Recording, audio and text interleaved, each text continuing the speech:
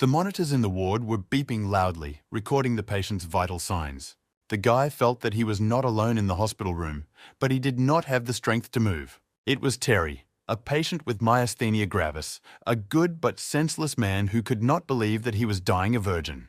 And as if, contrary to all expectations, at that very moment, it was not a nice nurse, but this old aunt who was next to him. And in his last breath, the guy managed to think that his life really turned out to be a sad piece of shit.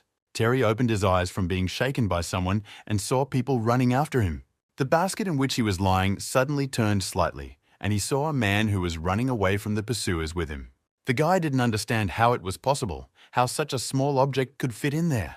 Terry tried to shout to his companion, but only childish cries came out of his mouth. He did not understand what was happening. The pursuers did not stop the chase, but the man still managed to keep a distance between them. Realizing that the attackers were approaching him, and that it would be dangerous for the child to be with him, the man decided to take drastic measures. He suddenly took the basket off his back on the move and threw it in the air, preparing for a fight. The next second, the man abruptly stopped, turned to his attackers, and drew his sword. It was George, Michael's servant, and he had no intention of leaving this child to his persecutors. Terry, meanwhile, when the duel was taking place under his basket, was simply screaming in a voice that was not his own. He opened his eyes and saw that he was in a bamboo basket in the form of a baby. How could he comprehend all this? The basket with the child landed right in George's hands, who did not lose his temper for a moment. Terry realized that he had retained all his memories of the modern world, and here, from the very beginning, he was surrounded by killers in black. Finally, he managed to get a good look at the person who had protected him, and at first glance, it was clear that this man was very strong. But not today. The adventure was not going to end so quickly, and the first pursuer was immediately replaced by others. The main one shouted at the man with the basket to die and pointed a stick with a human skull at him. His henchmen rushed at George at the same second, simultaneously attacking. This time, the man decided not to let go of the basket with Terry in his hands. A moment later, the strangers' attack drowned in their own blood, and George didn't even move. The head of this enemy unit choked on his own blood from an arrow that suddenly stuck in his throat. George stood alone among the dead attackers who prevented him from getting to safety. He saw that the death of one of them was not the result of his sword. Someone had clearly helped him. George slowly turned, feeling that he was no longer alone in the clearing. The man was preparing for another battle. Black knights with crossbows in their hands came out onto the lawn and lined up in several rows. After a moment, the Black Knights parted to let a man in a wheelchair through, who said that they had underestimated the magician who came from the west. It was Nicholas, the head of the Nanming prosecutor's office, who said that anything would be completely useless in front of strong magic. They were left alone on the lawn, and Nicholas asked George where his sister was, and he replied that he hadn't had time and wanted everything to be explained to him at last. Nicholas saw the basket in George's hands and asked if her baby was in it, and if it was alive, and he received an affirmative answer to both questions. The head of the prosecutor's office asked the man where he should take the child, and he replied that he would take her to a safe place. Nicholas said that he had recently returned, and in his opinion, the capital is the best place to hide someone. Nicholas kept pressuring George, asking what he could give the child. He was blind, and all he knew was how to kill. But George had long been imperturbable to such attacks on his disability, and he told Nicholas that he was also a cripple. The head of the Nanming prosecutor's office was not as unperturbed as his opponent, and these words struck him. Nicholas said he knew of a suitable place where George and his child would have a new identity and a carefree life. George was interested in this proposal and asked, without turning to the other man, what place he was talking about. Nicholas replied that the safe place was in Danzo. He hoped this last suggestion would work, and his hopes were justified. George weighed up all the options and chose Nicholas. A few years later, a group of children stood at the same gate of Danzo, discussing something very enthusiastically. One of the girls turned to the boy in the center of the circle and asked him to tell the story to the end, because that's what happened last time. The guy said that the traveler reached the wall and saw a ladder there. He climbed it slowly, found the door, and went through it. After these words, there was a pause, during which the audience began to ask what happened after that. The guy looked at his friends with a smile and said that later, to be continued. George is a servant of his late mother Terry, a martial artist of the highest category, one of the 4 great masters and Sam's main protector. Nicholas is the dean of the Nanjing Inspection Institute, cruel, good at planning, will do anything to get Terry back, has the power of the 9th rank. Dronzer was crowded today, with residents walking the streets, busy with their own business. In one of the alleys, Terry continued to tell his friends another story. This time, the listeners did not like the story the boy told, and each of them started shouting out the stories they liked best. Terry, offended by his friends for not appreciating his efforts and oratory, said that they simply didn't understand. The conversation was interrupted by another boy who ran around the corner and told Terry to run home. He shouted that the manager of his household was beating them up again for something, and Terry instantly became much more serious. Meanwhile, in Danzo Prefecture, the girls were severely beaten by the estate manager. The manager demanded that the girls tell him where the young lady had gone, and the girl he was beating shouted back that she did not know. The young girl's excuses did not impress the warden, and she was whipped once again across the face. The girl could not stand such a harsh punishment and shouted that Simon should know where the mistress was because she served Mr. Terry. The manager's full and ugly face slowly turned toward the girl his victim was pointing at. Simone's whole body trembled at this look, and she stammered out what the young gentleman had forbidden her to say. But the manager was coming at her like a storm cloud, and said that if she didn't tell him this information, he would whip her to death. Simone's mind was running in circles, thinking that she should obey the young master, but that the manager had every right to punish them. This vicious circle drove Simone crazy, and she could not make a final decision whether to betray the young gentleman's trust or to hold on to it until the end. After a few seconds, the girl stood firmly on her feet and said that the warden could not beat her to death, and he was very surprised by her obedience. But a moment later, he threw up his hand with a whip, saying that if she decided so, he would no longer restrain himself. This apotheosis of idiocy was stopped by the cry of a young gentleman who ordered the manager to stop. Terry, with a steely tone in his voice, told the manager that these were his maids, and he dared not beat them. The manager asked the young man in a disappointed tone how he would feel if the young lady disappeared. He turned to the girls and shouted that if he couldn't teach the lord and lady, he could teach the maids how to hate them. Carrie, who had been standing next to Terry the whole time, pulled his sleeve and asked him to let her tell him everything because the manager was a snob. But the boy turned to her and said that he couldn't let her do that she shouldn't protect him. At this time, the whipping of the maids did not seem to stop. The manager approached each of them and struck them in turn. An irrepressible, angry man was beating the girls, shouting that they did not think about the future of the young master, and if they behave like this today, it will significantly improve their memory. Once again, the boy's shouting order to stop made the manager turn in his direction, and the boy stood on the table opposite him. He smiled and asked the manager to come closer. The embarrassed man stopped his senseless and cruel punishment and, like a donkey after a carrot, went to meet the boy. Terry, with a smile on his face, gently guided the nasty manager to the exact position he needed. After putting the man at the wrong X, he asked him to keep his head straight. And before the surprised manager could react, Terry brought his hand up to strike.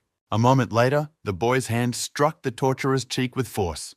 The steward now expressed his surprise by knocking out his teeth, which flew in different directions, and by turning his face 180 degrees toward the maids. The manager was unable to stand on his feet from such force and fell to the ground like a sack of potatoes. The guy rubbed his palms, looking at the way the evil one was squirming on the ground, and asked if he was sure now. The man's cheek instantly swelled up, he was whispering, but he was able to say that it was unacceptable to commit such atrocities at such a young age. But he shouted in his heart that he would tell his grandmother about the incident, and then the boy would be in trouble. Some time later, in a sycophantic tone, the manager explained to his grandmother that Terry had hit him in the pavilion today and had done the right thing. The boy did not listen to this in silence and shouted to his grandmother to pay attention to the fact that the manager himself called this action the right one. Carrie told her grandmother that this manager had beaten her brother's maids for no reason, and her grandmother ordered all the maids in his pavilion to be replaced. But the guy replied that he didn't need to do that. He liked the silence, and there was no need for so many people. The grandmother decided to listen to her grandson's wishes and ordered all the girls to be recalled, and the manager, bowing, said he would obey. Terry gave the man a triumphant look, wondering how he would be able to mock his people now. After the manager left, the grandmother said that as soon as the boy's training was over, he would be taken back to the capital.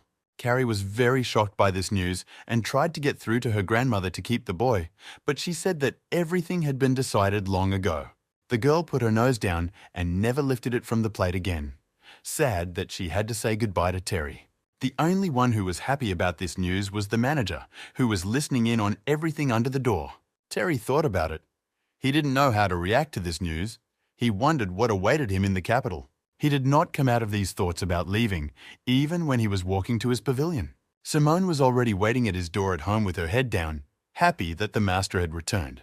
The surprised guy asked why she was still here and hadn't returned home. The girl, with tears in her eyes, replied that she had been sold here as a child as a servant, and that her parents did not need her. Apart from this place, next to the master, she had no other home to go to. The girl's words and her tears made the guy finally come out of his thoughts. He decided to distract her and said that he and she were very similar. He also had no father or mother. But Simon answered, not realizing that the young master actually had a father and lived in the capital. But the guy replied with a smile that the girl might think that Terry had no father. He looked at Simone and said that under the circumstances, she could stay here. But she has to be mentally prepared for the fact that old Ben may abuse her again. The girl looked in surprise at the door, which was already closed in her face. She was ready for anything. Night descended on Dronzer, the new moon illuminating everything with its cold light.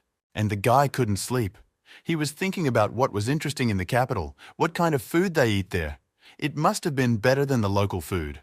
He had to get these thoughts out of his head. He had to think about the future, and he turned on his side, trying to sleep. Meanwhile, an uninvited guest came to Dronzer, looking around from the roof of the pavilion. Simone is a maid who has served Terry since childhood. She has no one to rely on, her master is everything to her, and she has no martial arts training. No matter how much Terry fidgeted on the bed, he still couldn't fall asleep. The guy finally decided that if sleep wouldn't come to him, it was time to look at his treasures. This yellow, nameless book was the most precious thing to him. The boy knew that this book was left to him by the same blind man named George when he was very young. He immediately realized what kind of book it was the first time he saw it. It was a kind of method of cultivating key energy. Hard work compensates for the lack of talent, and if this method was not good, nothing will happen if the guy starts practicing it. Meanwhile, while the guy was looking at his precious treasures, a real storm with lightning broke out outside. This came in handy for a stranger who had already entered the boy's home and was watching him. He stood in the doorway and watched the boy sit on the bed and read a book with enthusiasm. The stranger decided to approach Terry, who did not even notice that he was no longer alone in the room. And it was this that allowed the boy to finally be distracted from studying the textbook and realize that someone was standing behind him. Terry decided not to turn around right away. He was trying to figure out how best to act because his opponent was obviously bigger than him. The stranger was the first to break the silence, asking the boy if he was really Terry. The boy did not respond to this question at first and continued to sit with his back to the man.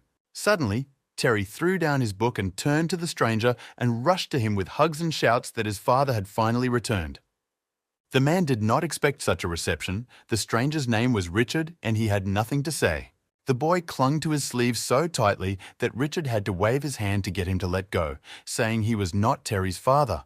But the boy wouldn't listen. Finally, the man managed to throw the boy off his arm along with pieces of his clothes.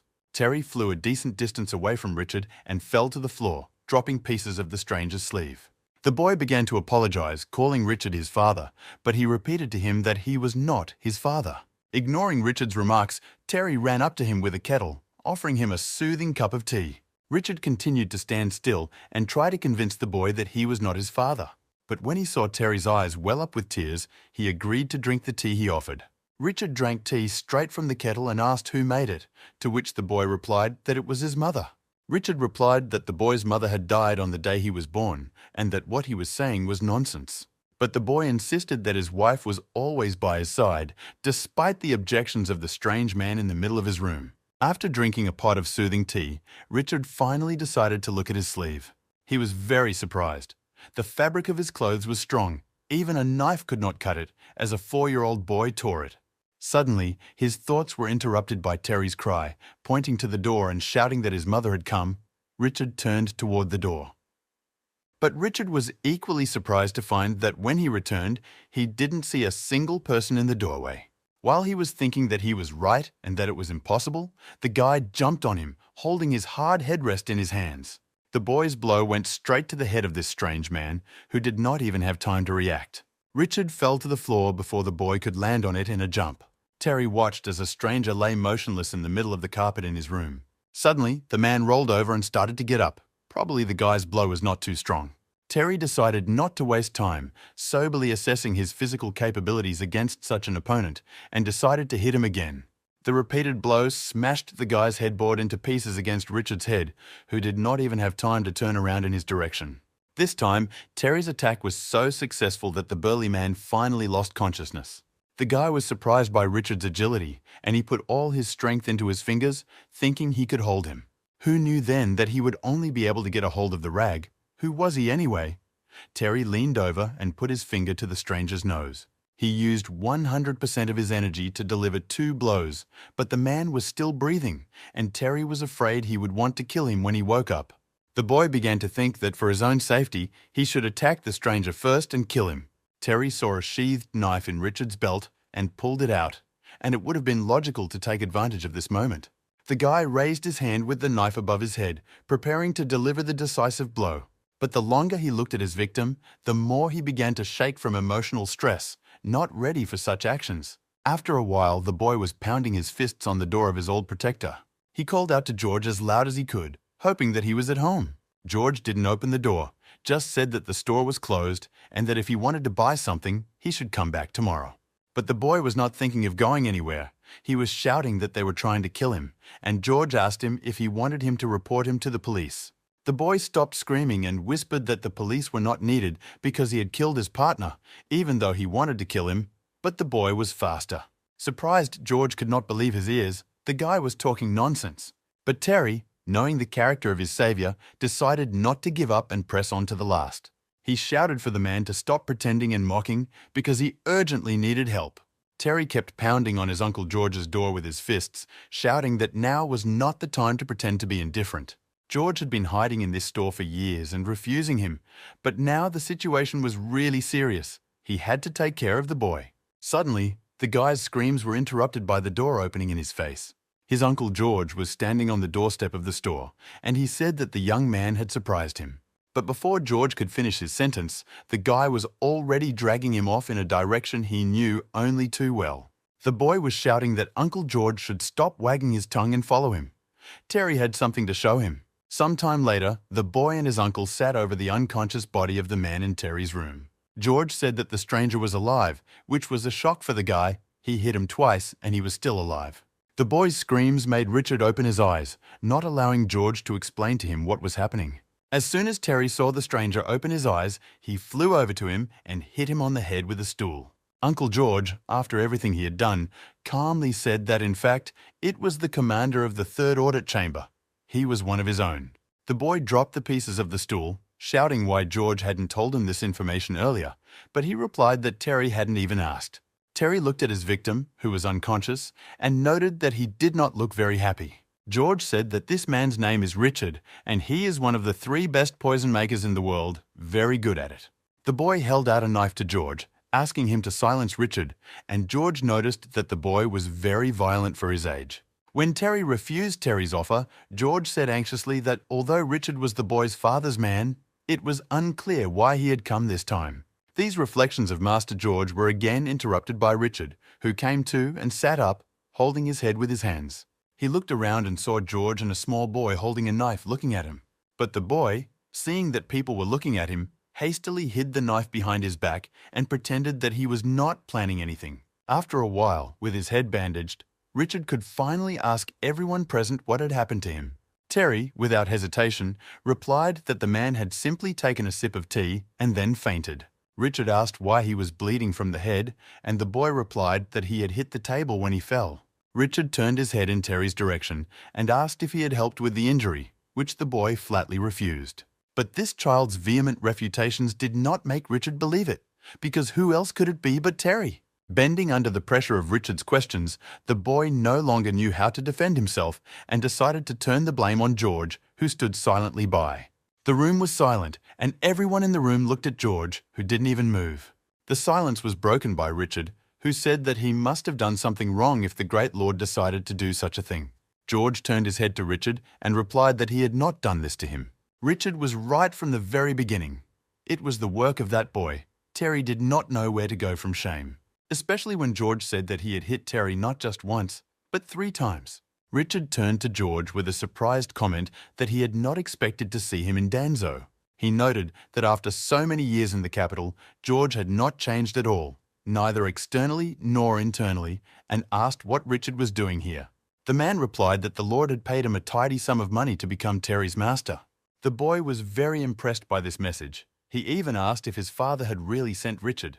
The man said that Terry is growing up, and the sooner he starts training, the more chances he will have in the future. And no matter what George's opinion of him is, if he wishes, Richard will return to the capital. He is sure that the Lord will support the master. George replied that he didn't think it was that simple. He was sure there was another reason. Richard replied that the Lord was afraid that someone would find the box left by the mistress, which is why he would like some advice.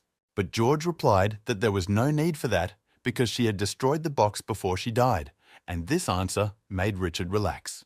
Richard said that Terry was strange. He was only 4 years old when he asked to practice Qigong. Isn't he scared? But George said that it was really strange because he hadn't taught him, and it was good that he had Richard now. The boy listened to the conversation between the two masters, falling asleep, and he had some kind of ominous premonition inside him. Richard is sponsored by the 3rd branch of the Nanjing Inspection Institute, Master Terry, rank 7, in the top 3 who work with poisons. The next day, Richard came to his grandmother's office, and she asked him what happened to his head. The master replied that he had been assigned as a mentor to Terry, but on the way to see him, he was attacked by a bandit. My grandmother asked me anxiously if the bandit had been caught, and Richard told her not to worry, he had been caught. And although the thief was cunning, he would find a way to teach him a lesson for such an act. Terry, who was standing nearby, realized that this was said for him. When they left their grandmother's pavilion, they encountered the estate's maids on the way. The girls kept talking about the young master's new foreman, an old man with a bandage on his head who looked like a robber. The owner personally accepted him, and now he will be a mentor to young Mr. Terry. The first task of the guys was to massage Richard's shoulder area, and the guy said that he could not blame him for what happened.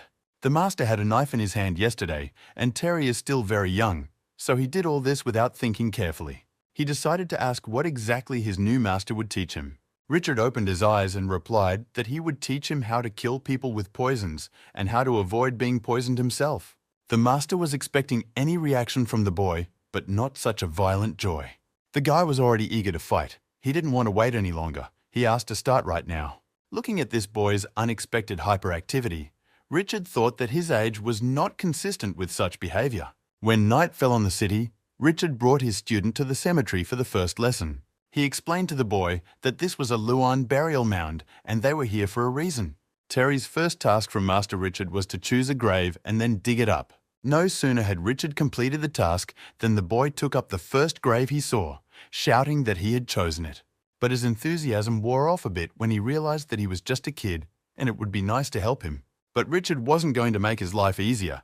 He threw the shovel he had brought with him on the grave and ordered the boy to dig himself.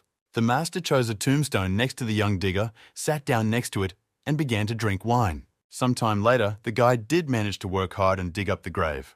Master Richard jumped into the boy's grave and asked him if he even understood why he had brought him here.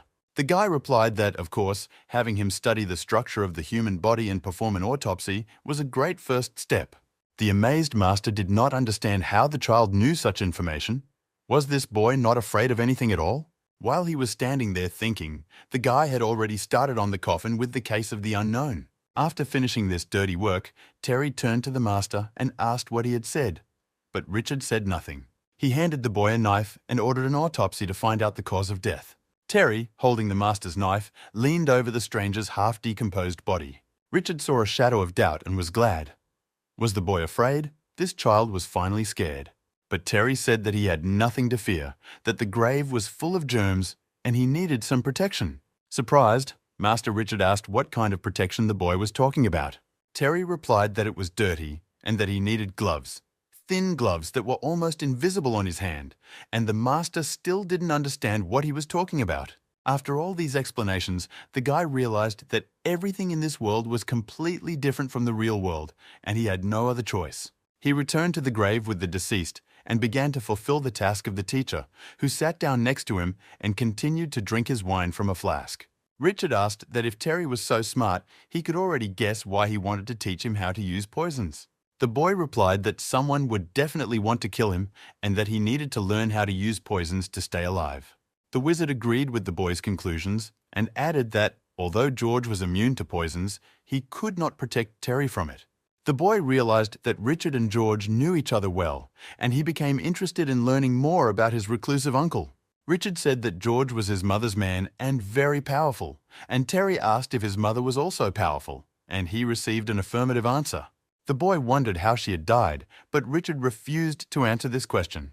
He interrupted his bout of alcoholism to ask where the boy got so many questions from. Is it possible that he just can't stand to be near a corpse anymore, and the smell is driving him crazy? And before he could finish his sentence, the boy started vomiting next to the coffin of the deceased, to the merry laughter of his teacher. Terry felt both very humiliated and insulted because this teacher seemed to be mocking him. Master Richard saw the boy's reaction and dissatisfaction and fixed his laughter with an assurance that this was only the beginning. It would get worse. After such a lesson, the boy still felt sick, but despite his objections, he sat down at the table with food. Richard handed him a plate of dumplings, and he couldn't even look at them. But the master insisted, asking if Terry was tired after such a stormy night and if he needed to eat as soon as possible. Terry grabbed one dumpling and said that he noticed Richard's politeness with Uncle George and wondered if he was afraid of him. But Richard began to deny the guy's assumptions, saying that it was just a show of respect. He didn't want to leave the subject. He wanted to know how cool Uncle George was. Richard said that all wars are divided into 9 ranks, and only 4 of them are above the 9th rank. A teacher from Nanjing has not lost a single duel. A teacher of the Qi dynasty is close to the gods. A master of Dunyi can defend the city with a sword. But there is another one who protects His Majesty in the palace in Nanjing and has already saved him from an assassination attempt twice. If one person hadn't committed a misdeed, there would be 5 great masters in the world, and Terry was just thrilled to hear that. He said that once George had given him a book about Qi, probably because he was very strong, and Richard agreed with the boy's statement. He said that Terry is very strong. Although he hasn't been training for long, the amount of Qi is far beyond the capabilities of his age and body. When he heard this, the boy asked anxiously whether it was good or bad, confused by such conclusions. Richard said that the guy had to train his Qi properly, and the master wanted to help him with this. He ordered the boy to sit up straight, and Terry willingly complied with his request, asking if he was doing everything right. Richard touched his hand and told him to let go of the energy and feel it flowing inside him.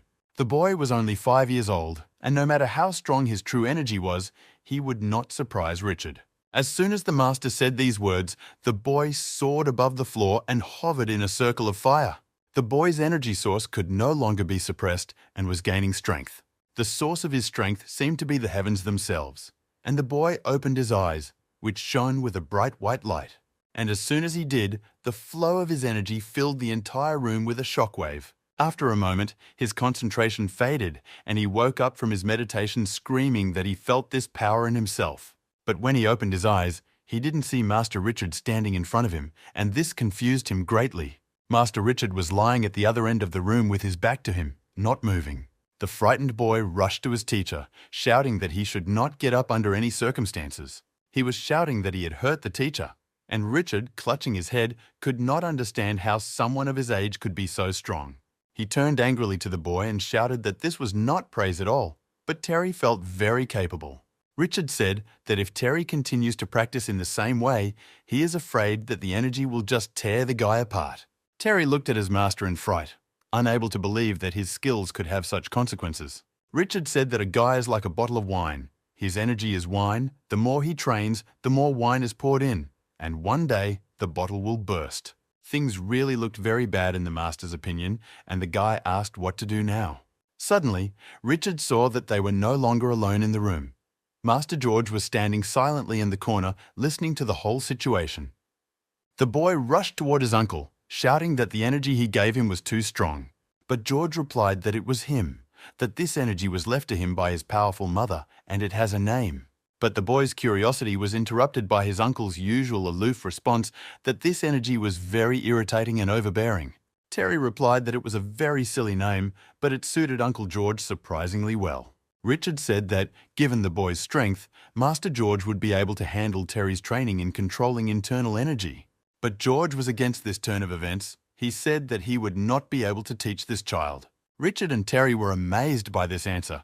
They could not believe that George was refusing such a question. At that very moment, the reaction of the child and the elderly, strange old man were 100% identical. They started yelling at George and Sink and asking him what they should do. Richard was already mentally preparing to leave. With so much energy, the guy would not be able to restrain himself. The master did not need to contact him. Terry was running around the room screaming that he was going to explode, stopped by George's voice, but who clearly and concisely said that this was not going to happen. There was a solution to this problem, and George paused and replied that the boy just needed to stop training. The surprise of Terry and Master Richard at these words was beyond words. How could he be so cold and heartless? A year of training passed, and the student and his master were already in the forest looking for specific mushrooms. Richard suddenly realized that they had found what he needed, and pointing to the mushroom, he told the boy to eat it. A few minutes passed, and he lazily lounged on the lawn with a bottle of wine, watching Terry run back and forth in the grip of hallucinations. Under Richard's kind of trustworthy supervision, Terry learned everything about poisons over the course of the year. If the poison master hadn't been with him at the time, the boy would have left this world long ago. Richard praised himself for his hard work. He passed on almost everything he knew to the boy, but Terry could not call it learning, rather revenge. If it wasn't for Terry's desire to survive, he didn't even know how many times he would have died. But Richard asked not to focus on the process. Master Richard believed that what mattered was the result, and after all this journey, he would finally be able to leave in peace. The boy looked at his teacher in surprise. He did not expect that he was going to return to the capital. But Richard replied that he had received a letter and would be returning there in a month. There was a long pause between the teacher and the student, during which they just sat next to each other and reminisced about the moments they had spent together. After breaking the silence, Richard said that he still had to pay for what happened a year ago before he left, which made Terry very angry. But the boy's cries of universal injustice were interrupted by blood flowing from his nose. He tried to cover his nose with his hands, but Richard told Terry to calm down because it was just a simple poisoning and the excitement spread the toxin.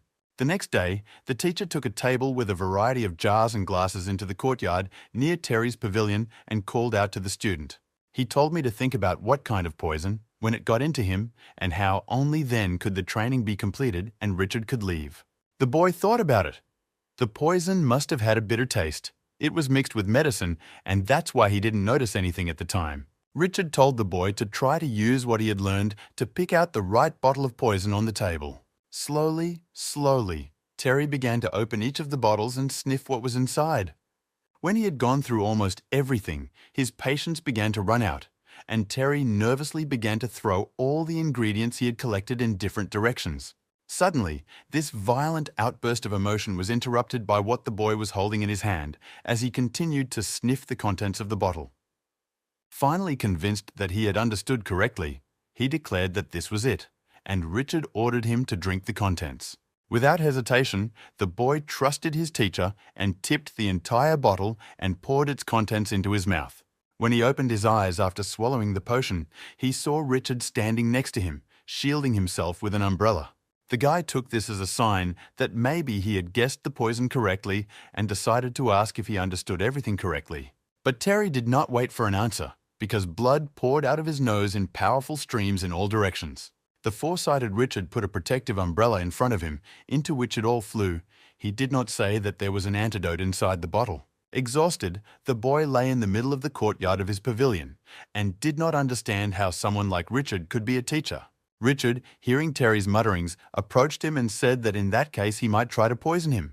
And if the boy succeeds in doing so, the master will recognize his skills and mastery. The boy liked this offer very much. He was in anticipation of a victory over his tormentor.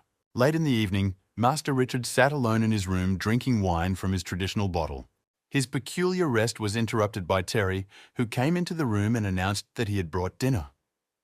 The master smiled and asked why the boy was treating him so warmly, if he didn't want to say goodbye, and received an affirmative answer. Terry placed the tray of food on the table in front of the master and told him to enjoy his dinner, and then left the room. But halfway through, the trickster was stopped by Richard's voice, which ordered him to stop. The master handed him a jug of wine and ordered him to take it away, leaving only the food. Richard threw the jug into the hands of the surprised boy, who did not understand whether the teacher had smelled a specific odor and asked him to be tougher. With a grin, the boy left his teacher's room and closed the door behind him, satisfied with his acting. A few days later, Master Richard was lying in a deck chair in the middle of the yard drinking wine, and Terry was standing next to him, swatting away annoying insects. For Richard, this moment was a real pleasure. He was finally able to fully relax. The man once again raised his bottle of wine to his mouth, but at the last moment stopped. Blood began to flow from one of his nostrils. When he sat down on the sunbed, the bleeding from his nose only intensified.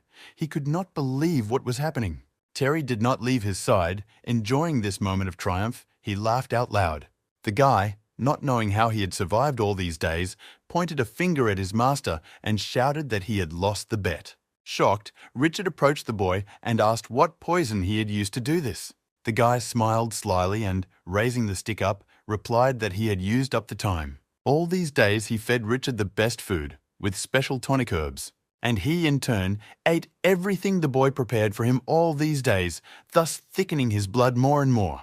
Eating large amounts of tonic herbs was tantamount to eating poison. Richard noted that the boy was really quite smart and had found a way to win, and Terry asked if he could call himself a teacher now. The master finally admitted his defeat, and the boy, overjoyed, began to jump for joy. Finally, the day of farewell came, and the boy walked through the forest alongside Richard, who was leading his horse. The teacher decided to give me some last instructions and told me to just stick to my path. Places and people will always change. The boy replied that over the years, the only person he could trust was his Uncle George. Richard understood the boy's position and believed that Master George was fully deserving of such trust. But the boy interrupted his teacher and finished the sentence, saying that now he had another such person. He asked me not to forget that in Danzo, Richard would always be welcome to one naughty student.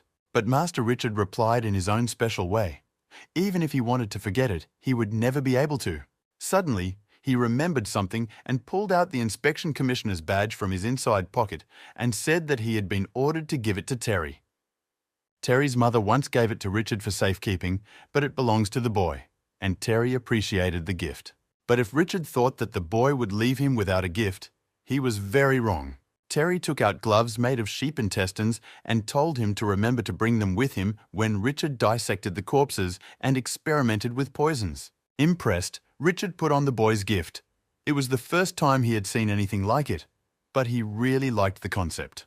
A moment later, the teacher got on his horse, and the boy stood next to him, raising his hand in a farewell gesture. Richard said that if he had met Terry earlier, he would have chosen a different path. He would have married a woman and raised him to be a complete asshole. The boy watched his teacher leave for the capital and could not understand whether he was praising him one last time or humiliating him. When he came out of his thoughts, he shouted that Master Richard could always count on him in the future. But Richard didn't appreciate such promises. It sounded both sweet and frightening to him at the same time. Another night descended on Danzo, with lanterns illuminating the houses and creating a cozy atmosphere. Uncle George was preparing dinner for the boy and himself, and Terry asked why he wasn't drinking with him. He bought a special wine for him, and if he didn't want it, Terry would drink it himself. George said that children shouldn't drink alcohol. The guy had a lot of questions and they were spinning in his head, but he didn't calculate his age and weight and the amount of alcohol he drank. He was still trying to look at his uncle, who was standing in the other corner of the room, but his eyes were mercilessly closing. Terry woke up with an unbearable headache and realized that he was no longer at home. He sat up and coughed. They were in the woods. Uncle George was standing next to him, waiting for him to wake up. The guy was unbearably sick. He did not understand what was happening to his body.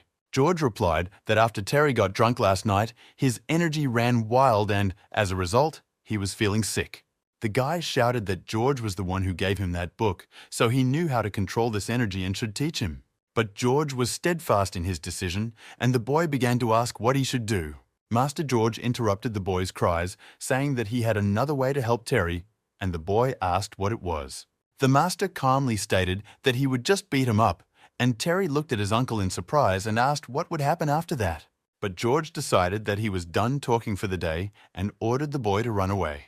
Terry grabbed his head with his hands. He didn't understand why Master Richard and Uncle George were doing nothing but mocking him. George said that the guy needed to use his inner energy as soon as possible. Otherwise, he would just explode, as Richard had said earlier. The boy has to direct the energy to his legs so he can increase his speed. Deciding that the instructions were complete, George pushed off the ground and took off at high speed into the air. The boy did as his uncle told him and directed his energy into his legs, shouting for him to wait for him, and ran as fast as he could to catch up. In a few seconds, he caught up with Master George in speed. The boy was happy. It turned out that energy could be used in a similar way, so if he ran for a long time, he could avoid the explosion. But in the midst of his thoughts, he did not notice that his uncle appeared in front of him and hit him in the face with his hand. Terry flew like lightning into a nearby pond before he could even blink. A few seconds later, he swam out of the pond and, grabbing his cheek, yelled at his uncle why he had done it. George replied that running alone is not enough. You also need to have sharp eyesight and quick reactions, and then others will not be able to harm Terry. Terry smiled angrily, wondering if George was accusing him of not being good enough, but at the same moment, he received an affirmative answer. This conclusion made the boy focus on the goal. He did not want to make such an impression on his uncle. Terry ran as fast as he could into the forest. George didn't say a word, but he really liked the boy's enthusiasm and determination. It turns out that thanks to the concentration of strength in his legs, Terry could run at such a frantic speed, and he was surprised that he hadn't realized it earlier. Between the bamboo thickets, the boy saw a gap and realized that if he could run out of the forest, he could avoid George's attack. He ran to the edge of the cliff and jumped into the air, and at that speed, he flew into the sky in an instant. The boy was flying among the birds, his arms spread apart as if he was spreading his wings. Terry was pleased with himself. He had really managed to get away so far, and there was no way Uncle George could catch up with him now. But as soon as he thought that, Master George appeared behind him, and he wasn't even tired. The next second, George hit the guy in the back and he went flying like a rocket to the ground. The boy and the teacher landed on the lawn at the same time, but the boy did it against his will. Terry lay in the sinkhole, unable to get up, and asked the heavens why he was being punished. Richard was gone, but a worse monster had taken his place. While Terry was cursing his difficult fate, Master George approached him. He told the boy that if he could hit him, or at least touch his clothes, the test of his skill would be counted. Terry instantly got to his feet and wiped his face of dust, completely satisfied with the conditions. The next moment, the boy was already attacking his teacher, who did not even move. The guy shouted that George would have to keep his word. Terry was not going to hurt him. He would only touch his clothes. Before Terry knew it, he was flying past the master, breaking the bamboo with his body. He stopped only when he hit a large stone in a neighboring meadow. But the boy was not going to give up so easily, and the next second, he grabbed a piece of bamboo and launched another attack on the teacher. George stopped this impudent boy by hitting him on the head with the scabbard of his sword. And no matter how many times the guy attacked, how many times he was hit, he never managed to achieve his goal. This type of training went on for years. The boy still tried to touch George's clothes, but it was all in vain. But at the age of 13, he was already able to swing a bamboo stick well. Terry even learned how to repel some of Master George's attacks, and his level of defense was improving. The boy's skills developed in direct proportion to his growth. But the boy still could not pass his teacher's test, and once again, the 16-year-old teenager found himself on the ground from George's punch. The guy was able to quickly get to his feet, preparing to counterattack. But before he could even regroup, another blow from the master sent him flying even further away from the clearing. Realizing that in a direct fight he was far from his teacher, the boy decided to cheat. He threw the stone in the opposite direction from the one he planned to attack. Master George turned his head toward the sound, preparing to deflect another blow. At that very moment, Terry jumped out of his hiding place and attacked the teacher with a bamboo stick. But the boy's audacity was excessive. He underestimated his blind teacher's hearing and was hit in the face a second later. This unexpected blow from George made the boy ricochet off all the vertical surfaces he encountered on his way. The boy's body was smoking in the hole he had dug from such a rapid flight, and Terry asked if he could have been treated a little more gently. Unable to get up, he saw the bright sun obscured by the figure of George, who laconically gave him a credit. The guy didn't understand. He hadn't defeated George, but the latter said that Terry was strong enough and the training was finally over. The guy categorically disagreed with this statement.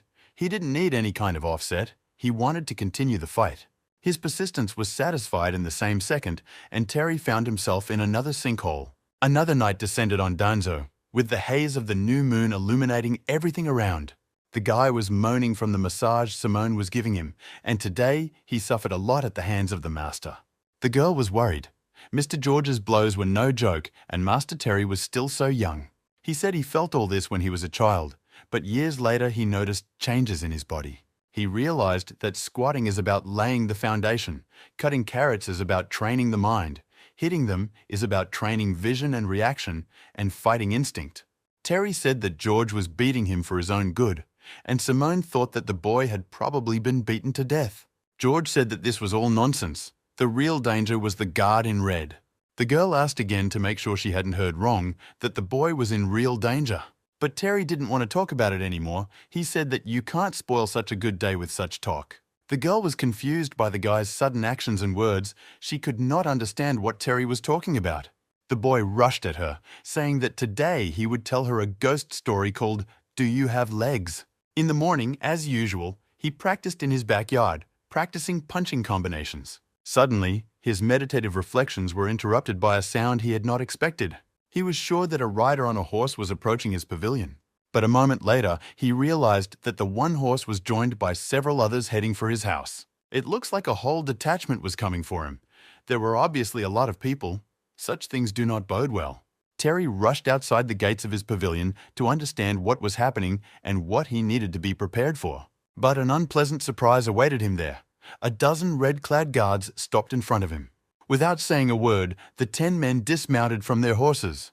Before the eyes of the surprised boy, who was ready to fight, they fell to their knees before him, saying that on Mr. Terry's orders, they had to return to the capital.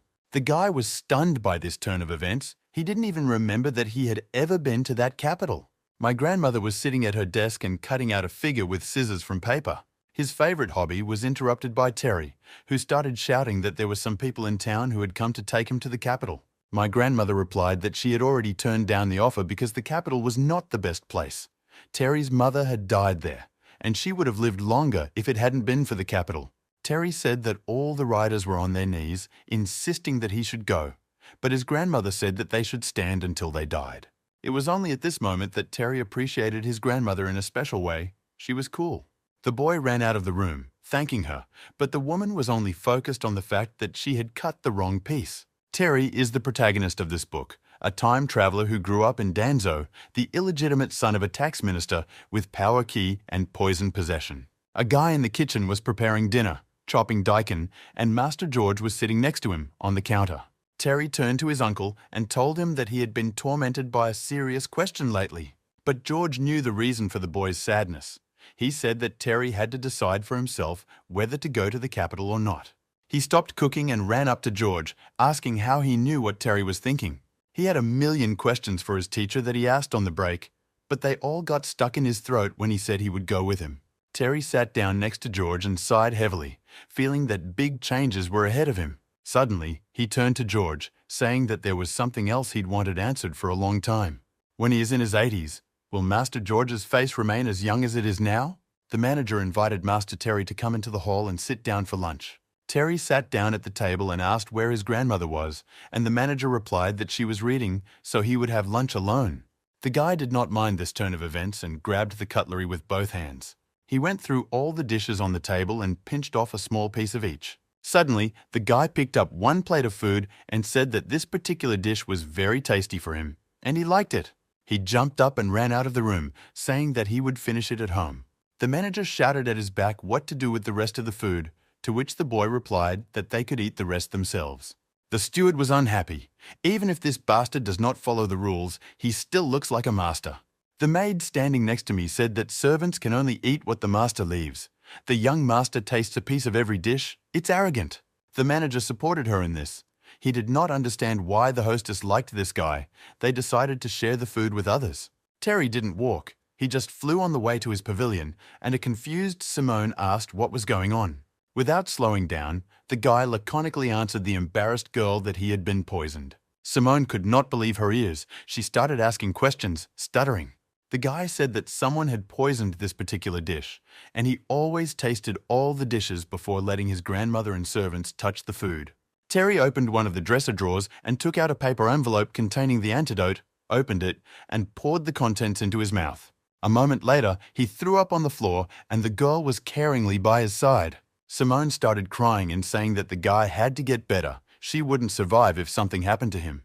But Terry said that there was not much poison in his system and that he would be fine. This poison was called cat's button and was often used by spies from the Board of Supervisors.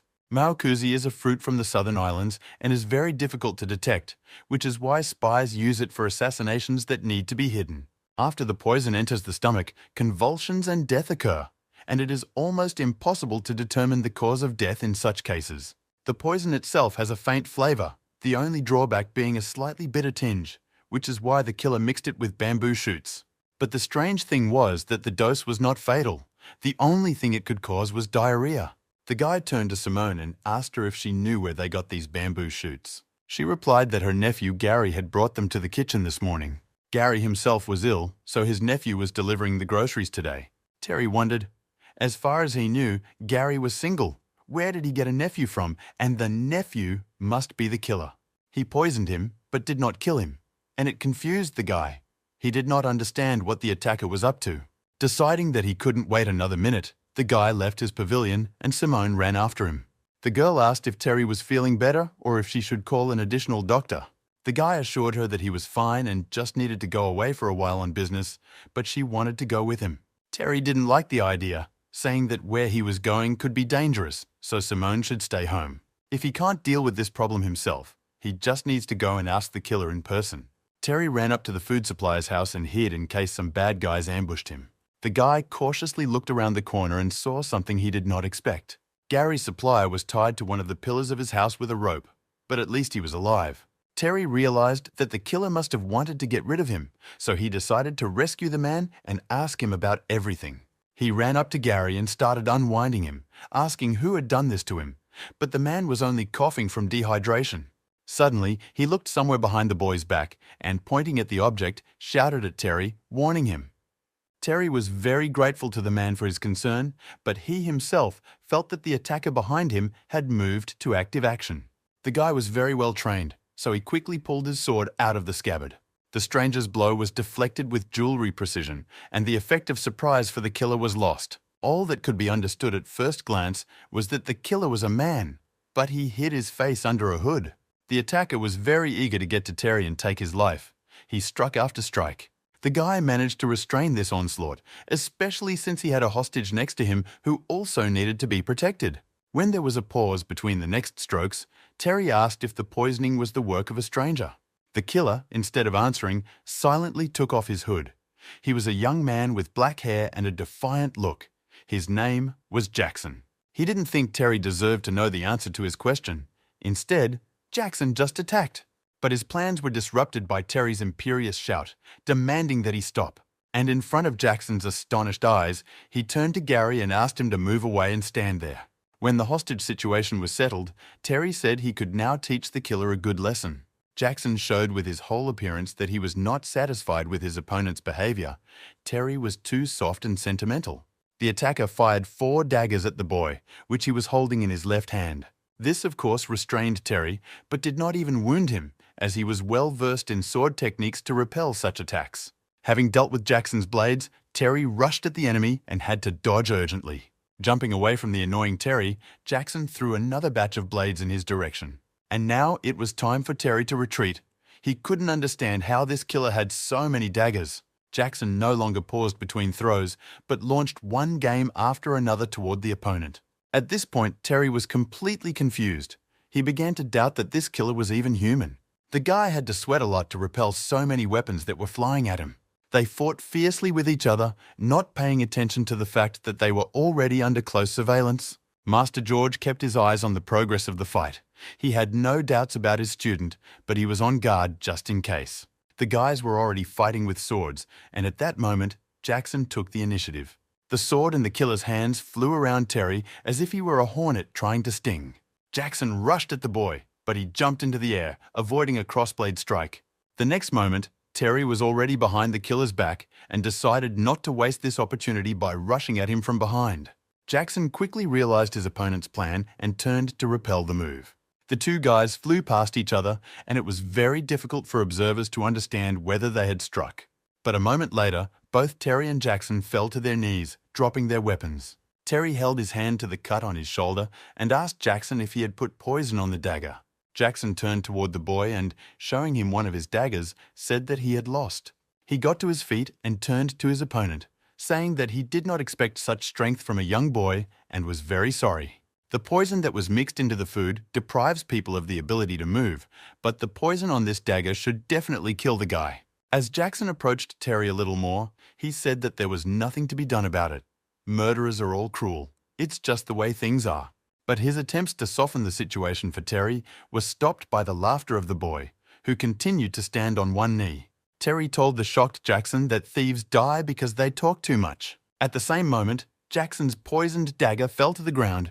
The attacker felt some changes in his body. Jackson himself followed his weapon to the ground, shouting to Terry if his sword was also poisoned. Terry got to his feet and looked at his opponent. He said that he had been poisoned since childhood and would not be taken so easily. He picked up his sword and put it to Jackson's neck, demanding that he confess who the target was. Jackson, the fourth member of the Nanjing Council, received a secret order to go to Dronzer to kill Terry, has the power of 7 objects. Terry decided to rephrase and asked why. If Jackson wanted to poison them, he added a non-lethal dose of poison. This time, Jackson said that he wanted to kill only him and did not want to involve others. Terry was surprised by such mercy. It was not typical for murderers, and he asked Jackson who sent him. Jackson exclaimed that it was a secret order from the inspectorate. Everyone had been informed that the traitor had to be killed. Terry was shocked by this turn, as he could be considered a traitor. But Jackson replied that if he died, someone else would certainly take his place. The guy insisted that no one could save the person being hunted by the inspection. He may still be breathing, but he's actually dead. Terry showed the boy the sign Richard had given him as a farewell. The boy said that a member of the 3rd department of the Inspection Institute, Master Richard, was his teacher. It was as if someone had hit Jackson over the head with that sign. He couldn't believe what this guy was saying. Terry said that he was 16, lost his mother as a child, an illegitimate child, never met his father, and lived in Danzo all his life. The guy leaned closer to Jackson's face and asked if, with his life experience, he could deserve the status of a traitor. After some thought, Jackson replied that everything Terry had told him made sense. Realizing that his opponent was already leaning toward his side, Terry decided to ask what had happened to their office. Jackson said that after hearing the boy's story, he realized that someone had given them a false order to take out Terry. Terry stood up and walked past the hired killer without saying another word. Surprised, Jackson asked him why he didn't want to kill him, but just left him like that. The guy replied that the whole situation was just a misunderstanding and that it would be unreasonable to kill the enemy for this reason. Jackson shouted that if he failed, other mercenaries would show up to silence him, but Terry said that this one was not his concern. But still, in the end, I decided to ask one more question. How the killer managed to impersonate Gary's nephew by appearing on their doorstep only once. He was sure that someone had definitely helped Jackson with the documents for this case. Jackson really didn't want to give up his contacts, but after thinking about it for a while, he said that the person was the manager. Sometime later, the bound manager was kneeling in the middle of the room, shouting that the killers would have taken Terry out and the others would have been unharmed. My grandmother was sitting opposite the manager. Terry himself was standing next to her, but this did not stop the scoundrel. He shouted that he had done it for the sake of their family. My grandmother broke her silence and asked if she had heard wrong. She wanted to hear the perpetrator's explanation in more detail. He decided not to waste the opportunity and said that he had been sent by his second mistress to look after Terry. If this young man gets to the capital, he will definitely start a lawsuit over the family property, which is why they wanted to ban him from appearing there forever. My grandmother got to her feet. She found such explanations quite logical. For the sake of family stability, soft-heartedness must be rejected. Stunned by her words, Terry shouted at her to see if she agreed with the manager's words. She turned toward her grandson and said that he should remember that you have to learn to be ruthless with a window. The grandson froze in his tracks, and the grandmother called the guards, who entered the room a moment later. At that moment, both Terry and the manager were sure that the grandmother had called the guards for her grandson. But the criminal's hopes were not realized, and his grandmother ordered to break his legs and put him in a boat so that he could not set foot on land until his last breath. When the guards grabbed the manager, he screamed in frantic terror and begged for mercy. Finally, he said that she herself had once said that she couldn't stand this guy. So was all this talk on her part a lie? But the woman no longer paid attention to the annoying servant. She turned to her grandson and asked him what he was thinking about. The boy replied that his second mistress sent him gifts for the holidays, and he was very pleased. The grandmother replied that she would write to Terry's father to ask him to check, but they still didn't know if the manager's words were true. But the boy told his grandmother not to make any effort. He was going to find out everything himself. The woman turned to the boy in surprise and asked if he had decided to go to the capital. The day before, they had decided together that the boy would stay in Danzo. But Terry was determined. He said he was all grown up and had never seen anything in the world. If there was a first murderer, the second one will certainly come, and instead of hiding, he can go to the capital himself. The grandmother asked if he had really made a decision, and the boy replied that he would return when everything was settled. The woman replied that, in any case, there were problems that needed to be solved and asked when the boyfriend was leaving. Terry answered sadly, with a bowed head, that he was going to leave tomorrow. My grandmother said that she would not come to see him off. She was already old and did not like to say goodbye. Terry and Jackson were relaxing by the lake in the Danzo grounds, looking at the ripples on the water caused by a light breeze. Jackson suddenly asked Terry if he could do him a favor. His cherished wish in his last days was to pass away, and he wanted Terry to help him do so. Terry even got up from the ground and asked again to make sure he heard what he had heard. Terry realized that he meant help in concealing his identity, and the guy replied that he hadn't betrayed anyone, but that he had to do one thing. Terry couldn't understand why he should help Jackson since he wasn't getting anything in return. Jackson asked if the boy wanted to know what tricks the second landlady used to deceive the Inspection Institute. The guy asked Jackson to be clearer, and he explained that this would speed up Terry's investigation. The guy thought about the words of his killer friend for a while and agreed that his proposal made sense. The young master Terry expressed hope that their cooperation would be surprisingly fruitful. Sometime later, the boy was sitting in Uncle George's store and saying that he was going to the capital. He asked if there were any things George wanted to do, or people he cared about, or any plans for his future life. George, who was sitting next to him and knitting a broom, asked the boy if he no longer needed his help. The boy replied that he always needed his uncle and that he had no one more important than George. Tomorrow he is going to the capital to see the person who wants him dead to find out what happened to his mother, which is a good option because he has always wanted to do that. Last time, George said he would go to the capital with him, but he hoped that he would do what he liked and start living for himself. George listened to this annoying kid in silence, not knowing what to say, and the guy didn't expect an answer from him and left, saying goodbye. But even as the door slammed shut behind Terry, George continued to sit there, thinking about what he had just heard. He began to say out loud everything the boy had told him, trying to understand what it meant to live for oneself. Meanwhile, the guy was already in his room packing his things, preparing to leave. Suddenly, Terry stopped and turned to face the door, certain that he was no longer alone in the room. And he was right. Uncle George was standing on the doorstep of his room, saying that he had finally found what he wanted to do. He held a closed, long box in his hands, which he brought closer to Terry for him to examine. Putting the box on the table, George said that the owner had left it and he would like to open it. The guy told him the same thing his mother used to say, that she wanted George to find something he enjoyed doing. The boy leaned over the box, looking at it, but no matter how hard he looked, he did not understand what he needed to do to open it. George replied that he needed a key, but he didn't have one. The guy asked why they couldn't just break the lock and open the box without a key. At the same moment, Master George drew his sword and struck a series of blows at Terry's mother's casket. It should have been shattered by so many blows, but it remained unharmed, which was not the case with the table on which it was lying. The boy grabbed his head in surprise, wondering what it was made of and how his mother got it. He asked his uncle where the key to it could be, and he said that it must be in the capital, and that is why George decided to go with Terry. The guy announced with determination and joy that he would not be alone, and that, in that case, they would leave tomorrow. George said that he would go to the capital first and meet the boy there, and let the box lie here for the time being. Terry looked at the box and wondered what it was made of, and what kind of thing, if anything, needed such protection. The guards in red clothes were already on horseback, each holding a red flag. The boy walked through the galleries of the estate, accompanied by the maid Simone, to the exit. His grandmother, as promised, did not come to see him off. The boy had become a full-grown man and now had to leave Danzo. But the young man decided not to do as his mistress asked. He wanted to say goodbye to his grandmother. The woman turned in Terry's direction and said she was not going to see him off.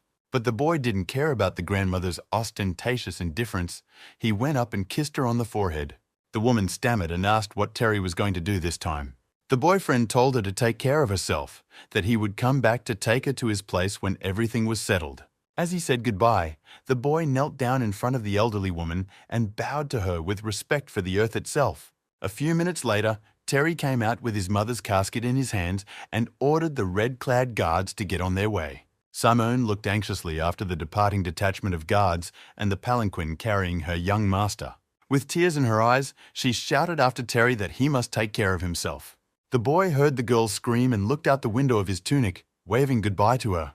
Jackson, who was sitting next to him, asked why Terry didn't take the maid with him. Why the sacrifice? But the guy said he didn't know anything about the capital and didn't want to put Simone in danger. When the time comes, he will certainly take all his loved ones to himself. Dusk descended on the forest through which they were traveling, and Terry decided to make a stop. The servants who were traveling with him immediately made a fire and began to prepare dinner for everyone. When the brew was ready, Terry was served a plate first, and he turned to Jackson with an order to serve the food, because he was now his servant. Some time later, when Jackson had completed his task, he was standing next to Terry again, enjoying dinner. He asked the boy if he knew why his father needed to call him to the capital.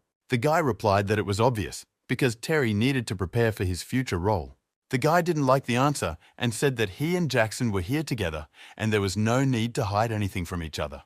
Jackson laughed at this answer and noted that the young gentleman was quite the joker. But Terry tempered his enthusiasm, noting that sometimes he was not in the mood for jokes. Jackson said that, as far as he knows, Terry is being prepared for the wedding right now. The 4th Department of the Prosecutor's Office was responsible for spying and inspections, and the 6th Department for murder. The guy was a member of both and knew there could be no mistake. The prosecutor's office acted quickly and decisively. If they decided to do something, the victim was dead. If it was the 6th Department, George would solve everything quickly. Terry finished his soup and asked if Jackson knew who was being proposed as a bride. The guy replied that the candidate was the daughter of the Prime Minister of the current dynasty. Terry even forgot about his soup. The Prime Minister wanted to get in touch with him, his illegitimate son. Jackson said that Miss Candy's family has a good reputation in the capital, and the girl recently fell seriously ill, which is why they are in a hurry. Terry breathed a sigh of relief. That's really what it was all about. He's something of a lucky mascot. Jackson was surprised by this reaction. The guy replied that there was no use in being angry with the other person. He sympathized with the girl, who had to get married because of her poor health. Jackson silently looked at the boy with his arms folded across his chest, and Terry asked him what he was unhappy about. First of all, Terry's departure to the capital did not mean that he would attend the wedding, which is why he has such a negative attitude towards this news. Second, if Terry does agree to the wedding, it will be because he likes the other party. Third, even if this girl is bedridden, he sees nothing wrong with that. The fourth was that he was not only well versed in poisons, but was also an excellent doctor. Jackson was skeptical. The girl's illness could not be treated by imperial doctors, and Terry did not like the boy's reaction. In any case, they just have to wait for the guy to wonder if the girl is pretty, or maybe she's a loli. After 2 months on the road, the red-clad guards and the boy's trench coat finally reached their destination. The cab driver turned to Terry, informing him that the capital was already ahead. The guy opened the curtains of his palanquin. Looking outside, he had never seen the capital of this country. Rich palaces, illuminated by many lanterns, slowly floated before his eyes. Beautiful women in exquisite kimonos strolled the beautiful streets. Jackson, who was sitting next to him, was interested in the young Master Terry's reaction and asked what was wrong. The guy replied that this place was completely different from what he had expected to see, and Jackson agreed that the capital was not Danzo. Terry, looking around with joy, said that this world was quite interesting. Meanwhile, in one of the palaces, the hired killer reported that the mission to eliminate the boy had failed and that he was heading to the capital. The woman, who sat silently on the throne, made the man sink even lower to the floor with her posture. Next to her, at her feet, was a blade sprinkled with blood, and she replied that this was also good. The situation was gaining momentum, and they were becoming more and more interesting. The woman was playing with a drop of blood that was flowing from her finger. In the morning, Terry was already climbing the stairs to his father's palace, amazed at the scale of the buildings around him. One of the maids said that the master was not yet at home, but before leaving the estate, he ordered a good welcome for the young lord. It was a surprise to him that his father, whom he had never met, was so interested in him. The maid took the boy to his pavilion along winding paths and bridges, past beautiful lakes with lilies. The guy was amazed. His father had such a large residence in the capital, where there is a war for every inch. It seems he was an unusual person. Everyone Terry met along the way passed him in silence, heads down. He believed that everyone around him was avoiding him on purpose because of his illegitimate status, but he didn't care. The girl finally brought him to the apartment allocated by his father and said that the second landlady asked him to come to her when he was settled. Another maid was waiting for him in the pavilion, and she bowed her head and said that they were expecting him. The boy put his mother's chest on the floor near the entrance. He was too tired to carry it for so long. Sitting down on a chair, Terry took the towel offered by the maid and wiped his face with it, thanking the girl who was looking at the sight in embarrassment. The maid silently left, and another girl who appeared on the doorstep of the room asked the young gentleman to follow her. The guy thought that the capital was not Danzo. His friendliness and politeness with the servants looked out of place here. The maid brought him to one of the pavilions and asked him to wait on the doorstep until the owner returned. The guy was alone. He thought that the woman probably hadn't come yet, so the maid was not sure whether he could be allowed inside. Terry realized that in such a situation he could only wait and propped up one of the pillars near the incense sticks with his back. He noticed that everyone around him was burning incense, and did they hope to avoid the smell of an illegitimate son in their home? The boy decided to be even more impudent after coming to this conclusion, which immediately impressed all the maids around him. The girls watched as the boy brought a chair from somewhere and sat down at the entrance to the second owner's pavilion. Now, after all these manipulations, Terry felt quite comfortable in the environment. The maids whispered that the younger generation should stand meekly until the elders arrived, which is where the boy got so much pathos and impudence. Their gossiping was interrupted by a statuesque woman who silently approached them from behind. It was the second mistress, Jessica, the owner of the estate, who was in charge of all internal affairs. Jessica quietly approached Terry, saying that he was very tired on the road and that's why he decided to sit down, waiting for her to arrive. Tired of waiting for a long time, the boy immediately smiled when he saw his aunt and politely greeted her. The woman received him in her chambers and in her first question asked how his grandmother was doing. The guy said that a few days ago they had been visited by a killer, but fortunately they managed to avoid danger and everything else was fine. The woman noticed that Terry specifically clings to the word aunt and does not call her a second woman. He shows that there is a big difference between these words. She suggested that next time we go straight inside her house to avoid gossip about her poor upbringing on the estate. He agreed with his aunt, thinking that she couldn't stand people. He was a reminder of the connection on her husband's side. Jessica said that the boy's father worked in the economic department and asked if the boy had come to take the exam or to join the service right away. The boy said he would do as his father told him and asked when he would return, and Jessica said it would be soon. In order to disguise the pause in the conversation that arose between them, the woman told the boy to drink tea. Suddenly, Terry was distracted by the sound of footsteps and conversation outside Jessica's pavilion, someone clearly in a hurry to get there. A moment later, a young girl in a yellow dress appeared on the doorstep, unable to contain her emotions, and joyfully shouted greetings to her brother. Sarah, the daughter of the Minister of Home Affairs, Terry's younger sister, the most talented girl in the capital, loves to read and idolizes Terry. Jessica, the concubine of the owner of the estate, the mother of Sarah, the estate manager, did not want Terry to come to the capital. Sarah came closer to Terry and congratulated him on his arrival, and he stood up from his chair and told her that there was no need to make a big deal out of it. Their friendly conversation was interrupted by another guest who stood at the doorway, calling out to the boy and girl. It was a boy, younger than Terry, who asked if the boy was the one they were waiting for. Terry asked Sarah who this guy was, and the girl was about to answer the question when the newcomer interrupted her again. He decided to introduce himself and announced that his name was Kevin and he was a young gentleman of the Fan family. And, pointing a finger at Terry, Kevin shouted whether the boy was really the illegitimate child. Terry looked back at the chair where Jessica had recently sat, but she had left, the woman deciding to use her son's youth to embarrass him. Kevin ran around Terry while the latter remained thoughtfully silent, condemning the guy for being too thin, definitely bastardized. The boy realized that he had to immediately start educating Kevin so that he would not get his family into trouble with his tongue in the future. But he did not have time to answer Kevin, because Sarah ordered him to turn to her and give her his hands. Terry and Kevin turned toward the girl, one with curiosity and the other with fear. Sarah was holding a short ruler and demanded that the boy fulfill her order immediately. Kevin, his head down, obediently walked up to the girl and stretched out his hands in front of him. A second later, Sarah slapped the boy's palms with a ruler.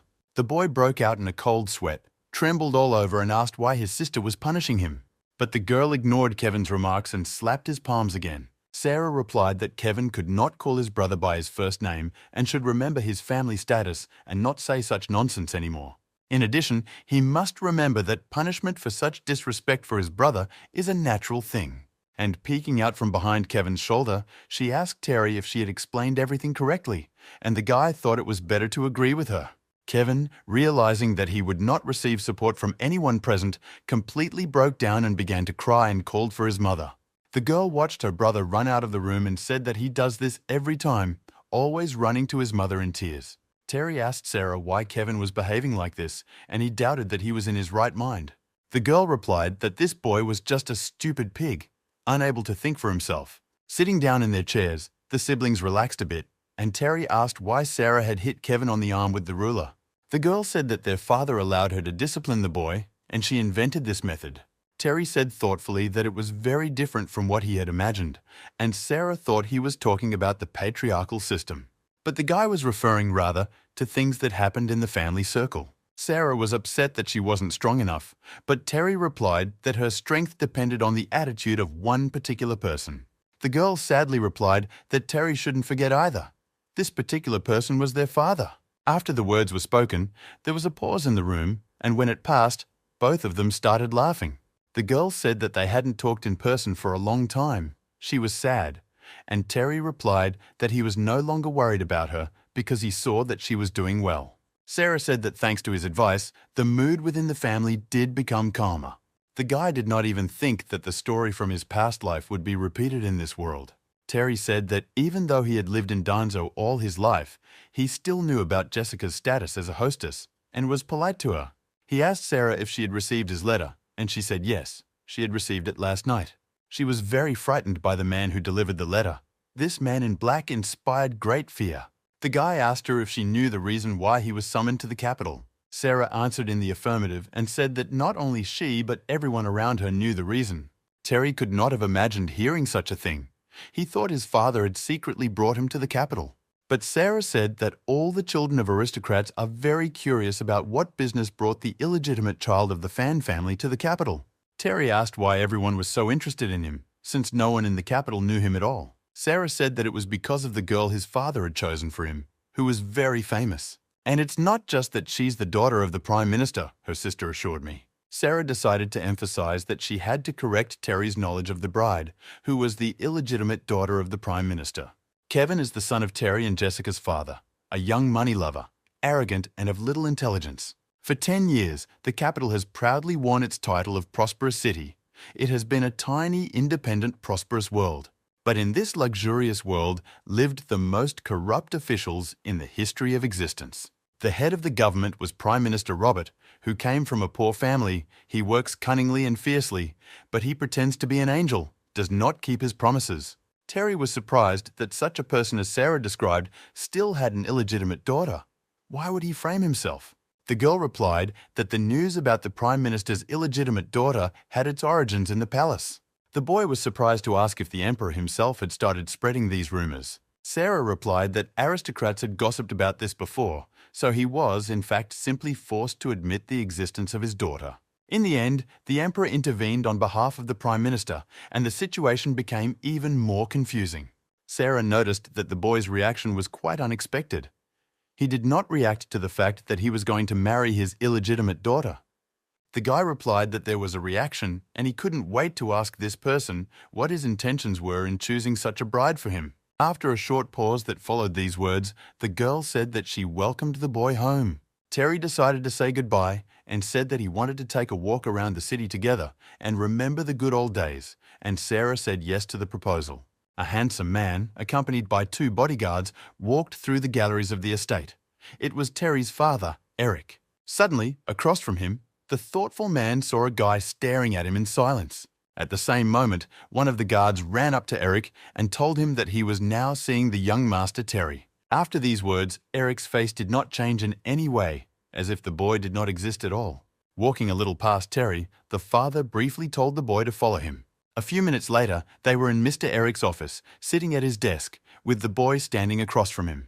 Holding the book in his hands and not looking up at the boy, the father said that Terry was very much like his mother. Terry was very pleased that his father thought so much of him, considering that he knew nothing about his mother.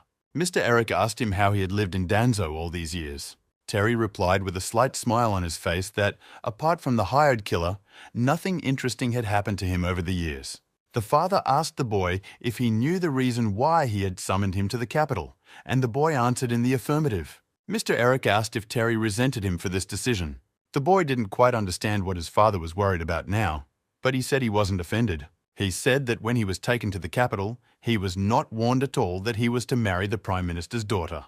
His father put the book on the table and clenched his hand into a fist, and he pointed out tensely that the boy already knew about the upcoming marriage.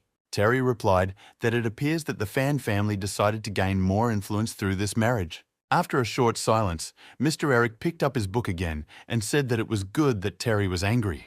He said that he had received news from Danzo and thought that the guy was a person who did not show emotions at all. He advised him to give free rein to his emotions because otherwise he could wither away, but he replied that he had to say something first. He looked into his father's eyes and said that he was not a man to be despised. The father clutched the book with force, saying that he did not mean to disrespect the boy, but that this marriage was necessary and was not negotiable.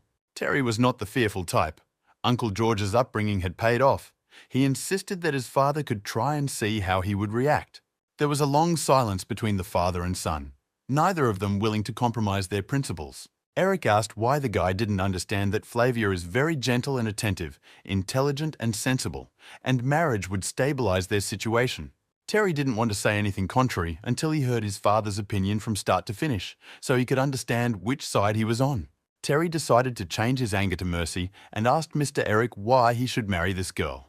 The father decided not to hide anything anymore and said that Flower's mother was the princess's younger sister.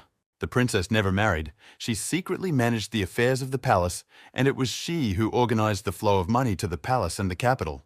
And now the guy has to understand why he has to marry the Prime Minister's daughter. Terry was shocked to hear that the Prime Minister was having an affair with a princess. No wonder he had risen so quickly in the ranks without money or connections. The princess had one and only one heir, and the one who marries Flavia will eventually become the head of the imperial family. Terry asked whether the company, which is now under the princess's management, had not previously been owned by the Yi family. The father answered in the affirmative. He began to see understanding in the boy's eyes and was surprised by his awareness. Mr. Eric said that the company was originally owned by Terry's mother. The boy realized that his father had arranged everything to take what was already Terry's. The boy felt a great respect for his father. He bowed and said that he admired his foresight, but he doubted whether this marriage could really return his mother's family business to him. Eric replied that there would be complications, but he shouldn't forget that his father was in charge of the business department, not finance. However, the Prime Minister had doubts about this marriage, and the boy had to prove himself in the capital. Terry did not understand why he had doubts. The father replied that their family was one of the most respected in the capital, and Robert was just a civil servant. He was worried that this marriage would arouse suspicion. And then the guy realized that nothing had been decided yet. It was all a unilateral decision of their family. The father emphasized that the boy should remember, no one should know about today's conversation. Otherwise, these people will not live. The guy was already leaving the room and said as he went that he understood all this and would be very careful. Turning around on the threshold, he told his father with a smile that he was someone who was not afraid of death. After today's conversation, it seemed to the boy that his father still had warm feelings for him. It seems that the reason he was sent away was that his mother's killer was still in the capital, and we'll have to find out more about that later. But does a guy really want to marry a sick girl? Or would it not be tantamount to lying to her? Terry was tossing and turning on the bed from all these thoughts, and he came to the conclusion that he was not like that. He just felt sorry for Flower. Turning to the side, the boy saw his mother's box next to his bed. He also mentioned this problem. He still did not have a key to it. In the end, Terry decided that he didn't care. That amount of information almost blew his mind, and he needed to go to bed. The moon illuminated the balcony of the mansion, where Mr. Eric stood and looked at the lights of the capital. He was talking to Terry's mother in his mind, telling her that their son had become very mature and smart beyond his years. Nicholas was against Terry's arrival in the capital, but one person guaranteed that the Yi family's property would be returned to her son. The next morning, Palankin was taking her siblings for a walk around the city. Kevin watched with a frown as Sarah encouraged Terry to eat what was in her hand. The boy was persuaded by his sister, but after swallowing the delicacy, he immediately screamed that it was too sour. Kevin did not recognize his sister at all. This Terry was a man with some extraordinary abilities. The boy turned to his brother and said that he should know that he had taken him with him only for the sake of his sister. Terry thought that it was Kevin who had followed them, and he told the guy, who was incredibly angry. He shouted in Terry's face that he was the young master of the Fan family and the boy should respect him. After these words, a great noise arose in the palanquin, which was heard by everyone she passed. A little later, the aroma of freshly cooked food penetrated the palanquin with the boys and the girl. Kevin, forgetting about the quarrels, immediately leaned out of the window, saying that the smell of the food was delicious and that he had to go in. The carriage driver immediately stopped and said that they were near the inn and that the gentleman could come down and have a bite to eat. Kevin didn't need to be told again. He grabbed Sarah's hand and pulled her toward the inn. Terry was in no hurry. He felt that someone was standing behind him, waiting for him to turn around. It was an elderly woman who asked if the boy needed a banned book. Terry went on a book shopping spree that included this plan, not immediately realizing what exactly it offered. He started asking what kind of books the woman was selling: Japan, Korea, or Europe and the United States. Leaning closer to Terry, the woman said that it was the most popular novel in the capital, and the guy was lucky to find it. Surprised, Terry took the book from the woman's hands and looked at the cover. It was a novel that the guy was rewriting by himself, and the woman said that this was only a part and that the most interesting part was yet to come. The guy didn't stay around her any longer and paid the seller for the novel. He walked to the inn, hiding a book behind his back, and the woman was pleased with another customer. Terry searched for his brother and sister in the restaurant of the inn. The guy and the girl had already ordered, and Sarah asked the guy where he had been for so long. Kevin answered for him. He saw Terry buy a book from some old woman. He advised him not to do it again to avoid being judged. But Sarah didn't even look at the boy. She stared at the silent Terry, asking him what book he had bought. The boy took out a book and asked if she remembered A Dream in the Red Tower, which he had told her about, and she answered in the affirmative. The girl took the book offered by her brother and began to read, silently turning the pages. Quickly closing the book after a while, Sarah said she was seeing it for the first time. Terry stood up from his chair and, taking Sarah by the shoulders, said that everything was fine and he did not blame her for anything. He knew that the girl would not be able to resist sharing the book she liked with her friends, but he did not think it would be sold. Sarah suggested that this could be the result of the princess's own handiwork. Once she came to talk to me and accidentally saw the book, the princess made a copy and took it with her. The guy realized that the book was first distributed among the nobility and then it got to the market. He really underestimated the power of piracy. Kevin interrupted the conversation between the boy and the girl and asked if Terry had written the book, to which the boy replied that Kevin did not need this information. But the guy didn't lag behind. He asked again if A Dream in the Red Keep was Terry's work. Terry asked Kevin if he had read it, and he replied that he had skimmed it with one eye and found it very boring. Kevin decided to come clean and said that he had indeed read the book and praised the author for his unusual poetic style and skill. Terry asked with a smile if this didn't mean that Kevin was starting to admire him now. The boy replied that, of course, because his brother could make a lot of money by writing just a couple of words, his respect increased. Terry realized that Kevin had grown to respect him more, not because of his book, but because of the money he could potentially make. Kevin claimed that this manuscript is sold in huge quantities on the market, with at least 8 taels of silver for one copy. The guy shouted that only Terry could write such masterpieces and that if he ever wanted to make money, he knew who to turn to. Terry realized that he and Kevin had a conflict of interest, even though he knew nothing about it, but he could not see him as a potential enemy. They are brothers by blood, and many potential tragedies can be avoided if relations between them are friendly. Looking at his brother, who was already counting his monthly income from book sales on both hands, he thought about letting him do it. Terry asked Kevin why he was following him, if he shouldn't be doing something right now.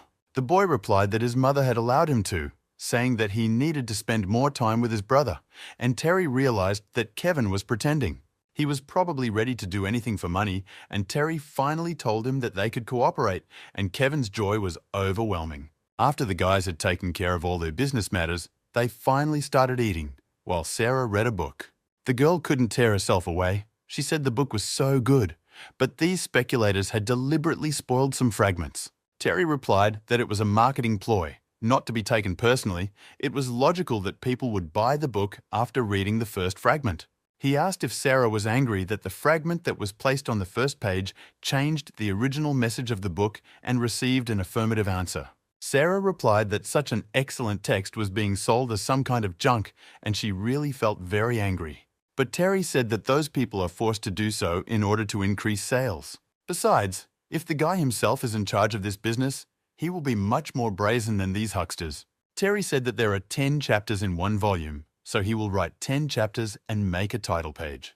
His task is to make the reader's interest grow with each chapter and make him want to buy the book and finish it at home. He will divide the book into several chapters, like a Western outbuilding, add jokes and songs, and use the yancha as an introductory fragment in red ink. At first glance, it looks like a collection of random words, but he is confident that they will encourage customers to continue reading. Sarah was embarrassed. As it turns out, her brother was prone to doing such indecencies. Kevin, on the other hand, was delighted with everything Terry said, shouting that his mother was right. The boy was really capable. Terry realized how foolish his brother was. Mrs. Jessica's intentions were quite clear to him. She wanted Kevin to follow him. The brothers and sister were not the only visitors in the hall. At the next table, one of the men asked where they were from. 3 young men were having lunch at an inn table, and one of them was discussing how Terry's words were vulgar and how Kevin was talking about talent. Kevin heard the critic's words and shouted that he did not dare to treat him so rudely. He was the son of the Fan family, and he demanded that the young man identify himself. Terry thought that the people sitting there were probably high-ranking. Let them say what they wanted. There was no point in responding by shouting. But there was no stopping Kevin. He rolled up his sleeves and shouted for the person who said that to come over. He would beat him up. Terry tried to calm his hot-tempered brother down, but Sarah, who was sitting silently next to him drinking tea, quietly told him to do what he wanted. She looked at Terry and told him to give the boy a chance to assert himself and prove himself, that if they were here, nothing terrible would happen. They watched as Kevin walked up to the table of 3 young men and turned to the one in the center and asked him if he had said something so stupid. He didn't keep quiet and asked what if it was him, and Kevin replied that his brother's book was a real masterpiece and that the guy was lying if he said otherwise. At this point, Sarah and Terry laughed in unison. The girl said that Kevin was praising Terry, and he confirmed that he had heard it too. Enraged, Kevin pushed off the ground and flew in the direction of the young man, shouting that he did not dare to say such things about his brother. The confused young man did not expect such a reaction, and at the last moment managed to duck to the side, avoiding the blow. Kevin flew across the table and landed on the floor next to the impudent young man. The guy started screaming that he was being attacked in broad daylight. Kevin probably doesn't know what the law is. These shouts made the guy even more angry. He got to his feet and, shouting that he was the law, took another swing at the loud stranger. This time, Kevin's blow was decisively stopped by the hand of a guard standing next to the young man. The guard of the young men was twice as big as Kevin, and the guy screamed in pain. The guard asked who dared to raise his hand to his master. The young man scowled at the guard to let the child go and not spoil his reputation.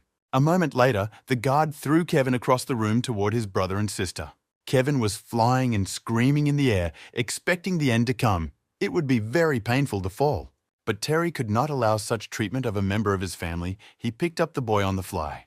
To stop this rapid flight, he had to spin Kevin around several times. After stopping his brother's fall, he said that he was young, but the young men hurt his feelings and it was too much for them.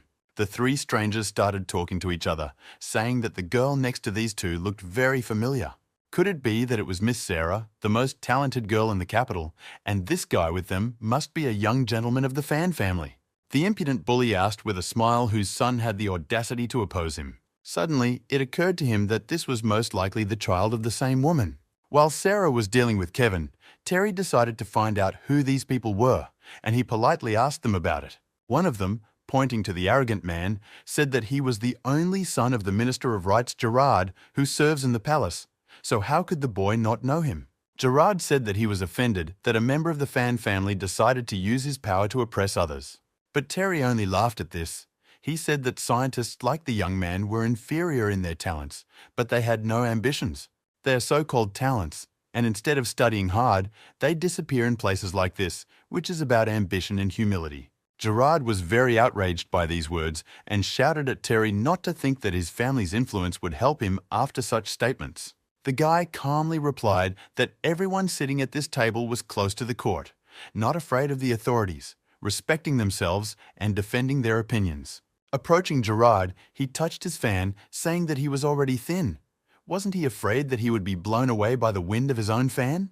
The young man was not expecting such a spat from the guy and was very outraged. He shouted at the guard to stop standing and beat Terry. A second later, Gerard's bodyguard rushed to attack, swinging his big fist at the guy. But the burly man's punch missed the boy, who managed to duck to the side. The man was not at a loss and was already swinging at Terry with his other hand, hoping to hit the target this time. His shot was stopped by the guy's hand, which knocked the guard's arm off its trajectory. At the same time, without wasting precious time, Terry swung his right hand to strike. His fist struck the face of the burly man, who clearly did not expect this turn of events. A punch from a skinny boy lifted this giant into the air, leaving him unconscious. Terry's strength was so great that Gerard's bodyguard flew out of the inn's window and into the street. All the nobles were amazed by the boy's strength, and they had nothing to oppose him.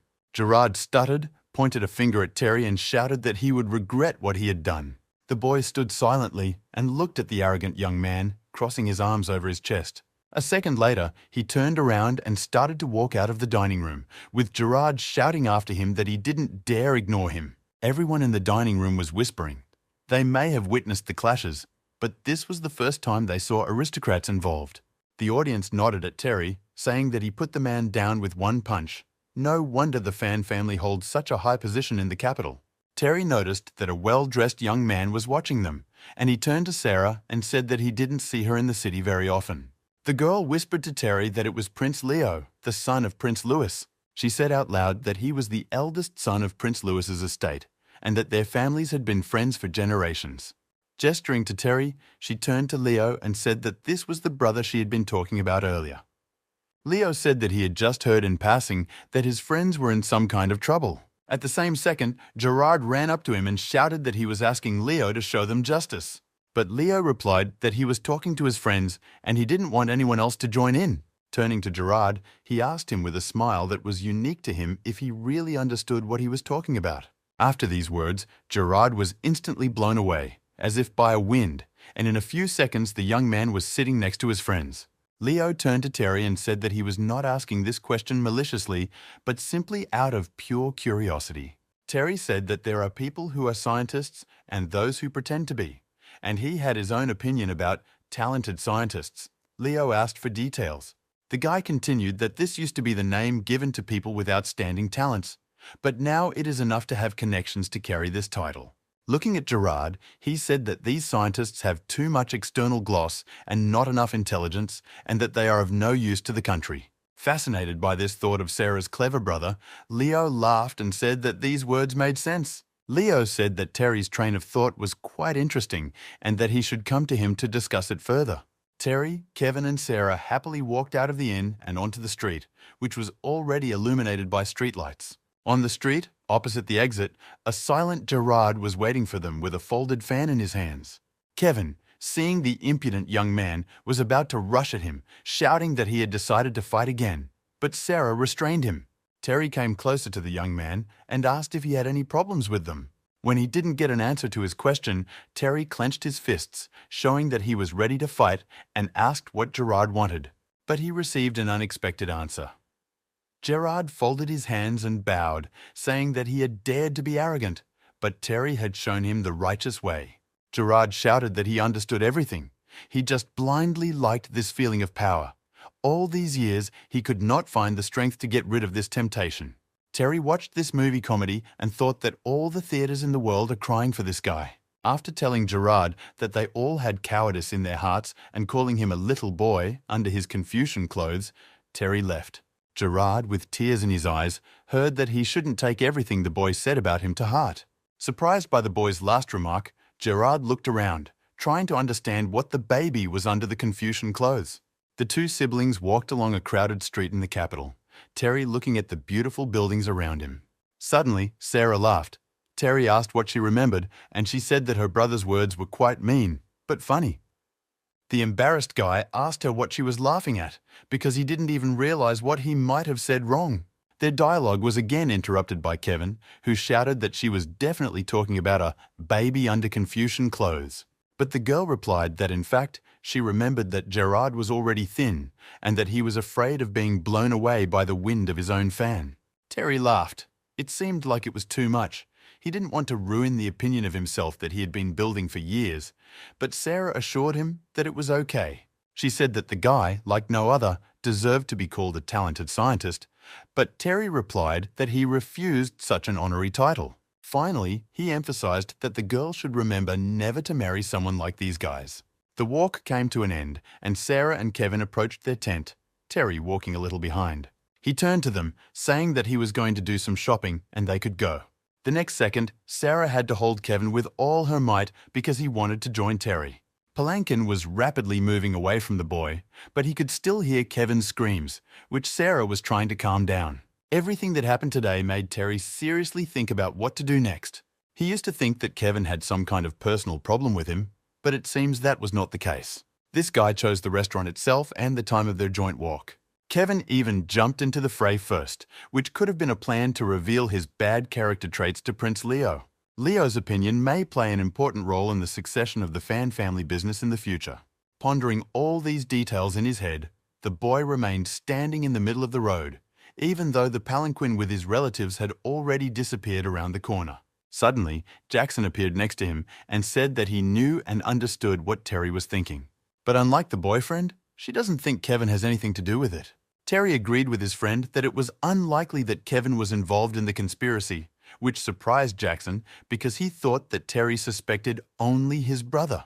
Terry said that Kevin often gets into trouble when he leaves the estate, so naturally he got into trouble with the guy around. It is only natural that those he has faced today in these controversial issues will now turn on him. Jackson, with a smile, noted that Jessica's plan was simple but very effective, and Terry did a good job of figuring it out. But Terry noticed that something still remains unclear. Jessica thinks that he will make her son look more dignified than he really is. And what about Jackson himself? Did he really come through with new evidence in the Danju case? But from the guy's reaction, Terry realized that he didn't have any additional news on the matter. At that time, Prince Leo was having dinner with his friends at the inn. Everyone said that the prince was a great connoisseur of literature, but there was not a single true talent among his people. One of his friends said that Deacon, a university scholarship holder, should be among the top 3 in his exams next year. Leo didn't appreciate it. Another said that Gerard's candidacy was not suitable either, and Leo noted that it is difficult for such mediocrities to survive without power these days. But Terry himself was a very interesting person whom Leo wanted to get to know better. His friends supported him in this, thinking that the news that such a young man had appeared in the fan family would spread around the capital.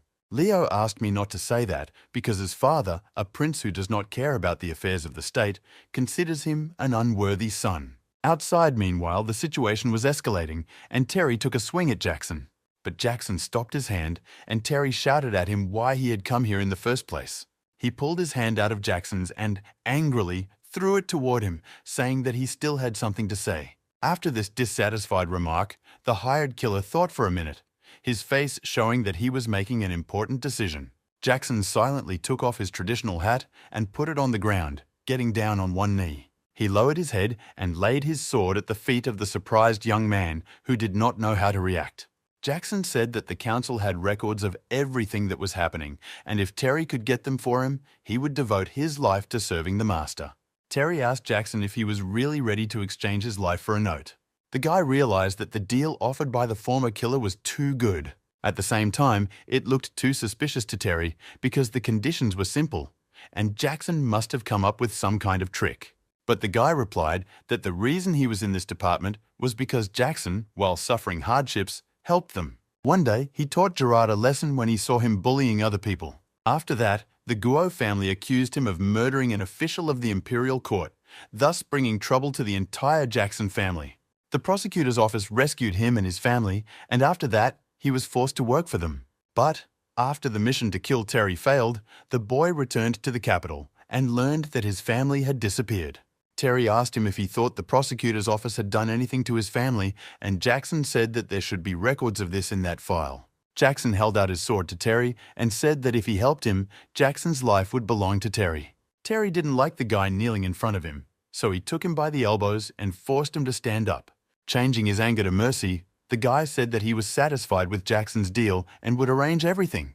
A little later, the guy was already standing on the doorstep of the prosecutor's office. These people allegedly saved Jackson's family, but in fact they used it as a lever of pressure on the boy. In addition, the murder of the official could also have been the work of the prosecutor's office, not Gerard himself. Determined to find out for himself, he opened the building's door and went inside. Inside, dim lamps burned, unable to illuminate the dark corridors of the casemate sufficiently, and two men walked toward Terry. When Terry caught up with the strangers, he saw that they were looking at him suspiciously and furiously, not taking their eyes off him. A little later, he reached a large hall where prosecutors were cleaning the bodies of the people they had tortured. Terry expected to see something like that, but he didn't expect them all to look at him like that, and he didn't like it.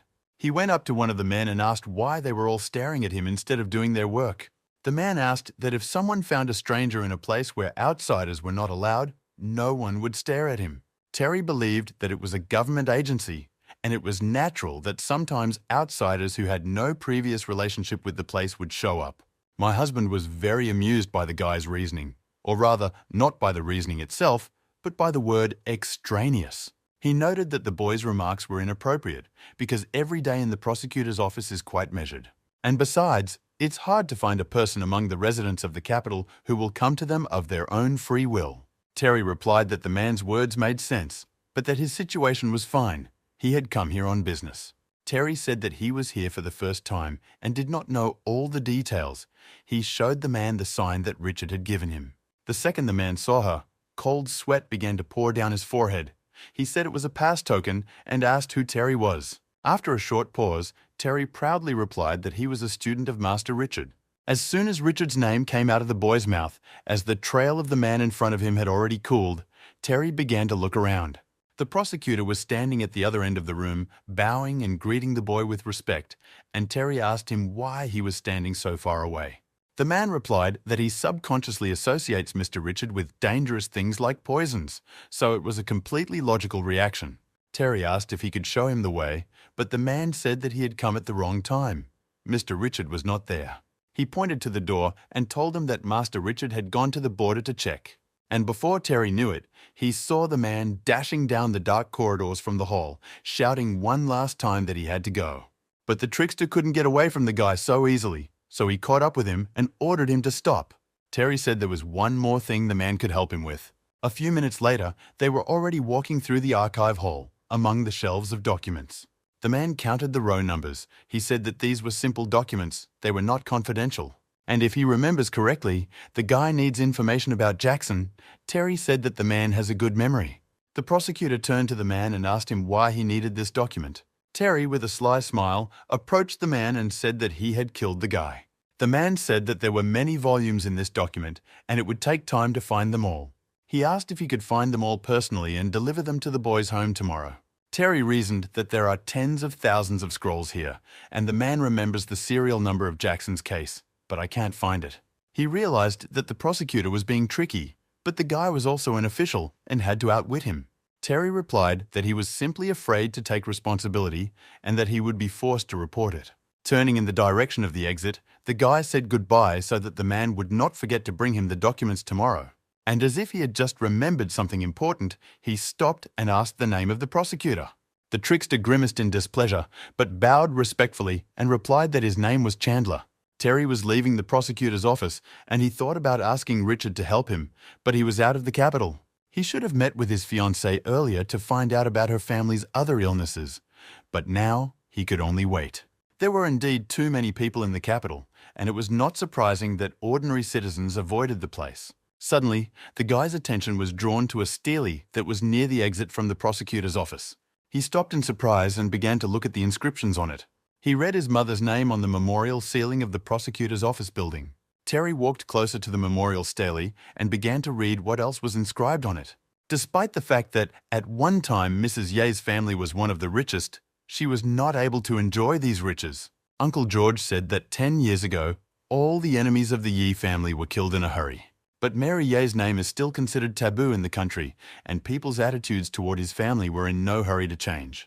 The strange death of his mother, after all, had to be somehow connected with the circle of people close to the prince. But the prosecutor's office was very impressed by the guy's action. They so openly engraved her name on the memory wall, it was too bold. Suddenly, the guy realized that he had lost himself in his thoughts and entered an unfamiliar street. He looked around him and saw that he was standing near an old building. He decided to find out the way to the Fan family's house in this building. But when he opened the door, he saw a guard in front of him who ordered him to stop.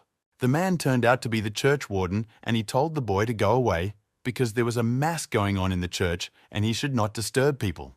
Terry said that he just wanted to ask for directions here because he was lost and was very upset by the aggressive attitude of the warden. And it is because of this unfriendliness of the man that the boy now wants to see what is going on in this church even more. The warden responded by stretching his hand in Terry's direction and shouting that he was going to die. The guy was completely enraged. He threw the burly man's arm away from him with his usual strength. The observer flew a few meters away, but was already prepared for a new attack, generating energy. He swung toward the boy and ran toward him, and Terry prepared to repel the attack. Clenching his fist, the guy, in turn, put enough energy into it to strengthen the counterpunch. When they faced each other, both opponents realized that each of them was a fairly strong fighter. But a minute later, Terry, unable to stand on his feet, flew outside the temple's bars. The guy was able to flip over in the air and land on his feet without losing his balance. The warden stood in the doorway and looked at the young man, waiting for his reaction. He was surprised that the boy had such strength at such a young age, and the warden asked what family Terry belonged to. The guy replied that it didn't matter to him. According to the laws of the Qing dynasty, everyone has the right to make a mistake in the temple, and he cannot forbid it. The overseer replied that there were nobles in the church, and when they left, the boy would be able to kneel and pray. The man forcefully slammed the door in the face of the boy, who remained outside. Terry suddenly felt that something bad was happening in his body. The next moment, the guy was already bent over the ground, spitting blood from his mouth. Terry thought that he was very lucky because he managed to press on the enemy's acupuncture point. Otherwise, the consequences would have been more serious. Probably, there is someone important in the church and the guard is not a man he can beat, so he decided that he would not ask for trouble. As soon as Terry turned his back on the church door, it opened and the guard invited him inside. The guy sarcastically asked if he could really go inside now because the guard was so fickle. The warden gritted his teeth that the boy should not go to the main hall, and Terry replied that he would fulfill the man's request. Meanwhile, in the main hall, a man stood near a giant painted panel facing the wall. The warden approached the aristocrat and said that he had let the boy in on his orders, and the aristocrat said that he was impressed by the boy's strength. The warden, bowing his head even lower, replied that indeed the boy's strength was incredible for his age. The nobleman said that real talent has not yet been transferred to the country, and this is very good. Terry walked into the prayer hall and stood in front of the altar, pensive. He knelt down and prayed to the Lord to let him live his life in peace and tranquility. When the guy added that he would not give up money and women, one of the apples fell from the table on the altar to the floor. Terry was frightened, trying to figure out what that sound was if his prayer had really attracted the attention of heaven. The guy knelt down, suspecting that someone was under the table, and pulled a dagger out of his boot. Under the table, he heard some sounds again, and now he was finally sure that he was not alone in the room. Terry threw back the tablecloth with the intention of seeing who decided to play ghost with him. The shocked boy saw a girl sitting on the floor holding a chicken leg. The girl and the boy looked at each other in silence, unable to move. Suddenly, Terry felt unable to contain his pain again and began to spit blood on the floor in front of the stranger. The girl stammered and asked the guy what was happening to him, but he replied that he was used to this kind of thing and was fine. For some reason, this made the stranger laugh, and she hid behind her hand with a chicken leg and said that he was stupid. Both young creatures suddenly remembered that they did not know each other and asked the name of the other in unison. This threw them off even more, and the guy asked the girl again where she came from. The stranger did not want to answer his questions. She quickly stood up and jumped out from under the table, saying that she had to go. Surprised by her speed, Terry shouted after her to see if she would be here tomorrow. This question made the girl stop her escape and think for a minute, but it didn't make him stay in the room.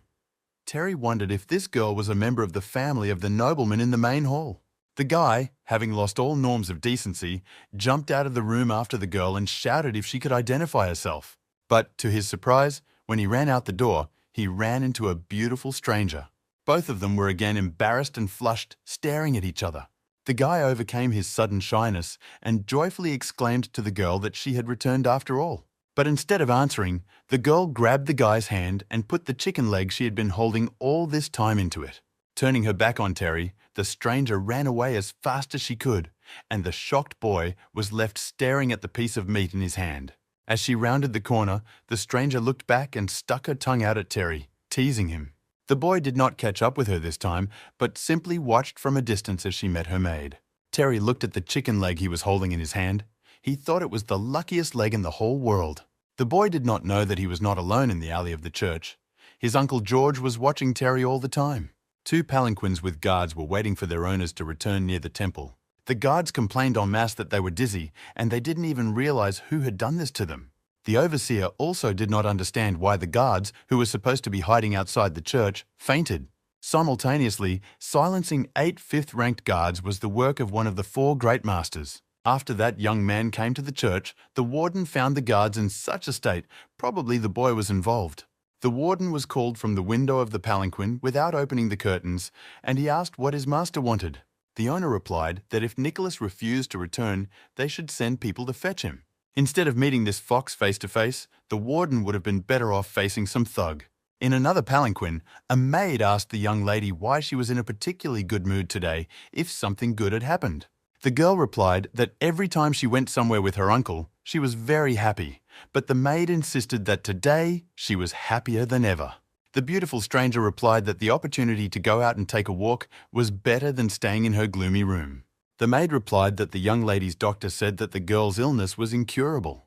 The young hostess put her hand to her chest and replied with sadness that the girl had made a good point. She was not allowed to go out, she could not catch a cold, and if she was caught stealing chicken legs, she would definitely be punished.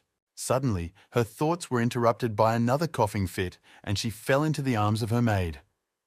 The girl was frightened and showed the lady a bloody handkerchief. She did not know what to do. The young lady replied doomedly that everything was fine and that the girl shouldn't panic because she was used to it. The maid could not believe what she was hearing. Her mistress must have been completely desperate. Terry had already eaten dinner with his father and his family in the evening, and he was all in his dreams and thoughts. Jessica said that Terry must have had a really bad day today and that he had lost his appetite. Sarah replied that he was just lost and that he needed to hire a carriage so that he wouldn't have to walk all the time and get tired. Terry was brought out of his thoughts only by his father's voice, which succinctly but sternly ordered him to eat. The guy didn't want to argue. He was used to holding a lot of things back, so Terry took a piece of meat from the plate. Flushing, my father said that after dinner they could all play mahjong, because since Terry came to the capital, they hadn't been together as a family at all. Kevin was the only one at the table who was happy, and the others didn't say a word. When dinner was over, the family decided to put their father's plans into action. Kevin was hyperactive at the table, and Terry thought he was going to go crazy. He wasn't interested in the game at all. Kevin was running around Terry like a bug, not even letting him concentrate. He demanded that the boy take his place and play instead. In the end, Terry gave up, saying that he was a little cold today and would go for a swim, and Kevin would continue to play in his place. As soon as the boy addressed his father, he cut him off in mid-sentence and ordered him to sit down at the table. Kevin, full of fierce energy, sat down at the table and rolled up his sleeves, preparing for the big game. Sarah said that when she was his age, her father did not allow her to play. Her brother can be proud of himself. Jessica replied that he was his child. What's the big deal? All the opponents at the table fell silent, each plunging into their dice. Suddenly, Terry's father, Eric, took the last chip from his set, preparing to make his move. He put a chip in the set that the family was playing on the table, happily exclaiming that he had found something to end the game with. But his winner's speech was interrupted by Kevin, who shouted that he was asking him to wait. He apologized to his father, and then shouted to the whole room that he had won and had collected the full combination. The shocked relatives looked at the bones that the boy laid out in front of them, unable to believe their eyes. At that very second, Terry returned to the room and, yawning, said he was ready to play on. But he stopped on the threshold, also shocked by what he saw in front of him. Kevin was sitting at the table, surrounded by a large pile of coins that he had obviously won, and he was enthusiastically counting something. Jessica, Eric and Sarah sat gloomily across from the guy, and apparently they were going bankrupt today. Terry realized that Kevin was a specialist in games and counting. Was this guy really that good at it? He had the potential to be a player. Kevin's love of numbers and calculations frightened Terry, and he could easily believe that this was his younger brother's talent. The female half of the table began to force Kevin to leave the game because Terry had returned to take his place, and he had homework to do.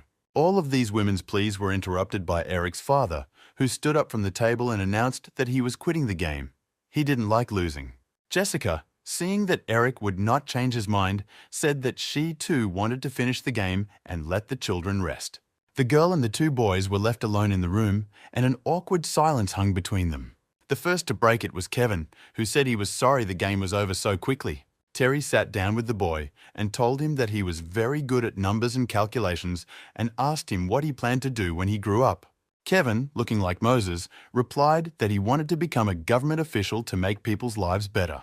Terry laughed and asked the boy not to lie, because there was no one else in the room except the three of them. Kevin thought about it and answered that he would actually like to be in business. He likes making money. Sarah replied that a scientist, a farmer, a businessman, anything is possible. What's good about being a businessman? Terry replied that the guy has 1,000 roads in front of him, but only one leads to success. There is nothing wrong with his dream, and he supports Kevin. Kevin realized that Terry's support was useless, and he knew he had to enlist his father's support. Terry told him that he could start his business in secret until he achieved the first results. His father would see his talent and could support him. Kevin instantly cheered up, saying that his brother's words made sense. To begin with, Terry can give him his manuscript. The guy already has a way to sell it for a lot of money. When he saw the reaction, he shouted that it is easy to throw around beautiful words, but when it comes to real help, people change. Terry replied that Kevin shouldn't manipulate him. If he wanted a manuscript, he should put his plan on paper and show it to him. Kevin grabbed his head, not understanding what was being said, and Sarah explained that he had to tell her what he was going to do next. The boy immediately lit up the whole room. It was elementary for him, and he told everyone present. After the spin, Kevin immediately piled all the money he won into his bathrobe. And as he left the room, he told his brother and sister that he would not say another word, but would go to prepare a plan. When Terry stayed in the room with Sarah, he suddenly felt very tired, yawned, and said he was going to his room.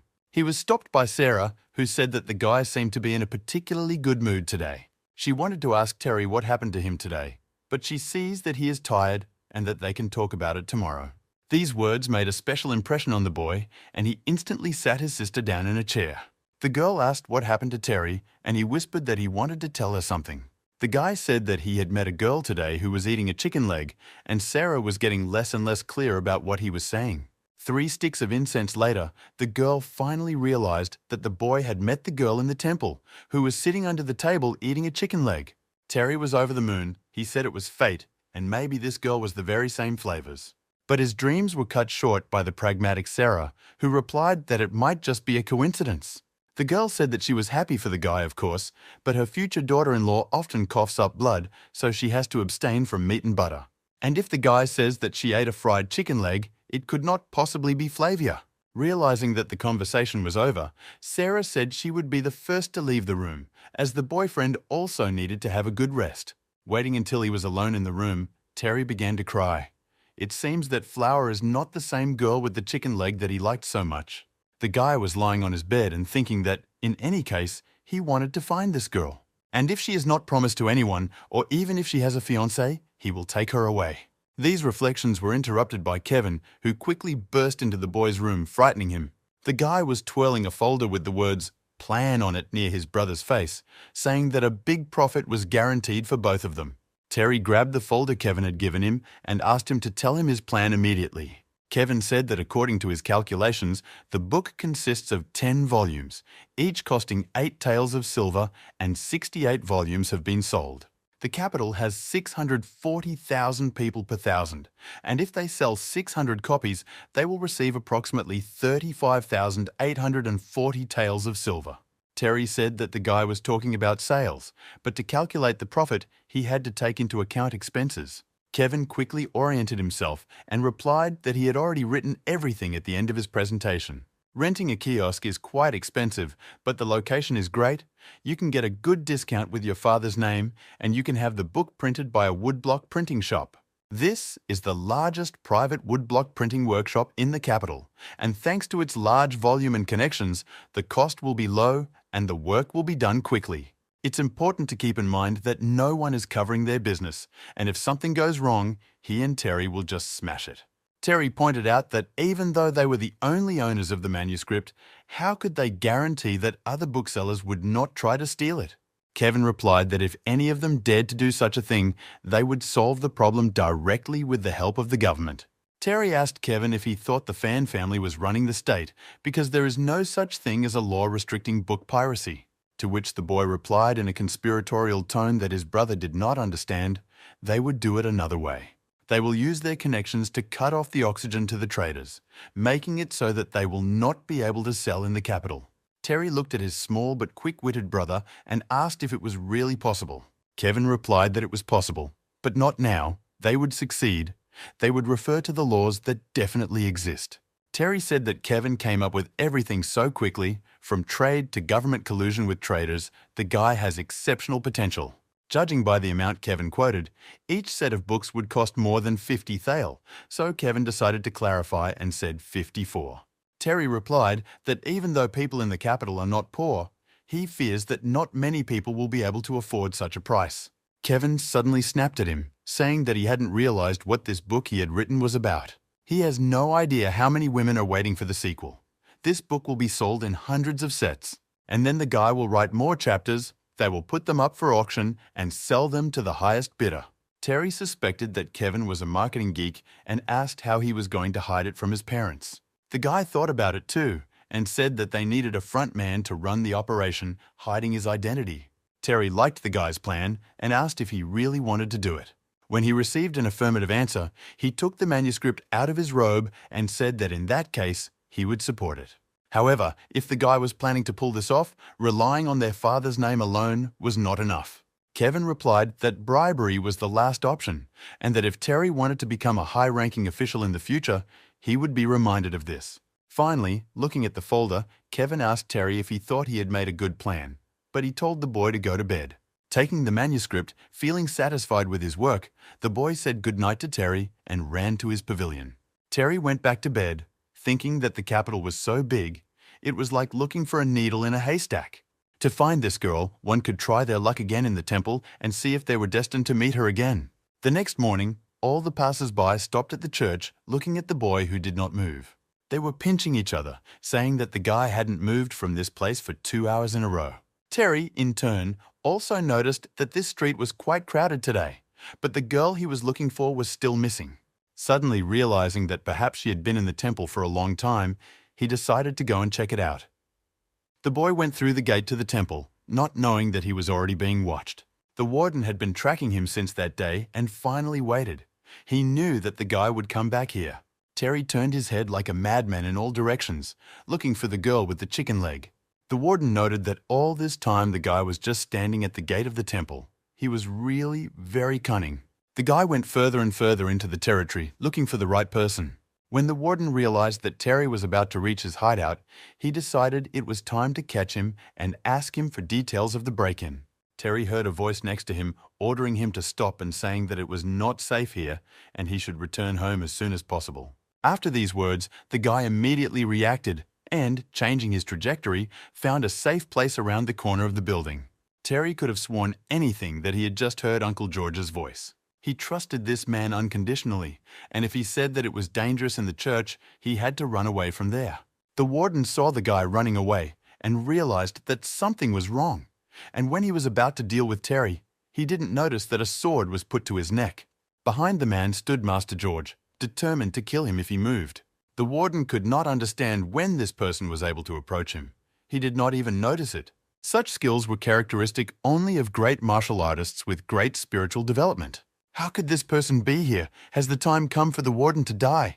The man decided that he would try to do something to protect himself, since he could not escape death anyway. He shouted that he wouldn't regret it if he managed to fight a master of his caliber. The warden turned toward Master George and generated a powerful pulse of energy. But when the wind died down, the warden was surprised to realize that the man who had threatened him with death had disappeared. The man looked around and did not realize when he had disappeared. His mouth was bleeding. The warden fell to his knees. Blood was now pouring out of his mouth and onto the floor, and he was ready to die, so he did not restrain his strength. This caused him great harm. This person was able to hide with such ease. Without a sound, he could have killed him, but he did not. These thoughts did not leave the warden. He did not understand why this was happening to him and why everything was like this. Master George did not leave the building. He stood on the floor beam and listened to the man writhing in pain. George said that the warden had made Terry spit blood, so he made him do the same. It was simple.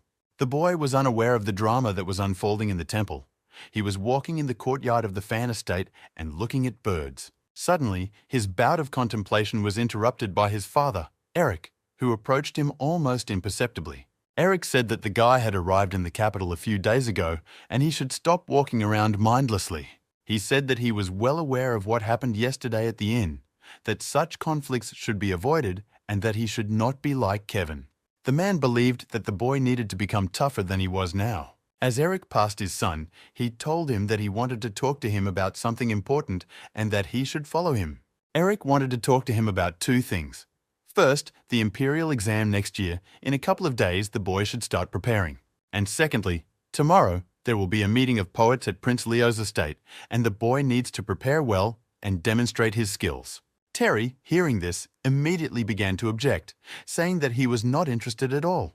His father replied that the boy had to do it to regain the family business and impress the Prime Minister and the eldest princess. His mother's business is in her hands, and if the princess marries, the eldest princess will hand over power to her future son-in-law. That is why the eldest princess is very reluctant to marry off her daughter Flower. To make this marriage easier, the guy has to demonstrate his talents. Terry shouted uninterested, which means uninterested in why he should take part in all this. Eric said that tomorrow night's poetry night is heard throughout the capital, and many talented scholars will use their skills to advance. The emperor himself might notice him, and perhaps the girl from the Lin family to whom he is engaged will also be there. But if the boy is not interested in such a great opportunity to become famous, the father cannot do anything about it. But Terry interrupted his father and asked if he was serious, if Flavia would be at the event. The father turned to his son in surprise and said that he didn't think Terry cared. Hadn't he met the girl with the chicken leg he wanted to marry? Terry realized that his father knew everything that was happening to him. He told his father not to be old-fashioned. He and Flavia would see each other anyway, and the matchmakers wouldn't mind if he had 4 concubines and 3 wives. His father replied that the boy could leave if he wanted to. He knew that Terry had talent and should not hide it. The boy wondered how his father knew that he had talent, since he sent all his works in letters to his sister and only to her. My father also knew about the girl with the chicken leg, and he really knew a lot about the boy, even more than he should have. His father closed Terry's face with one of his books again and said he was a little tired and the boy could go.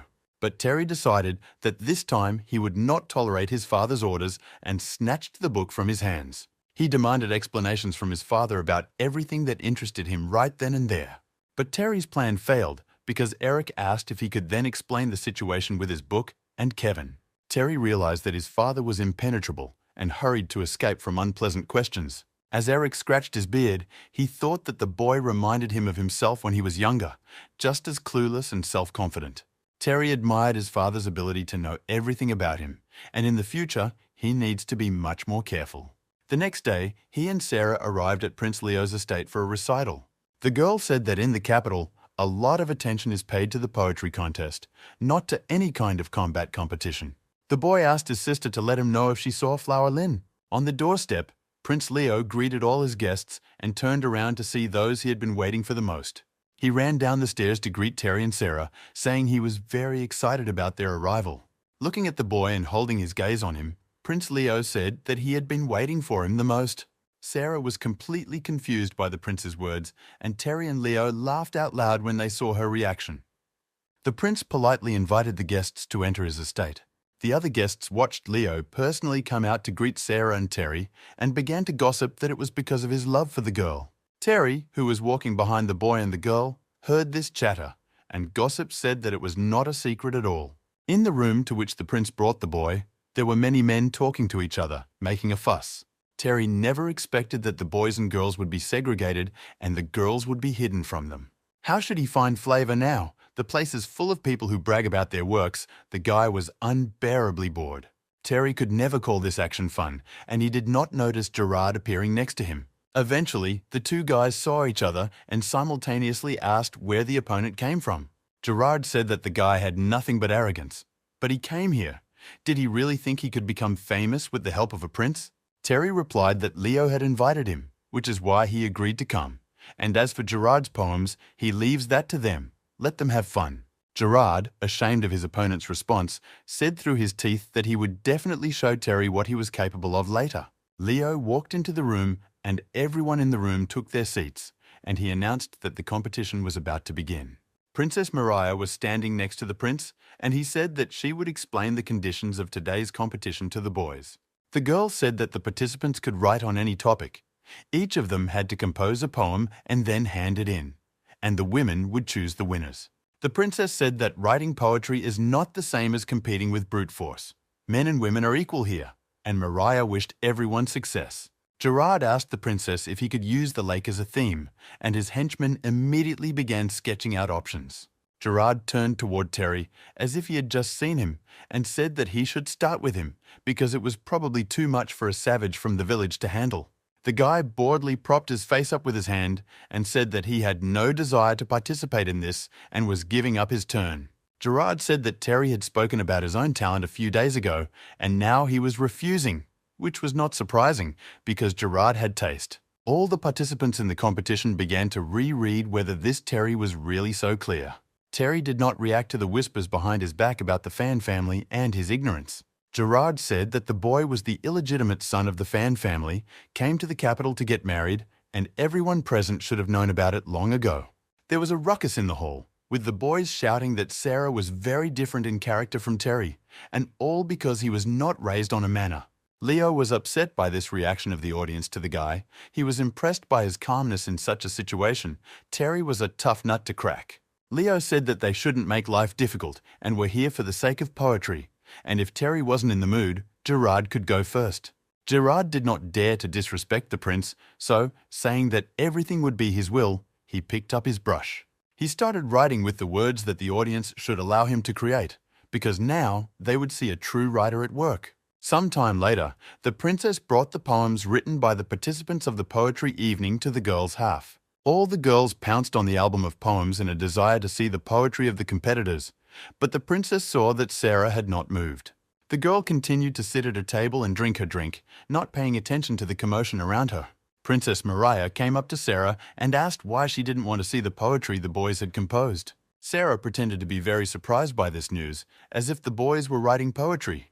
The conversation between the princess and Sarah was interrupted by Fiona, with whom Sarah was at odds, who shouted that Terry's work was not among the poems. The princess replied that the boy did not seem to take part in this. It had something to do with the conflict with Mr. Gerard.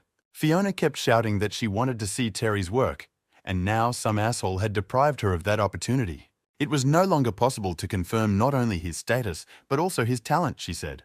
Sarah replied that Fiona, as always, was sharp with her tongue, and she wondered where the smell came from if she had been to the soy sauce store. There was a tense silence in the room between the girls, as everyone was waiting for the bomb to go off. Fiona ran up to Sarah and asked her why she was in a bad mood today. Sarah said that if Flower didn't want to get married, that was her business, but if Fiona allowed herself to be rude to Terry, she would face the consequences. Fiona said that Terry was nothing, just like Sarah, and the girl shouldn't accept wishful thinking. Sarah Fan approached her rival and, putting her hand on her shoulder, said that Terry was an orphan, just like Flower. And smiling at the girl, she continued that these two have a similar situation, or rather, absolutely identical. But if they are all here for a poetry evening, let everyone present allow her to participate in the competition. Fiona watched Sarah compose and write down poetry. This girl scared her a lot. Now it was the turn of half of the guys to check and evaluate the poems of the female half, and the guys praised Sarah's talent. Gerard, on the other hand, stood aside and stated that the shamelessness in conjunction with the description of the lake seemed to him to be something inappropriate. Besides, when they all talk about Danzo, it's better to mention the sea. Sarah tried to write the best she could, but it turned out mediocre. With a sly smile, he remarked that Miss Sarah, whom the boys themselves had put on a pedestal, was not that good at writing poetry.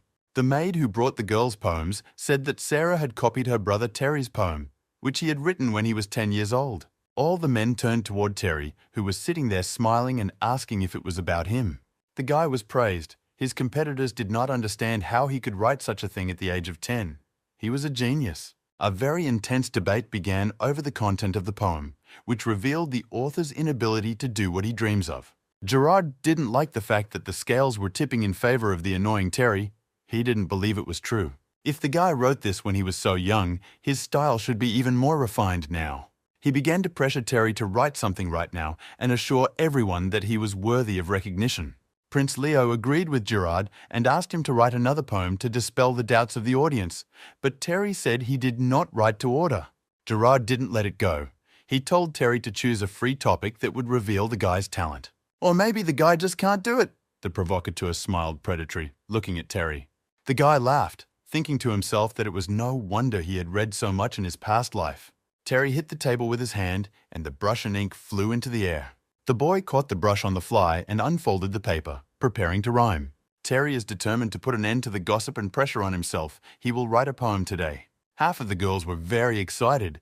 Everyone wanted to see the poem written by Terry Fan. Finally, it was time for Fiona to pick up the boy's poem, and she realized that Terry was very talented. The poem was unsurpassed. Sarah continued to sit at the table, watching the girls make a fuss over her, convinced that her brother was talented. Terry was getting tired of sitting in that pavilion, and he wasn't interested in talking to those arrogant competitors. The guy thought the event was a waste of time. He wondered if Sarah had met his fiancée, Flavera. The other participants of the competition could not believe their eyes. They were holding a work of genius in their hands.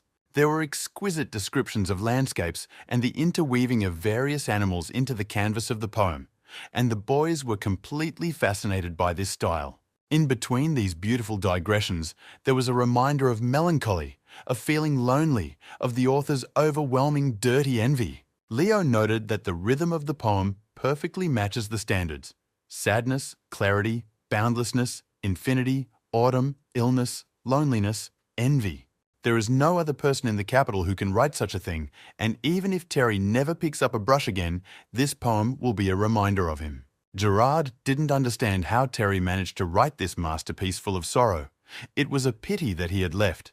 He could have asked him for some advice. Sarah also decided to go home, but as she left the pavilion, she realized that she had almost forgotten her brother's errand. Suddenly, she heard Fiona calling out to her, asking her to stay.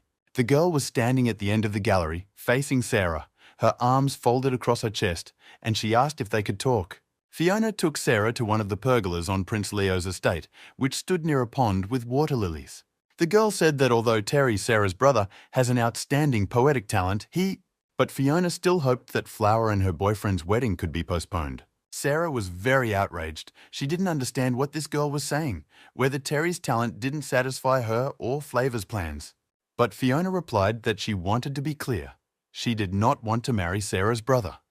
A few days ago, Flower met someone in the church, and even though it's a one-sided affection, it's there. Sarah said that the fans don't make decisions about marriage alone, but Fiona said that Flavor's health is no reason to marry her off to someone who is against it. Sarah replied that she understood, of course, but that she couldn't do anything about it. It was out of her hands.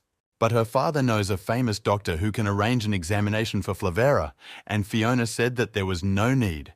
Even the Emperor's doctor was powerless. But Sarah was not going to give up. She noted that this doctor was a student of Mr. Richard.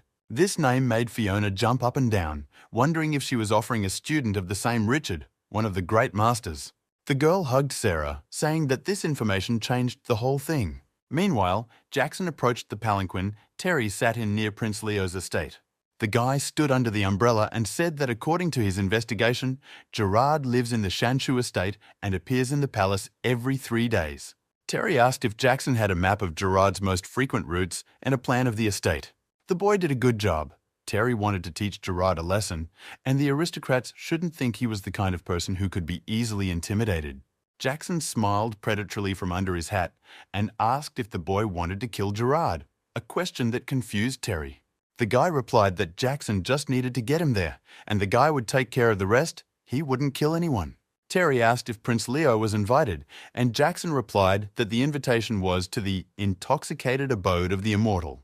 Terry said the name was very elegant, but Jackson replied that it was the name of a brothel. It didn't matter. If Terry could meet him, he told Jackson to get ready. They would act quickly. Suddenly, the curtain of the boys' palanquin drew back and Sarah came inside, saying that everything had been arranged. Sarah asked him what he was doing here, if he was up to something. She'd been looking for him for so long and couldn't find him. But the guy said it was nothing special.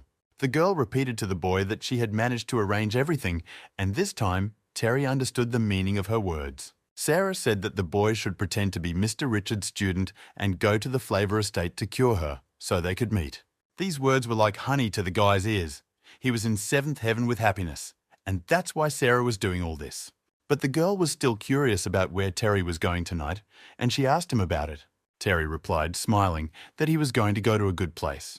In the evening, the boy came to the intoxicated abode of the immortal, which turned out to be a boat on the water, where he was met with all possible hospitality. Candy, one of the workers, said that the young master was so generous that he conquered the place. She approached the boy, and Terry broke out in a cold sweat from exertion. He blushed at the closeness of the beautiful girl. Despite her embarrassment, the girl sat down on Terry's lap, and he hugged her with a trembling hand. Candy stroked his face, and all the guy could do was repeat in his head that he had to keep himself in check. The girl was so hot that the guy could hardly contain himself. His body began to tremble from the tension. Suddenly, the door to their room opened, and one of the girls invited Prince Leo inside. No sooner had Prince Leo entered the room than Terry instantly moved away from Candy to the other side of the couch. Leo pointed out that Candy doesn't bite, so why did the guy get into a corner? But Terry replied that if it wasn't for the prince, he would have started biting himself. One of the maids interrupted the conversation between the prince and Terry, saying that Leo had invited Mrs. Meredith here. The two couples sat down at a table opposite each other and began to eat dinner, washing down their food with plenty of alcohol. Terry decided to start a conversation and said that he had heard about this place. It was called the best in the capital. He turned to the prince and said that he was very glad to see him again, and the prince replied that he was, of course.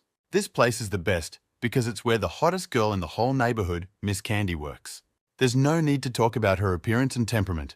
She can play the piano, chess, has calligraphy skills, can sing and draw. Many people spend a lot of money to be Candy's guest, they say. Her real name is Lee, the surname of the imperial family. It is rumored that she is the granddaughter of an imperial family who was orphaned, but she ended up here because her ancestors committed a great crime. Today, Terry rented the whole brothel and asked Candy to accompany him, invited the prince to come, Leo thought. The prince did not know whether the boy had heard all these gossips and did not understand what his goal was. Terry said that when he got to the capital, he knew nothing about this place. He went out with his brother and sister, but his brother was too young for that. Luckily, now Terry has met Prince Leo and has real company in his face, and Leo said that Terry is very kind. A few minutes later, the guy, after drinking a couple more cups of alcohol, took Candy by the shoulder and got up from the table. He turned to the girl and said, blushing, that it was not yet sunrise and they had time to have some fun. Leo hugged Meredith and told her that the scenery outside must be amazing and they should definitely see it. The prince and Meredith left the room first, Terry watching them go. The guy was smiling in anticipation of adventure. He was going to have a wonderful night and it had just officially begun. Candy led Terry to one of the cabins and pushed him onto the bed, telling him to relax. The girl took off her dress and leaned over the boy, saying that the spring night was long and he would enjoy it to the fullest. Terry took the girl's face in his hands and gently ran his fingers over her cheeks, saying Candy's name. The beauty of easy virtue looked at the guy from under her lowered eyelids, and it was becoming increasingly difficult for her to concentrate. Candy's eyes disobeyed her mistress, and suddenly she was overwhelmed with fatigue. A few seconds later, Candy fell onto Terry's chest, falling into a sound sleep. He wasted no time in getting dressed and leaving the room as quietly as possible. Meanwhile, outside, Prince Leo was still admiring the scenery with Meredith. The girl, hugging the prince, said that Candy seemed to be very interested in Mr. Terry Fan. But Leo, seeing Terry quietly descending to the shore, said that that night the boy had more important things to do than a girl. He was just a shield for Terry, which the boy raised. But if he wanted the prince to help him, he shouldn't hide anything from him. Meredith turned her face to Prince Leo and asked him what it was about Terry that interested the nobleman so much. Leo replied that the boy was the illegitimate son of Mr. Eric Fang, and the girl asked if the prince just wanted to get close to a strong personality. Leo replied that he had no such ambitions. He just thought Terry was a person worth befriending. And of course, he had no doubt that they would become friends, that they would be able to help each other. Gerard's palanquin, accompanied by 2 bodyguards, was moving along a dark street. The silence of the night was cut through by the whistle of a sword flying in the direction of the horse carrying the aristocrat's palanquin. The blade of the sword cut the horse's muzzle and it stood upright, the driver barely restraining the frightened beast. Inside the palanquin, Gerard fell off the seat and screamed in pain as he hit his head on the wall. Jackson and Terry, who were standing at a distance, heard Gerard shouting at the carriage driver that he was not good at driving. The guys went to meet the crew, and the guards jumped on them, shouting that they had no idea who they were dealing with. Gerard, hearing the voices and sounds of the fight, was completely frightened. He did not understand what was happening, but he was afraid to look out. His panic only intensified when the body of one of his guards rammed into the wall of the palanquin. The guard fell unconscious on the floor of the palanquin, and the aristocrat saw a man standing outside. A masked stranger came inside the palanquin with a sack on his shoulder, and Gerard asked what he wanted. The stranger lowered his mask and told Gerard not to be afraid, because he was Terry Fan, and all he wanted was to teach Gerard a lesson. Terry took the sack off his shoulder and threw it over Gerard, who was screaming at the top of his lungs, asking what the guy wanted from him. Jackson, who was standing next to the umbrella, heard Terry say that he had chosen this place on purpose. Even if Gerard shouted, no one would hear him. A couple of minutes later, Terry threw the bag Gerard was tied up in out of his palanquin. Both Jackson and Terry began to kick the bag to the aristocrat's frantic screams. Gerard kept screaming, calling Terry a bastard and urging him to kill him, because otherwise, tomorrow, he would be finished. The guy did not respond to his victim's cries, but this was the first time he had received such an offer. The training continued for several more minutes until the bag with Gerard was untied and the victim's face appeared. Terry grabbed the battered and swollen boy by the skin and asked him if he knew why he had written the poem. Stuttering in pain and panic, barely moving his lips, Gerard asked why. The guy hit Gerard in the face with his palm and said that it was all because of his bullying, and Terry would make him feel that pain too. Gerard was no longer able to endure these beatings and fell at Terry's feet, screaming that he was wrong and asking him to leave him alone. Terry suddenly stopped and asked the boy how much it would be if he subtracted 7 from 1,000, and he made Gerard count again and again. Dawn peered into the room where Candy was sleeping, and the girl finally opened her eyes. She realized that something had happened last night, but she didn't remember. Terry was lying next to her under the covers with his arm around her. Feeling that the girl was stirring, the guy stood up and said that yesterday, Candy had passed out as soon as they entered the room. He got out of bed and began to put on his shirt, saying that next time the girl should do better. Covering herself with a blanket, the girl obediently bowed her head, saying that she had been careless yesterday and did not think that everything would happen like this. The guy left the brothel thinking that he regretted the night he did not get to spend with the beauty. At this time, no one knows about contraception. There is nothing wrong with visiting brothels, but diseases are deadly. The morning in court did not begin with coffee.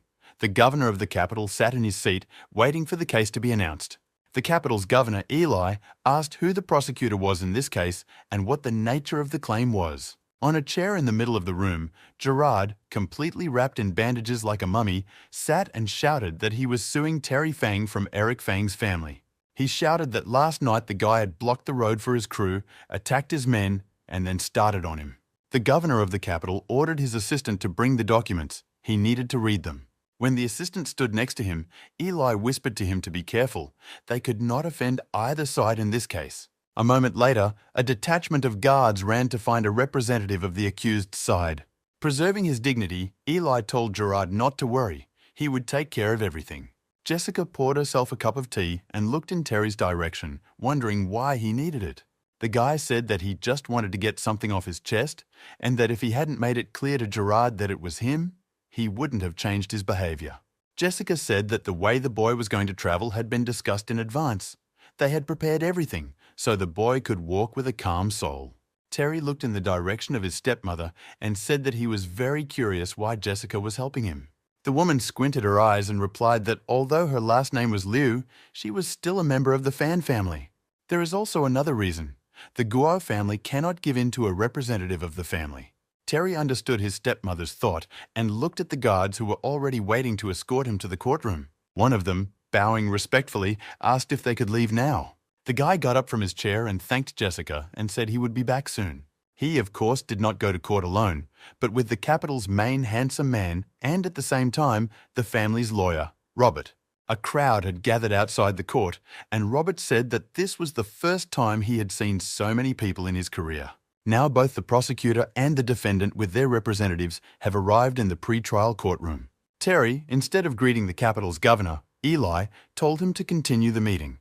Gerard's representative, a well-known personality in the capital, shouted why Terry did not bow to Eli like everyone else. With such behavior, it is not surprising that last night the guy committed such a terrible crime, Terry whispered to Robert and asked him who the pompous fat man was. The lawyer replied that this was William. He was known for his nasty character. His clients were local bigwigs. He was nicknamed Big Mouth. The boy told Eli that according to the rules, he was not obliged to lower his head in humility if he was confident in his reputation. Eli replied that Terry was saying reasonable things. They all knew who Mr. Fan was, and there was no need to bow to him. Stunned by the governor's response, Gerard and Big Mouth William gnashed their teeth.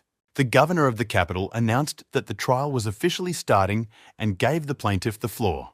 William said that last night, Terry blocked the road and committed a crime, provoking public unrest by beating people. His client, Gerard, is the son of a minister of ceremonies, and William asks the governor to bring the culprit to justice. After hearing the plaintiff's side for the second time, Eli, rubbing his hands together, asked Terry if he had anything to say.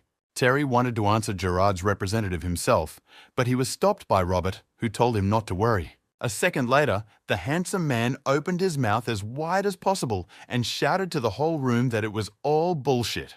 His master spent the whole of last night at the Fan family estate, and any servant is ready to testify in his favor. The big mouth shouted that Robert had no proof that a servant could be a witness against his master. In the end, the defense of clients turned into a fight between two lawyers. The audience began to discuss that Terry didn't look like a killer, and Gerard looked like a rice dumpling that didn't inspire confidence. William shouted that the file contained the name of the attacker. He was standing in front of the governor. Why shouldn't Eli grab him as soon as possible? The governor of the capital did not want to decide anything, so he asked Terry again if he had anything to say about it. Another accusation from William was interrupted by Richard's stopping gesture. He said that, according to the case, when Mr. Gerard was attacked, a bag was placed over his head. However, because he could not see the attacker's face through the bag, he was not sure that it was Mr. Terry Fan. This suggestion was immediately picked up by Governor Eli, who began to think that the case was coming to an end. Big Mouth replied that Gerard had heard Terry's voice. Mr. Terry himself had told him that he had done it. He turned to Terry and asked him if he would retract his words, and the guy realized that they were trying to take him for a ride. Robert said that he had studied many laws and regulations and had never heard of a case where guilt was recognized on the basis of a vote. But the cunning Big Mouth William was just waiting for this remark. He immediately reached into his wide sleeve and pulled out a scroll. The man said that if his voice was not enough to confirm his identity, then he suggested that the governor read this poem. William opened the scroll and began to read out a poem that Terry had written yesterday at the poetry contest. Governor Eli listened to the recitation and said it was a very beautiful poem and asked who wrote it. But he came to his senses in time and, clearing his throat, asked how this poem was relevant. William replied that the poem was written by Terry yesterday at the poetry club, and that the attacker quoted these lines last night when the attack took place.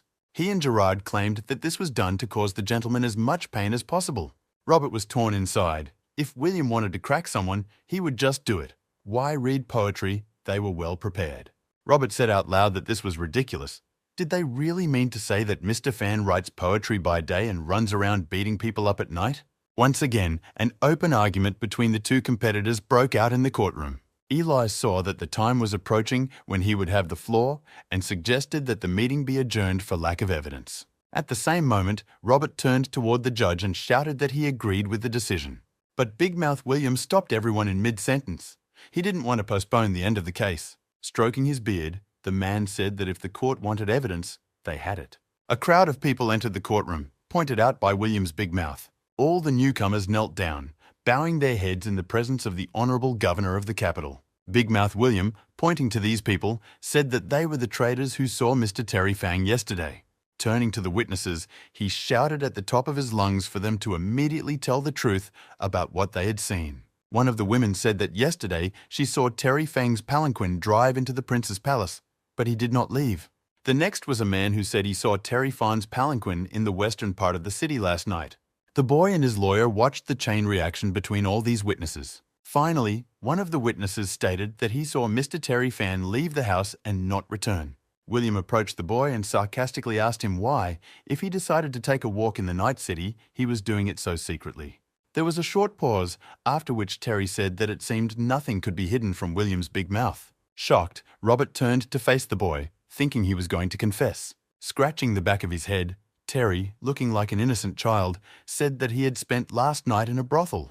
The courtroom was in a lingering silence that not even a mosquito dared to break.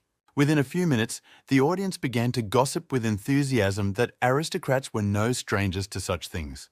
Gerard could no longer stand this blatant lie. He shouted at the whole room that the guy was lying. The courtroom began to shout again, and Governor Eli tapped a sign on the table, telling the court to keep quiet. Big Mouth William asked if he had heard correctly and if anyone could confirm that the guy was really there. Terry, pretending to think a little, replied a few seconds later that of course he could, and Miss Candy could confirm. William said that today, Miss Candy left the capital and went to Suzhou. Maybe someone is afraid that she will say too much. Terry was surprised. A few hours passed, and the Guo family expelled her. The power of the Guos should not be underestimated if they are capable of such a thing. William said that everything was clear in this case. Mr. Terry had beaten a man and was now lying in court, and he asked Eli to arrest him. But the guy bowed his head and smiled slyly, and said that he actually had another witness. Embarrassed, big-mouthed William and Gerard looked at the young trickster once again. The guy waited a few seconds and, raising his head, announced to the entire courtroom that this witness was Prince Leo. William's big mouth choked on his saliva and bit his tongue in surprise. The bandaged Gerard opened his mouth, shouting that this was simply not possible. The governor of the capital grabbed his head, and now the prince is also involved in this case. It is no longer a simple matter of some drunkards and hooligans. Governor Eli was completely confused. He didn't know what to do now. This case was killing him. William said that Terry was talking nonsense. It was slander. He was trying to tarnish the prince's reputation, and he should be punished. All the shouts in the courtroom were drowned out by the governor's sign on the table, as he said he had had enough. He got up from his chair and, saying that he needed time to think, adjourned the meeting to the next day. All those present, except Terry, looked at each other in confusion, but the boy remained absolutely calm.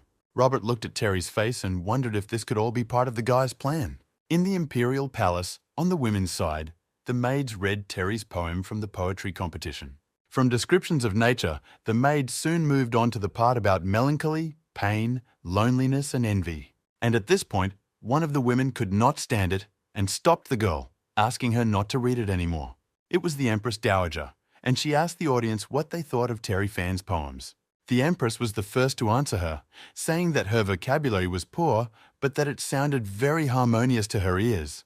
The Dowager Empress agreed with her, especially she liked the bird and the fragment, the dirty envy, very good points. There is too much sadness in this work. Is a child capable of writing such a thing?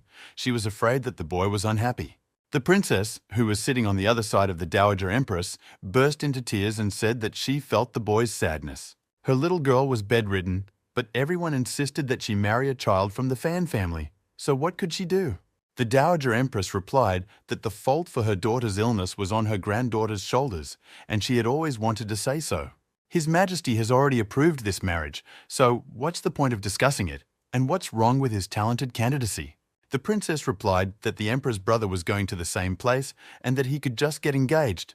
But no, it had to be a child of the Fan family, this Sarah.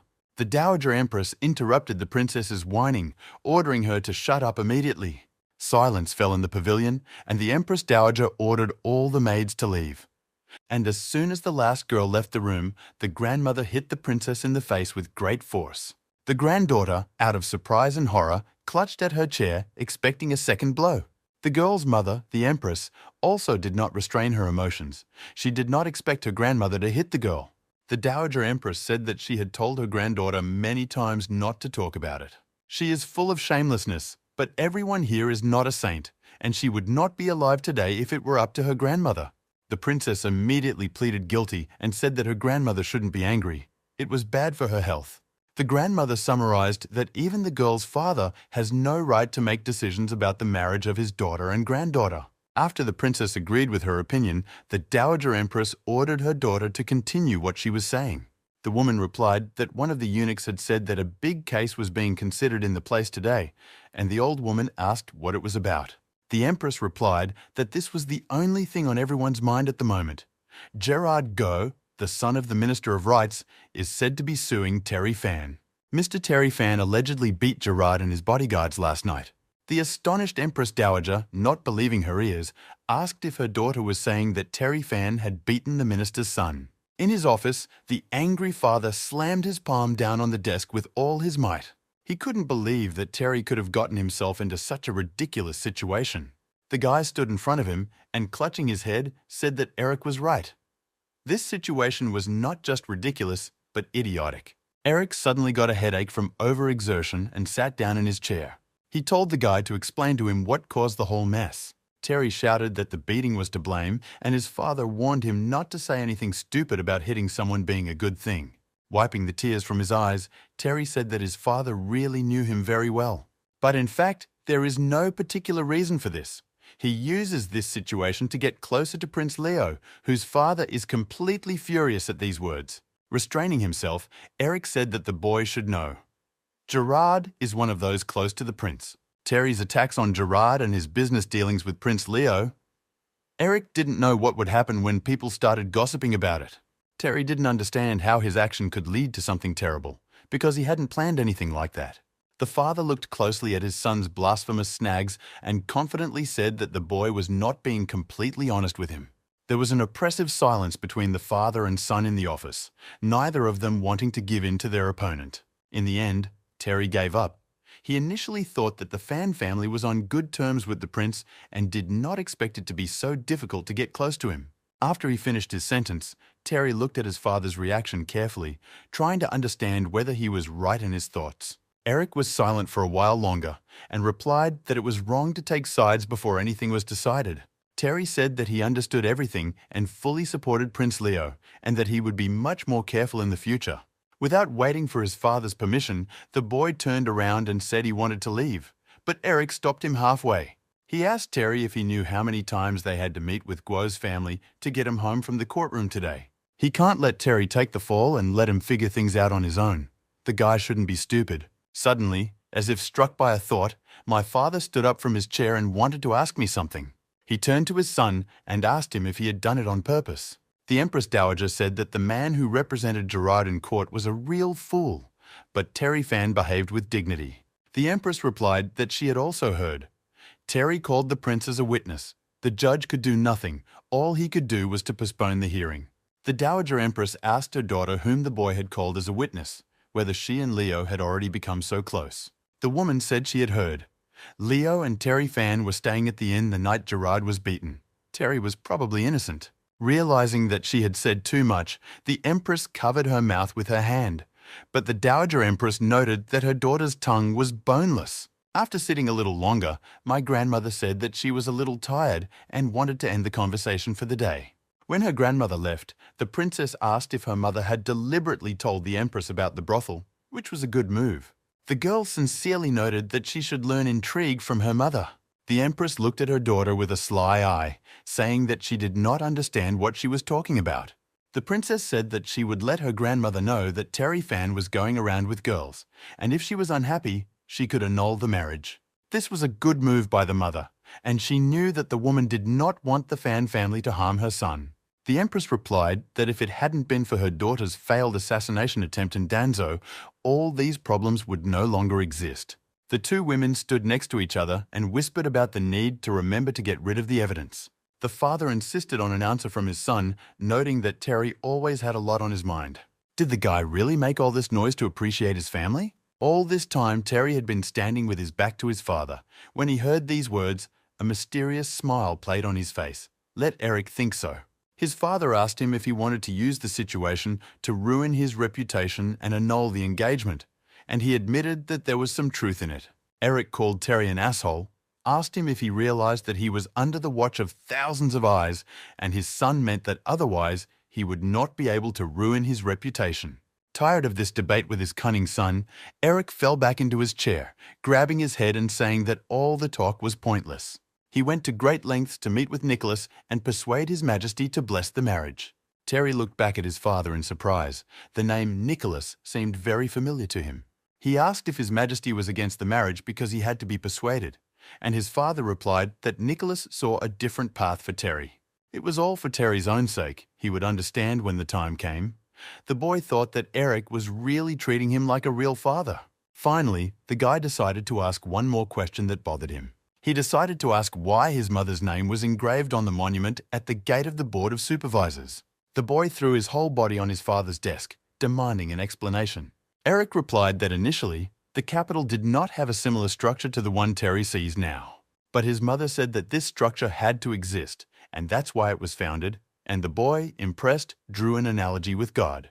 My father agreed with Terry's remark and said that his mother was indeed a real goddess for the capital. Terry had no idea what kind of power his mother had at her disposal, if she was really that influential. But based on this, he had another question that bothered him. How, then, could such a woman manage to fall in love with a man like her father? Eric was completely embarrassed by this unexpected question and began to giggle, saying that the boy really didn't know anything about respecting his elders. But there was one more thing that Terry definitely needed to know. The boy had to know that his mother didn't like Eric at first, and he had to remember the woman's name. Julia E., the one who underestimated men. Terry believed that this was the name of a real heroine. There were no men in this world whom she could admire. Then, why did she get mixed up with Eric and give birth to him? He hoped that his father had not used anything illegal. This time, the father decided not to tolerate his son's insolent behavior and threw him out of his office, saying that he was not the one who was beating people up at night. Terry was offended to note that he shouldn't have to endure abuse either, and this man was still called a minister. The boy got to his feet and wondered why his father had told him all this, as he never did anything for nothing. But he was not allowed to think about the whole dialogue. Sarah was already running to him, shouting that she had good news for him. The girl ran to her brother and told him that she had managed to make a deal. At first, Terry didn't understand what Sarah was talking about. He asked what she had agreed to, and Sarah had to calm down and tell him everything in detail. In response to his question, the girl laughed cheerfully and said that she had helped her brother organize a meeting with Miss Flower. But before this meeting, the guy needs to prepare very carefully. For this meeting, the boy and girl used all their disguise skills, and Terry was disguised as an elderly doctor.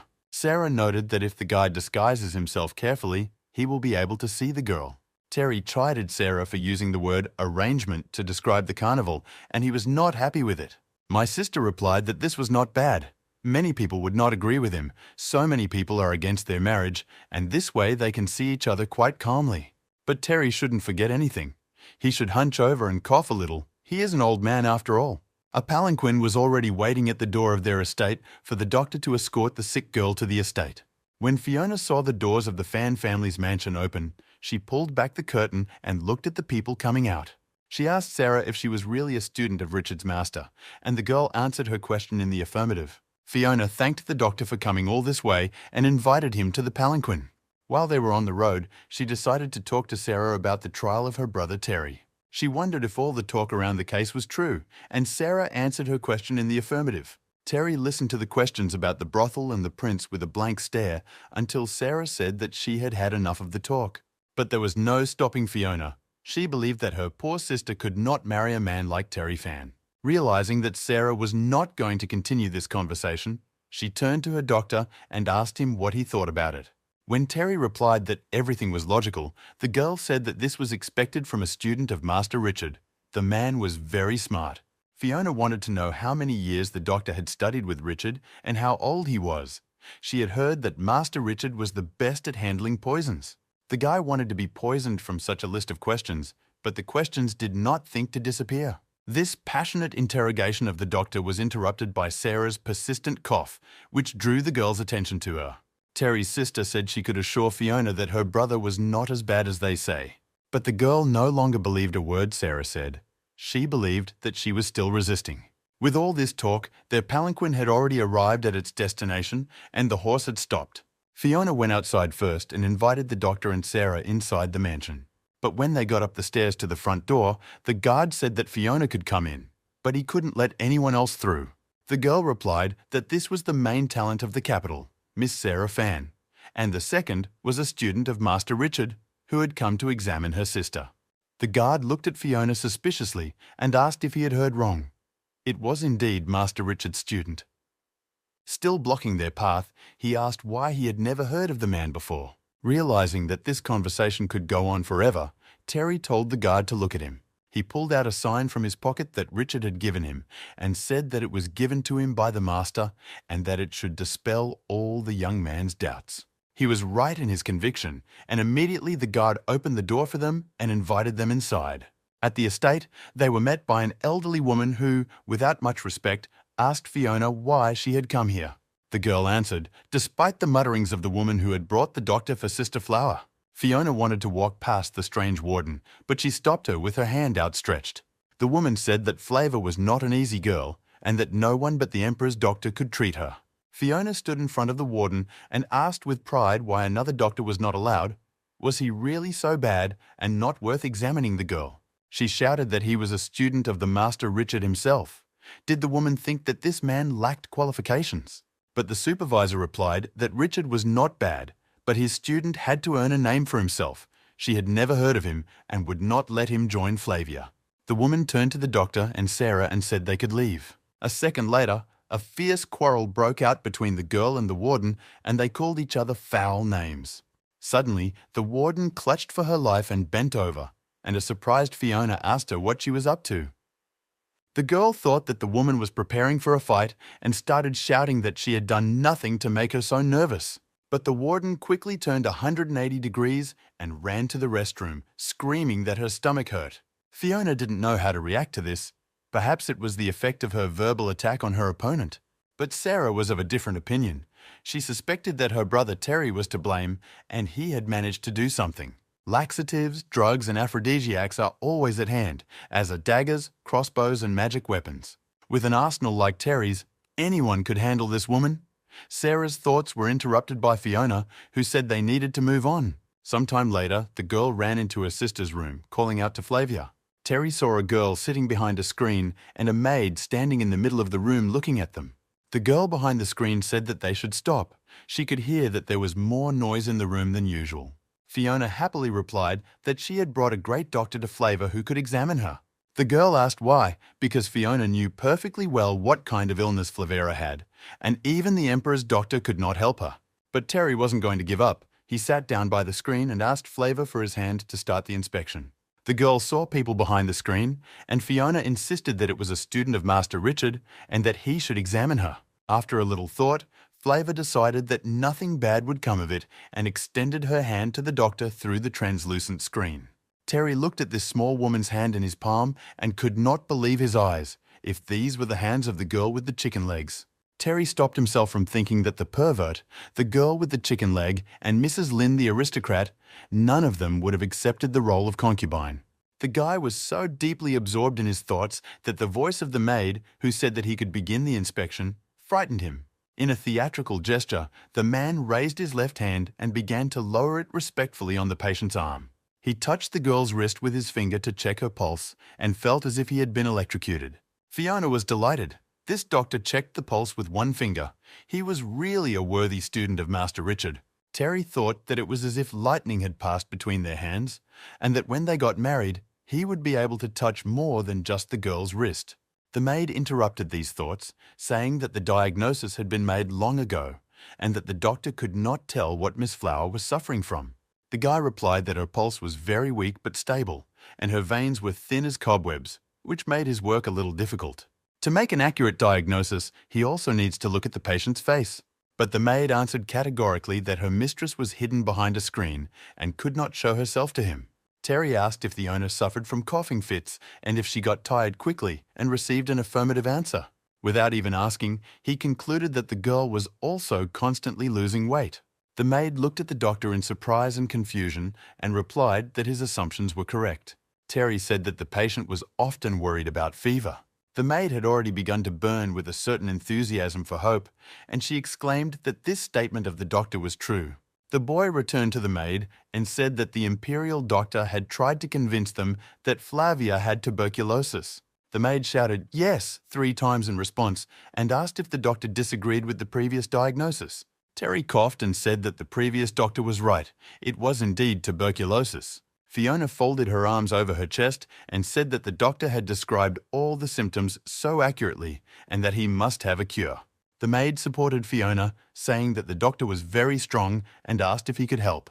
Terry was writing something diligently on paper, asking if the girl was coughing up blood, and the maid confirmed this fact.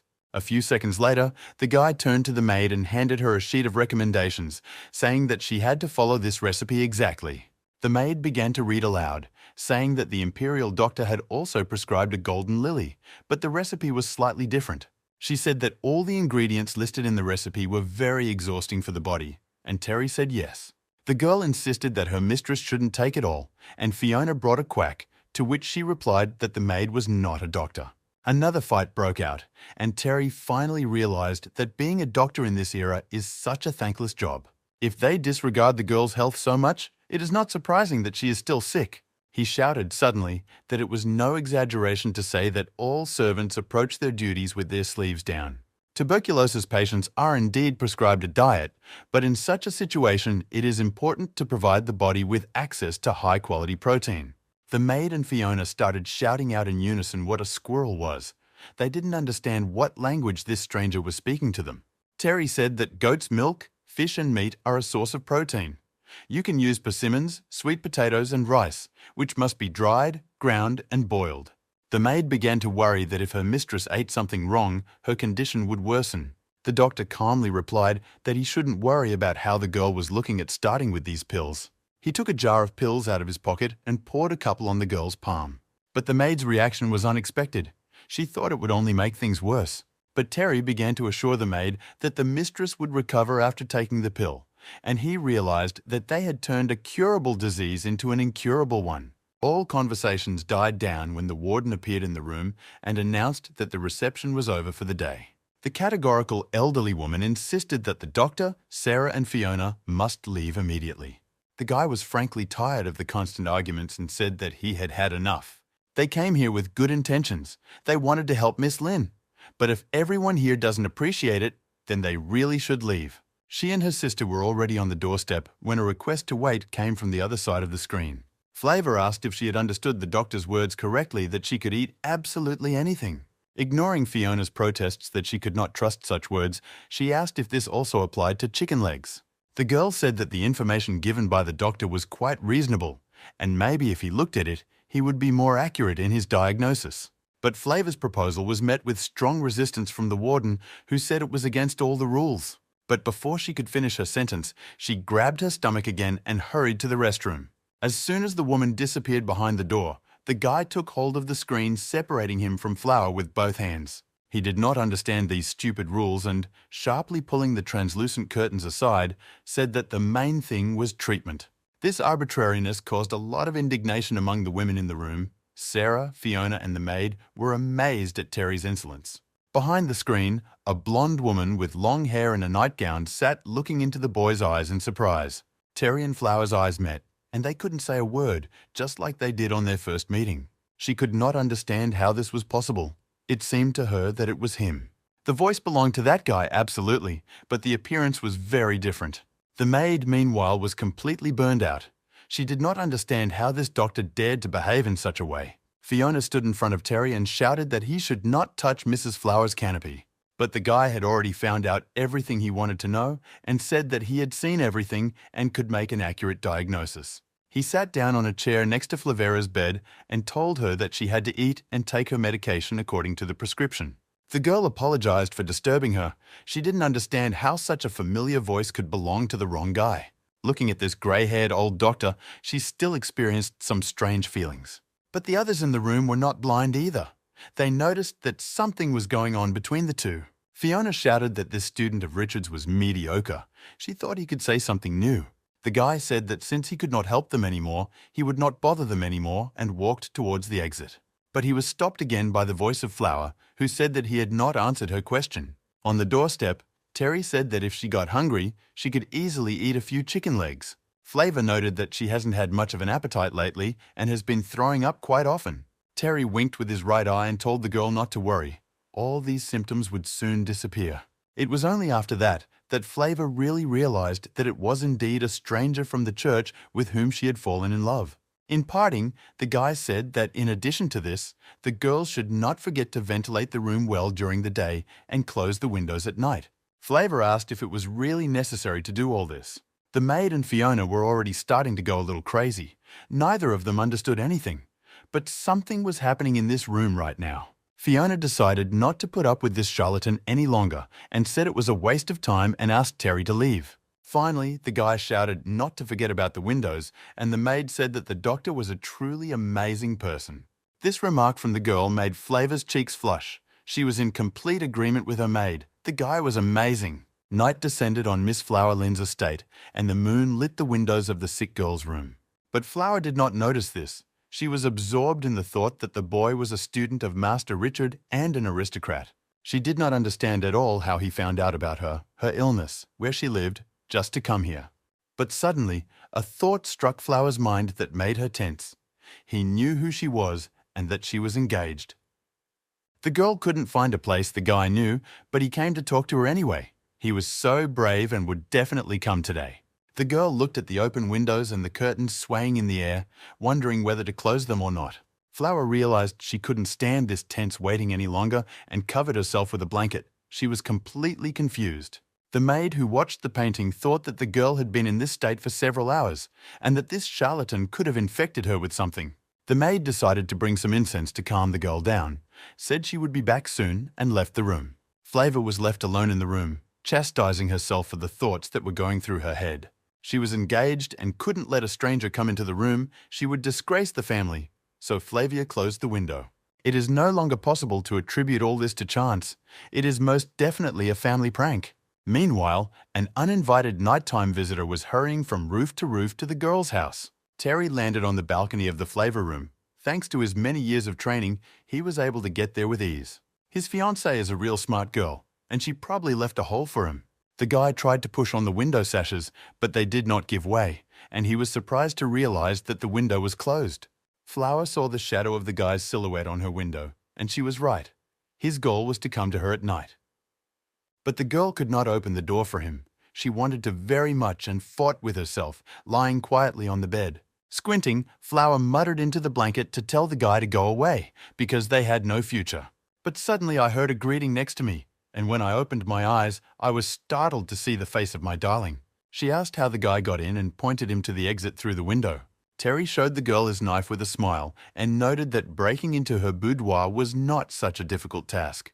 The guy sat down on the girl's bed and sighed dreamily, while Flower snuggled into the other side of the canopy. He saw that the girl was scared and told her not to be afraid, because when he was a doctor during the day, he warned her that he would come back later. Flavor replied that the guy finally said that all the windows should be closed at night. Terry leaned closer to his chosen one and flirtatiously looked at the girl. He said that Flower should understand the true meaning of her doctor's words. But suddenly, the sharp blade of a knife in the girl's hands touched Terry's throat, which stopped his ardor. She asked him to watch his words and actions and said that he should leave now and pretend that they had never met. He pulled the flavor blade away from his neck with his finger and said that she should speak if she had something to say. But first, he would show her what he had brought. Terry pulled out a fried chicken leg in a paper wrapper from his inside pocket. Flower instantly forgot all the fears that haunted her, and Terry said that he would leave because he had actually come only for the leg. The girl took the boy's gift and asked him, with reddened cheeks, if he had really come for the chicken leg. She didn't understand how he could take such a big risk just to bring a chicken leg. He was a complete fool. She couldn't believe that he could have really come just for that. She couldn't believe that there wasn't another reason. Flower grabbed the dagger and said that she didn't care who he was. He couldn't take her lightly. She wouldn't let him. Terry replied that ever since he met the girl, her smile has not left his mind. When he found out that she was Miss Lynn, he couldn't help but want to see her. The girl suddenly came to her senses and shouted that she was promised to the Fan family and that if he harmed her, his days were numbered. Now the boy finally understood why Flower had been so scared since he arrived. He asked Flower what would happen if he was her fiancé, Terry Fan. The girl suddenly screamed, threatening him with a knife, saying that she did not think he would turn out to be such a person.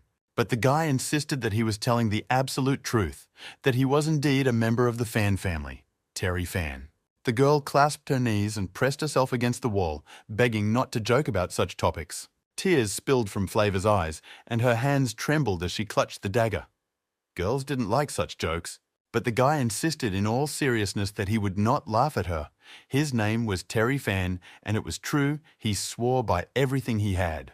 Flower looked at the guy in silence, trying to understand whether he was sincere with her, having completely forgotten about the knife. A few seconds later, the girl asked if he had really written "The Guest of a Gloomy Autumn," and the boy replied that he had written it in a hurry. Her next question was whether he had really beaten the man, to which Terry replied yes, but noted that it had only happened once. Flavor didn't think to stop and asked if he had gone to a brothel, and the guy said that was a lie. A smile shone on Flower's face, moisture sparkled in her eyes, and she was filled with hope.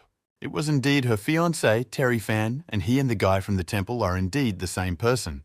Their scene of intimacy was interrupted by a maid standing on the threshold of the hallway, asking if Flavia was okay because she heard her say something. The girl asked if she could help the hostess in any way, which scared both Flower and Terry. Flower said that even if Terry was her future husband, it would be very bad if someone saw him here and that he should leave immediately. Terry smiled at the girl's remark. He couldn't just hand over a chicken leg if he came here. A second later, the guy ran straight into the girl's bed and covered himself with a blanket. Shocked by this insolence, Flower shouted that Terry was a scoundrel. But her indignation was short-lived because a maid had already entered the room and the girl lay down on the bed with her back to the door, pretending to sleep. The maid, seeing her mistress sleeping, thought she just heard voices. Frightened, Flavia could hardly wait for the girl to leave her room, but this time, the danger was over. The girl turned to Terry, saying that the maid had left and he had to hurry. This bed was too small for two. But the boy said that he was tired and wanted to take a nap here, hiding under the blanket even more. Flower was completely frightened. She didn't understand what Terry was doing. If he didn't stop immediately, she promised to ignore him. The guy had to accept the fact that he would have to leave. He got out from under the blanket and said he was getting up. Still, Terry was happy. He thought he was very lucky in this life. He fell in love with the girl who was his fiancée. Did he subconsciously feel it? But Flavor sadly replied that his fiancée was weak and sick, and she was afraid that if they got married, it would tire him out in the future. Terry replied that what he had said that day was true, that she should eat well to get better and follow the prescription he had written. Flavia noted that the emperor's doctor said that her illness was incurable, and he predicted that she would live only a year. Terry told the girl not to forget that his teacher was Richard, and he knew a lot of medicines for many different diseases. As soon as Master Richard returns to the capital, the boy is sure he will help her. These words brought tears to Flavor's eyes, and she said that she would bother the guy a little more. Terry leaned closer to Flower's face and asked if they should come up with nicknames for each other. The girl looked mischievously in different directions. She asked if they should wait until they were married. Terry carefully and gently took the girl's hand in his. He had been waiting for this for so long. Finally, Flower was in his arms, and he began to like this life more and more. But a few seconds later, Flower ruined the romantic moment by asking about the poem's authorship, and the guy asked why she was asking this question. Was there a problem with the girl's story? Terry sincerely did not understand why she was so insistent about the poem. Flavia replied that there had recently been a rumor in the palace that his poem had been stolen from a poet of a previous dynasty. The guy replied that it was a lie, that it was a good poem, and if it had been written earlier, everyone would have known about it. He got up from the bed and stretched, his muscles stiff from lack of movement. Looking back at the bride, the guy said that she should rest and he would try to visit her more often. Finally, Flower said that she was always happy to see Terry. She didn't mind his company at all. But suddenly, the girl realized that she was very worried about the guy's fate if the estate security guard saw him. For Terry, the girl's words prompted him to think that if he was seen, they would be the only ones in danger. The boy, climbing out the window, said that this was a real problem and that he would have to discuss it with his uncle tomorrow. But the girl did not understand what he was talking about. A second later, the silhouette of a man jumping from roof to roof appeared against the starry sky. The sun's rays finally penetrated Flavor's room, and the transparent curtains could not hide the onset of a warm day. The girl woke up and stretched on her bed, her memory immediately flashing back to the night's adventures. Suddenly, as if from out of the blue, a maid appeared at her bedside to greet Flavor with her awakening. Flavia said sadly that the boy had left, and the maid, laughing, replied that she would have to return to the dream realm to see him again. Flavia looked at the maid and asked if she had heard anything, and the girl replied that when the owner returned, he was asleep and the room was quiet. The young lady got up and walked to the window, opened the shutters, and wondered if she had dreamed it all. Her thoughts and dreams were interrupted by a maid who asked if Flavia was still stealing food. She looked back at the girl and saw that she was holding a chicken leg wrapped in paper, and she told Flavia to tell the nanny to be careful.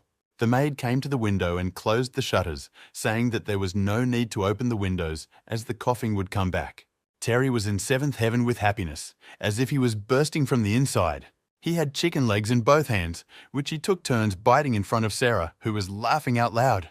The girl asked him if he had decided to agree to this marriage, and Terry happily replied that he had to obey his parents' will. Sarah decided to remind her brother that he should not forget that marriage is not all about pleasure. The guy said that maybe everything they had started was not worth it because people could get hurt in this story. Sarah asked if he was talking about the palace case, and the boy replied that the eldest princess and those close to her were involved in this case. Even if you want to take possession, it will not be easy, but rather very difficult. Sarah asked him what he thought about the account book, eager to learn about his brother's plans. Terry replied that it was impossible to check. All the old records were sealed and impossible to access, but there was another problem. The lack of a steady income would make many people angry, and Sarah said that if the boyfriend got married, he wouldn't need this business. Terry didn't agree with his sister's position. He didn't think his father would agree to this, and he didn't want to give up either. Sarah said that if the boy got into a serious fight over the case, they would not let him get away with it. Terry replied that the girl shouldn't worry about that. He could handle the rest. Terry has set a goal for himself. He will not tolerate anyone else's attempts to destroy his dream, and if the princess tries to do something, he will not let it go. But he is sure that the older princess will never do this because she is not without intelligence, and Sarah once again admired her brother's equal intellect. She was his main fan, and as expected, the guy had thought of everything in advance. Miss Flower's brother Ethan thanked his interlocutor. The Empress turned away from them when the news of her marriage to Terry Fan appeared. The interlocutor assured him that there was no reason for him to worry. As soon as they removed Terry Fang, everything would be back to normal. But Ethan was worried that they would leave traces, which could play against them over time. The Fan are quite well known in the capital. Their power should not be underestimated. The interviewee, Thomas, said that their patron was not from the capital, and even if an investigation was launched, no one would ever be able to find them. Ethan felt delighted after hearing these words. The news was unbeatable, so their problems would soon disappear. He could now say with certainty that this strategy Thomas was proposing was indeed brilliant. The man replied that he shouldn't be overwhelmed, and that he could count on any help from him in the future. And looking at his interlocutor with an ominous look, he assured him that everything they had discussed in that conversation would be fulfilled. A little later, the princess received Thomas in her boudoir, and she did not think that he would be able to convince Ethan to take their side. The woman was openly happy that Thomas seemed to be capable of something else. But her reflections were interrupted by Thomas himself, who, bowing, replied that he had not actually succeeded. It was much easier and simpler for him to deal with the Prime Minister's son, and the woman said that Ethan was an idiot. He was indeed a very good candidate to take half of the blame for everything he did. Terry ran to his father's office, saying that he had given it some serious thought and could not let his mother's case remain in the hands of these thieves. The shocked father watched as Terry said he had to get married as soon as possible. Eric could not tolerate the blasphemy and asked if this was how the boy was trying to get his mother's property back by going to Miss Lynn. Miss Lynn's family are not easy people, and there shouldn't be such a meeting at night between a boy and a girl.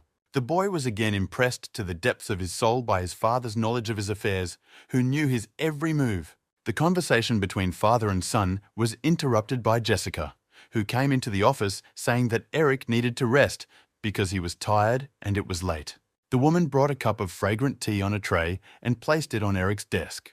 But Terry's father told him that his wife should go to bed first. He and his son had a very important conversation. When Jessica left the office, he said to Terry that he knew he had a great affection for Flower.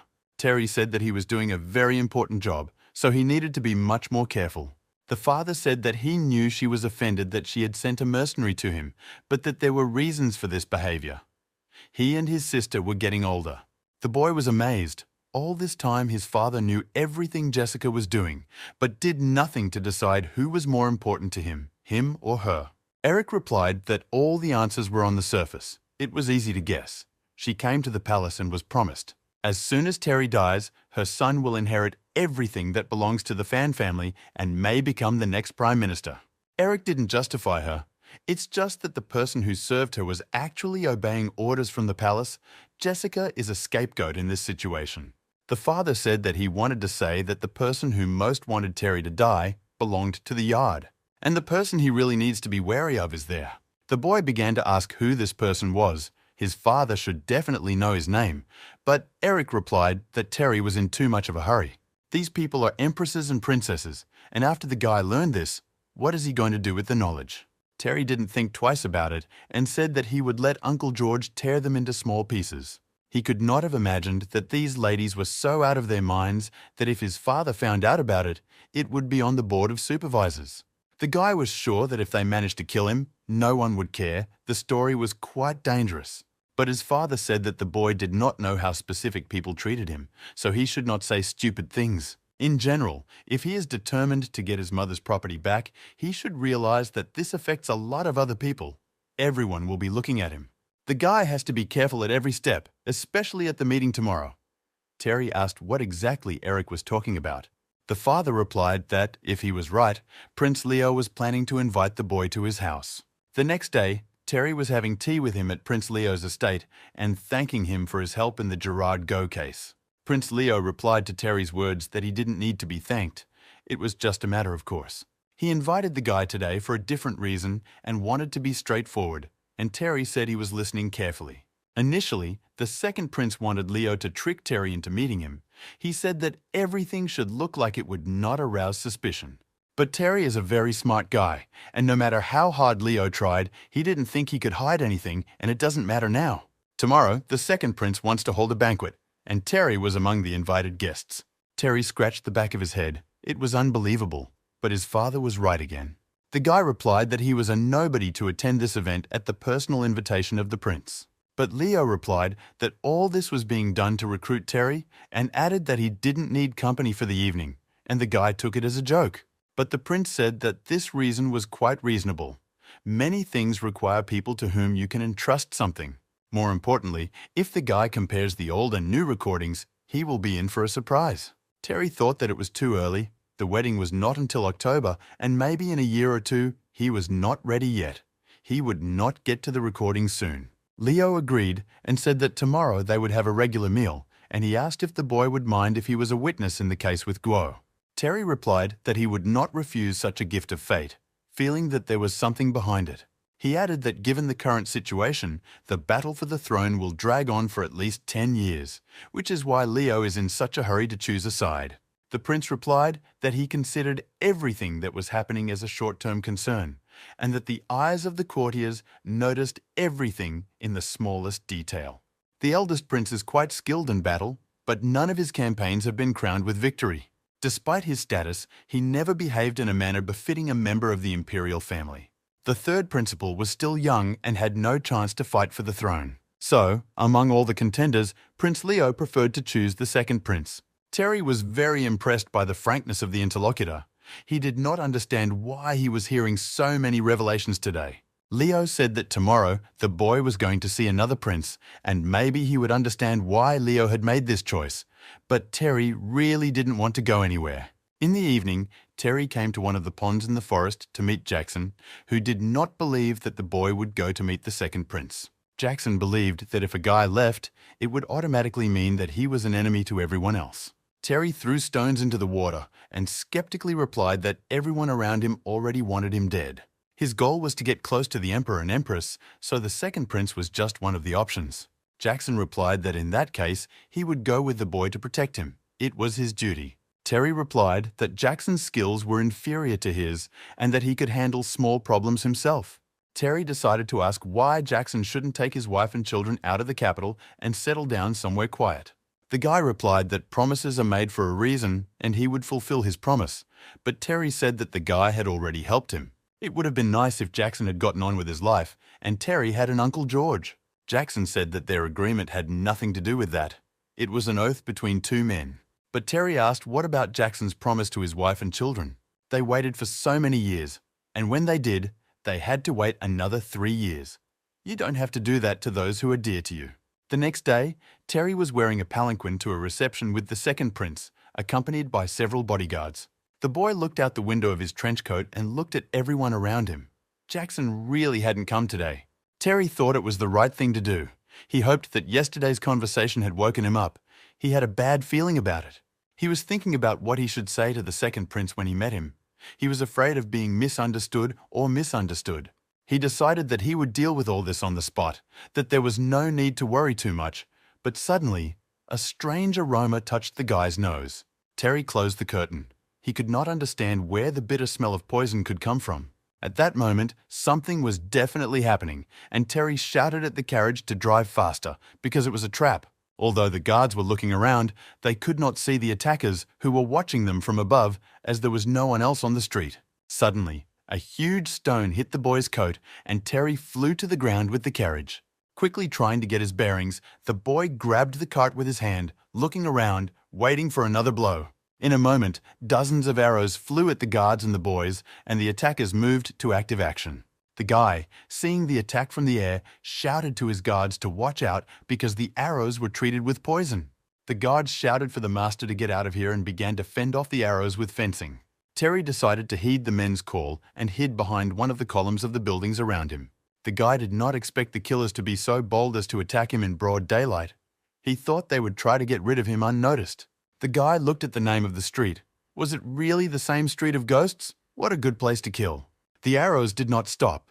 There were more and more of them, all flying at him and his men. Terry realized that a second wave of arrows would soon join them, and it was difficult to cope with such an onslaught. Although the guards desperately repelled the assassins' attacks, the arrows were getting bigger and bigger, and the forces were getting smaller. He saw his men falling one by one from wounds caused by the enemy's poisonous arrows. Looking out from behind the column, he saw the attackers preparing for a new wave of attacks. The guy realized that there was no time to waste and shouted to everyone who was left to attack while the enemy was changing arrows. The guy's guards immediately obeyed their bad guy's order without question and joined him. When they reached the wall of the house that served as a shelter for the attackers, they attacked them. But these people were not alone. Terry barely managed to dodge the blades that flew in his direction just a moment later. Following the blades, the guy saw two women flying in the air, flying right at him, which did not mean anything good. At the last second, Terry managed to jump aside to avoid the girls' treacherous attack with poisoned knives. He saw that the faces of both of these attackers were open, and they probably decided to die here. One of the girls attacked Terry again with new blades, throwing them in his direction. The guy growled back that all their strength was not enough to overcome him. He moved quickly, avoiding the enemy's blades, saying that all their attacks were nothing to him. Increasingly frantic, he continued to increase his energy generation. Terry believed that the attackers were one continuous flaw. When he got to the girls, he grabbed them by the neck with both hands and they screamed in pain. Terry was squeezing the necks of his enemies more and more, almost unable to control the leakage of his energy. In a few seconds, the attackers were left with only blood, which splashed in all directions. Instantly, everything was quiet around him, and he stood there, with ashes and pieces of clothing falling on him from all sides. Terry didn't understand how he could be so underestimated and have assassins like these two set upon him. Terry began to look around suspiciously, and everything was clearly not as simple as it seemed at first glance. But the attack on his palanquin with a boulder was, of course, not the work of these two. After thinking about it, the guy was absolutely sure that there was someone else on the street besides them. The surviving guards finished off the attackers with arrows to make sure they would not harm their master again. One of them turned to the other, saying that he had killed 12, so he had won. But before he could finish his sentence, a giant hand wrapped around a cane clutched his face. A second later, the guard flew violently to the ground, kicking up a pile of dust with his body in front of his colleague. But the second man, who was shocked, did not escape the same fate, and the hand of a giant stranger was on his head. The aggressive giant squeezed the man's head harder and harder, and he began to scream in pain. Terry looked back at the scream and saw that his man was in trouble, and he realized that another ambush was waiting for them. A moment later, the second of his bodyguards flew at the guy's back, and Terry did not have time to react. The man knocked him down, and now they both flew to the other side of the street. The giant came out of his hiding place to see the extent of his attack, and there was a huge hole in the wall of the house opposite. The monstrosity, named Ridley, growled with satisfaction but aggression, clutching the chain of his weapon with his hand. But Ridley rejoiced too soon, and a few minutes later, Terry emerged from the cloud of smoke and dust, clutching his hand to his chest. The guy felt the full force of the enemy. Most likely, he was at least an 8th-ranked soldier. Judging by his posture, the giant was immortal, and the guy definitely had no chance of winning. Terry decided to use the pill he received from Master Richard in this fight. He said that the boy's strength was equal to the 7th rank, but it would be difficult for an 8th-ranked opponent to overcome him, and if the enemy was stronger, he should run. The pill he gave the boy was capable of instantly raising his level, and even an 8th-ranked master would not be able to handle him in this case.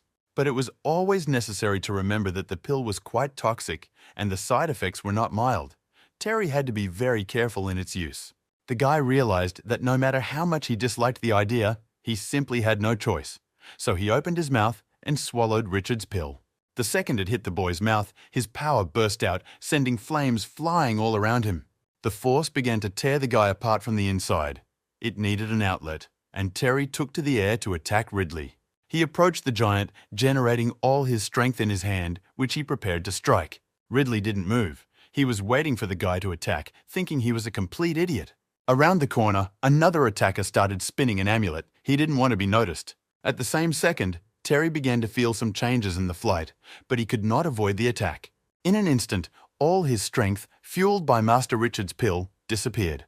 The witch holding the talisman was preparing to strengthen her spell. To the boy's surprise, Ridley reacted with a counterattack and threw his mace on a stick at him.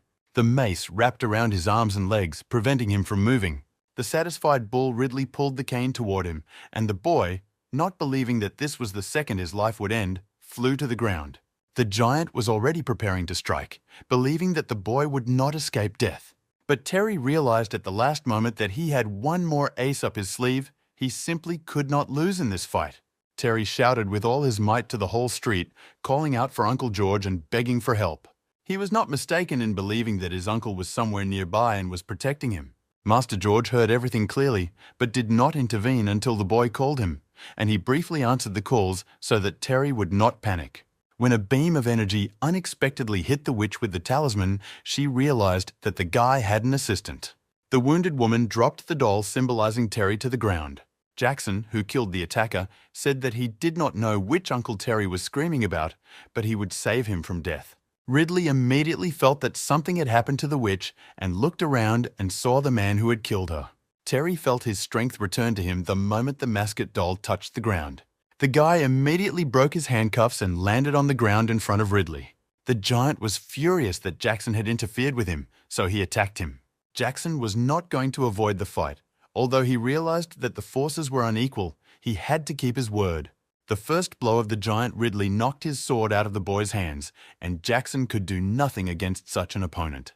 Ridley attacked the guy with such force that he sank into the ground and the stones flew in different directions. Blood spurted out of Jackson's mouth, and he finally realized that he had lost the fight.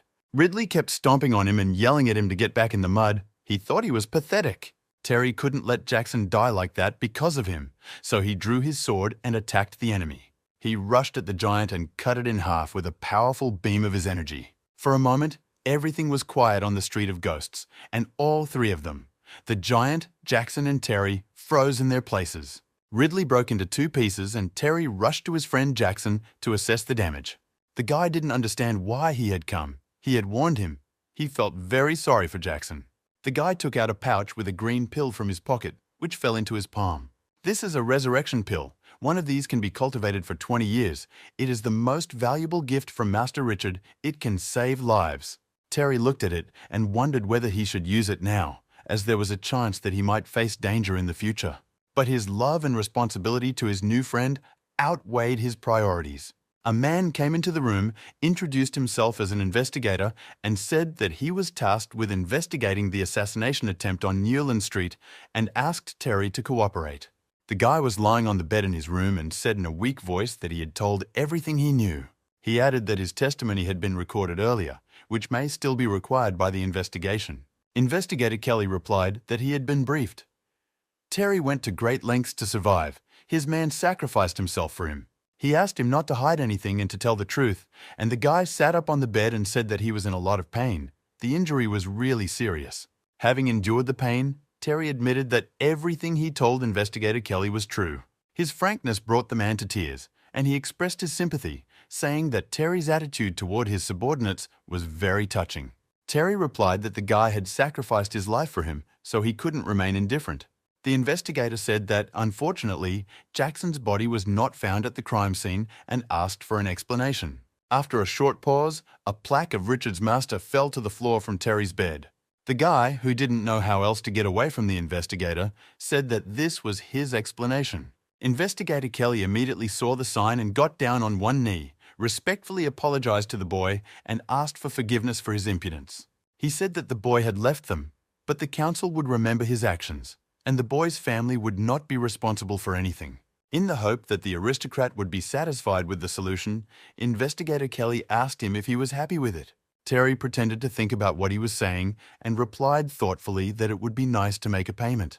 The investigator gladly took up this offer, saying that it would be done without fail.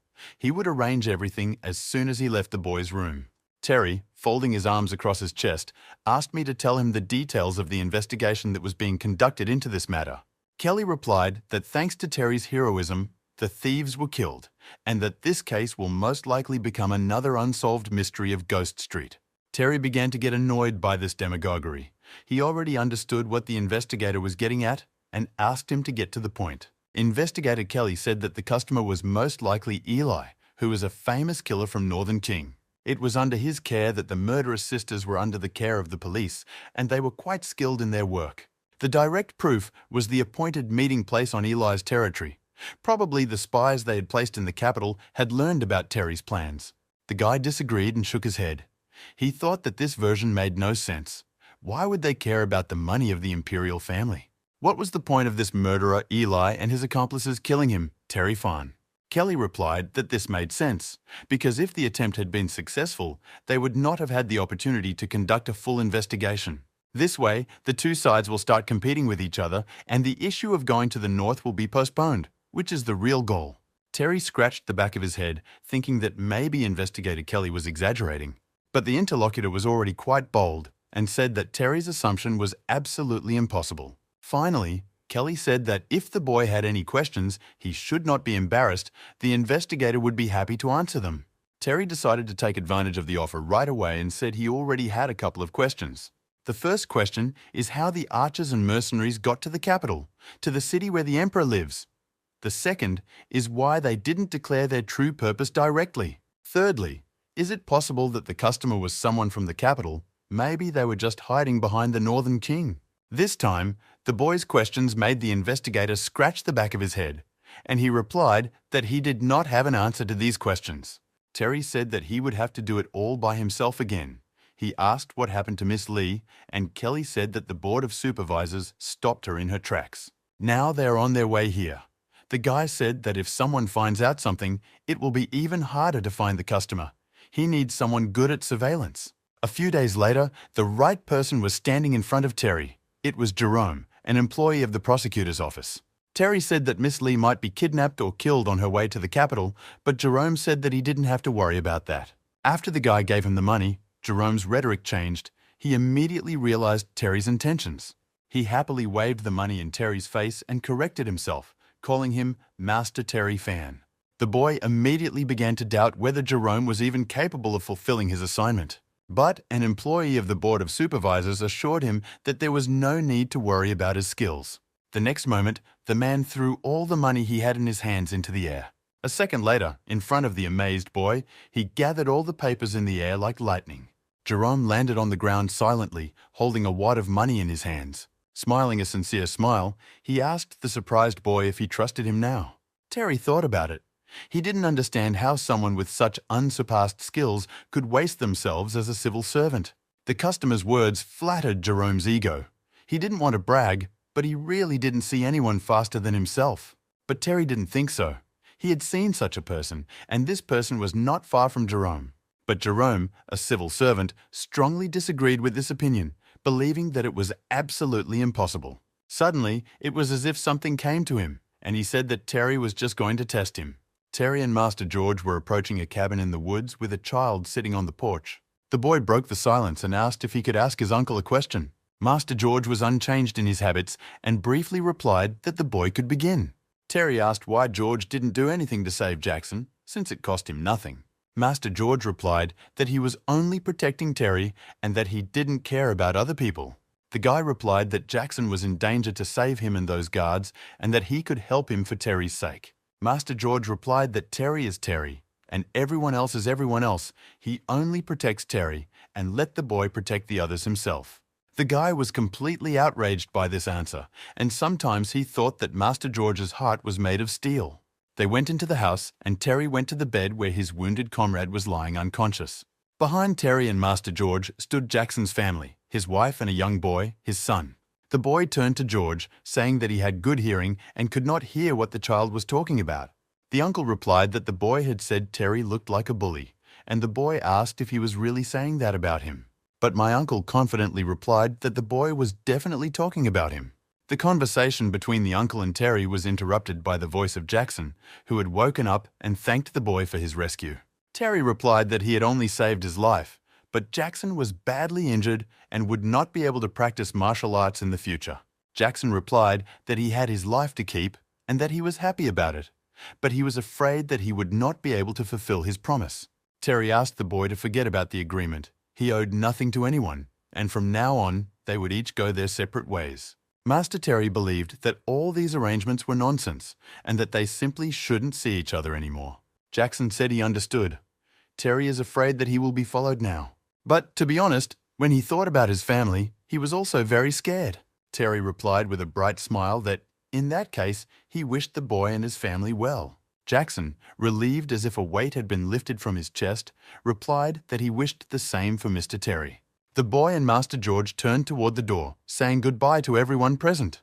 At the very exit, they were stopped by Jackson's voice, who decided to ask who was walking next to Mr. Terry. The boy turned to the patient and, hugging Master George, said that he was his uncle, who was usually not around. Jackson reacted very cordially to the news, but inside he was desperate, hoping that George was not watching from the sidelines. His father urged Terry to be restrained. The organizers were hiding in the shadows, and if he did anything, he would certainly make enemies. Terry replied that he understood that, but they couldn't be on the defensive all the time. They had to take the initiative. The father turned to the boy and asked him what he planned to do. The guy replied that all the places where he and the second prince go need to be monitored. They can't miss a single suspect. Eric replied that the places the boy had mentioned were already under surveillance. He was just wondering why he was so well aware of them. Terry replied that although he had been in the capital for a short time, he had been told all about these places by an acquaintance who had passed away. My father replied that a person's life is inseparable from farewells, so one should not be too sad about it. The guy laughed, asking when his father had become so sentimental, he was perfectly fine.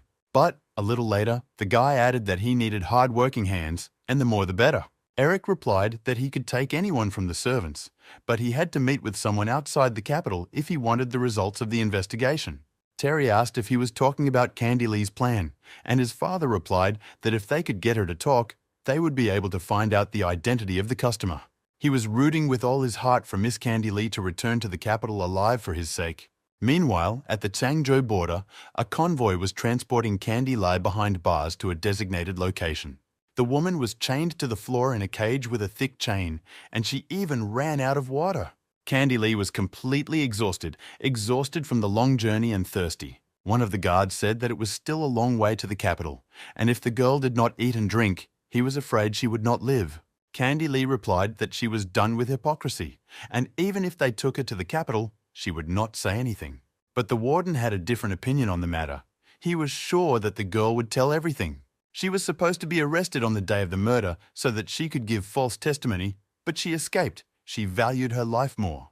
Candy replied that it was all baseless speculation and why the warden thought she had anything to do with it.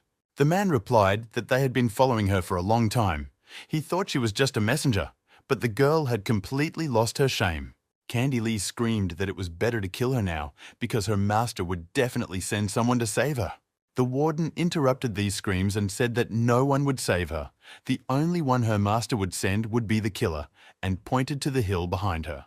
The The girl looked around and saw that their convoy was being watched by a group of people who were clearly not determined to save her. At that moment, Candy Lee became very afraid for her safety and life, and she realized that nothing good was going to happen to her in the near future. The overseer focused on the people on the hill, noting that it looked like they were all about to die. The man approached Candy Lee with a suggestion. Why not tell her who was to blame for everything that happened? If one of his subordinates is lucky enough to escape, they will definitely take revenge for both of them.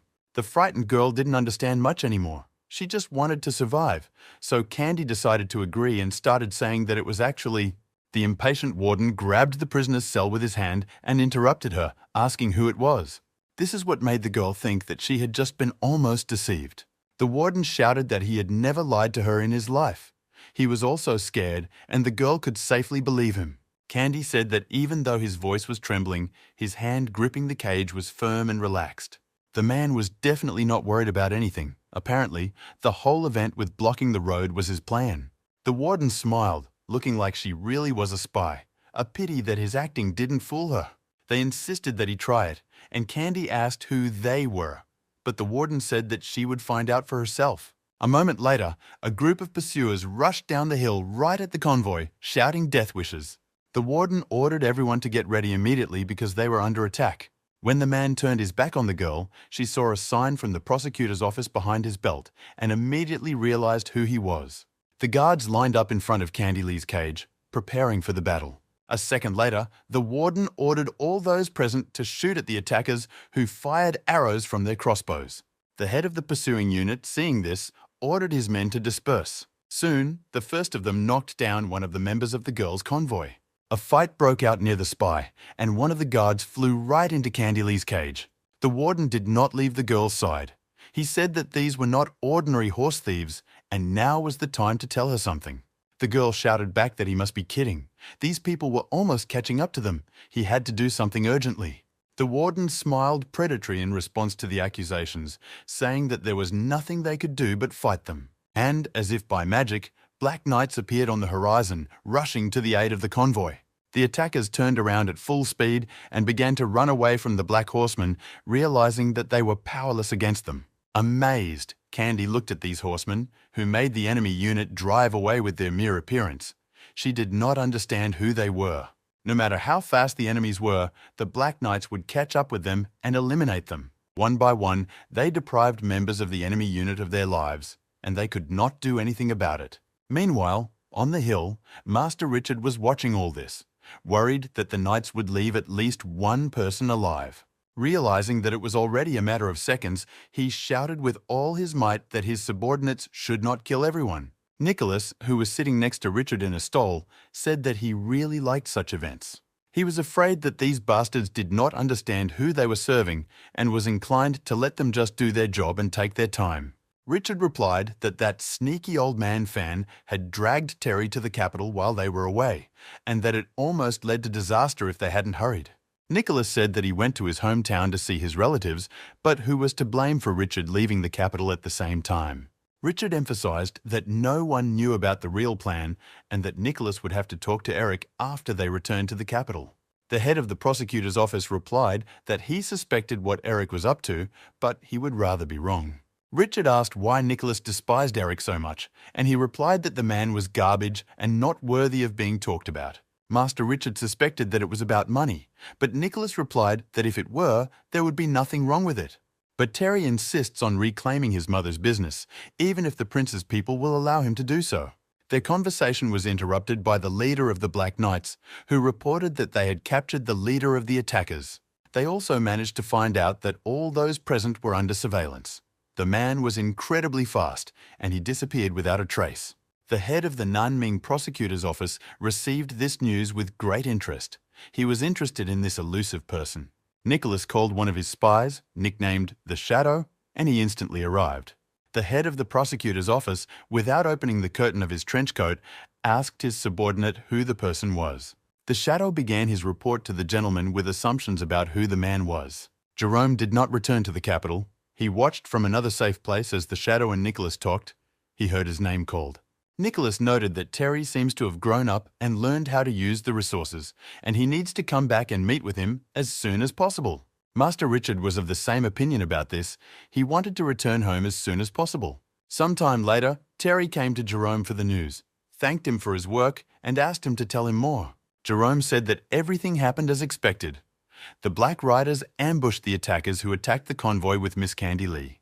The guy was very surprised by Jerome's comments that the attackers were likely to be related to the army. Jerome said that the general of the patrol division gave the order to kill them, and the boy realized that he should not underestimate the power of this man.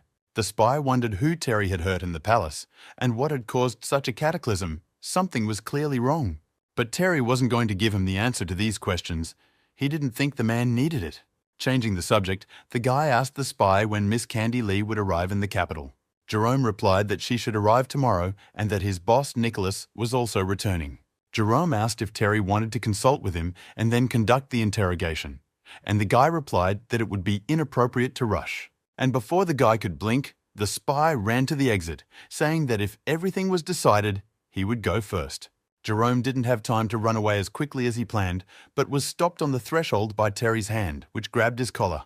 The guy asked me to give him Nicholas's address because he had a few questions he would kindly ask him. Jerome had hoped he would never hear this question, but it didn't happen as he thought it would, and what kindly meant. The man's feet did not touch the floor. The room was dark and ominously quiet. The grave silence was broken by the creak of the door, which was opened by a servant to ask if the master needed anything. But the man froze on the threshold when he saw the picture that opened before his eyes. His master was hanging in the middle of the room with a rope over the beam, and he was dead. Sometime later, the servant returned to the room, but not alone, but accompanied by prosecutors who were supposed to assess the incident. He began to justify himself, saying that they really didn't know anything about it. He would take them to his office, and the gentleman had committed suicide. But these wails were stopped by one of the prosecutors, who ordered all the civilians present to be taken to the interrogation room. Terry was watching everything that was going on from a distance, and as expected from the board members, they were working efficiently. It seems that in this way, the guy had a chance to be nice to the general, but it was not that simple. The prosecutor said that this man was just killing people directly. The person behind this case is not an easy person. Night descended on the capital, and the starry sky illuminated a father and son playing in the yard outside their house. It was Jerome and his son. The boy was very much like his father. He also loved to have fun and laugh out loud. But the fun had to stop, because Jerome felt that they were no longer alone with their son. Someone else was watching them. The father put the boy on the ground and told him to go inside and eat as many cakes as he wanted. The boy was very excited about this news. He ran home and shouted that his father had given him permission to eat as much as he could. Jerome asked what brought the guest to his humble abode in person, and Terry came out onto the lawn behind him. Before he could answer the owner of the house, a sword flew in his direction. The guy barely managed to avoid being wounded. He did not understand how someone could throw a weapon at him so meanly. Looking closely at the sword that had stuck in the tree, he saw that it was also covered with poison. Jerome was really very cruel. The man asked Terry not to be angry. He never attacks without thinking. If he has a chance to escape, he does not get into a fight. Today the situation was different. He couldn't run away. His whole life was here. The guy replied that there was nothing he could do about it. The situation had reached a point where he was forced to take action. Jerome realized that a lot had changed since they hadn't seen Terry and decided to clarify what he meant. The guy replied that he wanted to urgently interrogate Miss Candy Lee tonight. Sometime later, Jerome and Terry, who had disguised himself very carefully, were walking through the casemates of the prosecutor's office. Jerome noted that the workers were very worried, even picking up their pace, and he believed that they were planning to take the girl's life. The story of the general who was found hanged today proves how important it is to have a good host. Terry told Jerome not to worry about it. He would never turn him in, and he thanked him. Suddenly, a grey-haired old man with a large sword, the chief executioner of the prosecutor's office, came out to meet them.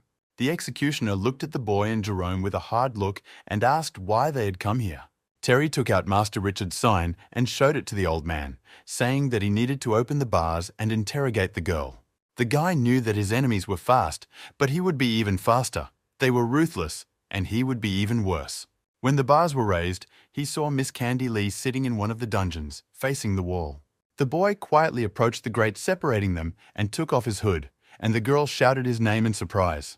Terry said that before they did anything to her, he wanted to know who was behind the whole mess. Terry noted with a smile that it had been almost a month since they had last met with Miss Candy. Remembering the day they spent together in bed, indulging in endless pleasure, he didn't think they would see each other again, but under the circumstances, the girl didn't respond to these words. Candy looked at Terry and noticed that he was well disguised. No wonder she fainted that night, although she hadn't done so before.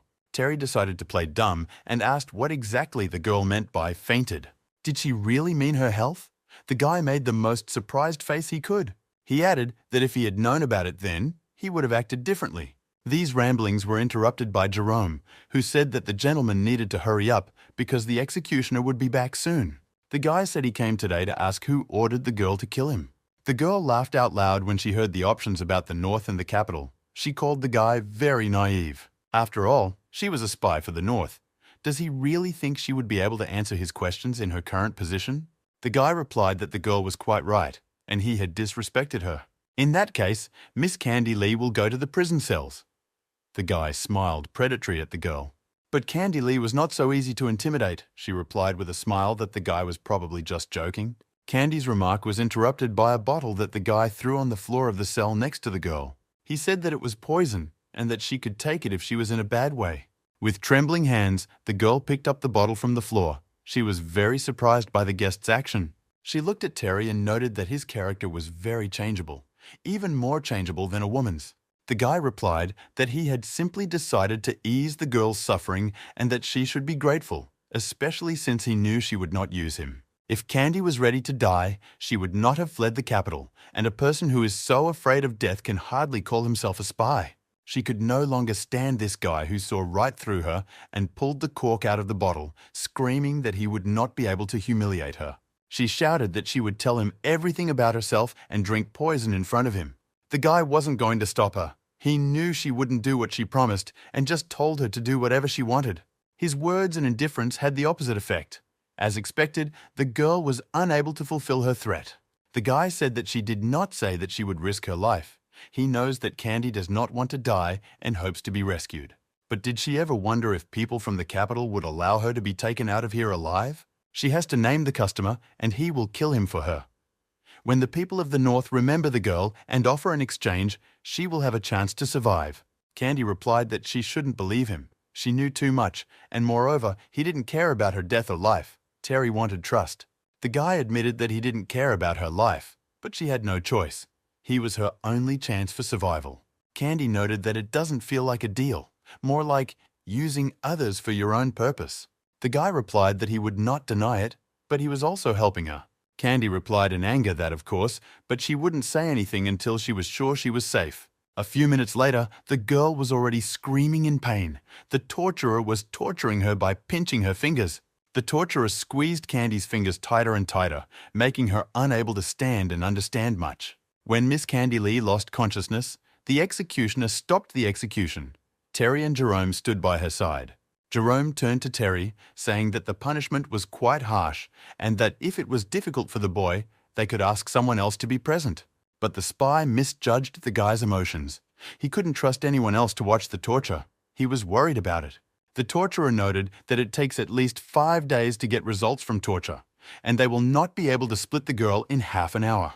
Candy Lee was trembling all over. Her fingers were dark purple. Terry ordered the chief torturer of the prosecutor's office to leave him alone with the spy. He wanted to interrogate her himself.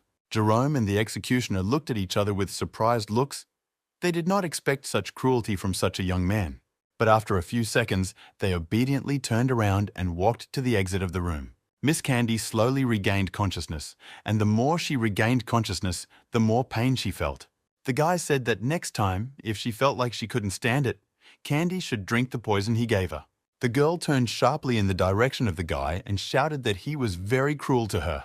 And the boy replied that he wanted her to remember that there is nothing more valuable in this world than her own life. Candy is from the capital, but works for the North. It's not about money. If a girl wants to succeed, she has to stay alive. If she really wants to survive, she will have to pay the price. Candy, in a trembling voice, asked what guarantees the guy would give her to survive. Terry was in no hurry to answer. He knelt down in front of the girl and leaned down to her face. Looking Candy straight in the eye, he pointed to himself with a smile and told her to trust him. Terry said that it arrived in the capital today and he was able to get here immediately, which is not hard to guess about his position on the board of supervisors.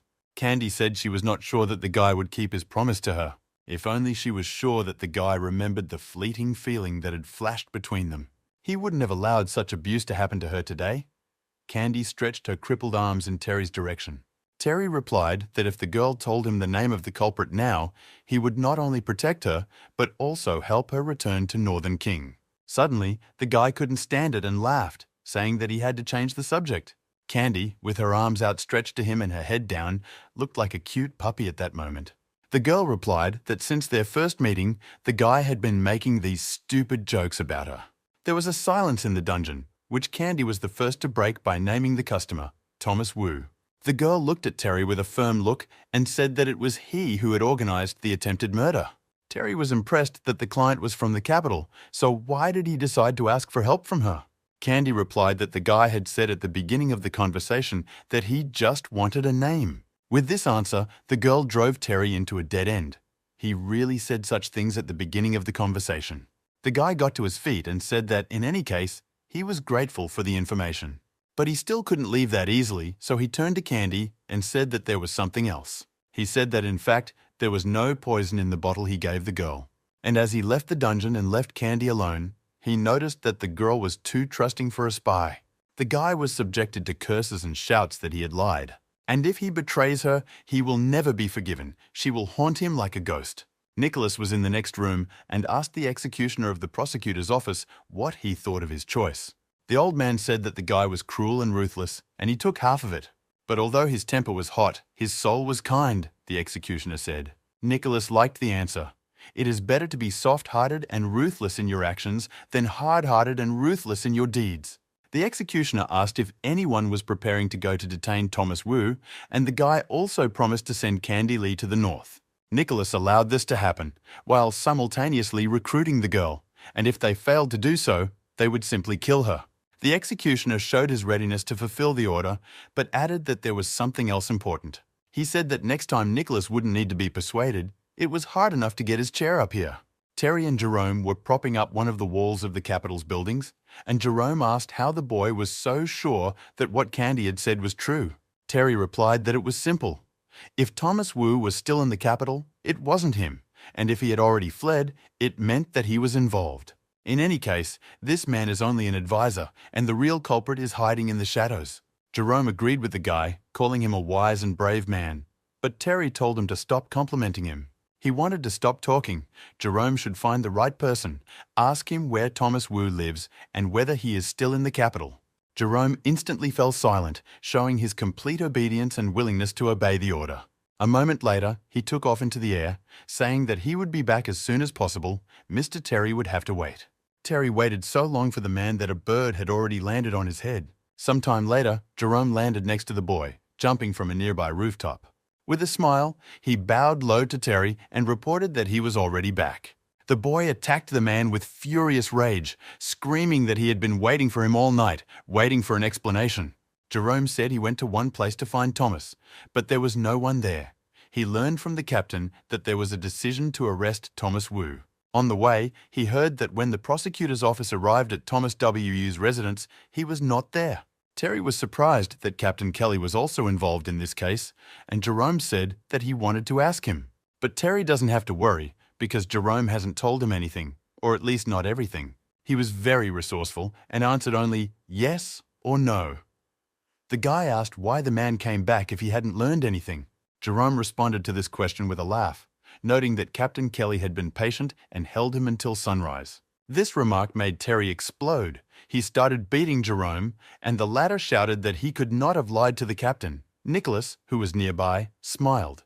The man stood alone, far away from his men, watching the snow-capped mountains. It was the same criminal wanted throughout the capital, Thomas Wu. He saw a man approach him whom he did not expect to see, and Thomas said that he should not have come because he could have been followed. Ethan Lin, Flavor's brother, replied that Thomas had left the capital, so he couldn't help but follow suit. Thomas replied that he really appreciated his friend's kindness, but that he should hurry up because in a year, Thomas would return under a different name and they would see each other again. Ethan told Thomas not to worry, because he had been managing this estate for a long time, and even if someone came here, it would not be easy to enter and arrest them. Besides, why keep all these secrets if Thomas already knew about his arrival? The interlocutor laughed out loud. Thomas replied with a laugh that he was really worried. The whole thing was like a joke. Thomas Wu began to tell an anecdote about a man who was very afraid of his wife. But this anecdote was not destined to be told, as both men looked back and saw the silhouette of a man behind them who was not the bodyguard of either of them. This man was none other than Master George, and Thomas's fears unfortunately came true. Ethan was under surveillance. While the two were talking, he had already managed to kill all their guards without making a sound. Brother Flavor started shouting that this was impossible. There were dozens of 8th-ranked masters present. How did this man get here? Master George reacted to the voice immediately and rushed in Ethan Lin's direction. Ethan's indignant cries turned into a plea for mercy. He did not understand what this man wanted and shouted that his father was in charge. But all these cries were drowned out by the swift attack of the killer, who silently did his job. Ethan Lin, choking on his own blood, still tried to say that his father was in charge. Hearing that his target was still alive, Master George delivered a control strike to Ethan, which led to his death. Frightened by this swift attack, Thomas Wu fell to the ground and leaned back against a tree. He put both hands over his mouth, convincing himself that he would not die here, but would live to a ripe old age. He saw that Master George was blind, and if he didn't make a sound, he wouldn't find him. Thomas praised himself, calling himself clever. As long as he was silent, he was safe. But before he could think about it, Master George turned in his direction as if he knew exactly where he was. All of Thomas W.'s assumptions disappeared, and he screamed out loud in horror, wondering if the killer had seen him. He began to persuade George to listen to him, because he was not the Prime Minister, and he probably needed him. He had a lot of friends in the capital, and if the man had any ambitions, he could help with them. But Master George interrupted these whimpers with a short remark about ending the conversation and swung his weapon. Terry was sitting across from Prince Leo and was eating apples in half with gusto. Leo said he wanted to see him, but because of his injury, he gave the guy time to recover, and now he came hoping that he would not be offended. Terry, still chewing, replied that he had already said that he did not blame the prince for anything. But Leo insisted that he was indeed guilty and came to apologize on behalf of the prince, who wanted to appear in person but could not because of suspicions. Terry put down his apple and asked if it was really the work of Prince Leo and his brother. Prince Leo replied that of course not, because the second prince would never do anything bad to Terry. The guy replied that he was of the same opinion, which is why he does not accuse them of anything. They can be sure of that. In fact, he didn't know where Thomas Wu had run off to, and he didn't know who was behind the whole mess, and Terry didn't know what to do either. One of Prince Leo's men quickly ran up to their table in the courtyard inn, interrupting their conversation. He leaned into the prince's ear and whispered something quietly but nervously. Prince Leo's eyes grew rounder with the information he heard, and he said that there was a problem. Yesterday, a murder took place in an estate at the foot of Mount Kangshan. Thomas Wu and Ethan Lin were killed on the spot. Terry, not believing his ears, decided to ask again if he had heard correctly, and Thomas Wu was already dead. At first, Prince Leo did not believe his interlocutor's reaction and asked if he had anything to do with it. Terry began to assert that he could not kill someone that even the Board of Supervisors could not find. These words made Prince Leo think the boy was right. The case was strange. They say that the couple was killed with a single swing of a weapon that looked like a metal skewer. The prince's words made the boy choke on the apple he was chewing, a weapon he was painfully familiar with. Thomas Wu was the organizer of that assassination, and Prince Leo urged Terry to be careful not to arouse suspicion. If it was really Terry's work, then the prince really underestimated him. To kill the masters in one blow, Leo could only be proud of him. The boy was very flattered by the prince's opinion of him, but he sincerely admitted that it really wasn't him. Terry had a formula in his brain. An iron skewer plus a one-hit kill equals Uncle George. And based on this opinion, it would be logical to say that he was involved in this murder. The guy asked not to associate these deaths with him because his marriage could be destroyed in this way. Leo disagreed. The guy's explanation was enough, and if everything came out, the Prime Minister would have to explain why the two were together. Thomas was an enemy spy. His treason against the state was confirmed. Terry was convinced by Leo's words. He thought the customer was the Prime Minister. Meanwhile, the Prime Minister, Robert, appealed to the Emperor to seek justice for his son. The Emperor sat on the throne, surrounded by his aristocrats, and listened to the Prime Minister's report. The Emperor expressed his condolences, saying that several murders had been committed in the capital in a couple of days, and he severely promised to punish the murderer of Robert's son. Robert said that the murder took place in broad daylight. The killer himself is still at large, and he can neither sleep nor eat because of it. The Emperor replied that, given the remoteness and seclusion of the estate, it was not surprising that the bodies were not immediately found. But the Prime Minister should think about why his son was there with Thomas Wu. Robert was afraid that the Emperor would now order him to be killed if he continued to insist on his way. Suddenly, the Emperor shouted Nicholas's name loudly, demanding a report. When Nicholas approached Robert, the Emperor asked him what he had to say about the matter. Nicholas said that they tried to kidnap an enemy spy, and after he received the report, he was forced to accompany her, so he stayed behind. The Emperor, pointing at Nicholas, looked meaningfully at the Prime Minister, saying that here was an explanation. Robert looked at the Emperor, dripping with sweat, wondering if that was all and no one else was going to do anything. The Emperor said that they would postpone Candy Lee's case for now because they needed to deal with the Prime Minister's case. Nicholas apologized and noted that there are circumstances that are better not to talk about around the Prime Minister because of his mourning. However, some things speak for themselves about their criminal nature, even without discussion. The Emperor was shocked by this news and wanted to hear the details immediately. Nicholas said that when Ethan was killed, he was with Thomas Wu, and Thomas is a proven traitor and enemy spy. Nicholas believed that if the Prime Minister's son was dead, Robert himself would have to explain the reason to everyone. Robert, who did not know what to say to this, was interrupted by one of the ministers who addressed the Emperor. It was Minister of Rights Guo, and he said that Thomas was a well-known personality. His social circle was wide, and it was not surprising that they were together. Moreover, the Prime Minister is in mourning, and the two had met before. So why did no one suspect Robert of having evil thoughts? The minister turned to Nicholas and said that he should be more careful in his words and assumptions.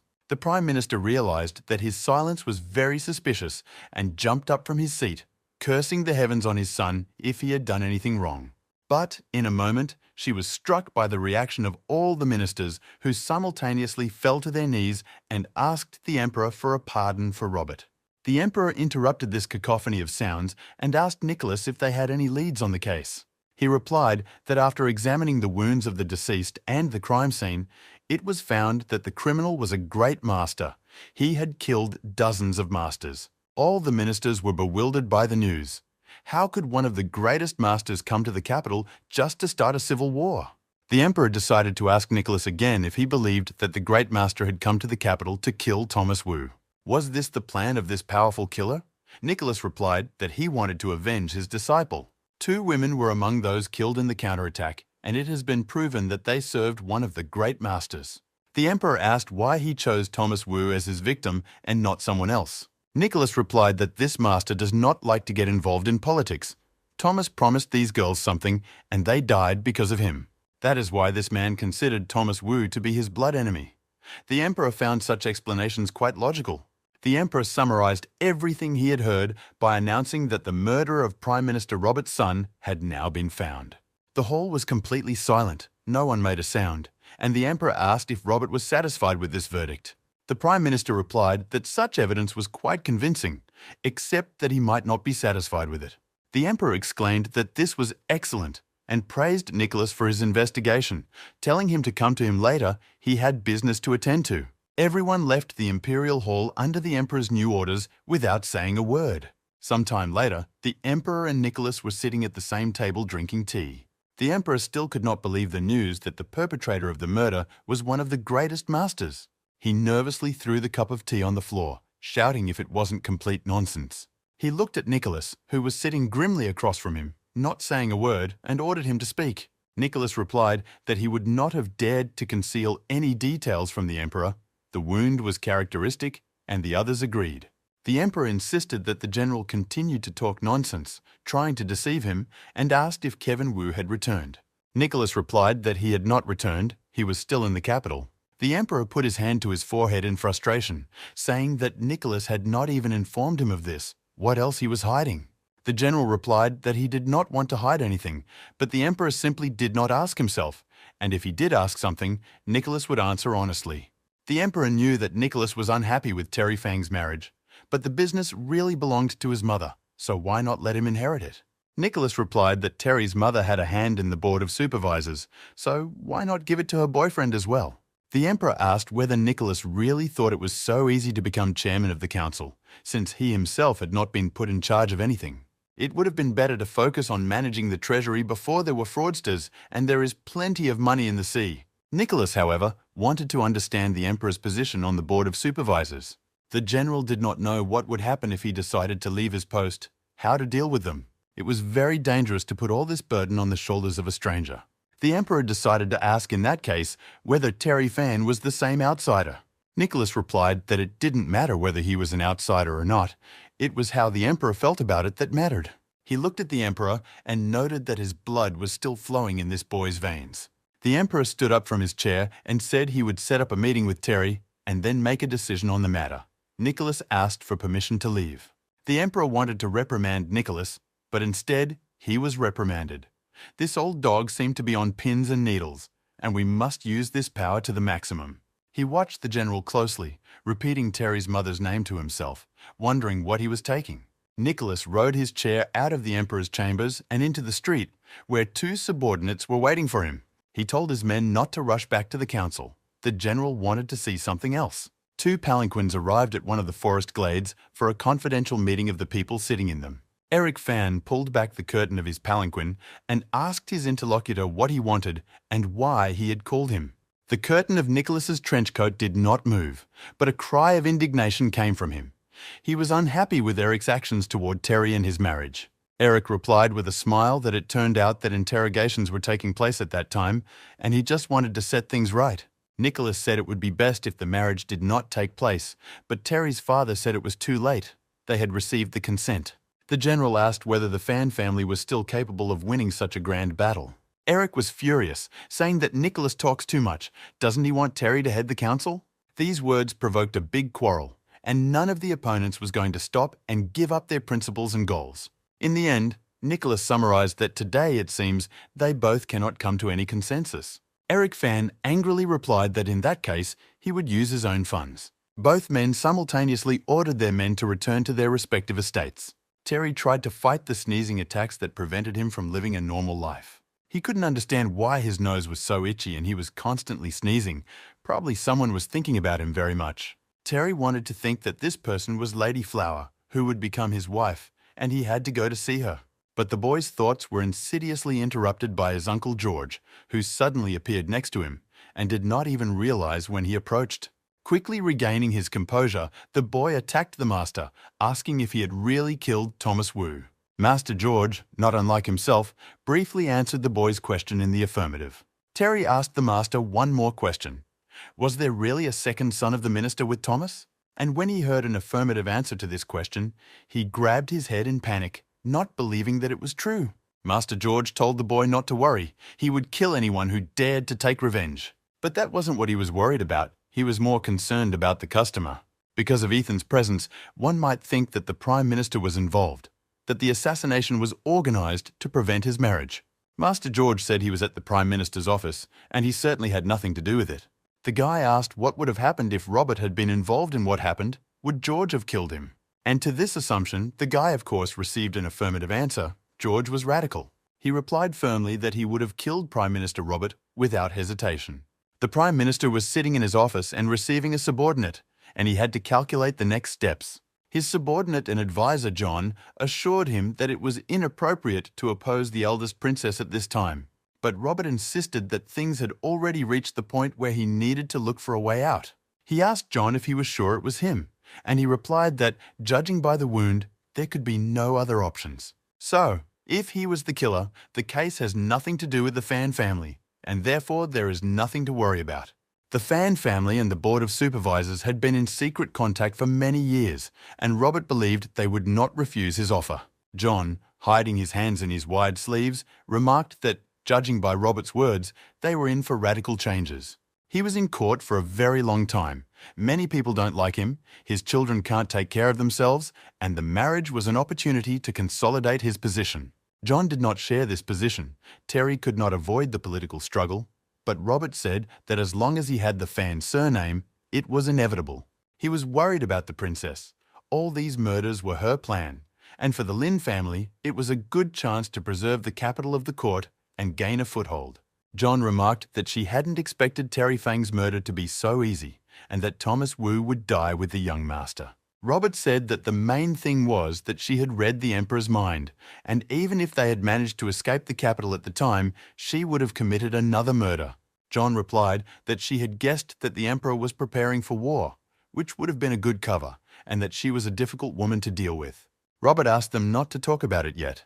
They had to immediately come up with a strategy to fight the impending war.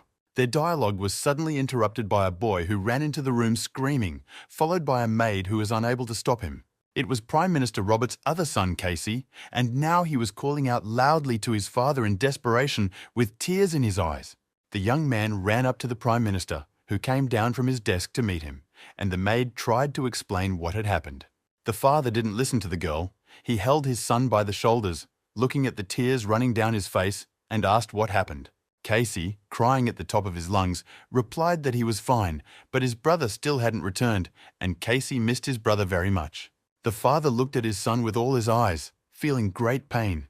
He did not know what answer to give the boy.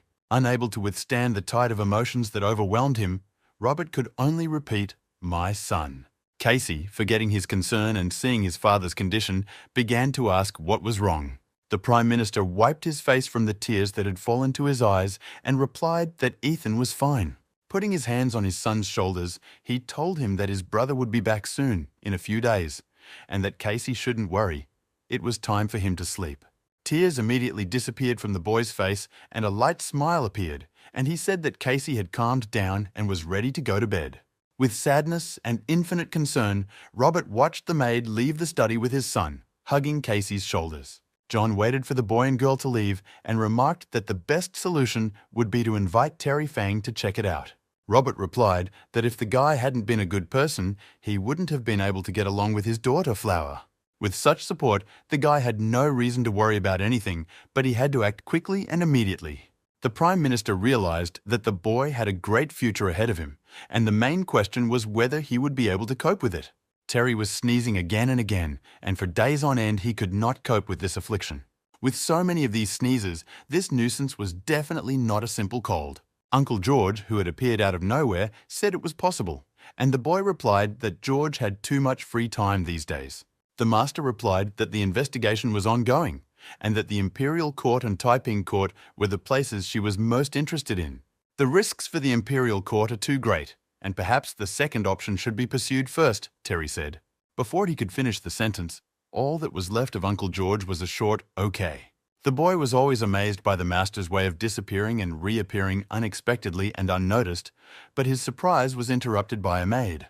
The girl said that the Prime Minister was inviting the boy to his residence for a conversation, and he said he wanted to meet his future son-in-law. Terry was surprised that Robert wanted to see him.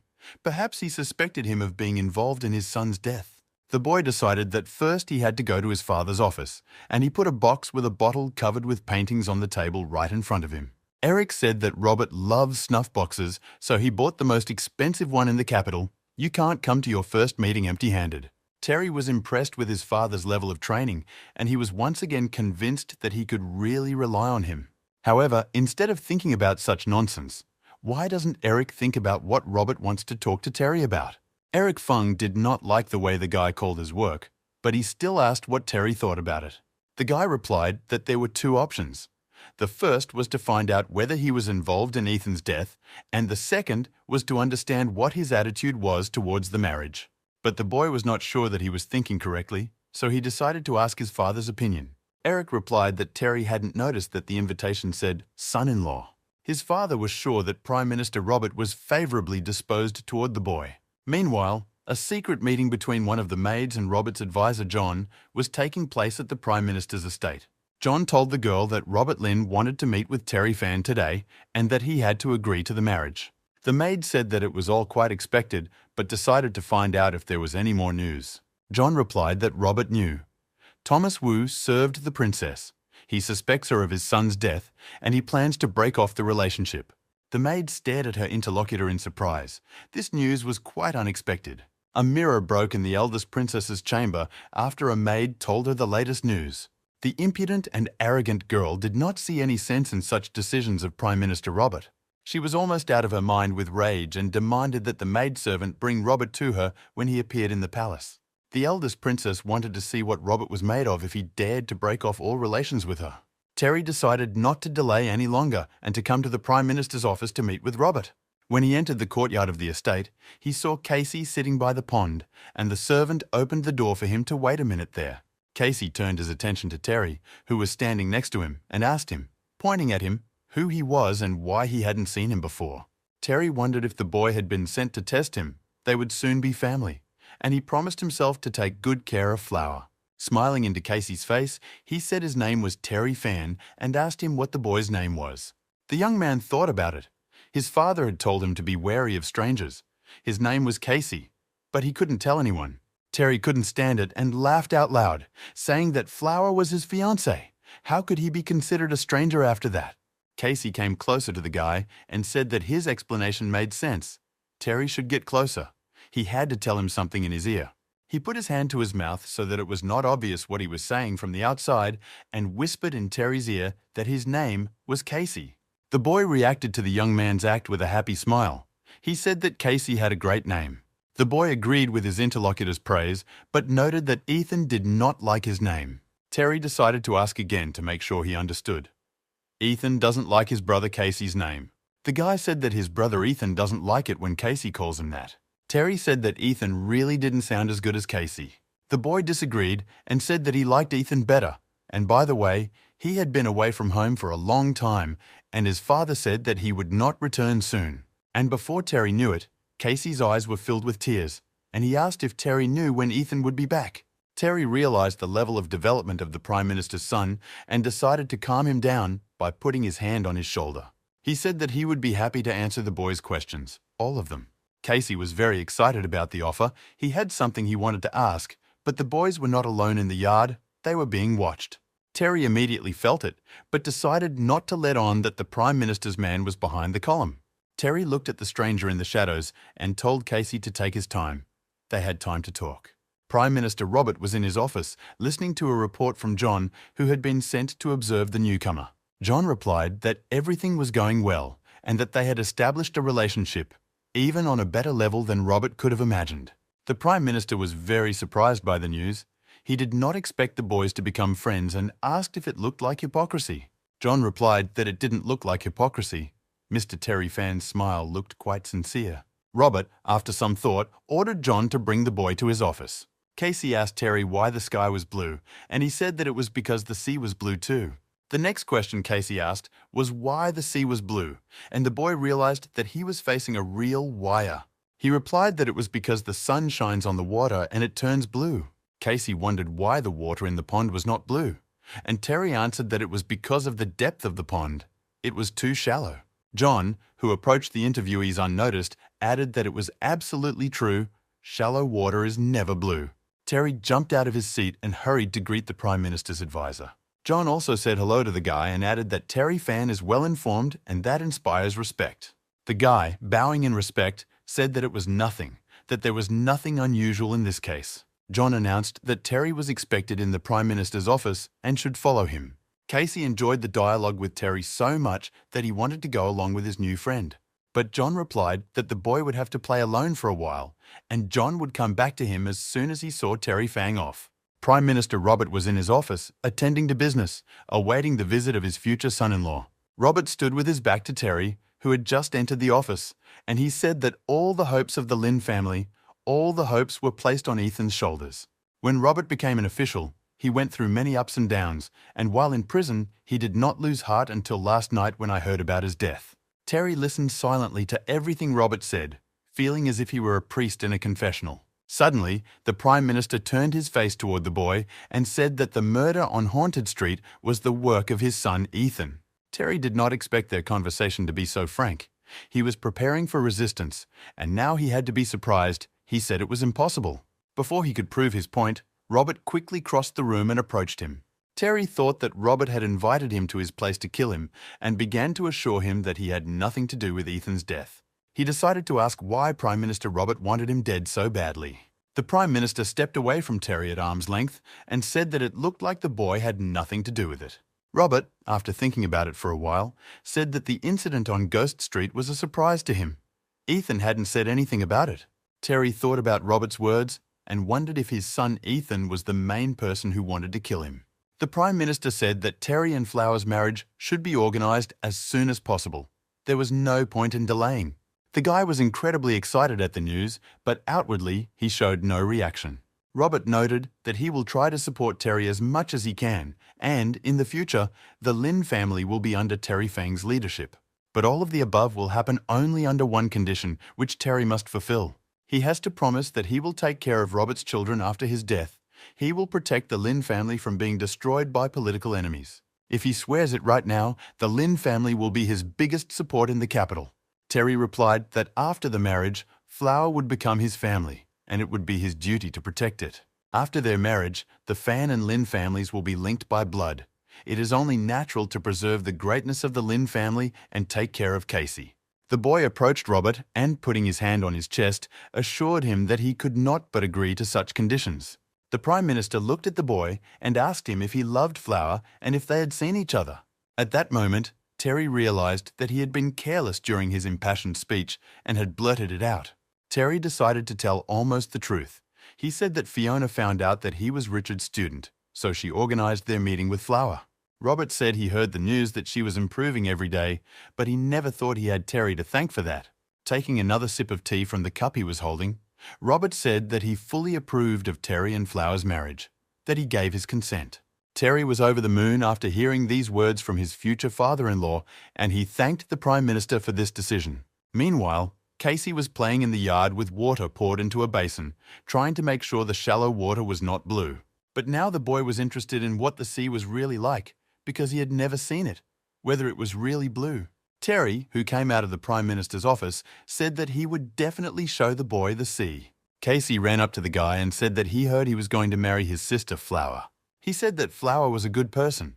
She would definitely take him to her place and feed him, and Terry said yes. Terry said that in the future he would marry the boy's sister, which means they would become brothers. An excited Casey scratched the back of his head and asked what he should call Terry now. He had an idea.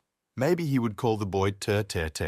Terry asked if Casey had any other options because the proposed one didn't sound very good, to put it mildly. But the boy's remarks were no longer taken into account. Casey ran around him in circles and shouted, "Ter." The screams were so loud that the boy covered his ears, and Robert, who was watching the scene, said that from that day on, their families were united. Sometime later, the Emperor received the Prime Minister in his chambers. Robert said that if he agreed to the marriage, he would like to hold the ceremony as soon as possible, and envoys had been sent to them for peace talks. Showing respect according to etiquette, Robert asked the Emperor to make a decision because he relied on his wisdom. "It is unwise to fight two enemies at once. You need to get some benefit for yourself," the Emperor asked to talk about it later. He asked what Robert himself thought about this decision, and he bowed, saying that everything would be the will of the Emperor. Based on His Majesty's words, the death of his son Robert will no longer be investigated further. The Prime Minister could only accept this and endure it, as this death was a stain on their entire family. The Prime Minister's thoughts were interrupted by the princess's maid, who said that the eldest princess wished to see Robert. This news only made the man angry. He looked at the girl unfriendly, but did not say anything. Robert wanted to meet this woman himself, but their conversation was to be short. The princess asked him if he was in his right mind when Ethan was killed, and if he was trying to win the favour of the Fan family, if he really believed Nicholas's words. As a murderer, Terry Fan could well be behind all these crimes. Robert kept his head down all this time and patiently listened to the princess's reproaches, and he asked if that was all she wanted to tell him. The princess was taken aback by this question from the Prime Minister, all her anger replaced by suspicious surprise. The Prime Minister raised his head and said that if the girl had finished, he should speak now. In the future, he finally decided that their meetings would not be repeated.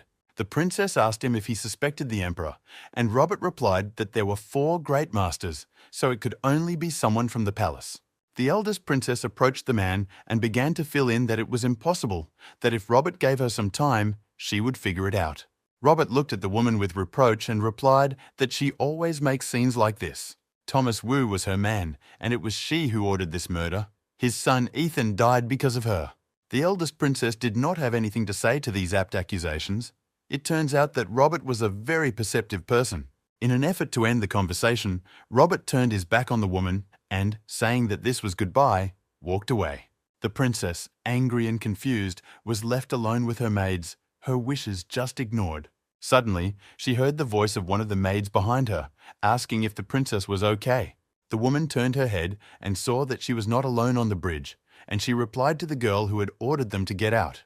But, for her, at that moment, it was even better, because the flowers in her garden needed fertilizer. An envoy of the imperial court arrived at the Fan family estate and unfolded his papyrus to make an announcement. Terry knelt down and heard the order that he was appointed steward of the Taichung Temple. This news impressed him so much that he forgot to bow in gratitude, which the messenger did not fail to remind him of. After hitting his head on the ground in fright, the guy scratched his forehead and asked why it was all done.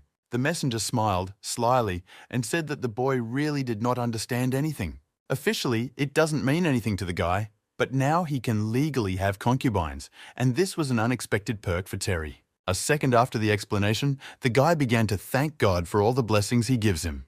But a few days later, Terry was already in despair. Now he was forced to work for hours on end.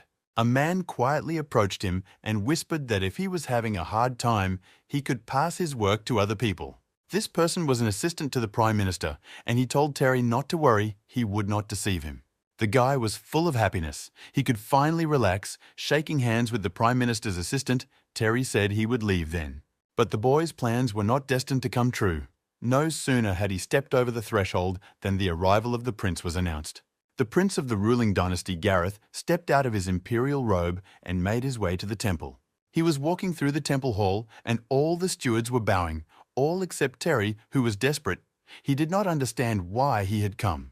The prince's gaze touched every face he saw in the temple hall, and he seemed to be looking for someone. Suddenly, his eyes landed on a young man who was hastily trying to put on a traditional steward's hat. A second later, the prince was next to Terry and asked if he was really Terry Fan, and the guy replied that he did not know about the prince's arrival today.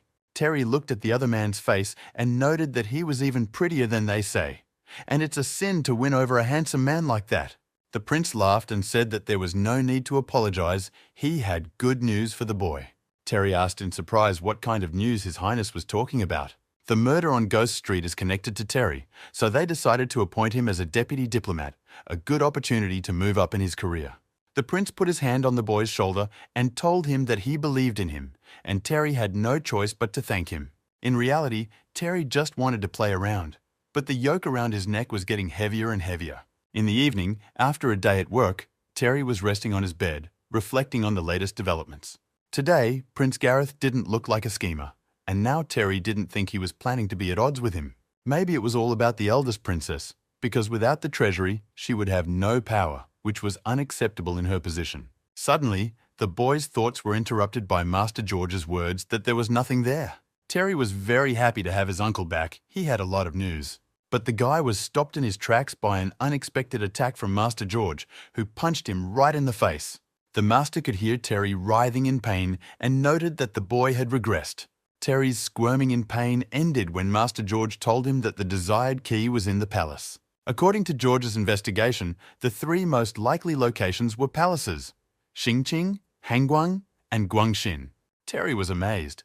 These were the palaces of an emperor, a dowager empress, and a princess. Master George said that the best option, in his opinion, was the Hangguang Palace, and he did not pay attention to the boy's comments.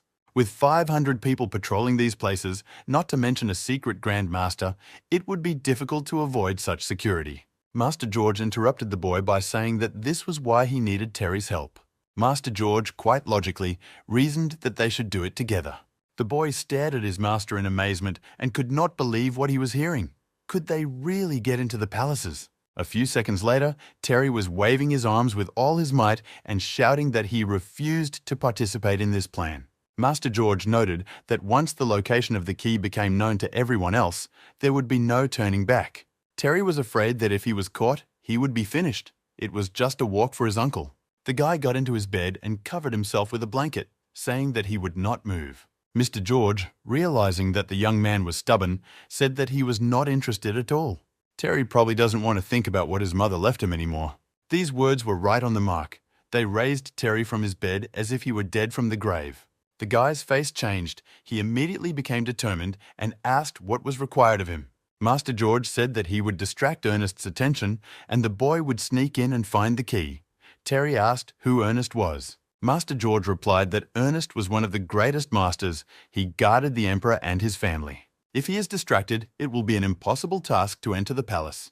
The boy asked how long Uncle George would be able to distract Ernest, whether 3 hours would be enough, and he answered in the affirmative. The guy decided that he would go for it, but before he did anything else, he needed to make sure that everything went well. First, he should appear very drunk in front of a large number of witnesses, and the same night he will go out on a case so that no one will even suspect him. But there was a big hole in this plan. The boy did not know the way to the palace, but he had an idea. A few days ago, his father-in-law said he was going to the palace to pay his respects, so it was a good chance to find out everything, maybe find the key. But how can Terry not be suspicious when the key is stolen, because it makes no sense for anyone else to steal it? But the guy had an idea about this as well. He just needed to find someone who could make a duplicate, and that person was Jerome. When Jerome makes a duplicate, Terry will put the original back in place so that no one notices, so everyone stays safe. After thinking through the plan in detail, Terry felt like the smartest person in the universe. He invited his uncle to celebrate when it was over, and they actually decided to do so. At work, Terry was convincing his father-in-law's assistant that he had never participated in negotiations with the enemy and was a little nervous about what to say. He replied that it was important for them to defend their position, but the wording should be subtle so that they could feel the power of the country. In any case, the guy shouldn't worry about it. He just needs to listen to his mentor. Terry asked if they could use the data in the documents in their negotiations, and Robert's assistant said that it was extremely useful. With this information, he was confident that they would succeed. But he could not say the same about himself. A representative of the enemy immediately started shouting that it was their territory. Terry realized that now was the time to stand up for his interests and whispered to his mentor to enter into negotiations. At first, the Prime Minister's aide quietly asked whether the opponents really considered it their territory. When he received no answer, he asked the same question, but louder. Finally, losing his patience, he shouted at the top of his lungs that if his opponents wanted to regain the land, they should send their troops here. This statement outraged the enemy, and their representative pointed his finger at the man and shouted that he was just a fool. He also said that these negotiations are over. They can discuss which of them is right when their country falls. He saw through the enemies. He shouted even louder that their great country could not give up its territory, which they had so brazenly occupied. The man ran into the middle of the room and, pointing his finger at his opponents, shouted whether they accepted their terms. Sometime later, an aide to the Prime Minister says that this quiet place suits his delicate mental organization best. The guy said that everything that happened was probably too much, unless he was going to gracefully show the power of the country. But the Prime Minister's aide said, wasn't that an exquisite move on his part? And the guy couldn't agree with that. The man said that they could not be inferior to the soldiers in their steadfastness, and if they did not want to fight them, they had no reason to give up so easily. Thanks to the information Terry provided, he became more confident that he could handle the case, and the man asked how he had gotten the information. Terry had recently received this folder from Jerome, who in turn had taken it from Nicholas, but he could not tell us about it. The guy came home from work and finally had a nice dinner of melon and sighed. Of course, he was pleased with himself. In his opinion, everything went quite well. His father quietly approached him and said that tomorrow would be the day of gifts, and the boy would have to go to the palace. Terry was very excited about this news and wanted to take advantage of this opportunity to explore the palace as best he could. The father said that a security guard and his sister Sarah would go with the boy so that he would not do anything, and Terry asked if Jessica would go with him. Terry thought it was a little different from what he had imagined. He hadn't been left alone for a minute since the morning. Jessica, who was walking ahead, asked how many people were coming today.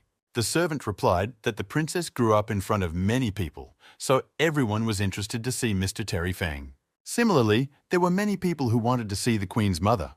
But first, they had to visit the concubine. Elizabeth's concubine, putting her hand to her heart, shouted that they had no heart. She was thrown here, where there was no one to talk to. If it wasn't for Terry, she doesn't know when she and Jessica would have met again, and said that the family needs to be wary of certain situations. Elizabeth turned her head to the boy and asked him if he was really Terry Fan, and he replied that he was very happy to meet his aunt. Elizabeth laughed in response, covering her teeth with her palm and saying that this guy was just beautiful. The guy realized that he had won on this front when his concubine announced that she liked Terry. Meanwhile, the maid was reporting to the princess on how Terry was getting acquainted with the court, and he had already ignored the rules of etiquette by calling Elizabeth an aunt. The princess replied that after a long stay in the palace, loneliness overtook Elizabeth, and she longed for family warmth. This guy, Terry Fan, was quite smart and immediately realized which way to get to the heart of the concubine. The servant called Elizabeth and told her that it was late and that there were people waiting to meet her guests. Elizabeth, with a slight disappointment, tilted her head and told him that she understood and knew everything perfectly well. But after a moment, she turned to Jessica and said that she would stay with her, since everyone who lives here needs Terry Fan anyway. Jessica wanted to object, but Terry asked her not to worry and said she could stay. Sarah would look after him if anything went wrong. Sometime later, the boy went to the library of Beverly, the Emperor's second concubine, and now he understood why she was called the Book. The woman said that the poem about autumn was unusually beautiful, and the guy said that it was not worth mentioning. But Beverly said she had heard Red Thorns was also the work of the guy and asked if it was true, and he said that she was praising him. Beverly said that such a talented guy was definitely worthy of Flavia's hand in marriage. Terry was completely embarrassed by the praise of his second concubine, and he said that she had completely overwhelmed him. Beverly said that Kevin also constantly praises the guy, even though they never meet. The guy didn't understand who he was talking about, but he pretended to remember, saying that he also wanted to meet him. But something always went wrong. The woman pointed to the shelves of books in the room and said that she loved to read, so she collected some particularly rare ones for the boy. She realized that the boy was about to leave, so she wouldn't give them to him now, but would ask someone to hand them over later. Terry liked the woman at first, but then he found her behavior suspicious, and he bowed to her and thanked her, calling her the Empress. When he left Beverly's chambers, he thought that with such an expensive gift, she was openly trying to win him over to the second prince's side. But his thoughts were suddenly interrupted by the Dowager Empress, who ran outside and shouted for them to wait a minute. Beverly approached the boy and said that she didn't really want to part with the book, so she offered a temporary exchange. Sarah noted that Beverly was acting strangely, and Terry replied that she was just trying to look innocent. Sarah said that Elizabeth was the mother of the third prince, and Beverly was the mother of the second prince. Now they were on their way to see Samantha, the concubine who was the mother of the first prince, and she was just practicing with a sword near her pavilion. When Samantha saw the guy, she approached him and asked if he could protect his woman with such weak arms and legs. With a smile that he could not contain, the guy replied that the lady did not have to worry. There were many witnesses to this fact. The concubine demanded an immediate duel between them because she had to make sure of everything for herself. At first, Terry could not believe his ears and decided to ask again if he was supposed to fight the mother of the first prince. But suddenly, Samantha hid her sword in its sheath, saying that they would fight sometime later. She didn't want to hurt Flower. The road finally led the boy to the Empress's chambers, and she said that she had heard about Samantha's character and that the boy should not pay attention. The woman ordered Terry to come closer and let her examine him, and he silently did what he was told. Terry realized that he and the princess had planned the murder, but he did not feel hostile at all. He greeted her according to etiquette. Looking into the face of the still beautiful woman who smiled at him, he realized that she was not so simple. In the eldest princess's chambers, a maid was making another report on Terry, saying that he had had a pleasant conversation with the Empress. The maid noticed that the Empress even gave him a touch of her hand, and the princess asked where the boy was now.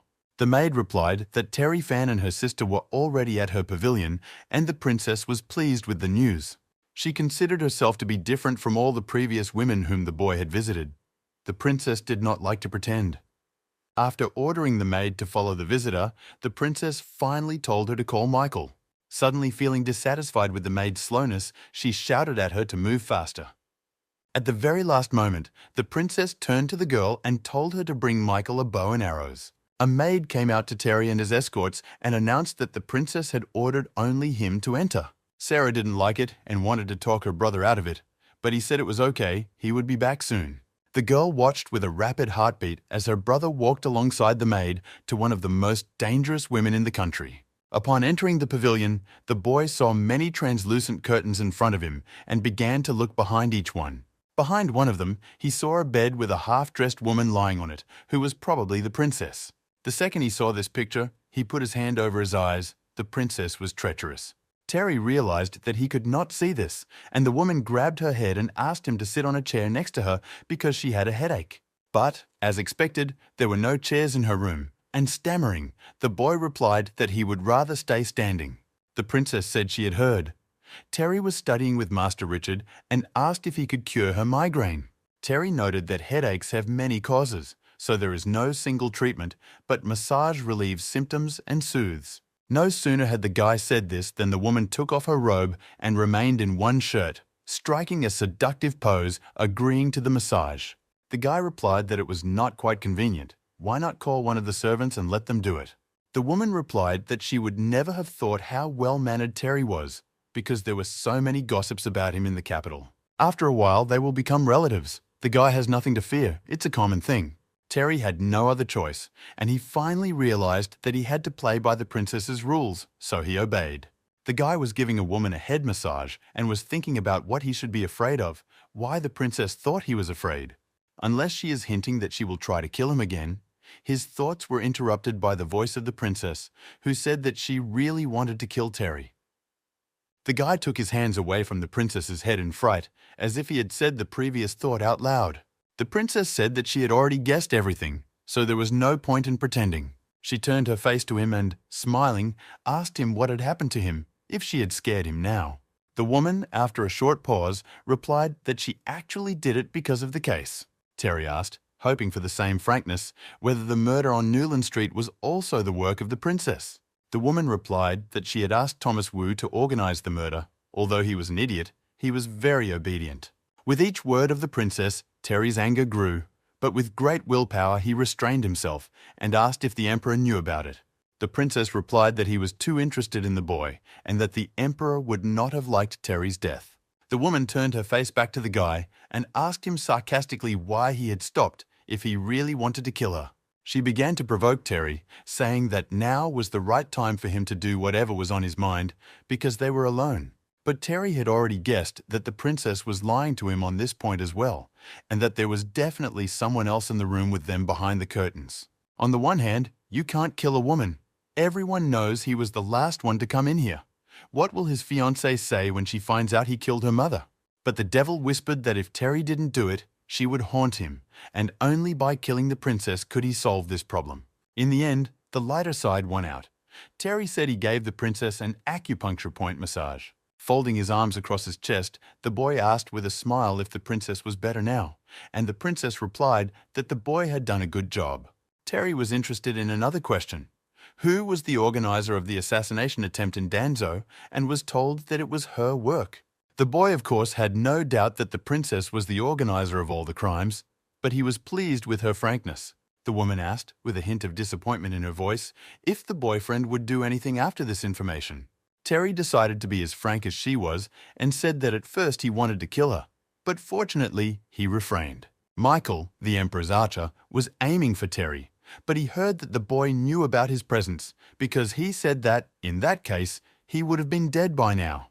The princess said that she would probably have to try to kill the guy again, and Terry replied that he was not known for his patience. The boy walked a few steps away from the princess's bed and said that he wanted to leave unless he had other orders. After passing a few curtains, the guy ran into Michael, who was standing with his weapon lowered and looking at him. When he went outside and approached Sarah, the guy said that the woman was completely crazy, and the girl asked him if she had threatened him. He replied that he was not, but she was wearing too little clothing and asked for a massage, and in the process, an arrow was aimed at him, which could have killed him. The servant who was supposed to accompany him interrupted the dialogue and said that the Empress's mother's chambers could be seen ahead. Terry looked at the building and thought that it was the Empress Dowager's chambers, and the key he needed was probably here. Meanwhile, the servant went up the stairs and they opened the door for him, but judging by the gesture, they were against his entering. They had a conversation, and the servant told Terry that the Empress was not feeling well, so there would be no visits today. The guy wasn't too upset, And anyway, he found out the exact location, so he could go home. Sarah heard what Terry was saying and was amazed that he was going to steal something from the Empress Dowager's chambers. But the guy made her shut up. No one was supposed to know about his plan. The girl would not get hurt. Sarah asked what exactly he was talking about, what part of the plan she would be responsible for. Terry reasoned that if the negotiations were successful, a festive banquet would be organized, during which servants would be able to enter the palace. The best time to steal a key is when they need to succeed in these negotiations at all costs. His mentor pressured the opponent, shouting that their army had already taken up positions and could not turn around, and that they had to pay them extra for it. The frightened Northern King representative did not know how to respond to such a swift attack. In response, he heard a frantic scream that, of course, there was no need to say anything in response, and immediately capitulated. Terry's mentor turned the document around, which required his opponent's signature, and ordered him to sign as soon as possible. However, when the main representative of the warring party was about to sign, one of his assistants burst into the meeting room. He hastily handed the chief a scroll, demanding that he immediately look at this information. Terry didn't want to lose his position and insisted that after reading the document, his opponent should sign the contract. But the warring parties were all immersed in studying new information, not hearing the side of the country's representatives at all. The head of the Northern Qing delegation announced that this information came from their home. After reading the document to the end, he pressed it to the chest of his mentor Terry, who was amazed at his impudence. The head of the opposing side announced that they would not give an inch to the conditions of their enemies. The mentor was surprised to see the document that had caused such a large-scale change in the negotiations. The more he read, the more sweat drops appeared on his face. It was not good news for the country. There is a spy in the palace, and Nicholas informs his father of the grief that has happened to his son. He has been captured and is to be used as a bargaining chip. The man asked what conditions the person who had captured his son would set for him. Nicholas replied that the occupied territories would be returned, prisoners of war would be returned, and assistance would be paid to the families of the soldiers who had been killed. Finally, the enemies demand an exchange between the minister's son and their people. Terry snatched the document from his mentor and asked who it was about. He replied that it was a real Northern Qing demon who was responsible for all their operations and was captured by accident. Previously, this man was as famous and influential as General Nicholas. To return such a person is tantamount to releasing a tiger into the wild, and in such a situation, they could only wait for instructions from above. The news caused a great deal of discussion among all the monastery administrators and negotiators. But all the talks were interrupted by Terry Fan, who lost his last hope for a happy ending and fell to the floor, half-conscious. His colleagues decided that the guy was so concerned about the country and its people that he fainted, but he was only concerned about the holiday banquet. The minister decisively cut off all the conditions of the enemies of the empire. He said that they certainly could not give up their territories. Nicholas replied that this was not up for discussion. The land would not be returned. In fact, they were only interested in Eli and Candy. The minister said that they could not let this devil go. He would definitely take revenge. The war will start again. There will be huge losses. He can't go for it. Nicholas said that this is an exchange. Besides, it doesn't matter what they think. All decisions of this kind in this country were made by only one person, and that was the emperor. Sometime later, the emperor's servants entered Nicholas's office with an order from His Majesty. He announced that he knew about Eli's identity, but that the exchange of such a person would save many lives of their country's citizens. In the negotiation room, the same thing happened. The servant read that they could not return the land, so they would discuss other conditions. And for the sake of the delegation from the Northern Qing, which had travelled such a long way, the emperor wants to organize a festive banquet. Upon hearing this news, Terry felt happy. His plans were coming true, and he shouted with joy. Nicholas said that hundreds of officials would gather at the banquet, and it is certain that their enemies' ulterior motives will not be absent. The general believed that the event would not be peaceful, and he informed his subordinates about it. One of them, Chase, said that it had been confirmed that Kendrick would be coming to the event. General Nicholas was very surprised by this news. This man has not been seen in the capital for a long time. This man was a master of literary circles in the Northern Qing, and his palanquin was just passing the capital's gates. Nicholas suspected that it was probably not that easy for Kendrick to get to them. Uncle George persuaded Terry to steal the key from the Dowager Empress's bedroom while he lured Ernest away.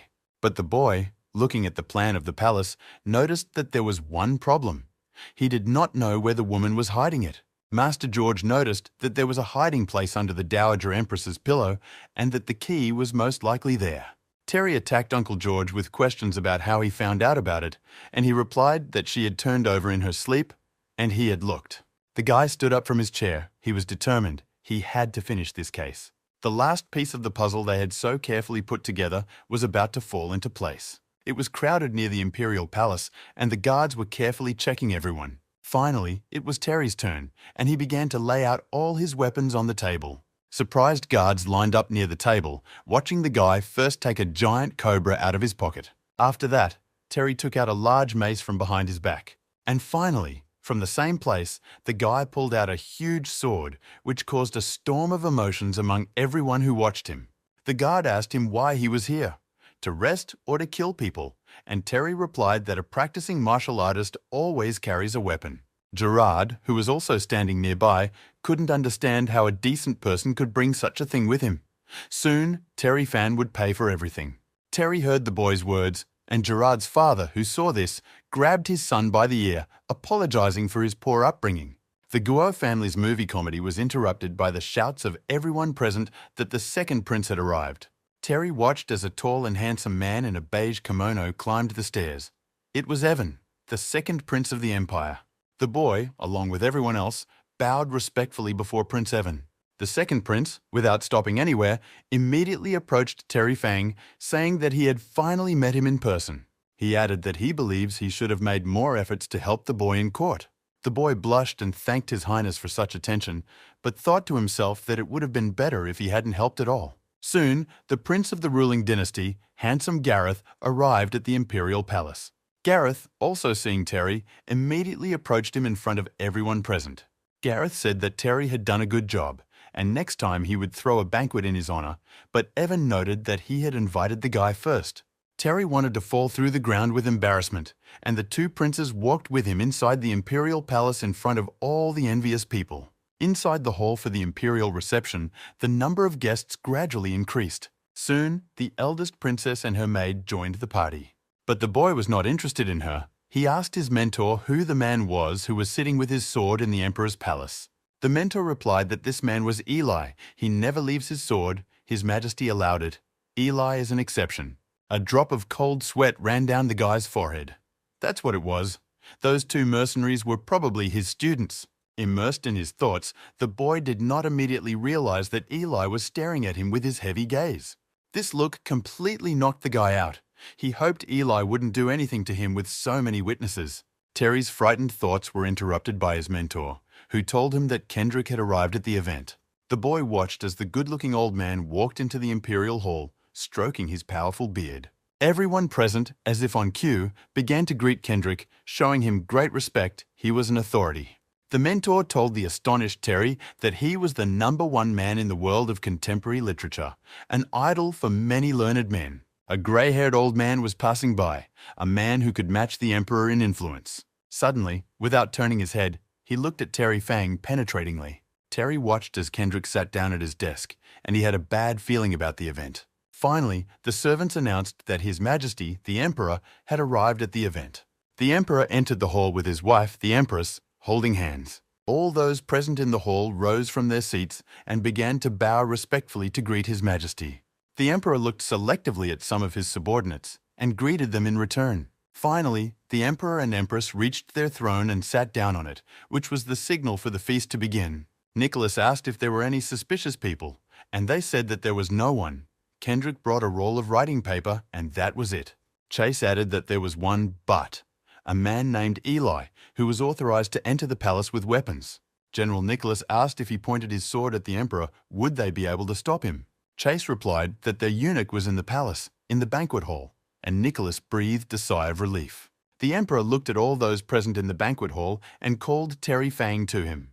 The guy was eating a chicken leg at the time and did not hear his name being called, and his mentor informed Terry about it. A second later, the boy was in the middle of the hall, down on one knee and greeting His Majesty. The Emperor said that politics and art go together in life, so why not compose a poem about today's holiday? Terry replied, bowing, that he was only learning and did not dare to show his meager skills in front of Mr. Kendrick. The guests understood that His Majesty wanted to prove that they were unrivaled not only in strength, but also in talent. The Emperor told the boy not to worry, just to try, and after he was done, he should show his work to Mr. Kendrick. Gerard Guo laughed sarcastically, hoping that this would embarrass Terry Fang in front of everyone here. Terry realized that he simply had no choice. He could not refuse the Emperor, and he respectfully agreed. He walked to his desk, immersed in his thoughts, his brain already processing the first lines of the poem. If it's come to that, he can't fool around anymore. The guy tipped his wine glass. He decided to begin the first lines with a glorification of wine that resembled morning dew.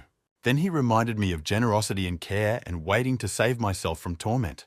Then I added some feelings with lines about the heart in my mind and the flower of envy. I added a little symbol of freedom, which was a white dove playing on the strings of his soul. I wondered if it was possible to capture freedom, as bright as the full moon, if you don't get rid of anxiety. Gerard Go did not know how to react to the fact that he heard Terry was really talented. The Emperor was moved by the lines that the more evil a person is, the more useless he becomes. In the following lines, the boy could no longer determine his place in the world. The stars and the moon were not enough for him. The mountains were getting higher. The sea was not getting deeper. The whole world was hiding in his heart. After the boy finished reciting the poem, the first to stand up and congratulate him was the second prince, Evan. He was immediately joined by all those present who called this poem a worthy work of the master of words. Kendrick said that it was a really good poem, and even if the meaning was sometimes lost, it was still very good. Kendrick noted that for a poet, the content always comes first, and he didn't think that such talented people were still being born at this time. The speech of the venerable elder was interrupted by the shouting of the clumsy Gerard Guo, who said that they had no right to judge Terry Fan. Even Terry looked back at him in surprise, wondering what the guy was up to again. Gerard shouted with rage for Kendrick to name at least one poem that would be superior to the one they had just heard. The Emperor interrupted the boy's cries, demanding that Gerard stop these rudenesses.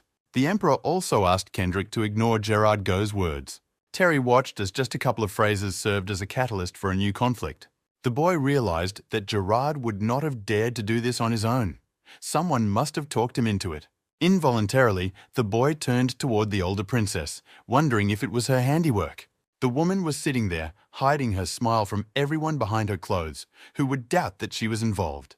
Kendrick noted that he had already heard about the poem that made Terry Fan famous in the capital. Most people consider the first lines to be the most important, but he likes the last ones. It's a pity that they were not written by Terry Fan, Kendrick said in conclusion. The last remark of the venerable elder hit Terry's ego harder than ever. At the same second, the princess screamed out to the whole room, asking if Kendrick really thought the guy had stolen the poems. The Emperor watched the room erupt in commotion, and Terry's defenders urged Kendrick not to say anything stupid. His Majesty was also very curious as to who, in the opinion of the honourable man, was the author of these lines. Kendrick replied that he knew that the lines did not belong to him, and that he did not know how such a talented gentleman could have appeared in the capital, and so unexpectedly. Wasn't the image of loneliness strange? How could such a young man have such emotions? How a person without ups and downs could write such a thing? It is impossible to create grief out of nothing. Gerard shouted that if he didn't see it, it didn't happen. He couldn't just admit that Terry Fania was talented. Terry said that Kendrick just didn't know him well enough to accept these unconvincing arguments if they had just met today.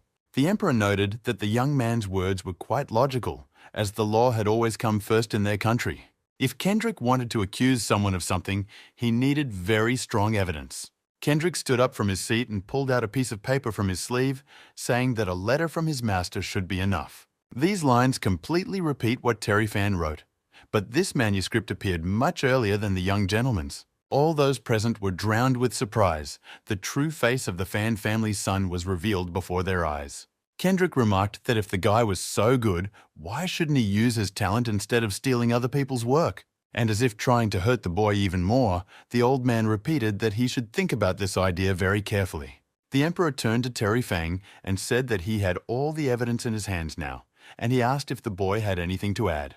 Terry asked Kendrick what his master's last name was, if his master was due. Surprised, Kendrick began to nervously scratch his beard again, and said that the boy's assumption was wrong. After thinking about it for a while, the man asked why the boy had asked him about it. Terry hastily replied that he shouldn't pay attention, he just wanted to clarify. Gerard shouted that Terry Fan had stolen the poem, which was the height of shamelessness, such behavior disgracing the title of a learned man. He appealed to the Emperor to deprive Fan of all his titles, to expel Terry from the capital, and to make sure that no one would hire him. Terry asked Gerard why he was jumping for joy if the guy had disgraced the country, and he replied that he was very outraged. Gerard Go shouted that he was ashamed to be around someone like Terry Fan. Terry noted that everyone would be interested to know when Gerard figured it all out. The guy, losing control and his instinct for self-preservation, kept yelling that he had only recently learned about it. Terry noticed that, for some reason, Gerard had come only now. He had heard him say that he wanted to deprive him of everything. The Emperor stopped the argument by asking Gerard if everything Terry had said was true. The frightened boy, realizing that he had said too much, did not know what to say, and his father immediately stood up for him.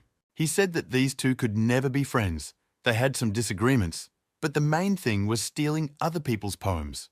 Terry was pleased with the way Gerard Go's father summed up everything in one sentence. Terry asked Kendrick why he thought he had stolen other people's poems, why it hadn't been reported earlier, why no one had noticed. Maybe he was just inspired by these poems, or maybe someone was trying to frame him. Kendrick replied thoughtfully, slowly, that there might be some truth in the boy's words. Terry asked where the copy came from. Maybe Mr. Kendrick has students all over the world and poetry cannot be protected from plagiarism.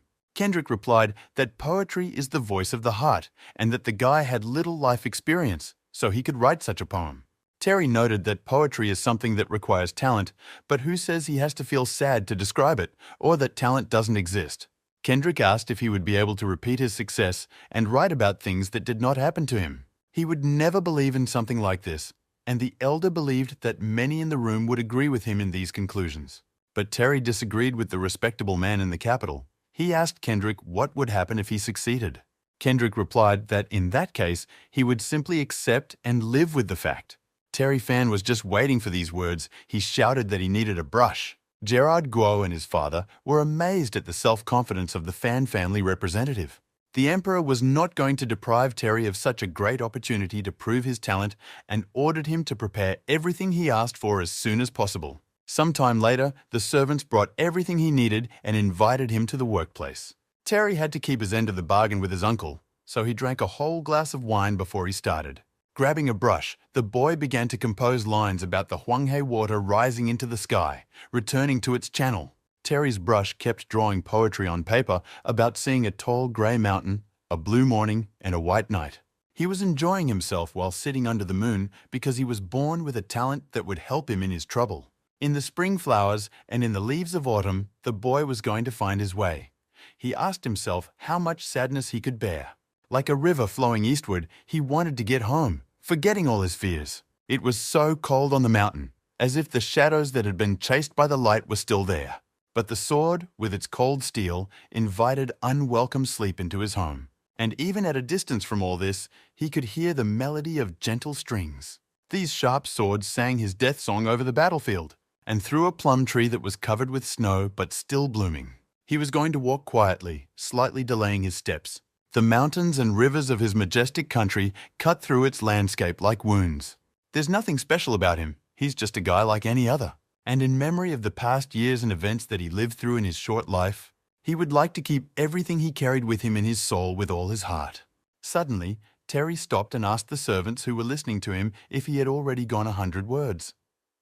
They enthusiastically replied that the gentleman had long since passed the 100 mark, and the guy was pleased to say that he would let it be. The guy turned around, barely able to stand, and faced Kendrick saying his name. Coming as close as he could to the elder and causing him concern, the boy said that he would not explain the meaning of what he had said. He shakily pointed to Kendrick's face with his index finger and told him to remember. The boy asked Kendrick to remember that he was not as good as Master Terry. Having said that, the guy suddenly lost his balance and screamed, unable to hold on to anything in the flight. He fell down in the middle of the hall and lost consciousness from the large amount of wine he had consumed today. The Emperor asked Mr. Kendrick if the elder had anything to add. The idol of all the learned men of our time was not in a hurry to answer. He only had time to say an appeal to the Emperor. In the next moment, his entire speech was choked with blood that flew out of his mouth. Kendrick fell to the floor on his side, amid the anxious cries of all the guests present. The eunuch reported that this evening, Terry Fan would reach a completely different level of hierarchy in the empire. If Kendrick is proven to have lied, his 70-year reputation will be destroyed in one evening. The Dowager Empress, who was behind the curtain, laughed with pleasure. Who would have thought that this Terry Fan was so talented? At the Fan estate, meanwhile, they met a drunken Terry, who was being pulled out of his palanquin by servants.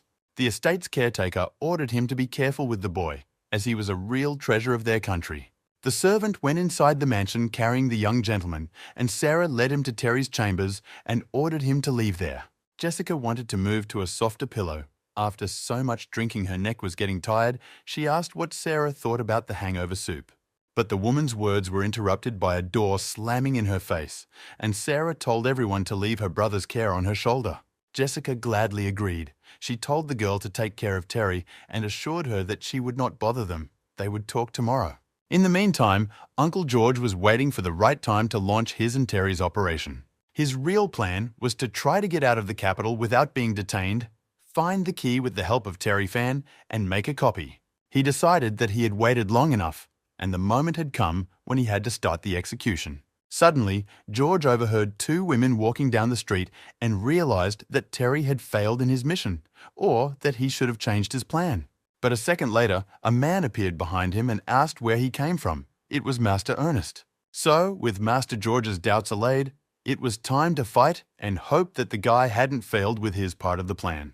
After repelling Ernest's first attack, he flew away to a safe distance and apologized, saying he was simply lost. Ernest said that His Excellency had arrived here 5 days ago and he had been waiting for him. It's a palace, and George should know that you can't just wander around here. Sarah was laying Terry on his bed, telling him to move slowly. The guy, drooling and enduring constant dizziness, moaned that he had a pill in his pocket. After searching through all his pockets, the girl finally found what he had told her about. Sarah lifted her brother out of bed and made him sit down. She gave him the medicine he had been talking about. As soon as this magic pill got into the guy's body, his ki was cleansed and he instantly sobered up. As soon as the recovery was finally completed, the guy opened his eyes and announced that it was time for him to go. Sarah said that in that case, she would go and tell everyone not to disturb the boy today. Terry broke into a smile. He and his sister had become so close during his stay that she understood him at a glance. Meanwhile, the fight between the two great masters continued, neither of them inferior to the other in strength. In the heat of the confrontation, Master George looked toward the Queen's mother's chambers. But Ernest, at the same second, approached him, saying that now was not the time to be distracted. Master George had to fulfill his part of the plan, so he began to run away from the pursuit. Meanwhile, Terry was already standing by the wall that separated the palaces of the imperial family from all other buildings in the capital. The boy realized that the walls of the palace were so high that only the strongest could overcome them, and an ordinary person could not get in. Although Terry didn't have the strong body of his Uncle George or the spiritual strength of his, in order to enter the imperial palace, he has to rely only on his unique methodology. The boy needs to concentrate his energy on his fingertips and turn into a real spider. He moved through the strange galleries of the palace as quickly and quietly as possible, avoiding encounters with the guards. The boy recalled his childhood and his restlessness, which was the reason he was scolded so often as a child, and now it came in handy. So far, he had managed to carry out his part of the plan without any problems, jumping from one roof to another in his hurry to reach his destination. Finally, having bypassed all the guards, he successfully reached the top. After dismantling part of the roof as quietly as possible, Terry looked inside the room. Right under it was the bed of the Queen Mother, the most powerful woman in their country. The boy descended on a rope without making any noise to the room of a woman who was sleeping peacefully. The boy crouched down to the bed and looked at the Dowager Empress. The Empress slept quite soundly, and there should be no problem with the theft. But the second he thought about it, the woman stirred and turned to the other side. Terry, who had jumped onto the roof in fright, climbed back down the rope to the room. It was a good chance for him to look under the bed and make sure the hiding place was there. There was indeed a hiding place under the Dowager Empress's bed, just as Uncle George had said, and now it was just a matter of making sure the key was inside. Terry opened the door in the floor and looked inside hopefully. A golden key and a note were hidden in a hiding place on a silk scarf, and the boy realized that he had finally found what he was looking for. Now all he had to do was to get out of the palace as quickly as possible without being noticed. Terry hurried as fast as he could. He had to be on time for his meeting with Jerome. Jerome was already waiting for the guy at the meeting place. He said he thought Terry would not show up today. But the guy said that he hadn't drunk that much. He couldn't be taken that easily. And Jerome said that the right person was already inside. He was reliable. Jerome had no plans to join Terry, but he asked why the man was not going with him. He looked back at Terry and replied that he had other things to do, other responsibilities, and that less you know, more you sleep. Sometime later, the master put 2 identical keys on the table, and the guy was amazed at how accurate the copy was. Terry was very excited and asked how the man had managed to do it, and he replied that he would not hide it. He was a former thief. Terry put his hand on the man's shoulder and said that he was a great thief, simply brilliant. So he felt embarrassed by the praise. Because the master was familiar with this kind of life, Terry was sure that he would not tell him what had happened today. A moment later, the master looked back at the mold that Terry had broken with his hand, and he didn't need any additional duplicates. After saying goodbye to the shocked former thief, the guy went outside, where Jerome was waiting for him. The man told Terry not to worry, that he would take care of the body, and he replied that he needed to send the master to the south, that there was no need to kill him. Jerome looked at Terry from the other side. His master had a very good heart, too good. The boy had to return the original to the Dowager Empress's chambers as soon as possible without anyone noticing. But he was curious about what was happening at the elder princess's estate, and Terry heard that the ministers had already finished on their end. Kendrick stood in front of the princess's bed and said that he hoped the princess would fulfill her end of the bargain. The woman said that Terry Fan had done everything right, that he could now be in the capital without shame, and that Kendrick had something to say about that. Kendrick replied that he had lost today, had put his 70-year reputation on the line, and now he was willing to do anything. How could Mr. Fan write 300 poems in one night? The reputation of many learned men could suffer, and he simply called him shameless. The princess said that the Dowager Empress respected her husband very much, so she invited him to live at the palace, and she would fulfill all her promises. Impressed, Terry caught the meaning of the conversation and realized that the two had made a deal. The princess told Kendrick not to think that the agreement between their countries was signed and he was waiting for him at home. He could not ignore her. Kendrick replied that, by her order, the man had arrived where he was expected, and if the princess wanted to retract her words, could he change it? Terry stared at the two, wondering if they were talking about the minister's stolen son. The princess said she would agree to the sale only if they made an exchange. Terry decided that he had heard enough. It was really her, so the negotiation should be successful. The eldest princess sold people for her own benefit, which is all she was capable of. This woman was completely crazy. This country seemed very dangerous to Terry at that moment. The boy jumped off the princess's roof to continue his journey to the chambers of the Dowager Empress. While flying, he felt an arrow approaching him and looked back. Realizing that he would not have time to dodge, Terry released a piece of his energy toward the arrow. It spun in a spiral that glowed yellow, trying to slightly reduce the effectiveness of the enemy's attack. But he could not avoid the blow completely, and Terry fell wounded to the ground. The best archer in the Empire, Michael, watched him from the rooftop, ready to shoot the arrow again. Without turning to his subordinates, he ordered them to catch the criminal while he was still alive. Meanwhile, the Battle of the Masters was still going on, and Master Ernest realized that he was facing a level 9 opponent. He was sorry to waste such an outstanding talent, but this stranger was to be buried here. From the palace of the eldest princess, golden circles appeared in the sky, which turned the attention of the majestic master. Master Ernest realized that it was only to distract him. A moment later, he abandoned his opponent and flew in the direction of the phenomenon he had just seen. Master George concentrated on his hands, and it was very difficult for him to restrain his power. All 3 guards of the Emperor's palace gathered in one room to discuss the night attack. The eldest princess was very angry because they failed to catch the killer last night. Ernest fell into a trap yesterday and missed the main target. The Empress was disappointed with him as well. And even worse, all this news reached the Emperor himself, who was very angry. He was unclear how someone managed to survive Master Ernest's attack, and he replied that this person used the Shigu sword technique. This stranger had the strength of a 9th grader, was familiar with the area, and successfully led him. This killer seems to have come here from Dunya, and if this is the 9th level, then this person can only be the first disciple of a great master. Especially since this person had been in the capital all these days, it was, of course, Master Ilya. Now it was time to discuss the guy who was shot by Commander-in-Chief Michael. The arrow flew across the yard, but failed to kill this stranger. Michael asked if he could kill the boy with one arrow. Would that not make him one of the great masters? This comment by the commander-in-chief only elicited disdainful chuckles from his interlocutors. In the capital, one could count the people of such power on one hand. Master Ernest said that the Emperor and the Empress Dowager had their own goals and that the murderer should be caught in 10 days. There aren't many people with a 9th grade strength class in the city, so it won't be a huge job to check them all. The palace guards looked after the master as he left the room. They were confused. It was easy for him to say such things. Jessica decided to check on Terry again and asked Sarah how he was doing, and she said that her brother was still not feeling well. The woman was shocked. Half a month had passed, and he was still hungover. Maybe he should have called a doctor. Sarah replied that her brother had just spent a lot of energy writing poetry and needed a good rest, and Jessica agreed. She said that she would go about her business, and the girl should take care of the boy and tell him if he needed anything. Terry reflected on the strength of the arrow that wounded him, which barely touched him but damaged his internal organs. If he hadn't thrown out some of his energy to meet her in time, he would have died long ago. That kind of strength at that distance, this guy must have had a 9th level of strength as well. The boy's thoughts were suddenly interrupted by Uncle George, who asked if he was feeling better, and Terry was seriously scared. George said that he could not protect the boy, and he replied that they could not have guessed that the commander-in-chief would have such a terrible thing. Uncle George asked if the boy had opened his mother's box yet. Terry looked under his bed and replied that he was waiting for Uncle George to do it together.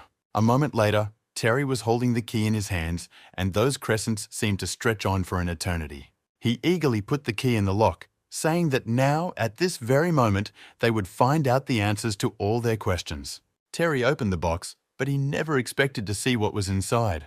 The guy could not believe his eyes. He was just looking at the keyboard. Terry's first thought was that his mother might be a world traveler too. This world was really crazy. The guy couldn't help but laugh out loud. George didn't quite understand his reaction. Suddenly, he felt not so alone among these strange traditions and people. But the lyrics had to go. Now it was time to move on to the second level of hacking. Uncle George said that the password is a name. Terry's mother told him to remember that there are 6 dashes in his name, and he began to look for options. An hour later, Terry put his head on the keyboard. He didn't know any of those names. George said that she said, "It's not about the risks, it's about the way in the water." My uncle could have said that earlier. The boy began to enter various variations of names, including his own and his mother's name in different variations, but it was all in vain. He looked thoughtfully at Uncle George's face and thought that this option was possible. To his surprise, this option worked, and the man and the boy heard a distinctive signal. Terry noticed that he was now beginning to suspect that his uncle and his mother had a secret in common. He was more eager to see what treasures were hidden in the box. Surprised by what he saw, Terry turned to his Uncle George, who said that his mother had put him there herself, so it was not surprising. The box they had been trying to open for so long contained an M82A1 rifle, a Barrett. My uncle replied that it was not surprising to him. It was something new. He had seen this thing before. The boy covered his eyes with his hand. This world was becoming more and more complicated. Technology and Barrett were added to time travel. But there were some drawbacks to the find. The guy asked that he couldn't find ammunition anywhere, and George asked what exactly he called ammunition. Terry asked if his uncle had ever seen his mother use this thing. There must be ammunition in here. He began to carefully describe to Uncle George what the cartridges looked like and tell him exactly where to insert them. Master George listened carefully to all the boy's explanations and replied that he had already said that he did not remember much. But, after pausing, he noticed that he remembered well what the guy had just said, which completely pissed Terry off. The uncle said that when he took the boy to his place, he thought that these things were not needed at all, so he just threw them away. Terry, upon hearing the news, felt a mixture of horror, anger, and disappointment as to why his uncle decided to do this at that moment. The guy thought he now had a cool gun, but now it has turned into useless junk. After closing the box, Terry noticed a metal button in the shape of a heart, with a sign for George to press it. The guy pressed the button before his brain had time to realize what it could be. As soon as the boy's finger touched the box, a metal sleeve began to form on his arm. A few seconds later, the guy, not understanding anything, was already watching his arm up to the shoulder turn into a metal prosthesis. Uncle George noted that Terry's mother loved pranks, but in his opinion, they were not pranks at all, they were high technology. The guy asked what material the thing was made of. He didn't understand how to take it off. He must have pressed on something because the metal arm began to turn into something again. A moment later, instead of a metal arm, a huge but light plasma cannon formed. Terry's brain thought that it was probably his turn to save the world, and he shot at the ceiling of his house. Jessica, who was nearby and heard the explosion, rushed to the boy's room and stared at what she saw. There was a guy standing in the middle of the room saying that he wanted to try fireworks, but he launched them wrong, and there was a huge hole in the ceiling above him.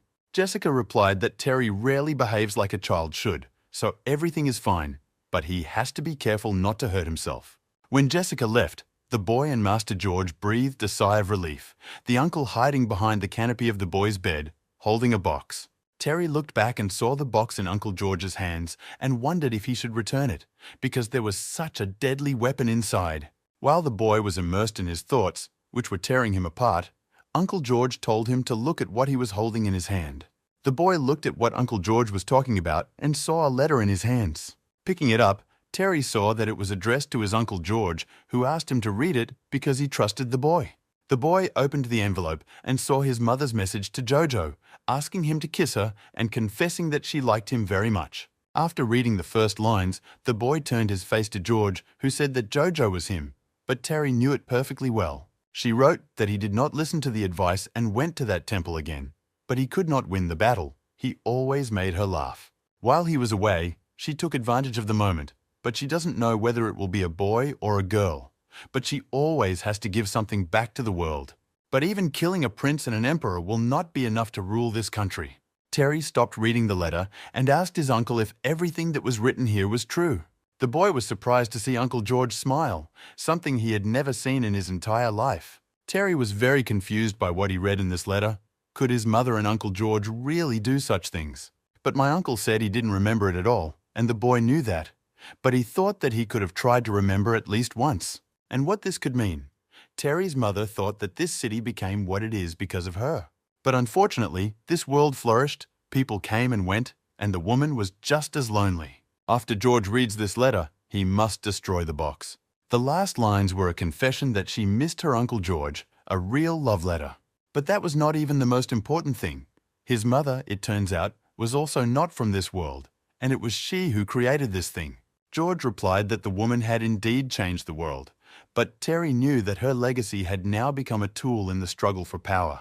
He wondered if there were any other interesting things in the box and started looking for other compartments. Soon he found another compartment with a scroll of paper in it. In the middle, the mother wrote that if it was Jojo, he would have obeyed and destroyed the box. If the stranger wanted to continue, he should identify himself. Shocked, Terry said that he was her son, and the woman's voice replied that she did know, that he should forget that he had seen or heard anything. The boy did not dare to disobey his mother. He obediently closed the box. The next morning in the capital began with anonymous leaflets falling on the city, and everyone who was on the street began to pick them up. Terry was sitting in his room, and Uncle George, who appeared out of nowhere, asked if those leaflets were the boy's work. Terry said that he wrote about fake eunuchs in the palace and lovers outside it, and George noted that the boy called the princess a traitor to the country. Master George asked Terry why he did it, and the boy replied that his mother had created a treasury, a board of overseers, and that this country had become great. He didn't need money at all and didn't even know who was worthy of running the treasury, but this person was definitely not a princess. The uncle said that no one would believe that the eldest princess was doing this solely for financial gain. The guy replied that there were not many smart people in the world, but he didn't have to believe them. It was more of a warning.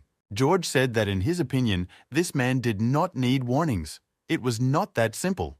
The guy asked what his uncle was talking about. Master George replied that the eldest princess was the favorite daughter of the Dowager Empress and the Emperor's sister, and that she could not be easily dealt with. For the Emperor to actually do something about it, there was only one option left, and Terry turned into a rumor. The maids announced the arrival of the widowed Queen Mother and bowed respectfully to her. The eldest princess, who was sitting with her back to the door, looked around in fear and saw her stern grandmother next to her. At the same second, she jumped out of her seat and, with tears in her eyes, shouted that she had been very much offended. But the hypocrisy of her granddaughter did not affect the Empress Mother at all. She had seen too many such people in her life. At the same time as these events, a meeting of the Board of Supervisors was held in one of the neighboring palaces. The minister reported that the Empress Dowager went to the palace of the eldest princess, and after leaving, the princess cried for a long time. Her face was swollen. Nicholas was holding a leaflet that had made a splash in the capital, and he asked his colleagues for their opinion on the veracity of the information contained in it.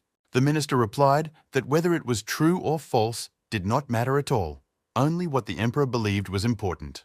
The emperor wanted to observe what was happening for a while, but what happened in the morning slightly adjusted his plans. Nicholas said that this topic needed to be discussed later, but that the time was now to eliminate the traitors. The minister replied that they had conducted an investigation and found the necessary evidence against such people. Nicholas looked at Chase, who hadn't looked up from the table, and said that, in that case, this case needed to be dealt with. These words brought Chase to his senses, and he looked in General Nicholas's direction in fright. But a minute later, one of the servants dragged the traitor out of the office by his leg.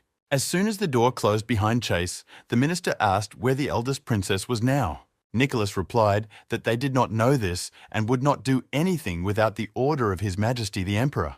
Everyone was wondering who this madman was who had wreaked such havoc in the capital. The delegation from Junior left yesterday, but everything happened today, so they probably want to sow confusion among the townspeople. Nicholas was more interested in the question of how they were able to make such a big step under their noses. If they started a war, everything would be in the hands of the Northern King. Soon, Terry came into Nicholas's office and bowed respectfully, asking if he was looking for him. General Nicholas said he knew that the leaflets were the work of the boy. Terry, out of surprise, began to think of an answer on the fly that would whitewash him. Nicholas told him not to worry, that everything was being directed to the delegation from Junior. Nicholas would have taken action in any case. He would not let those who decided to harm Terry get away with anything. The boy asked him why he decided to help him, and Nicholas replied that the treasury was open because of Terry's mother. Terry looked at his interlocutor in shock, wondering if he knew his mother too. Nicholas said that if the guy contacted the princess, he probably wanted to take her treasure. Terry shouted that he was not interested in the treasury at all. The eldest princess wanted to kill him, so he had no choice but to fight back. Nicholas liked this answer because the pile of money was not worth it, but the guy had left too many traces. It would be very easy to find him. Terry said that he already has a plan and has a person who plays a very important role in this matter. Nicholas replied that it must have been the Minister of Ceremonies, because he had heard about the banquet that night and he was impressed by his knowledge. Terry thought that they would not be able to guess how the events would unfold, but if they could prove that the Guo family was related to the princess, there was a chance. Nicholas said that if Gerard's father wanted to meet the princess, he would ask someone to help him leave the residence. Terry understood Nicholas's thinking and replied that they just needed to find out who Gerard Go's father had seen that day. Nicholas replied that everything had already been checked. There were familiar names among these people, and Terry suspected that Nicholas knew what he was thinking. The guy replied out loud that this was very good and asked what the general was going to do next. Nicholas emphasized that he had said before that he would not let anyone who decided to hurt the boy get away with anything. A little later, a meeting with His Majesty took place in the Emperor's chambers, and he noted that the criticism was quite sharp. He held up a leaflet that had made a splash and asked who else had seen it. Nicholas bowed his head and replied that most likely the whole capital was reading such postcards. The Emperor turned to General Nicholas and asked why he had shown him this. Nicholas replied that he simply thought that what concerns the imperial family should be known to His Majesty. But the Emperor did not believe a word of this cunning fox. He ordered the interlocutor to tell him the truth. Nicholas said that for the sake of the Emperor and the princess, it would be better for the eldest princess to leave the capital to avoid the attention of the townspeople. The Emperor thanked Nicholas, but noted that he was asking him to get rid of his own sister. The other traitors who were associated with the eldest princess have already been dealt with, and the Emperor can let her go with a calm mind. The Emperor insisted that the general speak out more boldly. If he told the truth now, he could cure him. Nicholas humbly lowered his head and responded to this proposal of His Majesty, who had long been ready to die. Tired of this conversation and the difficult decision ahead, the Emperor said that it was up to Nicholas to decide whether to live or die. There were huge changes in the Guo family estate. Instead of fleeing the capital, Gerard's father was imprisoned. Gerard tried to escape, shouting that his father was a minister of ceremonies and they could not arrest him. However, all the boy's attempts to stop his father's detention failed, and he was already being taken outside the estate. The princess stood outside the emperor's chambers, not rising from her knees and begging for an audience. A servant reported to the emperor that the eldest princess had been kneeling outside the palace for an hour. He asked if she realized her wrong behavior, and the servant replied that the woman had declared her willingness to give all her property to the emperor.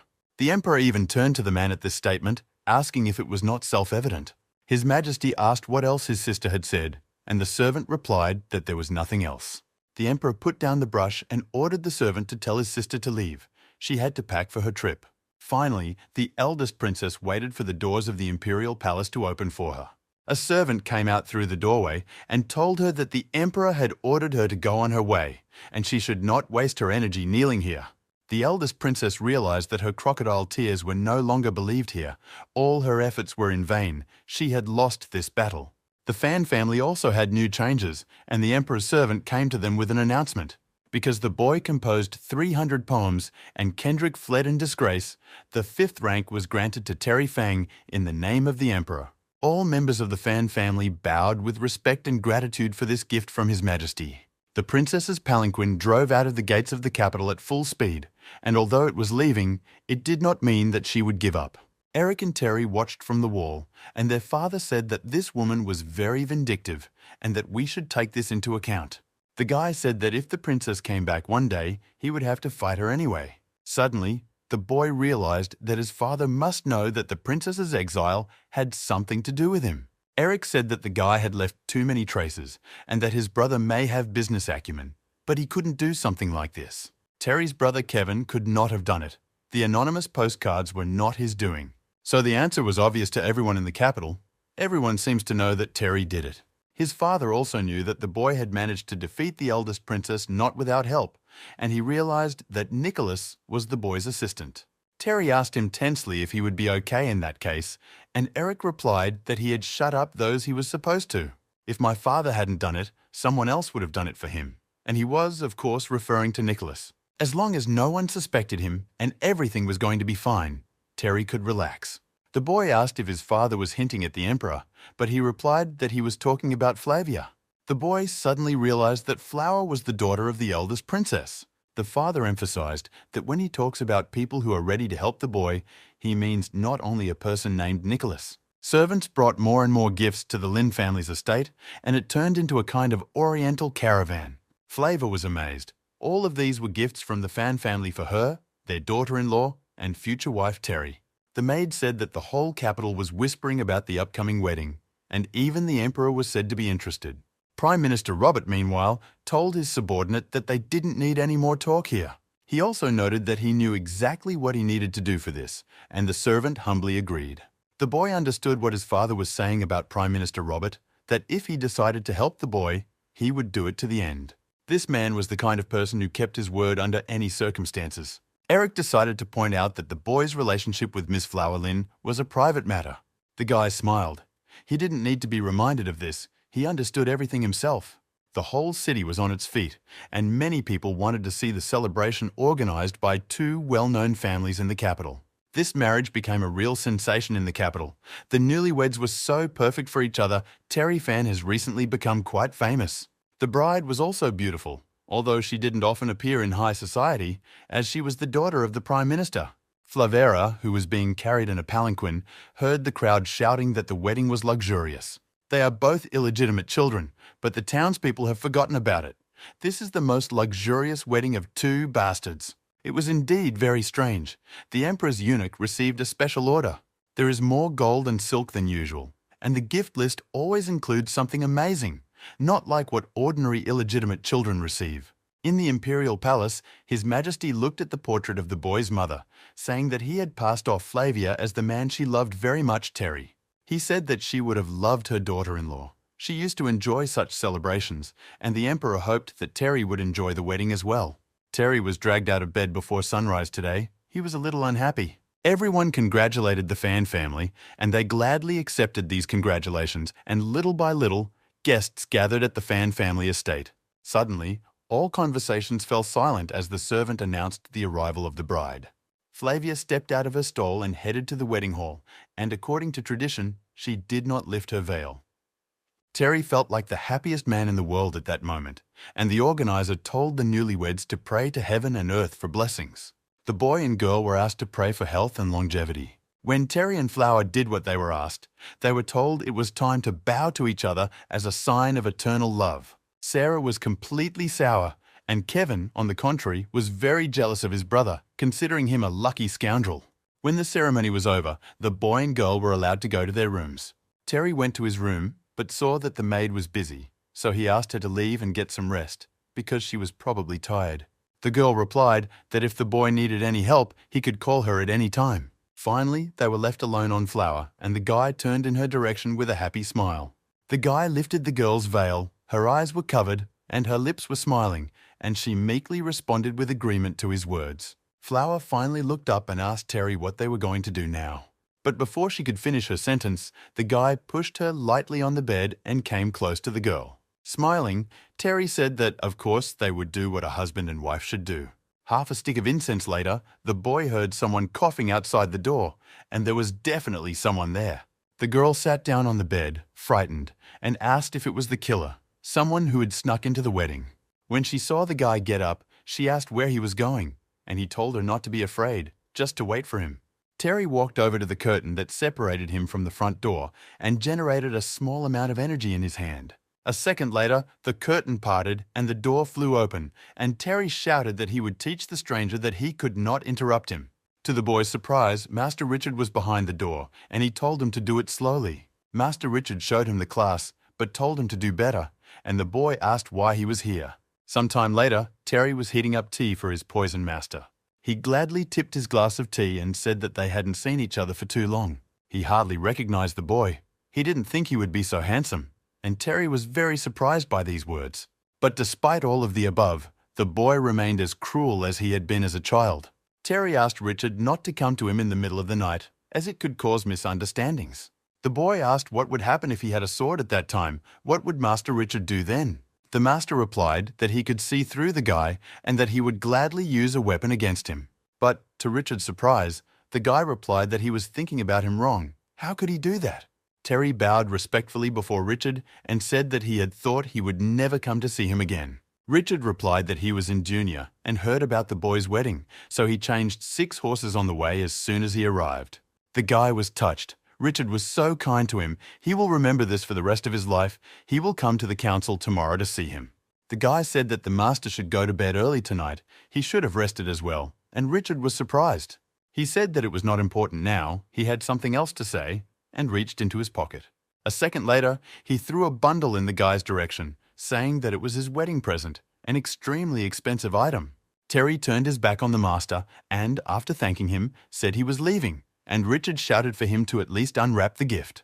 Realizing that the boy was not going to do what he asked, Master Richard said that it was a cure for tuberculosis. He went to Junior for 2 reasons. One of them was to get medical materials and prepare a mixture. The second reason was to cut off all communication with Terry's enemies in exchange for a promise from them not to harm him. Who knew that the guy would decide to get married? Terry was amazed. He said he would never be able to repay the master for his kindness. Terry looked at the package in his hands, wondering if it was a cure for tuberculosis. The master loved him so much. When the boy came into the room, Flower asked him if he was okay. But instead, she saw a predatory and sly smile on her husband's face, who said that the woman could relax, and he returned. The next morning, the whole family gathered at the dining room table, and breakfast was waiting for them. Suddenly, a young girl came into the room and, seeing Terry, happily called out to him. The guy was so surprised that he forgot he was holding food. He couldn't even recognize the girl. The ruler said that he had heard about the boy's wedding, so he specially sent the girl to the capital as a wedding gift. Drops of sweat appeared on the guy's face at these words, and he looked at Flavia's reaction. Eric got up from the table and said that the emperor had summoned him and he had to go, and Jessica said she would help him get ready. Sarah stood up next and shouted that Kevin's homework was not done yet, and the boy realized that they would follow their parents. The girl looked at Terry with happy eyes. With her hands to her chest, she thought this meeting was amazing and did not hide it. A lot has happened in the time he has been in the capital, and he sat down on one of the chairs, thinking about it. The girl, not taking her eyes off Terry, said that she was glad that he was okay and that her heart could finally be at peace. The guy said that the girl should rest, and after she ate, he would give her a tour of the capital. The girl replied that Simon was here to work, not to add to the master's worries, and the other maids saw a special relationship between the two. The amazed boy replied that, in that case, she could at least take a bath, and the girl said she would obey Mr. Terry's orders. The boy watched Simon leave the room and blushed as he realized that it was the same girl. Flavor noticed that the guy had already talked about her before, and now they finally met. Terry replied that the girl was a very diligent and good person, and Flower whispered that the boy shouldn't say that because his maid would be very annoyed. And Terry's wife was right as ever. The maid heard her master's words, and they upset her greatly. She immediately remembered that she had always thought that the doctor looked like a charlatan. Meanwhile, a meeting between His Majesty, Robert and Eric took place in the Emperor's chambers. Eric answered the Emperor's question that Terry was planning to spend his honeymoon in the Tsangshan Mountains. The Emperor replied that Sanshan was a very good place, away from the hustle and bustle, with no distractions. Still, the Emperor had some thoughts that needed to be discussed. His Majesty wanted Terry to do something. The boy should be part of an exchange mission. He asked what the two matchmakers thought about it. Prime Minister Robert and Eric Fan bowed humbly, saying they dare not refuse such an offer. The Emperor said that if he had given them the courage, they would not have answered like that. He demanded that both men say what they really think. The two were in no hurry to answer, and the Emperor looked back at the men and asked them again what they really thought about it. After a brief pause, Eric Fan carefully replied that Terry had just gotten married. The guy will be promoted to the post of Minister of the Interior. The Emperor must choose the day of the appointment. The Emperor listened in silence until Father Terry finished his speech, thanking him. Prime Minister Robert thought that the Emperor had planned this a long time ago, and there was nothing to discuss. After a short pause, the Emperor said that if the audience had nothing more to say on the matter, they could leave. Robert and Eric were relieved to finally leave the Emperor's chambers. This meeting had been very exhausting for them. At the same time, Terry was meeting with General Nicholas, and they needed to discuss the latest news. Nicholas said that the Emperor ordered the boy to lead a delegation to the Northern King. Terry began to think out loud that, in his opinion, this mission was just a cover. The real purpose of this mission was to hand over the spy, Miss Candy. For this case, the girl will, of course, be drugged with all possible potions. If the Northern Qing Emperor spends the night with this girl, they will both fall ill, become covered in pus, and die. But that was not all.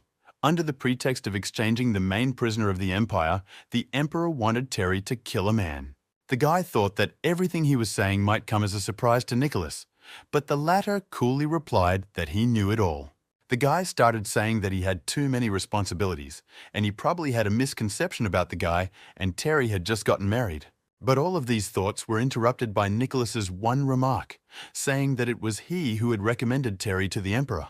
Terry was very surprised by this news. He asked why Nicholas made such a decision, since he had just gotten married, and he replied that this mission was inevitable.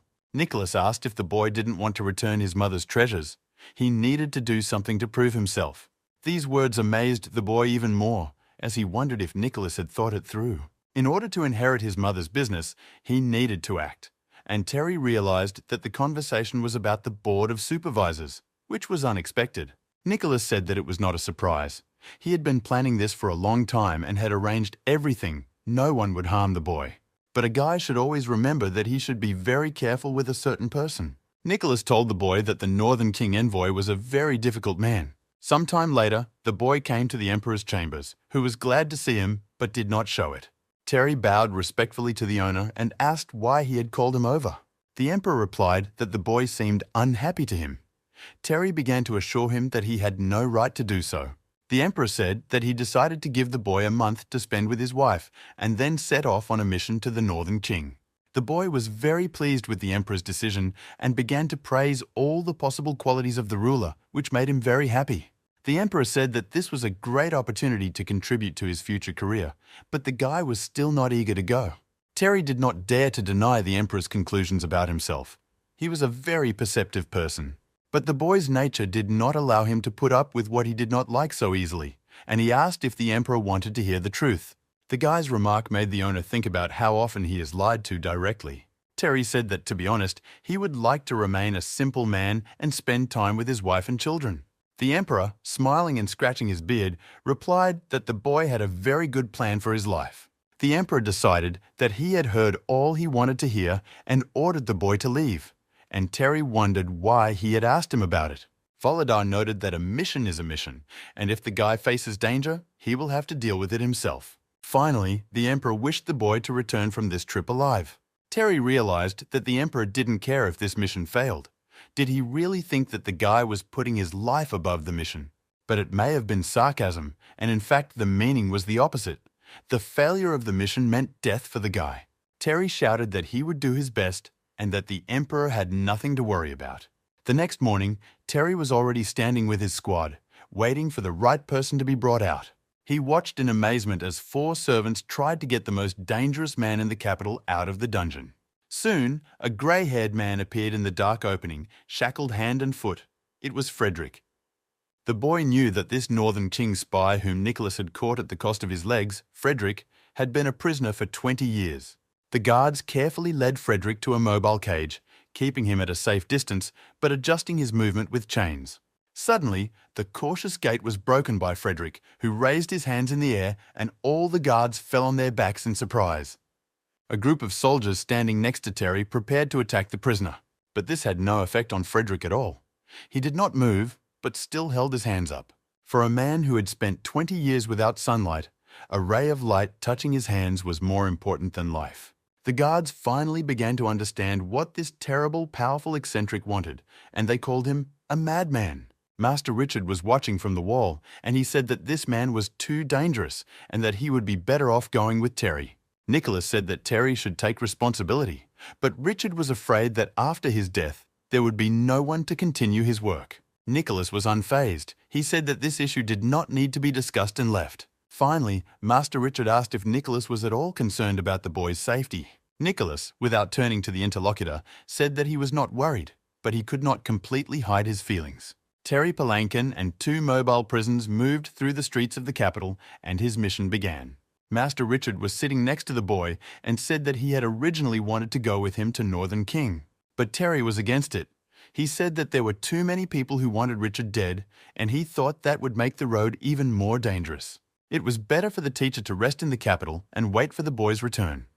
Richard thought Nicholas talked too much. Nicholas said that the young emperor of the Northern King had just ascended the throne, and the Queen Mother did not want to delegate power, so there was a conflict between them.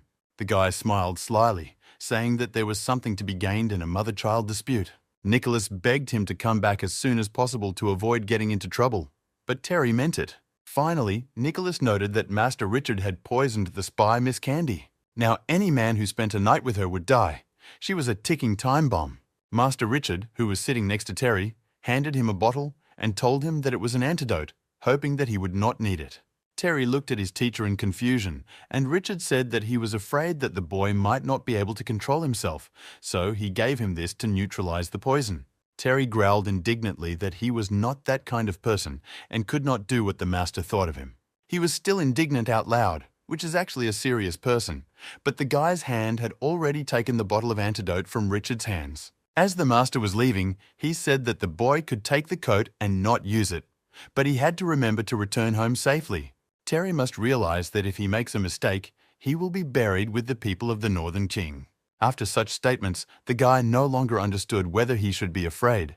Too many people warned him about something. After a while, Terry arrived at the Fan family's estate, and Eric said that they needed to postpone the long goodbyes because it was time for the boy to leave. The father pointed to a squad of guards and said that they were the best of his guards and would go with the boy. Nicholas warned that Terry's father had his own people and would insist that they go with the boy. Terry decided to tell his father about what General Nicholas had said, asking if he had any men who could resist the Black Cavalry. My father was very concerned that Nicholas had been talking too much since Terry arrived in the capital, and he had managed to tell the boy everything. Eric replied that these people in the room were very reliable and the guy could easily confide in them in any matter. The head of the squad turned to the boy and said that if he needed anything, he could just let him know. Terry ran up to the man and asked if his name was Oscar, which was a very cool name, and the impressed head of the squad asked if the boy knew him. Terry replied that he had admired him for a long time, that he had a beautiful horse in Danzo, and that he would bring it to the man when he was available. Oscar scratched the back of his head and, laughing, sincerely thanked Terry for his attention. Looking back at his father, Terry said that in that case, he should go. They had already discussed everything. Eric Fan watched his son's troop leave. He couldn't understand how Terry had grown up so quickly. It was hard to comprehend. It was already evening, and the sun was setting, so it was decided to make a halt. Everyone should be near the mobile prisons. Oscar noticed Jerome standing a few meters away, watching, and asked why he was standing so far away from him. Jerome, who was looking more at the prison with Frederick, said that the farther away, the safer it is, and if anything, it will be easier to escape. Oscar was outraged by this answer. He called Jerome a coward and said that he would report to Mr. Fang everything he had just said. Jerome put his hands at his sides and haughtily declared that it was the full right of the head of the security detail. A minute later, Oscar was standing next to Terry and reporting on the incident, asking where the gentleman had dug up the man. Jerome was insidious, greedy for life, and a coward, always ready to run away, a man to be avoided. Terry looked thoughtfully at his spy and said that he was just checking on Oscar. The man was a first-class warrior. In fact, Terry was afraid that something might go wrong, so Jerome volunteered to accompany Frederick all the way. Oscar said that the man was indeed a real role model, a very brave man. He didn't think he could be so wrong about people. After these words of his master, Oscar looked at Jerome with a completely different look. In his eyes, the man was a hero. Oscar told Jerome that Frederick is a serial killer, very cruel, a real demon on earth. Jerome looked back to the head of the security team and said that it was indeed terrible. But Oscar said that Jerome shouldn't be afraid of him, although the man himself had a different opinion. Without exaggeration, this process was like feeding a tiger with your body. From that moment on, the men were brothers who had gone through fire and water together. Oscar pulled his sword out of its sheath and said that if anything happened to Jerome, he would certainly avenge him. Jerome was frightened by this reaction and looked at his master, who pretended not to hear anything. Sometime later, Jerome decided it was time to visit the prisoner and bring him some water. He shouted through the door that he had come to see if Mr. Frederick needed anything. The boy decided to move away from the camp a little bit and met Uncle George, who told him that as long as he was looking after the boy, he was not afraid. The only variable that made Terry worry was this representative of the Northern King. George said that this man was a great master of the Northern King, and he did not know what position he held there. George said that the master would not allow Frederick to enter the territory of the Northern King alive, and Terry asked him how he knew this. Uncle George thought about it for a while and replied that he didn't remember it at all, but he was sure of the fact. Hearing this conclusion, Terry grabbed his head. This case was turning into a one-way street for him. Uncle George replied that he would definitely fight him, and he would beat him until he lost the desire to bother Terry. The amazed boy looked at the back of his uncle as he walked away, for he was a great master, but George replied that he was not an easy man himself. My uncle said goodbye to the boy, and as he was flying away, he could still hear Terry shouting about how cool and real he was. Just when Terry thought his uncle had left him, he suddenly landed behind him, saying that he had something else to say. He seems to recall the name Frederick, and Terry's mother said that she came into this world because of him and another man. Terry was amazed that Mr. Frederick could possibly know his mother's secret. But before the boy could ask 1,000,000,000 questions, his uncle flew away, saying that he himself should question Frederick about it. Of course, the guy had to do it, because the news was very important to him, but Frederick was a very scary person.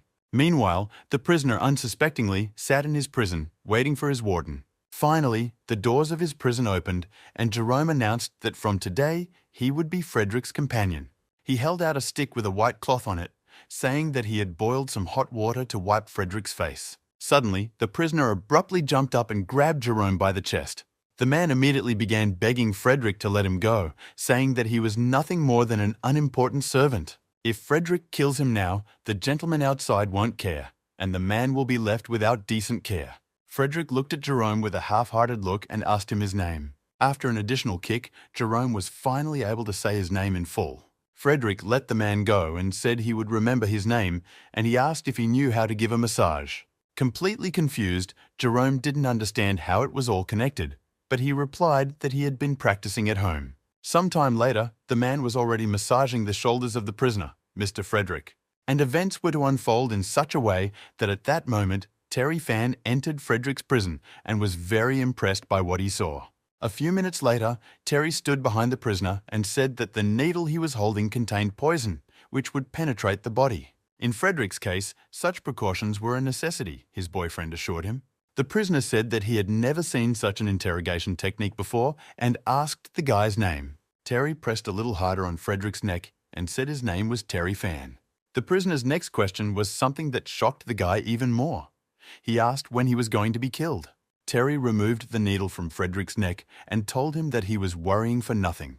The boy would bring him back to the Northern King in exchange for their man.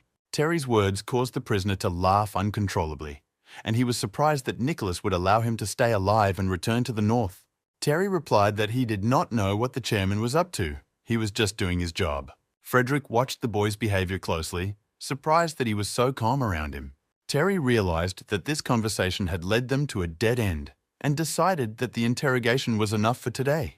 On the doorstep, the boy heard the prisoner say that he reminded him of an old friend, gave him Terry's mother's name, and asked if she was related to him. Terry looked back at the prisoner. The man actually appeared to know his mother. After a short pause, the boy decided to tell Frederick the truth and said that the woman was his mother. He asked how, in fact, Frederick himself was related to his mother, but he asked him not to ask about it. Frederick, looking at Terry penetratingly, said that it was bad for the guy to know too much. Wasn't the guy still going to kill him? Terry decided to repeat that he was instructed to deliver Frederick to the Northern King in exchange for their man. Frederick turned sideways to the boy and leaned his head on the wall, saying tiredly that if the boy said so, it was fine. As soon as the door closed behind Terry, Frederick said that he would never have thought that the Celestial could have had a child. A great Northern King master was meditating under a waterfall, and he said that he had not seen George for many years. When Master George came closer on the raft, the man noticed that he hadn't changed a bit. George replied that, unfortunately, he had lost his memory and therefore remembered little about the Great Master. A student of the Great Master was eating an apple nearby and heard her teacher ask why George had come to see him. Master George took his weapon out of its sheath and said that he had come here to fight.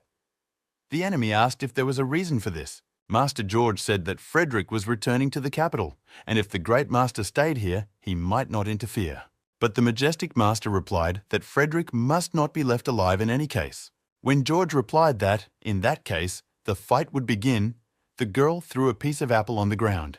A moment later, it flew into the air, attacking the intruder. The Great Master ordered Meryl to stop and not attack because she was not a rival to George, who also told her to listen to her master.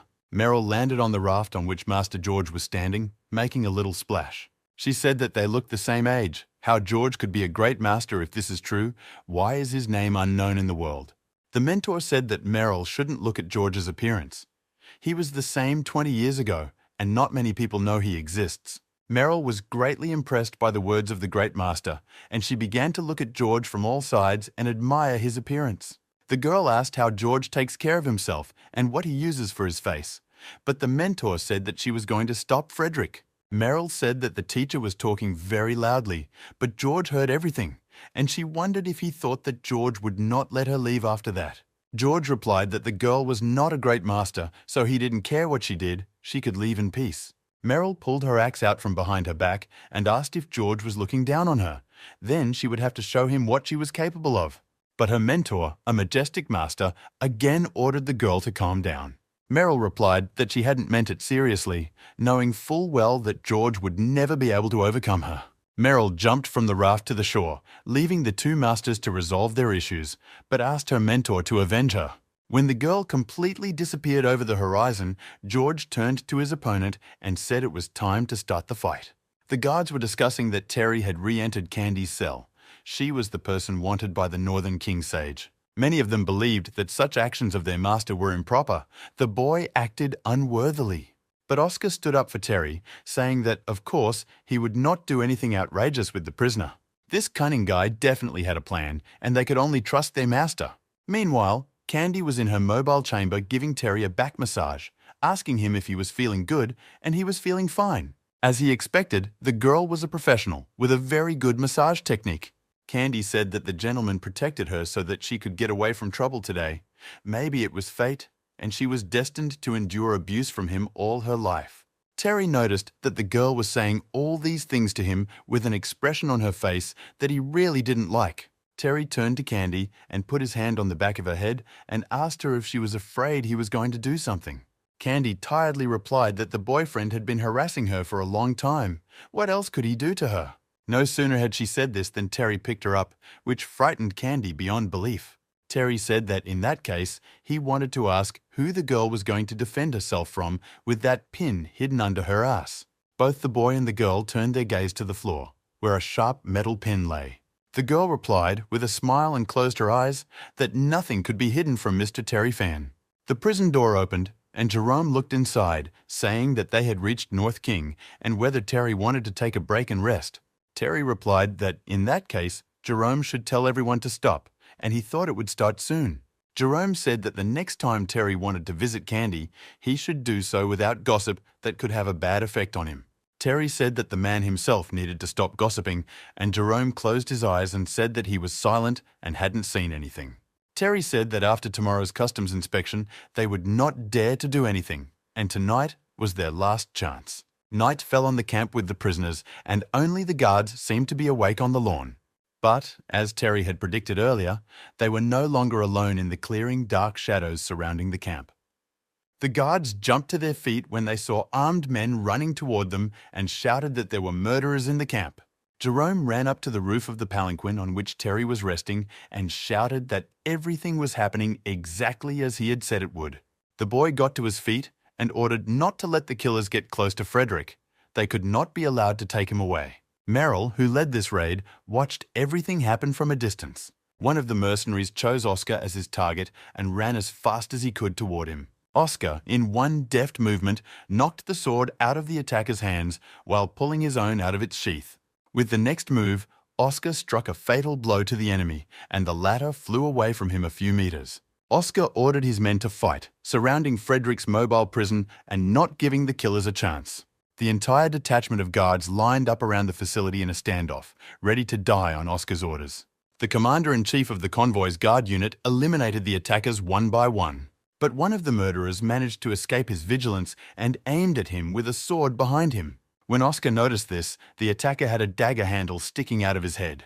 A second later, the killer had already fallen to the ground unconscious, and he no longer posed a threat to Oscar. Oscar looked back and saw Jerome behind him and asked why he was fighting with a bag behind his back. Maybe he was protecting something important. The latter, greeting his comrade, replied that he was just preparing to escape in case the enemy was too strong. Oscar, who was already on a new target, shouted that he could not say such things because he would report it to Mr. Fang. Jerome, punching his enemy, shouted that Oscar could do what he wanted. Mr. Terry had long known his character. He would not object. Terry was watching from above what was happening in their camp, trying to understand the attacker's goal. The guy reasoned that if the killers were targeting the prisoner, today was their last chance to realize their plans. The guy had long been preparing for this attack. He had thought of a plan of action in advance. He shot a lot of arrows from a homemade crossbow at the enemies. Many murderers have been killed by a single shot from this invention. After the first successful strike, Terry immediately ordered the cages to be opened and the dogs released. Jerome ran as fast as he could to the cages and, opening the bars, ordered the dogs to take the target. The attackers had no chance against the hungry beasts and ran for their lives.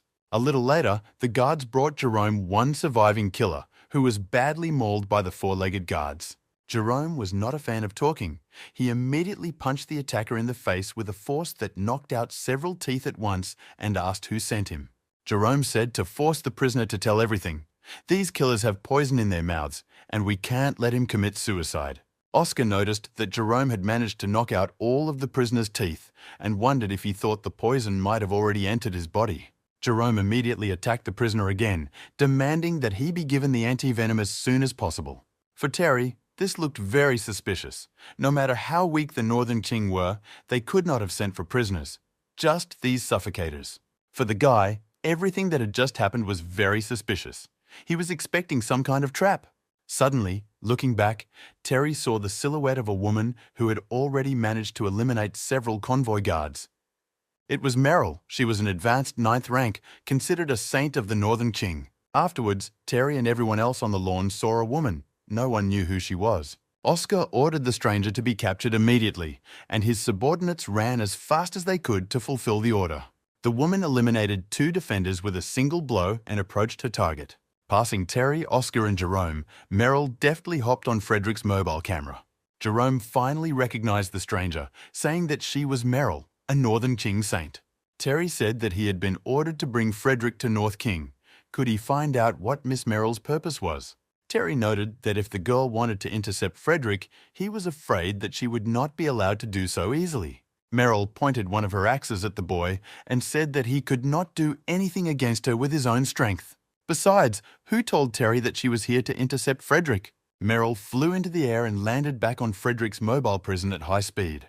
A large hole appeared in the prisoner's dungeon from a strong weapon strike on the stretch, through which the woman saw her husband's attentive gaze. Merrill announced that Nanjing had violated the treaty and killed Frederick at the border, and that's what needs to happen here and now. Even Oscar regarded these words as a great insolence, but Terry stopped him, saying that the man was no match for this woman. Terry asked her if she realized that a violation of the agreement between the two countries would lead to war and many people would die. Merrill replied that her mentor had told her that if Frederick returned to Shanjing with secrets, more people would die. The guy wouldn't mind killing Frederick himself, and it would be great to use this girl's help. But it seemed that Frederick really knew something about his mother, so the boy had to find out what it was first. Terry wondered if he should use a shot from his mother's powerful secret weapon in this situation. But common sense told him that he could not do this in front of everyone. The murder of the Northern Qing maiden would certainly lead to war between the two countries, and she was a girl after all. Meanwhile, Merrill decided not to waste another second and swung one of her axes at Frederick. Terry realized that he had only one weapon left to use and threw poisoned needles at the girl. Merrill realized that the poetry genius Fan also possessed a hidden weapon, but she could not get to him with such tricks. Terry said that he was very curious about what would happen if the Northern Qing saint was distracted by a conversation with a handsome man and failed in her mission. The girl fought off all the needles, but the shells with poison tied to them began to crack, and Terry asked if her mentor would punish her. A few seconds later, an explosion sounded next to the girl, throwing her off the roof of Frederick's dungeon. Terry immediately ordered Frederick to be taken as soon as possible to the place indicated by the Black Riders. One of the guards immediately spurred the horses and they rushed down the road to the target. The saint from Northern Qing was very angry. Terry was a genius of Nanjing poetry, but he made such a mean, unexpected attack. The guy stood behind Merrill, already with his sleeve on, and apologized if he had offended her. He noted that he was not an equal opponent for Miss Merrill with a gun, but asked why they did not face each other in hand-to-hand combat. Terry rushed to meet Merrill, and she asked him how he dared to openly attack her. She found this behavior of the boy a heroic and courageous way to risk his life. But at the same time, she thought he was simply tired of living if he dared to do that. Terry struck first, but the girl skillfully deflected his attack with a block. Merrill, in response, hit the guy with several blows, the force of which he felt immediately. Jerome was watching this fight closely, and if his master was in trouble, he could always help at the right time. The guy made an effort and seized the moment to punch Merrill in the stomach with an iron hand. While the girl was surprised by the steady pain, the guy, without wasting a second, struck her in the face with his other hand, which threw her into the air. Falling to the ground, the girl shouted that Terry was being very mean to her. Terry noted that Merrill was strong, but compared to his Uncle George, who had trained him since childhood, she couldn't even stand. The girl jumped up and tried to kick the guy, but he shouted that she was too slow.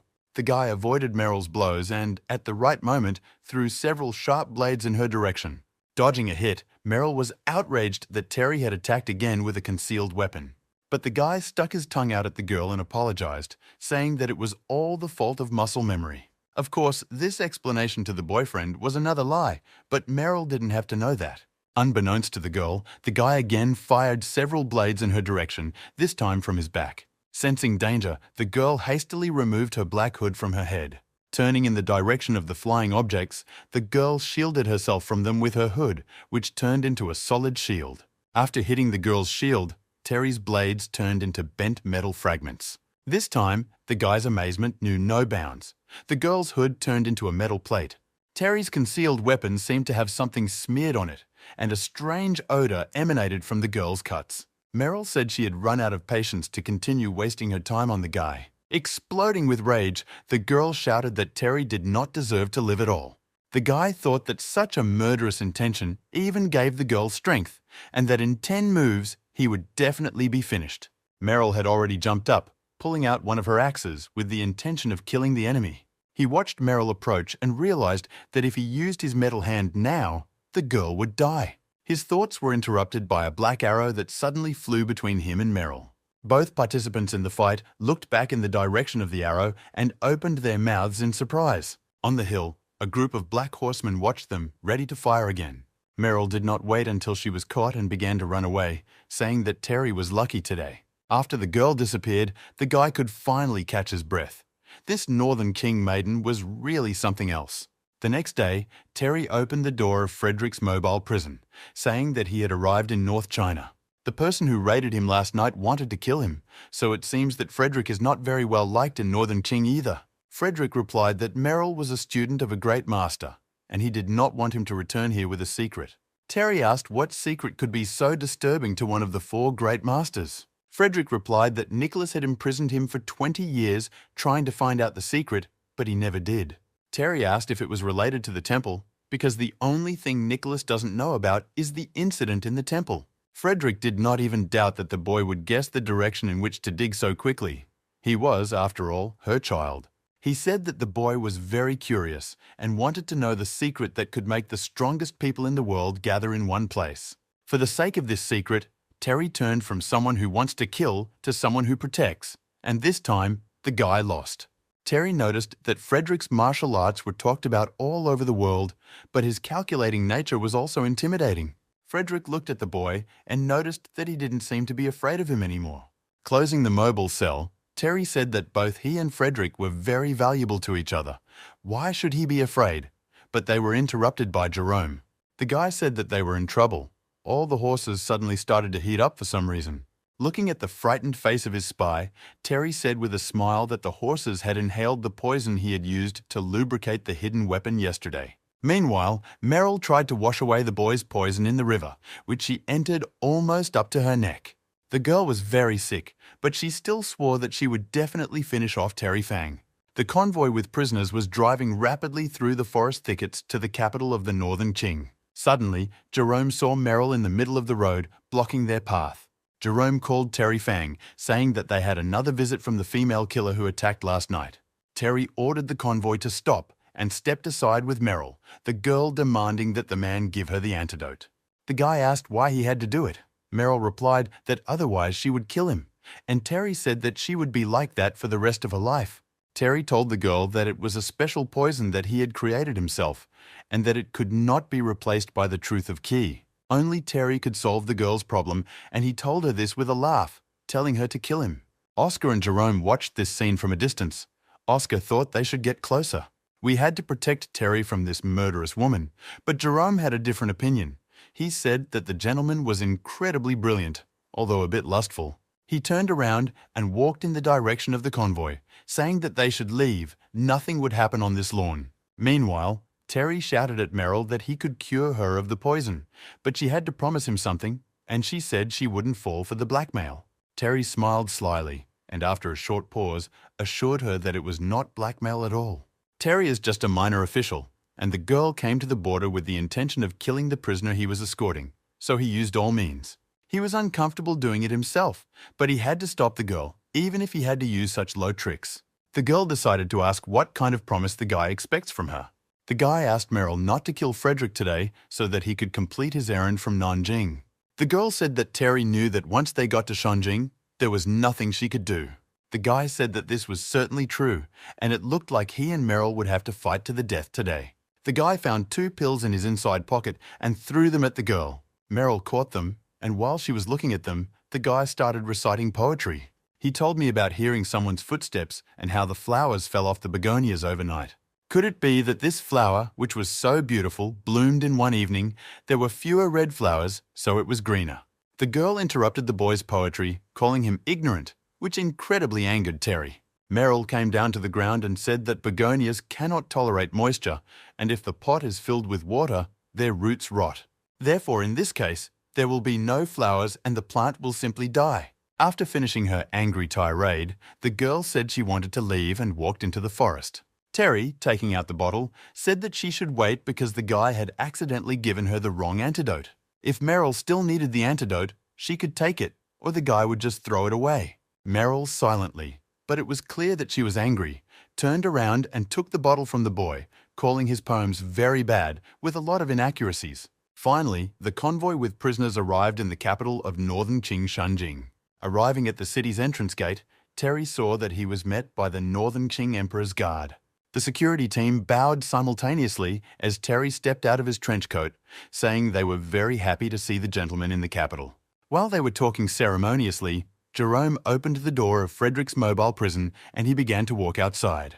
Miss Candy was also taken out of her mobile prison by two maids who said respectfully that she could go with them. Jerome said that once Miss Candy left, she would stay in the palace forever, and the boy would never have the opportunity to meet her again.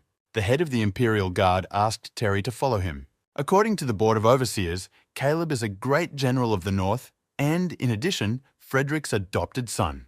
Since the Northern Qing Emperor and Empress Mother competed with each other, everyone was afraid that he would switch sides. Therefore, the general was forbidden to leave Shanjin, leaving only 100 people from his army with him. If not for this, the boy was afraid that their escorting Frederick would not have been so easy. He said that accompanying Caleb was a great honor. The general asked Terry if he wanted to stand and talk, or if he would follow him into town, and Terry replied that he thanked the general in advance. When they arrived at the palace, they were met by the steward and told to follow him. Upon entering the palace, he announced that the Nanjing ambassador had arrived to see the emperor. A young man's voice was heard through the curtain, saying that the Nanjing ambassador could come in. Terry was amazed at the size of the Northern Qing Imperial Palace. It was huge. The halls were really unsurpassed. Just see how luxurious this palace was. To understand the weakness for wastefulness of the Northern Qing imperial family, the young man's voice ordered Terry to raise his head. The young man, who bowed in a ceremonial bow, responded to this order with a yes. When Terry stood up, he saw a very young emperor in front of him, who asked if he was the same Terry fan. The boy was embarrassed. He could not understand what kind of strange expression the Northern Qing emperor had on his face. He was really worried about why this young sage was looking at him so strangely. The emperor said that Terry must have traveled a very long way and worked hard, so he could go and rest. The young man responded with gratitude to the emperor's words, but he said that he would like Terry to stay for a while and talk to him. Terry Fang suddenly had an ominous premonition after the boy's words. The emperor said he was very happy to learn that this time Terry Fan himself would be visiting. He said that he often reads Terry's collection of poems and likes them very much. Terry realized that this was one more person who appreciated his literary skills. Terry said that it was a great honor for him. The emperor asked him to go with him because he wanted to show the genius the fabulous palace of the Northern King. Their dialogue was suddenly interrupted by a woman's voice, and the emperor turned, saying that his mother had come. The emperor bowed respectfully and said that he was too excited to meet Terry and therefore behaved tactlessly and that his mother should forgive him. The empress entered the room and said that such childish behavior did not inspire confidence. Terry bowed respectfully to the empress mother and said that a foreign subject welcomed her. The empress remarked that this man from Nanjing, Terry Fan, was quite handsome. She said that if the emperor wanted to show Terry the imperial palace, it was not such an impossible thing. But she said that this was only possible if the emperor allowed his aunt to accompany them, and Terry wondered which aunt. Suddenly, Meryl appeared behind the empress mother and pointed to her and said that this was the man. The empress mother ordered Meryl to look after His Majesty and not to do anything disrespectful to the guest. The girl humbly bowed her head and replied that she would do everything as Her Majesty ordered. Terry realized that Meryl was, in fact, the Empress Dowager's man. Some time later, Terry and the Emperor and Meryl were having tea in the chambers, and the Emperor asked him what he thought of the scenery around the palace. The guy replied that the unity of nature and man was really wonderful in this place. Before saying or asking anything, the Emperor always looked toward Aunt Meryl, who was watching them intently. Terry realized that because the Empress Mother had asked Meryl to keep an eye on them, it was not easy for the Emperor to say something he really wanted. According to their information, the Emperor and his mother are rivals. The Emperor does not have much power, and it is possible that he wanted to say something related to this. The Emperor said that this was to be expected from a genius of poetry. Even Terry's accidental flattery was unsurpassed. The Emperor noted that even his aunt had fallen under the master's influence and was also fond of poetry, and these words outraged Meryl. The Emperor said that he saw Meryl walking in the garden yesterday, reciting poetry about begonias. Without anything to say, the girl angrily said again that it was an extremely bad poem. The Emperor objected to how this poem could be called bad, since it was obviously very well written. There was an awkward silence in the room, and Terry realized that the tension had become even greater than before. The Emperor, pouring tea, said that he had heard a lot about Master Terry Fung and was extremely pleased to meet him in person. He said that he would like to ask the Master to give him some advice on poetry, and Terry replied that he was here on business. The Emperor said that if the guy was here to take their man, his departure would not be so easy. Terry said that the Emperor seemed to have something to say, but he said that he was a little tired and that he could go to his room for now. The boy humbly got up from his seat and bowed to the Emperor, saying goodbye. Before Terry left the room, the Emperor said that in fact, their interests coincided in many aspects. Terry and Meryl left the Emperor's chambers, the girl walking swiftly ahead without looking back. The guy was looking at her trail, wondering how fast she was walking, and the girl felt his gaze and asked what was wrong. Terry said that he just thought that the Emperor liked riddles, and the girl replied that he just wanted to ask Terry for something. The boy thought that if Meryl hadn't been watching them, the Emperor wouldn't have needed to ask for a direct request. But it was indeed a strange situation, something the Emperor wanted to ask him about, something he could not say openly in front of everyone. Perhaps he wants to ask for help in reviving the imperial court and taking power away from the Empress, which would be quite a quest. Because how could Terry help? Without strong support and power in the Northern Qing, is that not the case? Meryl said that the antidote her boyfriend gave her last time had too much tangerine peel in it. It was bitter. The guy replied that he was a secret supervisor of the council, and that sometimes he had to use different tricks. If it hurt the girl that much, she could have slipped him something herself. Meryl replied that if she had the opportunity, she would certainly do so. Meryl said that the guy was a secret advisor to the Board of Supervisors, a man who walks in the dark, so why was he shining so much now? It was strange. The boy replied that the Black Knight had given him black eyes, and with black eyes, he was now looking for clear light. But more often than not, he uses black eyes, as if the guy was writing another poem. Also, he used black eyes to roll them into a world of violent passions. Meryl found these words very vulgar. Terry was very surprised by the girl's statement, and wondered if he was really speaking so vulgarly if we consider the walls of the palace as a bamboo fence. Why then should they be afraid of the vulgarity and lust of the world? The girl looked at him, crossing her arms over her chest. Terry was returning to his estate in North Qing and saw a pile of garbage piled up at the gate. Jerome said that it was done by the people of Shanjing, who found out that the Northern Qing would lend them these lands and decided to take revenge. People brought all this garbage here, but Terry said that there was nothing to be done about it. It was a policy flaw. What else can these people do if they can't defeat them? They needed to pick up their man as soon as possible and leave after completing the mission. After saying that, Terry went about his business, but Jerome ran after him, saying that there was more information about it. He handed the boy a piece of red paper and told him that it was an invitation to a banquet on the occasion of the Dowager Empress's birthday. Jerome added that it looked like they wouldn't be able to leave until after all the festivities were over, and Terry said they were stalling on purpose. If they wanted to take away the minister's son, the boy was afraid that it would not be as easy as the young emperor had said.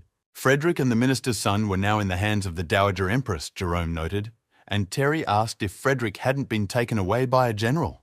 While Terry was meeting with the emperor, the empress mother sent people to take Frederick away, and the general could do nothing. It seems that the Dowager Empress will not allow them to leave so easily, and, moreover, to take the minister's son with them, so they should not be in such a hurry. Whatever the case, we must first find a way to see the minister's son and then address all other issues. Meanwhile, one of the Northern Qing nobles was receiving a report in one of the palaces, asking whether foreigners wanted to see the minister's son. The servant replied that they had contacted the manager to ask him to organize everything for them. He asked if he should send someone to stop them, but the nobleman replied that it was not necessary. It was Kai, an emissary of the Imperial Secret Police, who said that all this was just part of his plan. Jerome ran with all his might in search of his master, shouting that they had finally found out where the minister's son was.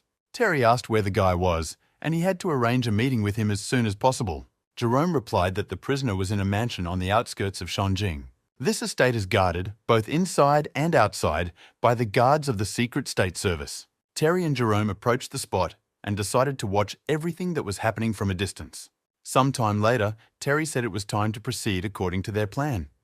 First, the source would do his part, and then Terry would do his.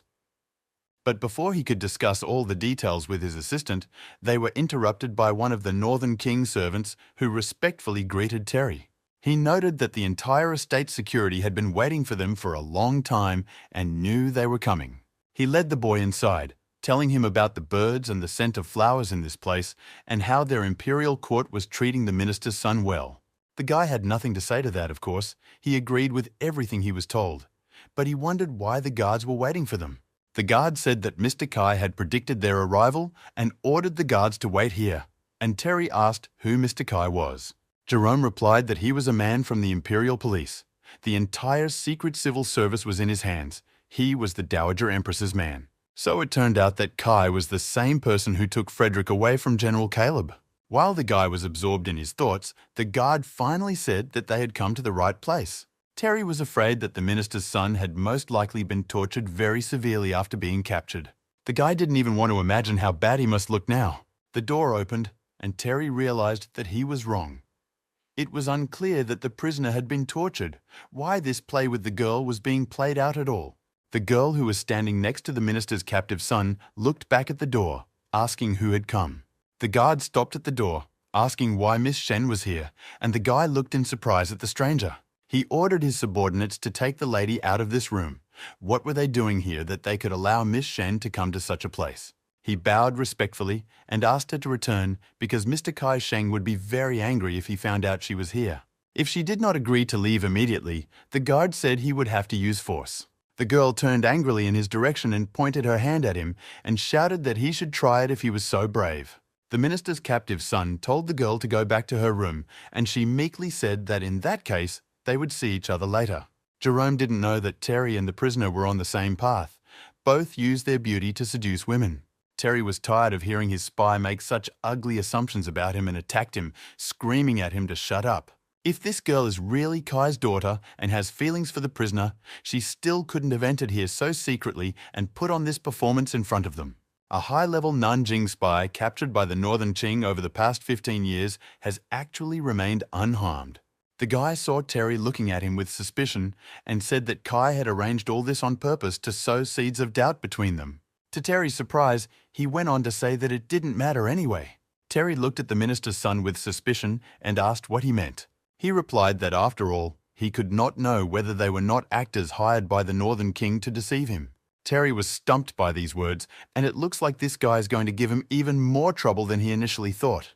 The minister's son, meanwhile, said that whatever they wanted to know from him, he would not tell them anything. Terry said with a smile that it didn't matter to him at all.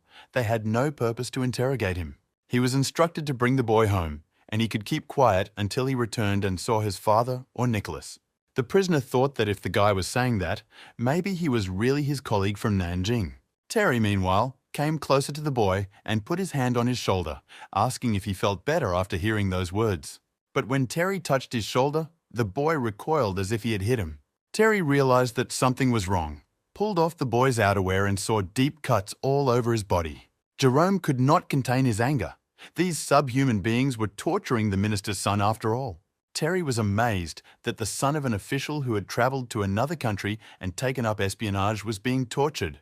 Despite the severe pain, he remained calm and dignified, and Terry assured him that he would definitely take him away from here.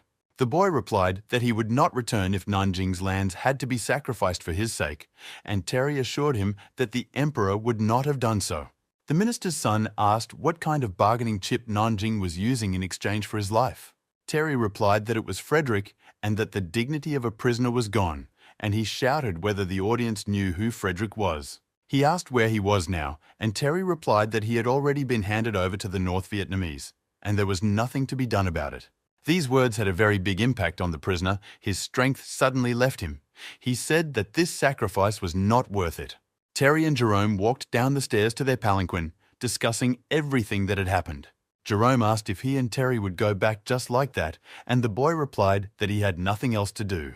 He would like to ask the prisoner for advice on how to resolve the situation, but he does not trust them, although, quite unexpectedly, he does not want to leave.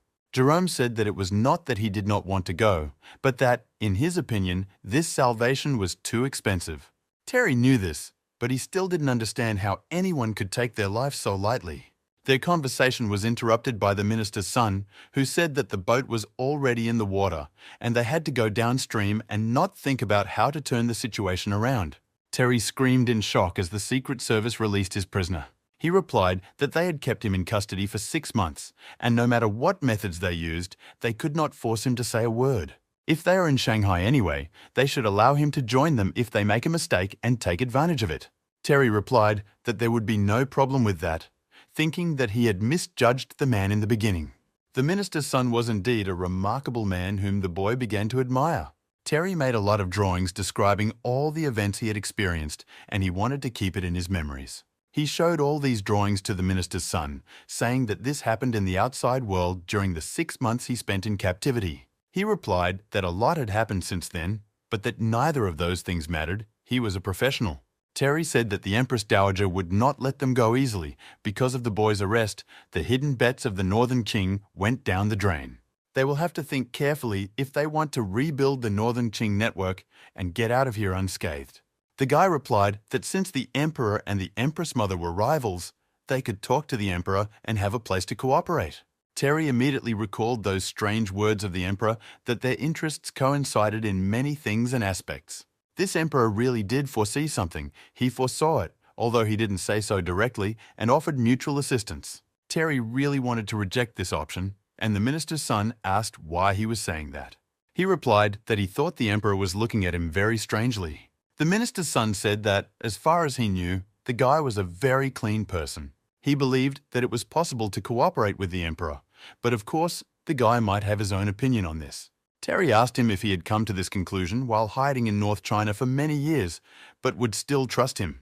Terry said that in that case, they should get ready to respond to the little Emperor's invitation. After the minister's son returned, he talked to Terry alone in his room every day, and no one was allowed to approach them.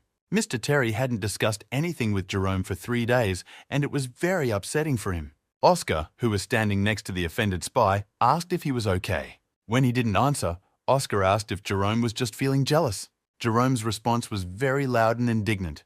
He shouted that jealousy on his part was completely impossible. Turning around and leaving Oscar alone, he finally said that he was not jealous at all. The servant reported that, as Kai had predicted, the Nanjing delegation had begun to take action. The minister's son has been in their hands for 6 months, and now that he has united with the people of the South, he will probably want to revive his spy network in their empire. No matter how they act now, they will still be unable to avoid leaving traces behind. Kai, after hearing the servant's report, ordered the servant to send someone to follow them both. Kai was sure that this would not cause much trouble, because this Terry fan was a gentle official. This guy wouldn't be able to avoid their spies. He wasn't that advanced in this matter. But despite Kai's reasoning, Terry immediately noticed the spy behind him as soon as he stepped outside and decided to get away from him. When the spy got to the street Terry had directed him to, there was no one there, and the man began to frantically search for the target. But the guy was already there, with his trademark poisoned needles. With a lightning-like movement, he stuck 4 needles into the neck of the servant Kai, and he fell to the ground. The man was foaming at the mouth, and the spy's last thought was that Terry was not a gentle official at all. His gaze focused on the boy, who was rapidly moving away from him without even turning around. Having avoided surveillance, Terry went to the right store and said that he wanted to buy oil. The shop owner, who was half dozing in his chair, called out to one of his workers, Thomas. A few minutes later, Thomas arrived at the counter and asked what kind of oil Terry wanted. In addition to palm oil, the store recently bought a shipment of rapeseed oil from the east, and Terry asked if they had sesame oil, but the owner said it was expensive. They only use it for rituals, so the goods have not yet arrived at their warehouse. Terry said that he would like a large but precise amount of palm oil, and the owner replied that he needed to make a special order. The guy took out a bag of money from his bag, saying that it was not a problem for him. At the same second, the store owner was on his feet and offered to go inside and discuss everything. Thomas, who remained behind the counter, thought to himself that this customer was very strange. Hiding from prying eyes, the store owner said that he had been waiting for a year and finally got the news. There were 3 things he had to do. The store owner, folding his arms respectfully, asked what his orders would be. Terry said that the most important thing was to find out where the prisoner named Frederick was being held and how many people were guarding him. Secondly, it was necessary to find out the real reason for the quarrel between the Emperor and the Dowager Empress of the Northern King. Finally, Terry asked if the man was aware that the palace treasury was secretly involved in smuggling from the Northern King. The store owner replied that the case was related to a man from Xinjiang. Touching his traditional hat, Terry said that a man has to figure everything out, from start to finish. Sometime later, Terry was already sitting in the room with the minister's son, discussing what they would do next. Terry said that the minister's son never let his guard down against him, never revealed his thoughts and secrets, and never asked what he was doing. The guy responded to this remark by saying that if Terry didn't want to, he didn't have to say anything. Terry wanted to lure General Caleb to his side under the pretext of saving Frederick. The guy was just trying to do something that others can't, and only by doing something unexpected can you get a chance to win. Terry knew that there were three sides to this empire: the Dowager Empress, the Emperor, and General Caleb. Frederick was the foster father of General Caleb, and the great master of the Northern King wanted Frederick dead. Caleb must necessarily choose the side of the Emperor. This time he did not show his preferences because Frederick fell into the hands of the Empress Mother. If Frederick is rescued, the balance between the young Emperor and the Dowager Empress will begin to shift. Terry said that this would be his gift to the young Emperor in honor of their cooperation. Jerome hurried to the estate they had been allocated in Northern King again, eager to help. The man came into the house and said he had been told. Terry wanted to see him. He wanted to say in advance that he had many years of experience on the board of supervisors and could give advice on any issue. Terry turned to Jerome and told him that he wanted to entrust him with a job, and this news made Jerome stutter. Will he be forced to run around and run errands again? The man was very upset.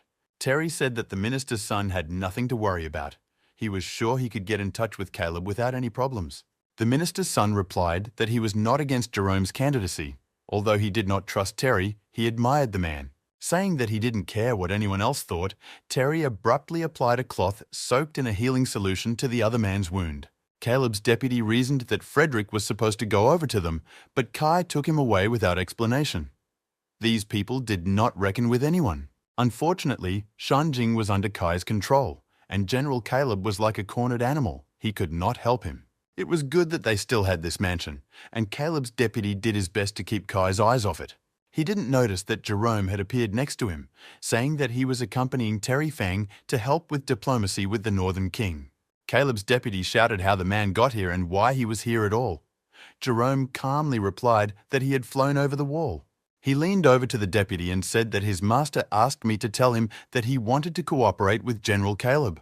He began to tell him everything Terry had told him, adding that doing it directly was a crime, but not if you hid behind masks. After telling us everything to the last word, Jerome said he had to go and flew away. Finally, he shouted to Caleb's deputy that the leaves and branches of the trees were in a complete mess and that the servants needed to trim them.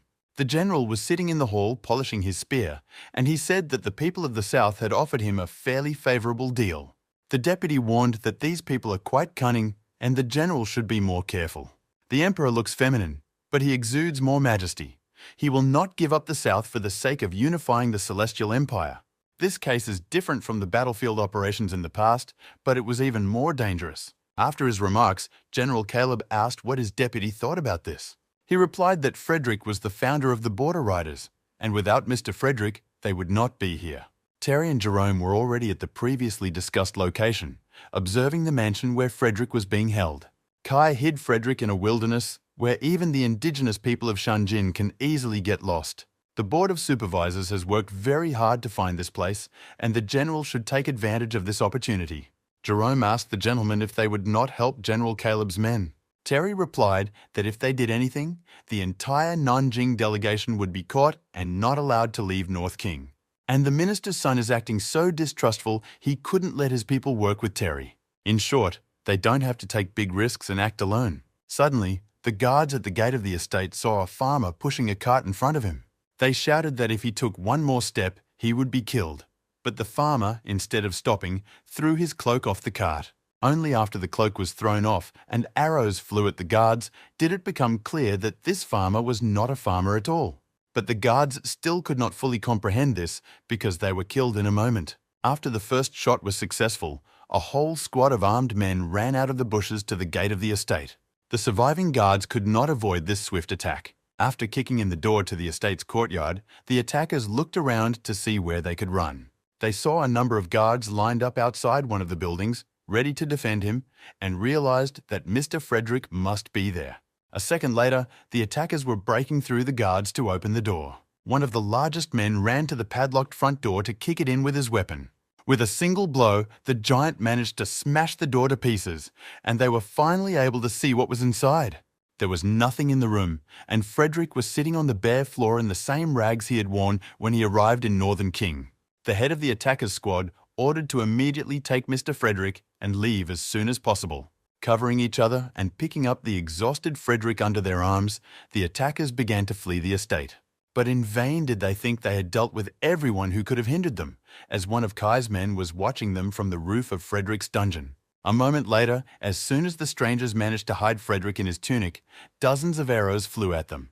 The man who broke down the door of the dungeon covered his fellow prisoners with himself, shouting for them to run away. But the man was in danger not only in front of him, but also behind him. A sword stabbed him in the back. One of the generals of the imperial court stood on the other side of the road. His sword was his own, and he said that the attackers were finished. Behind him, behind a tree, one of the Empress's men was waiting, saying that he had not expected his colleague to come. He approached the general and said that he had been waiting here for a long time. The man added that the Empress Mother had anticipated that rebels would appear, so she ordered him to additionally guard the place. Terry was about to ask who the man was who approached the squad leader when Jerome replied that it was Kai Shen himself. Meanwhile, the Empress's men completely surrounded the rebel group, killing them one by one, and Kai thanked General Tang for his help. Deputy General Caleb asked him what he meant, forgetting that his face was hidden. Kai said that if they hadn't come, they wouldn't have had the opportunity to kill Frederick, and now this scenario is very favorable for that. In addition, the Deputy General organized an uprising, and Kai had a good reason to deal with General Caleb. General Caleb's deputy, General Tang, could not believe that it was a conspiracy from the beginning. But Kai interrupted him and said that it was not a conspiracy, but just a small calculation. General Tang was shocked by this turn of events and shouted that Terry Fan had set them up. Terry said that these people were ready to sacrifice themselves when they went to free Frederick. There is no way they can save them. General Caleb's deputy and all the other survivors pulled out vials from their pockets and said they would not allow the general to be removed from office.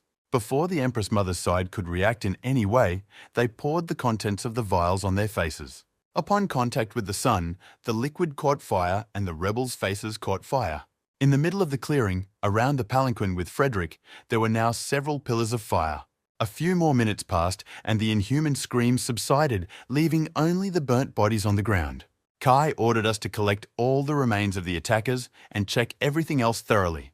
We had to get at least some evidence. And finally, he added that his men should never forget to return for Frederick, who was still wearing his trench coat. But one of the generals noticed that he could see white smoke coming out from under his coat. He rushed away from the palanquin with the prisoner and shouted to Mr. Kai Sheng to be careful. A moment later, there was a big explosion that covered the horizon, flames bursting out in all directions. Kai ordered to verify that the body inside was Frederick's when the fire was out. Jerome was amazed that the amount of explosives in all the locations was very carefully chosen, and Terry said it was time to start preparing a backup plan. Meanwhile, at General Caleb's house, a woman asked what she should give the Dowager Empress for her birthday. Suddenly, one of his men burst into the general's chambers, and he was very concerned. He ran up to the man and whispered in his ear that his deputy and his people had failed to free Frederick. Caleb felt grief and told her to forget about the gifts. They needed to prepare their luggage. He hated Kai Shen with all his heart, who had just left him without a father. Kyle's subordinates, meanwhile, were dismantling the remains of the fire, looking for the remains of the body of the captive Frederick, and found confirmation that it was him. Dusk descended on the mountains, and the stars began to appear in the sky. Frederick ran with his last strength to escape capture. Frederick has already come a long way, which at his age was not so easy, but he almost managed to escape. But one of the Empress Mother's men crossed Frederick's path, saying that everything was going exactly according to Mr. Shen's plan. He greeted the elder with respect and said that in Northern King, everyone but the Great Master should show Frederick respect. He replied that he could not believe that the once genius swordsman would become a dog of the Secret State Service. The swordsman replied that he was not a member of the Secret Civil Service, but a follower of the Dowager Empress. And no matter how much he respected Frederick, today he has to ask him to rest in peace. With his first stroke, he wounded Frederick in the shoulder, drawing the former prisoner's first blood. Frederick had no weapon, but he saw some dry wood nearby which he hastily broke. The man stabbed a piece of wood into his attacker's leg, and now they were both wounded. In pain, the swordsman tore his knife from Frederick's shoulder and ran to a safe distance. He said that he thought with his 9th-ranked strength it would be easy to kill the old man covered in wounds, but he was still in the ranks. Frederick replied that even if the man wanted to kill him, he would have to die with him. But his opponent was not at all convinced of his opponent's loud words. Frederick felt that he and the swordsman were no longer alone on this mountain plateau. After the elder's words, another warrior came down to the plateau, a disciple of a great master who had the 9th rank. The new participant in the fight said that his orders were strict. Today, Frederick escaped, so his younger brother has to do it. Frederick noted that the successor to the teachings of the great Northern King Master also took on his hypocrisy. The student of the great master, shouting that he hoped for Frederick's forgiveness, rushed into the fight. His first blow missed the target. Frederick managed to dodge it, and only his beard was damaged. But the second blow hit the target and cut Frederick's shoulder to the point of blood. The swordsman also decided not to wait for the right moment and joined the fight, swinging his sword at Frederick.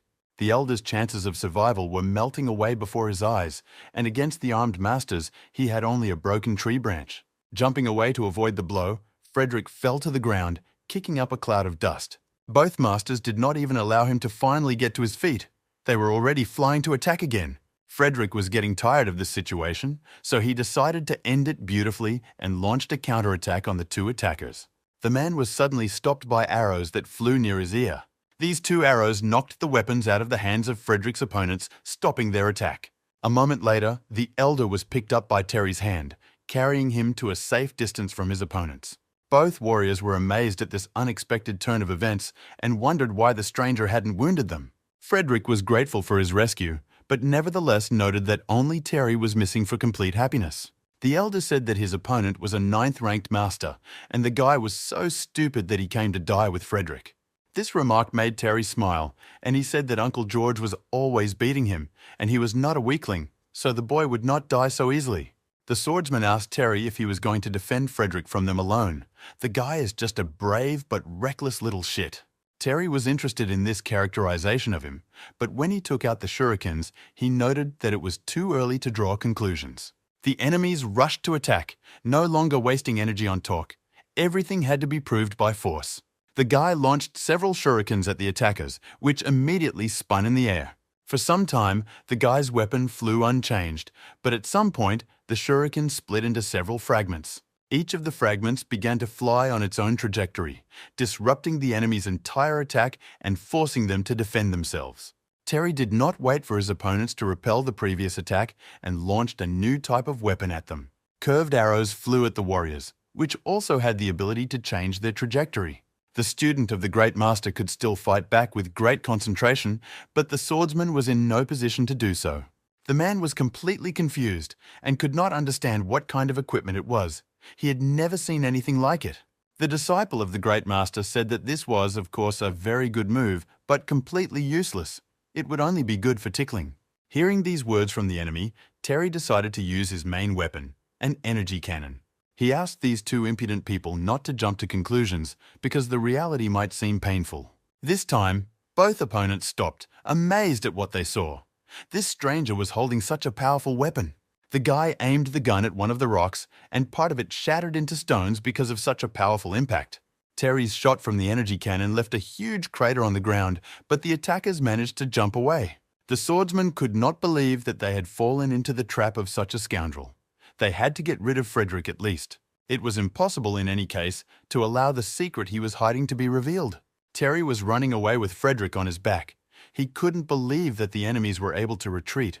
Yet he underestimated the strength of the 9 ranked men. But the attackers had no intention of leaving the guy alone. They ran after him. The disciple of the great Northern Qing master came closer and threw his daggers in the boy's direction. Terry, seeing a weapon flying at him, managed to fall to one knee at full throttle to avoid being wounded. But the daggers, bouncing off the rocks, changed their trajectory and flew in the direction of the boy and Frederick, wounding them. The boy dropped the elder from such a blow, and they tumbled over and flew toward the abyss. The guy did not have time to stop the fall, and both men flew to the bottom of a huge abyss, which was not even visible. The attackers stood on the edge, watching. and the disciple of the great master said that the blades of the knives were covered with strong poison. There was no chance of survival. As the saying goes, if you're alive, you need to see the person. If you're dead, you need to see the corpse. So we had to report everything to Kai and search the mountain. Meanwhile, Terry managed to catch hold of one of the ledgers and managed to catch Frederick with his other hand. Frederick said that 20 years ago, the attackers were completely green. He did not think that they would ever become his rivals. Terry shouted that, of course, Frederick was very cool, but he had to think about other things now, how they would get out and what to do. Sometime later, in one of the caves of the abyss, there was already light from a fire. The boy and the elder were sitting next to him, catching their breath. For now they were alive, but it was temporary. Terry applied needle therapy to Frederick, which was supposed to delay the spread of the poison and could have saved his life for several hours. But unfortunately, the man could not escape death. There were more than 100 poisons in his body, not just one. Frederick noticed that the boy was also hit by one of the knives, and he was afraid that he would not be able to return either. In response to this question, the guy seemed to reach into one of his pockets. After a while, the guy pulled out a metal plate behind his sinuses, saying that he had prepared well before coming. This iron plate really served him well. Terry dropped it on the ground next to him. Frederick said that Terry really deserves to be a child of a celestial. It's a pity that such a smart guy is here and dying of hunger. Perhaps it would have been better to die of his wounds and leave the world in an easier way, Terry said. And it would have been better if Frederick had talked less. In fact, this secret that Frederick mentioned earlier is the location of the divine temple. The boy asked the elder if he had ever been there, and Frederick replied that even if he was a child of the celestial, he would not know where the temple was. Because as soon as the world finds out about this, a bloody massacre will begin and a large number of people will die. Terry said they were both going to die here anyway. Couldn't a man let a guy die happy? Frederick replied that, to be honest, he was not interested in whether there would be bloodshed or the destruction of the world. In fact, the elder kept this secret from the whole world for a completely different reason. He once made a promise to Terry's mother and has kept his word for many years. Terry stood up from his seat at this news, he asked again, and Frederick confirmed that two people, he and the Great Master, knew this secret. It was because the Great Master was afraid that Frederick would not be able to withstand the torture and tell everything that he wanted to kill him. Terry realized that Frederick and the Great Master of the Northern King were his mother's biggest fans. Frederick noted that, since Terry is the child of a celestial deity, the divine temple is his homeland. But still, the man cannot tell him where this world is. He can only say that it is a world covered with ice and snow. The nights are endless, but when you are in complete despair, you can see the light of the divine world in the darkness. This is a place close to God. His mother came from such a place, the man said. Frederick looked at the boy's face, which expressed distrust, and asked if he trusted him. Even if he told the boy, he still wouldn't understand where it was, and anyone would say that this place couldn't exist. But Terry thought it was about the North Pole. Frederick used to think of himself as a tough guy who wasn't afraid of death. But now that death was so close, he realized that everyone is afraid of death, even he. He looked at Terry, who was standing next to him, but he didn't see him. He was looking at the woman he had promised. The man said that the gods were favorable to him. He had met the boy before he died. They touched their little fingers, and Frederick said that the boy must not tell anyone about the location of the church. This is a promise. As soon as the boy and Frederick exchanged promises, the elder closed his eyes for the last time. The boy looked at Frederick's body and realized that it turned out that for 20 years he had not been keeping a secret, but fulfilling a promise to Terry's mother. Several hours passed, and Terry was finally able to bury Master Frederick with dignity, even sticking incense sticks in his grave. Now it was time to get out of this God-forsaken place, and the guy started to climb the rock. This path was very difficult for Terry, but in the end, he almost reached the top, where he saw Jerome with the rope. Jerome, with a smile of relief, said that finally the gentleman had returned. He was very worried about him. A few minutes passed, and Terry got to solid ground, and Jerome immediately began to bombard him with questions. He asked if I had chosen a good cave for the gentleman. It was quite spacious and the air was fresh. Terry didn't want to answer Jerome's questions and left clenching his fists, but he heard a question about Frederick's absence behind him. Upon returning to the estate, he told the minister's son that everything had indeed not turned out as planned, but there was a silver lining.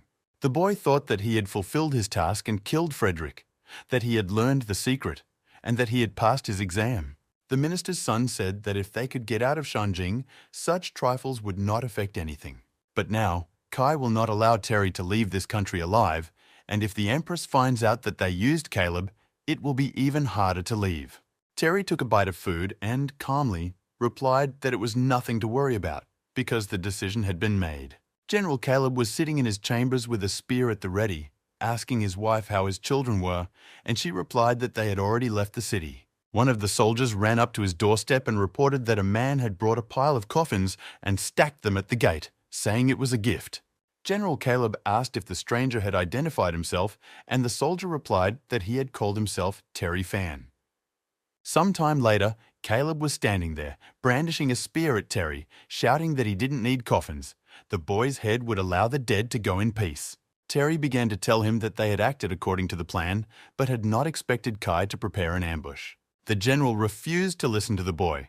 He shouted that if he had something to say, he would appear to him in a dream and tell him. At first, Caleb wanted to kill the boy, and then Kai, and if this is the Dowager Empress's business, then the palace will be stormed.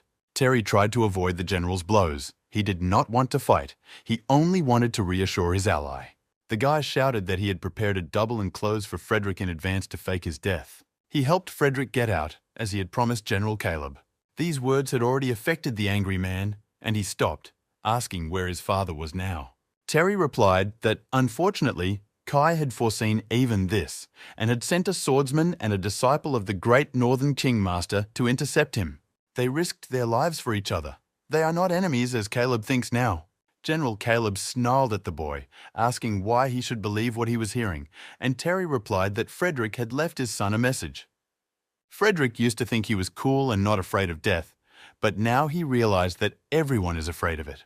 He asked Terry to tell his son not to take revenge and not to contact Kai. Let Caleb bury this whole situation deep in his heart and live his life. The general leaned on his spear and said how he could not avenge his father's death, but he could not do anything now. Terry said that Caleb is locked up in Shanghai, his guards are dead, he can't be a rival to Kai, who is guarded by a secret government service. The death of one person is not a big deal, but Frederick asked Caleb to live his life. He has to think about his wife and children. The boy put his hand on the general's shoulder and said that if he wanted revenge, he could only endure. Caleb will have to give up his dignity and submit to the Empress who is now in power. Sometime later, the two men came to a reception at the palace and stood by the Empress's throne, bowing respectfully to the woman. The Empress was very curious about the purpose of these two men's visit to her today. The Dowager Empress Mother asked what General Caleb and Terry were in such a hurry to get here. She had heard that Terry was in a hurry to return to Nanjing, and she wondered if the unexpected invitation to her birthday party had upset him. As for Caleb, after Frederick returned, she did not allow them to meet and agreed that he would recuperate in a secluded place. The woman smiled and said that this was probably why she didn't like it either, and both visitors came to air their grievances. Terry, after the Dowager Empress's words, immediately folded his arms across his chest and said that he would never have dared to do so. He had just found a worthy gift for the Empress Mother's birthday, couldn't bear it, and decided to give it to her as soon as possible. Terry went back to General Caleb and asked him not to delay the gift. The general immediately got down on one knee and said that he was paying tribute to his mother, the Empress. The woman asked if the gift Terry Fan was talking about was actually General Caleb Shawn. The young man said that he had made a lot of effort to convince the great general to take the side of the Empress Mother. Caleb said that his desire to support the Empress Mother was sincere, and that from now on he would obey only her. Terry added that he would not pull any tricks or devious plans. General Caleb has fallen for Kai's trick. His entire guard is dead and he is left alone. If he finds support, will he have to wait for death? The Empress reasoned that although they knew that Kai was acting on her orders, they still blamed the latter. But this time, Kai's actions were really quite cruel. Was Caleb afraid that he would be dealt with? It couldn't be. These two were trying to deceive her. The Empress said that a person can bend the knee, but the heart is unpredictable. General Caleb pulled a letter out of his pocket and said that it listed all the people close to him in the army. The general noted that these commanders and guardsmen could be said to be one with him. They were the basis that guided his troops. The Empress was amazed by this gift and even asked if her husband was really giving her the basis of his army so easily. He replied that he could not show his sincerity in any other way. If the Empress had doubts, why not see how he would behave in the future?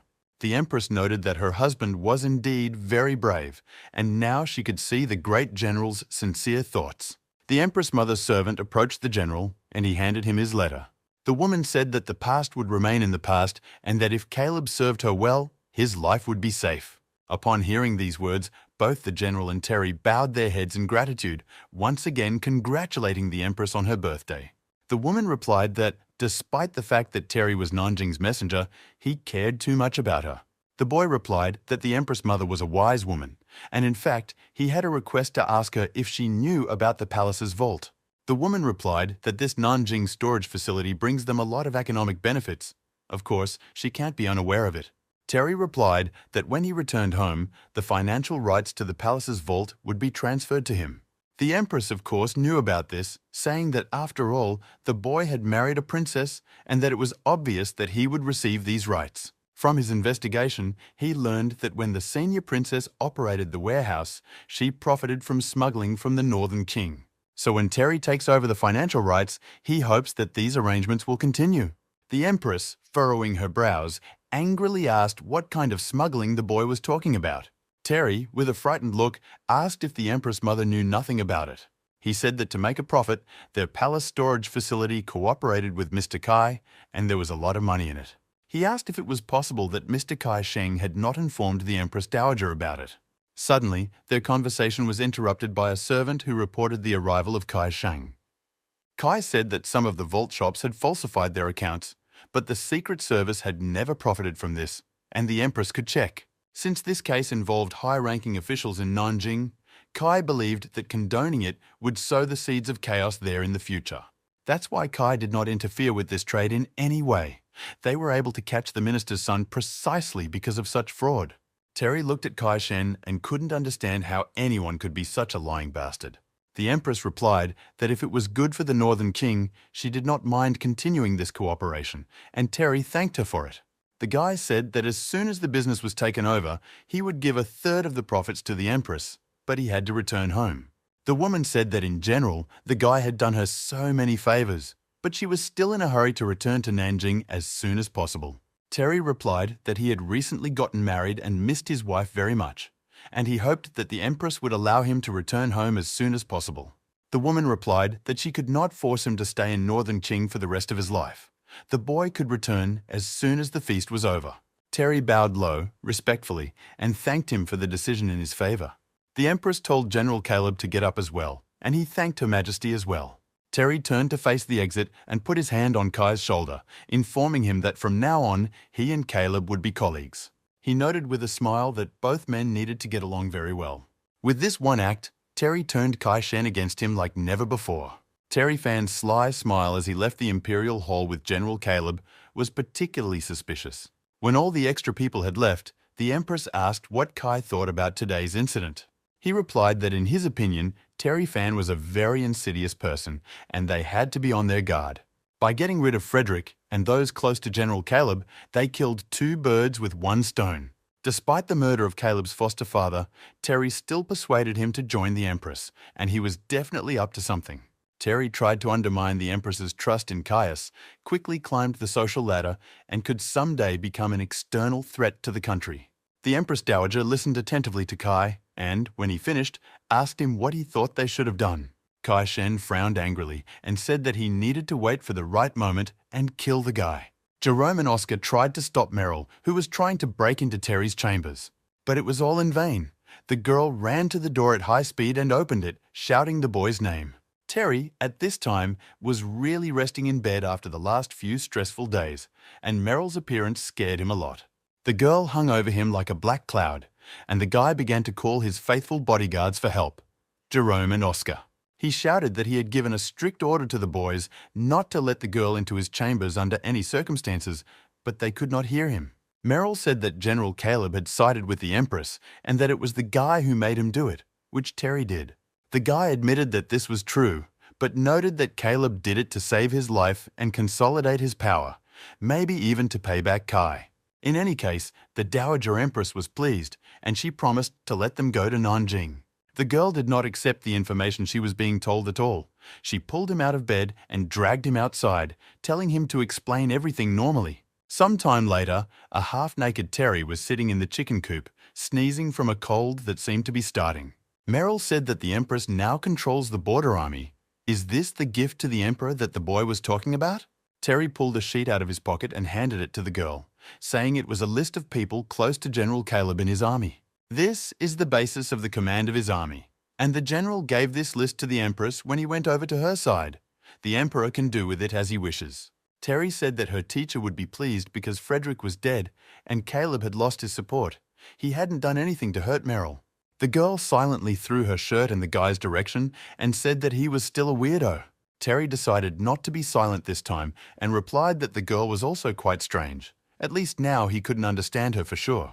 Meryl replied that everyone always has a goal, and she still doesn't understand what Terry's goal is.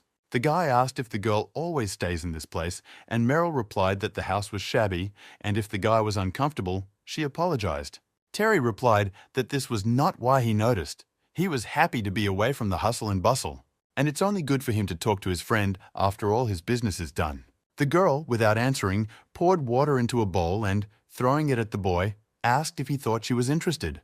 Terry caught the water on the fly and said that it was not a big deal if it did not share his preferences. Meryl remarked that the guy seemed to have forgotten that there were resentments between them. But Terry, drinking water, said that it was also normal. He laid down on a deck chair with a bowl on his chest and said he was hungry. Meryl replied that there was rice in the house and water at the bottom of the well, and there were vegetables in the garden, so he could cook his own food. Terry suddenly felt a surge of sleep. His eyes began to close, and he said that he would do without food if he had to cook himself. Through the dream, the boy could feel how hot he was, and when he opened his eyes, he saw that he was lying on the bed, with Miss Candy leaning over him. Terry couldn't understand how it had happened. 1 minute he was talking to Meryl, and then suddenly he was in bed with Candy. He couldn't understand his feelings. Not that Terry didn't understand anything at all, but he couldn't say that he felt good right now. The world around him was changing too fast, and at the same time, he didn't have the strength to watch it. Unable to strain his brain any longer, Terry simply closed his eyes and lost consciousness. A few hours later, the guy woke up in his bed screaming in terror from the dream he had just had. He opened his eyes and, after thinking for a while, calmed down, realizing that it was just a dream. But as soon as Terry calmed down, he heard Candy's voice next to him, mumbling something in her sleep. In an instant, the boy's whole world turned into a Picasso painting. He could not believe what he was seeing. It wasn't a dream at all. The guy wrapped himself in a sheet and ran out of the room screaming. Meryl, who was sitting nearby, wondered why Terry left so quickly. She had forgotten that he was Richard's student. She should have given him more. The guy asked indignantly what the girl had drugged him with, and Meryl replied by spitting out grape bones that she had mixed in with the aphrodisiac. Terry shouted that she was as crazy as her mentor. Candy was supposed to be the Emperor's wife, and they were sisters. Meryl thoughtfully replied that the guy's arguments were correct, but she still liked him. And in her opinion, Terry is not a nasty girl either, so they thought it was a good idea. Sometime later, when the Emperor was hosting the boy, he noted that Terry was growing more and more distant from him. Not to mention that the guy doesn't come to the palace to talk. He also hides a lot of things. Terry apologized and said that he was busy and did not dare disturb the young emperor in the palace. His Majesty jumped to his feet and shouted that, in that case, how much longer was Terry going to keep it from him? Cold sweat broke out on his face, and he said that he did not understand what the emperor was talking about. Terry was very frightened by this emotional explosion. He begged himself that the reason was not what he was thinking. Meryl would not have framed him, and told the Northern King Emperor about everything that had happened. The boy was more and more in awe of the Emperor. Did Meryl really want him dead so badly? Suddenly, Terry's thoughts were interrupted by the Emperor's hand falling on his shoulder, His Majesty calling the boy by name. When the guy looked up, he shouted that it turned out that Terry Fan had written the history of the stone. The Emperor shouted that the boy was hiding so much from him and keeping the whole world in the dark. He demanded that Terry tell him whether Sister Lin would still be with the protagonist at the end. The guy wiped the drops of sweat running down his face. He had just had a nervous breakdown from fear. As he left the Emperor's chambers, he encountered Miss Candy, who bowed respectfully to meet him without saying a word. The boy wanted to talk to the girl, but remembered in time that he couldn't, because she was now the wife of the Northern King Emperor. Neither of them wanted to leave before the other, and for a while they just stood there. Terry did say that if one day she didn't want to stay here, she should tell him and he would arrange everything. The girl didn't say a word in response and walked away, probably the last time they met. Just a minute ago, the boy was terrified of His Majesty, and now he is flirting with the future Empress. Meryl, who was sitting next to me on the fence, said that this was to be expected from the genius of Nanjing's poetry. Terry was only further enraged by this remark, and he shouted at Meryl that it was her fault. The girl jumped off the fence and walked toward the boy, asking him if he remembered what he had said to her that day. Suddenly, the guy remembered that he had allowed Meryl to slip him something. The girl, who had come so close that she was already violating the guy's personal boundaries, asked him if he remembered what she had said. And then Terry realized that Meryl had chosen this moment to exact her revenge. That was the point. If a girl wanted to take revenge by drugging him with an aphrodisiac, he could sacrifice his lust for her. But Meryl was not impressed by the guy's words, and she replied that she had already taken revenge and would not do it again. Terry was completely confused. He could not understand what this girl was trying to achieve. Meryl still continued to stand silently beside him, and the guy asked why she could not answer him. Without waiting for an answer, he said that from now on they were even. Terry would not do anything to her, and Meryl whispered that she owed him a debt. If Terry ever needs her help in the future, she can do it for him once. The guy replied that in that case he would take her at her word, and their agreement would come into force from then on. He needs to meet someone and wants the girl to organize this secret meeting. Meryl started to say that he had already dated Candy and shouldn't go too far, but the guy said that the conversation wasn't about her. He told her about the Master Kendrick, and she agreed to help him. The Master was staying at his estate. Meryl took Terry to the designated place. He went inside and saw Kendrick writing something at a desk. The guy came closer and greeted the elder. Kendrick froze in his tracks, not believing his eyes. He asked what the guy was doing here. Suddenly coming to his senses, Kendrick got up from his seat and fussed, saying that he was not supposed to sit when he had such guests. Terry tried to stop him, but he asked what the boy meant in the second part of his poem and recited it. Terry stopped in mid-sentence, realizing that all this fuss was not about politeness. This man, it turns out, was writing an annotation to his book of poems.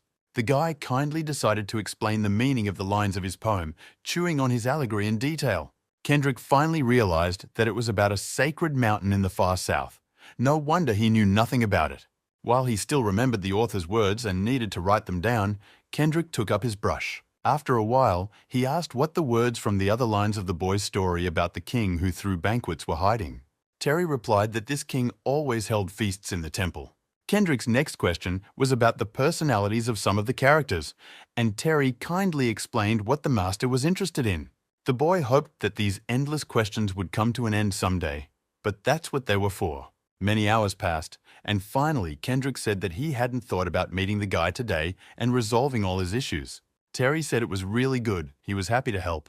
Suddenly, the master said he wanted to do something else, got up and walked over to Terry, who didn't understand what was happening. He said that last year he had set the guy up and had been struggling since then, but today he could finally apologize in person. The man bowed respectfully to the boy, ceremoniously folding his arms and apologizing for his actions.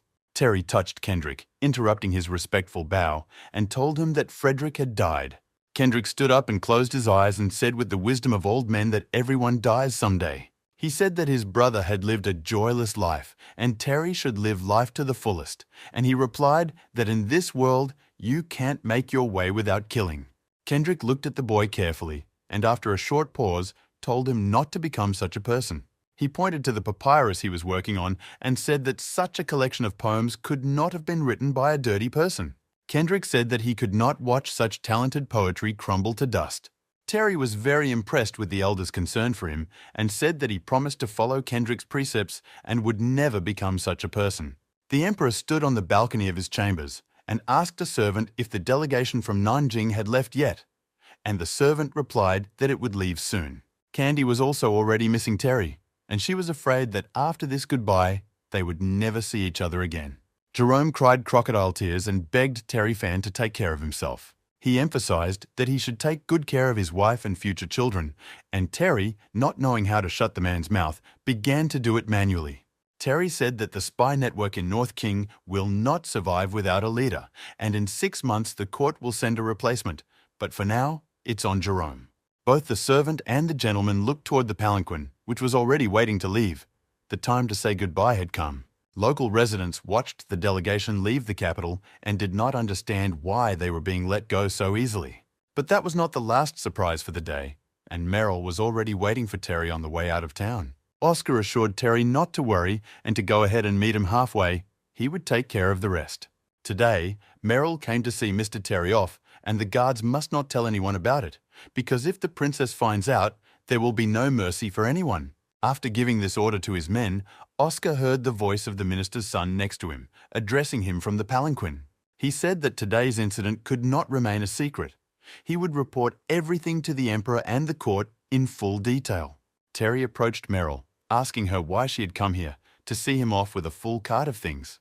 The girl did not answer anything, but simply turned around, pulled back the curtain, and showed what was inside the cart. Terry stared at the mountains of books inside, and Meryl said that Mr. Kendrick had left. The girl pointed to the books and said that he had asked Terry to give them to her. Meryl handed him a magazine and told him that it was a catalogue and notes on how to store these books.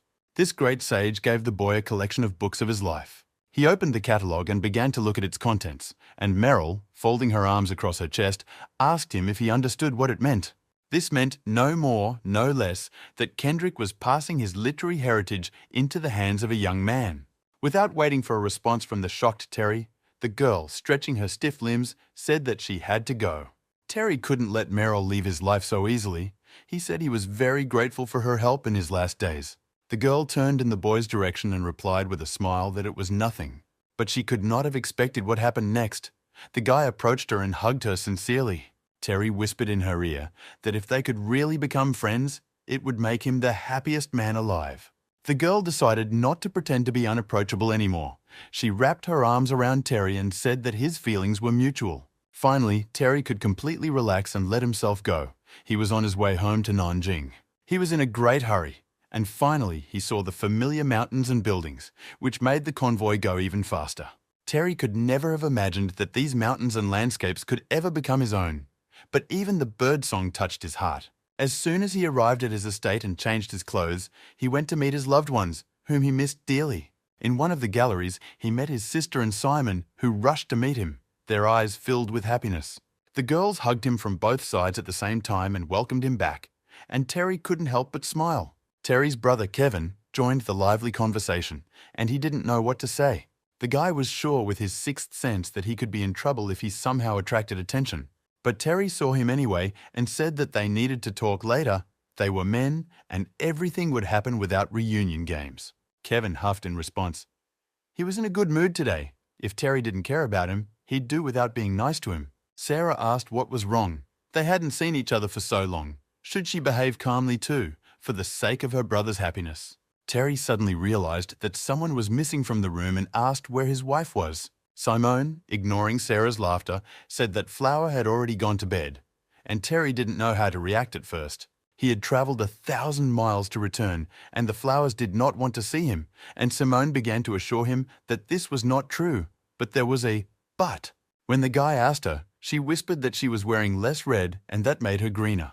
The guy finally realized that his wife knew about everything, and Simone replied that the whole capital knew about it. The poetry genius Terry Fan has not written poetry for a long time, but during his mission to the Northern King, he made an exception. Everyone said that Meryl and Terry used to hang out and drink together, and it became a favorite story of the storytellers. Terry realized that he urgently needed to make excuses to his wife and peeked behind the curtain of their room, asking how she was resting. Flower was sitting on the bed, but she didn't even turn her head to him. She said she was very angry.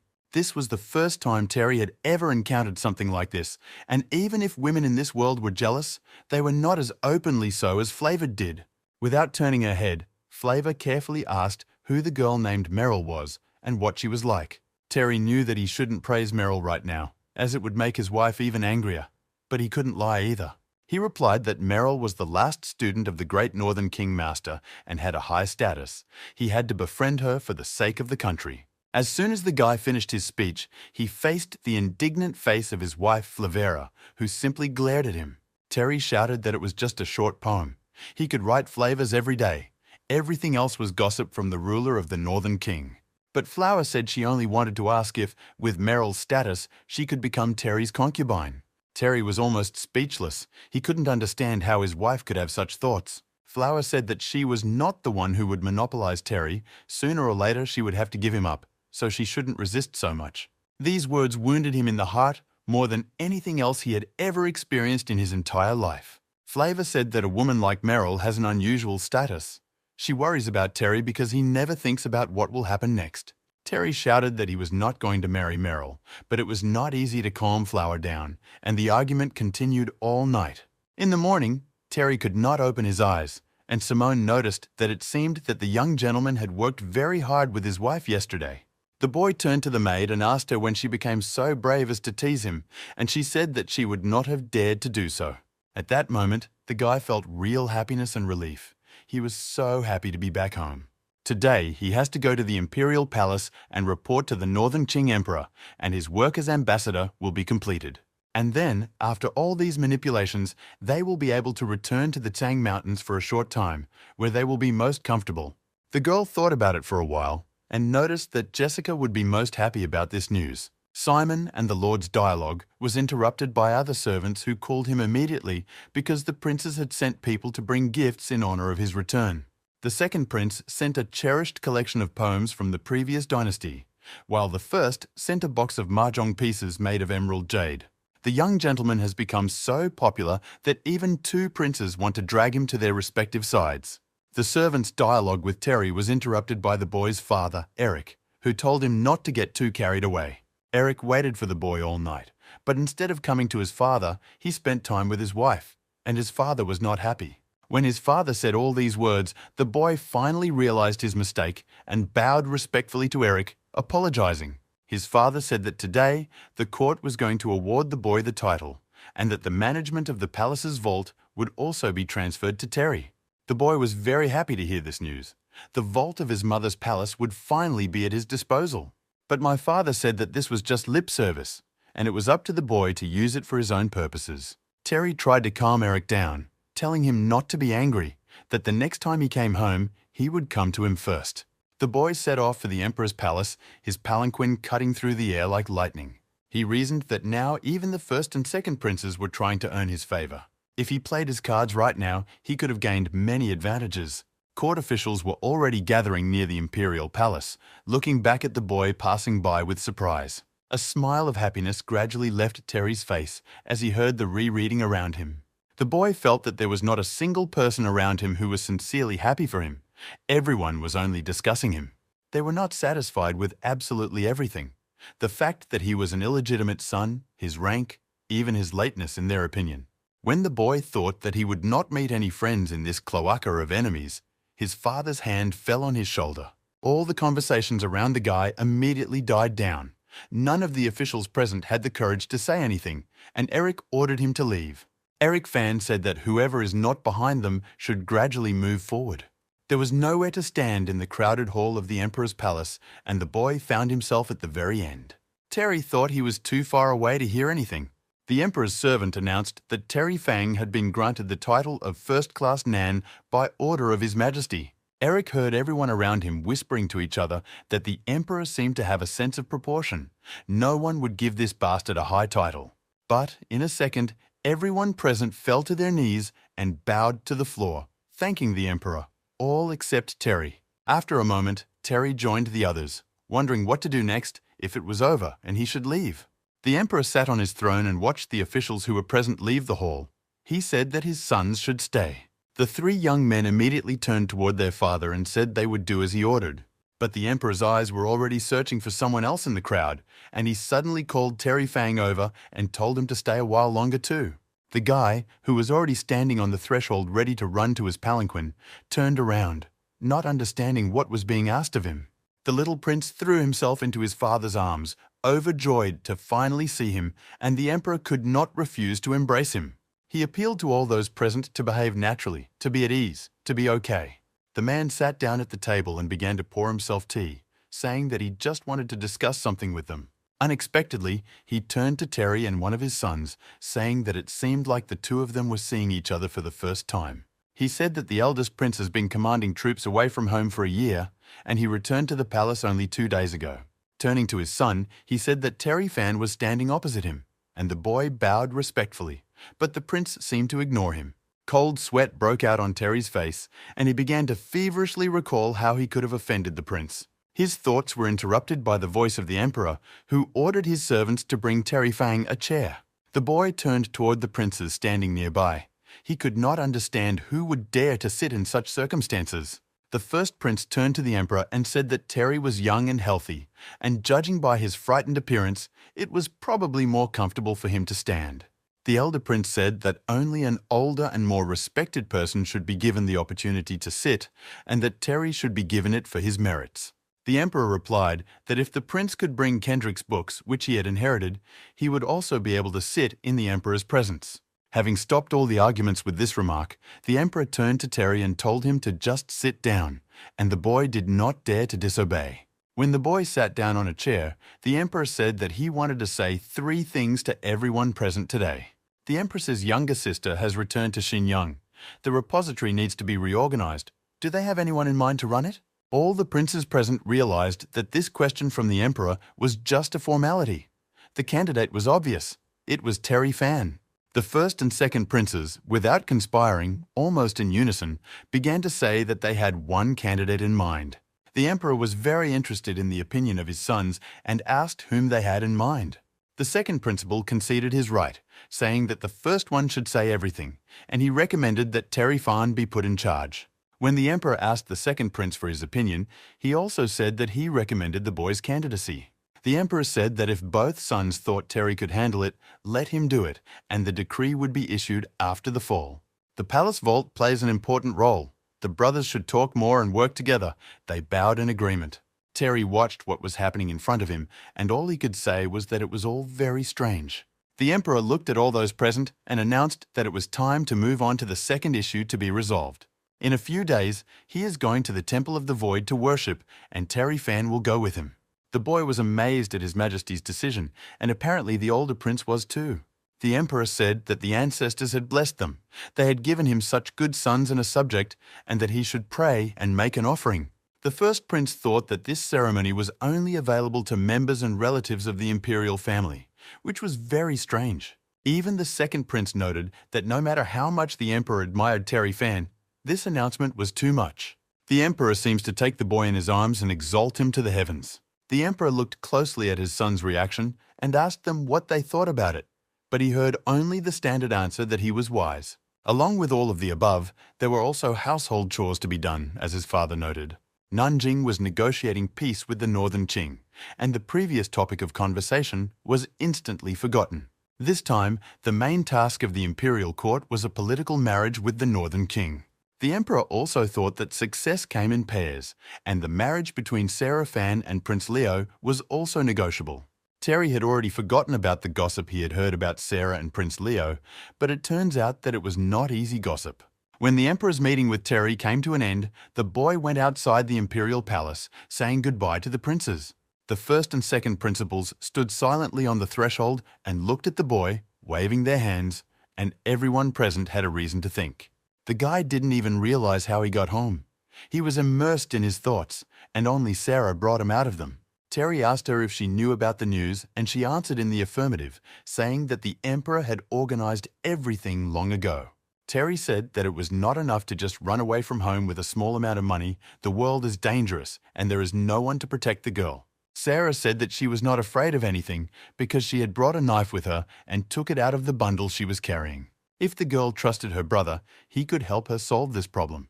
He would not allow Sarah to go against her heart. Sarah replied that she trusted Terry, of course, but that his situation was no better than hers, so she didn't want to worry him anymore. My brother was now a famous person, and all the forces were flocking to him.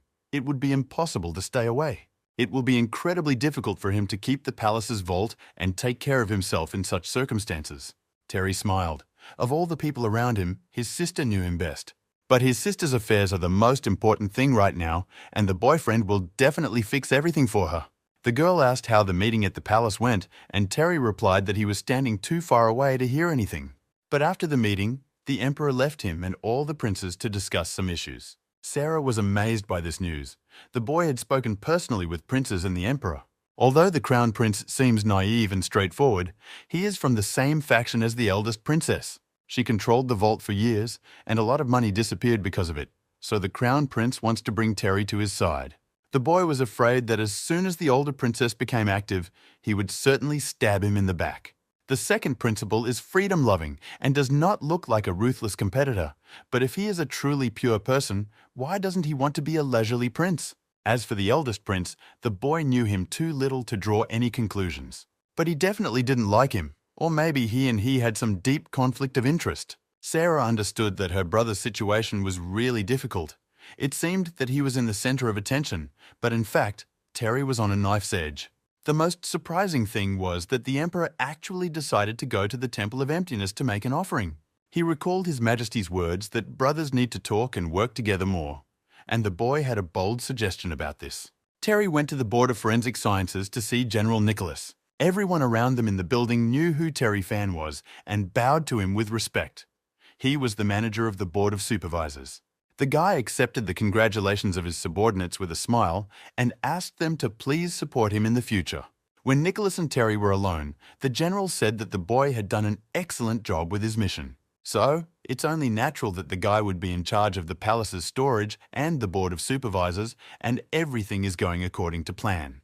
The palace's vault and board of overseers are now his, and whatever Terry is going to do, Nicholas and his assistants will do their best to help him. The boy did not respond to the general's speech, absorbed in his thoughts. Nicholas looked at the boy and said that he probably still had some doubts. Terry was silent for a while longer, and then said that he had a question he wanted to ask Nicholas. When the general replied that he was listening attentively, the boy asked if he was really Eric Fan's biological son. Nicholas replied that the boy should ask Eric or the emperor himself, and Terry said that they would not answer.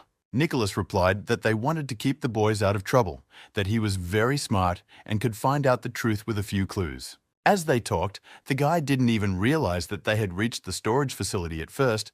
Nicholas said that everything here belonged to him from now on. But Terry didn't care at all. He was still thinking about cause and effect and asked if anyone else knew about it. Nicholas asked if Terry was worried that the princes were pulling him over to their side because they knew the truth, and that's why the princess was so mean. The general replied that the boy had done such a good job that the emperor was satisfied that if he wanted to hide something, he would not find it.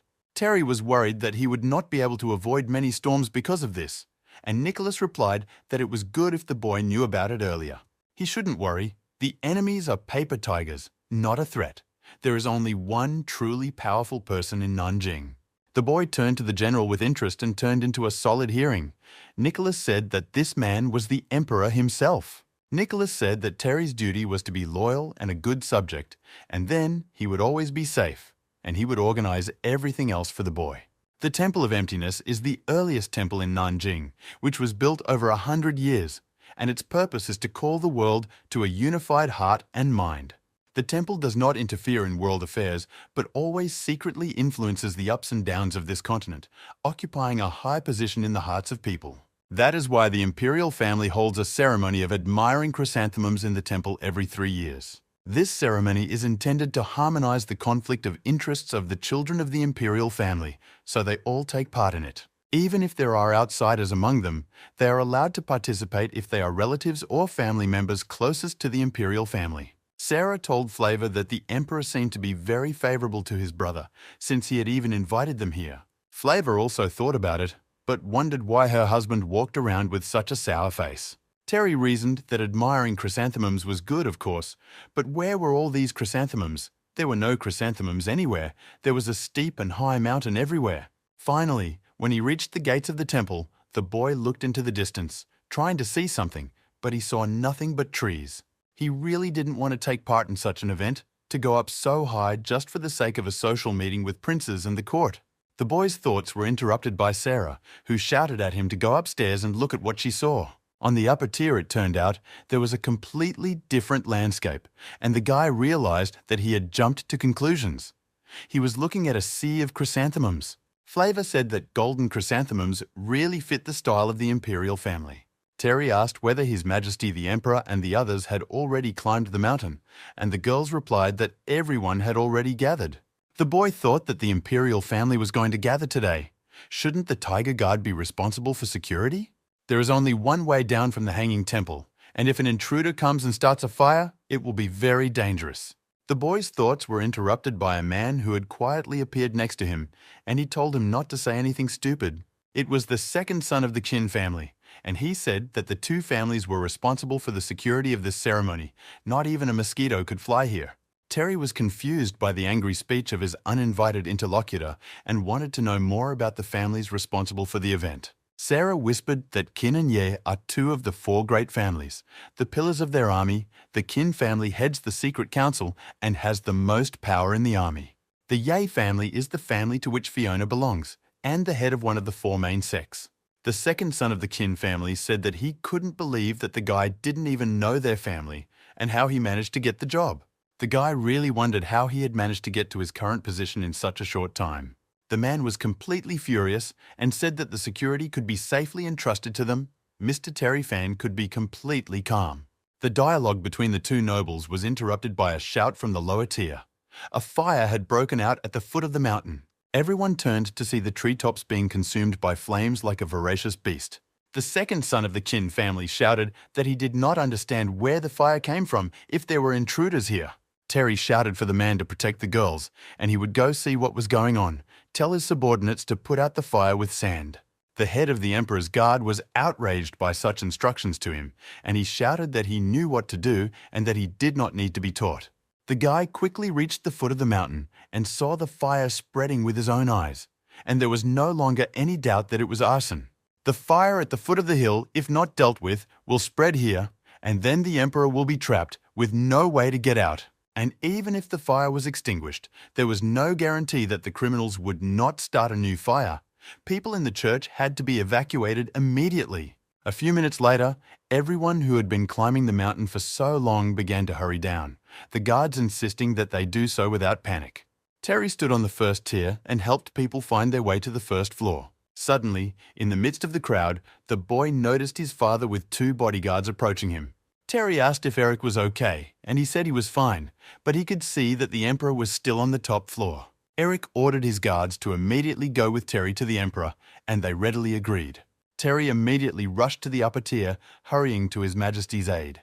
He was moving so fast that the guards begged him to run a little slower. They could not keep up with the gentleman. A few minutes later, the boy was already on the balcony of the upper tier of the Hanging Church. Nanjing is a powerful force, and if a killer has made his way into the temple today, he must be an outstanding expert who can bring chaos to the world with a single swing of his sword. As soon as Terry opened the balcony door and entered the room, one of the guards rushed to his side, stopping him. The boy stopped at the threshold and said his name, bowing humbly toward His Majesty. He said that the fire at the foot of the mountain had been set on purpose, and he was worried about the Emperor's safety, so he came to his defense. The Emperor did not even look back at the boy, but simply said that he agreed with his decision. Terry looked around the room and asked the audience where the Empress and her ladies-in-waiting were. The boy was told that the Empress was the first to descend the mountain with help, followed by her ladies-in-waiting. But Terry knew for sure that he hadn't seen any of these people downstairs. Something was wrong with this story. From all of the above, the guy realized that at the moment, he was the only martial artist upstairs. Terry had no idea what kind of power the killer had, so he didn't know if he could protect the Emperor. The first prince, who looked at Terry's face, seemed to read all the thoughts that were in the boy's head. He turned to the Emperor and said that the cause of the fire was unknown and asked him to temporarily return to the foot of the temple. At the voice of his son, the Emperor turned and asked if the fire had been extinguished yet. Terry replied that the fire was noticed immediately, so it is likely to have been extinguished. The Emperor turned to the boy and asked him why he was going somewhere, since he rarely retreated in his life. Terry thought there was no point in pretending to be cool and playing around at a time like this. But he said out loud that although there were no strange movements yet, it was the most difficult place to defend himself, and he asked the Emperor to return to the palace. The Emperor replied that Terry was the head of the board of supervisors, and he believed in him, moreover. If someone attempted an assassination attempt, it would be a failure of the guy. The Emperor asked if the boy wanted him to be unable to admire the flowers and enjoy the dancing because of Terry's failure to fulfill his duties. Unexpectedly, the eldest prince spoke up in Terry's defense, saying that he was right. For safety's sake, it would be better to go downstairs first.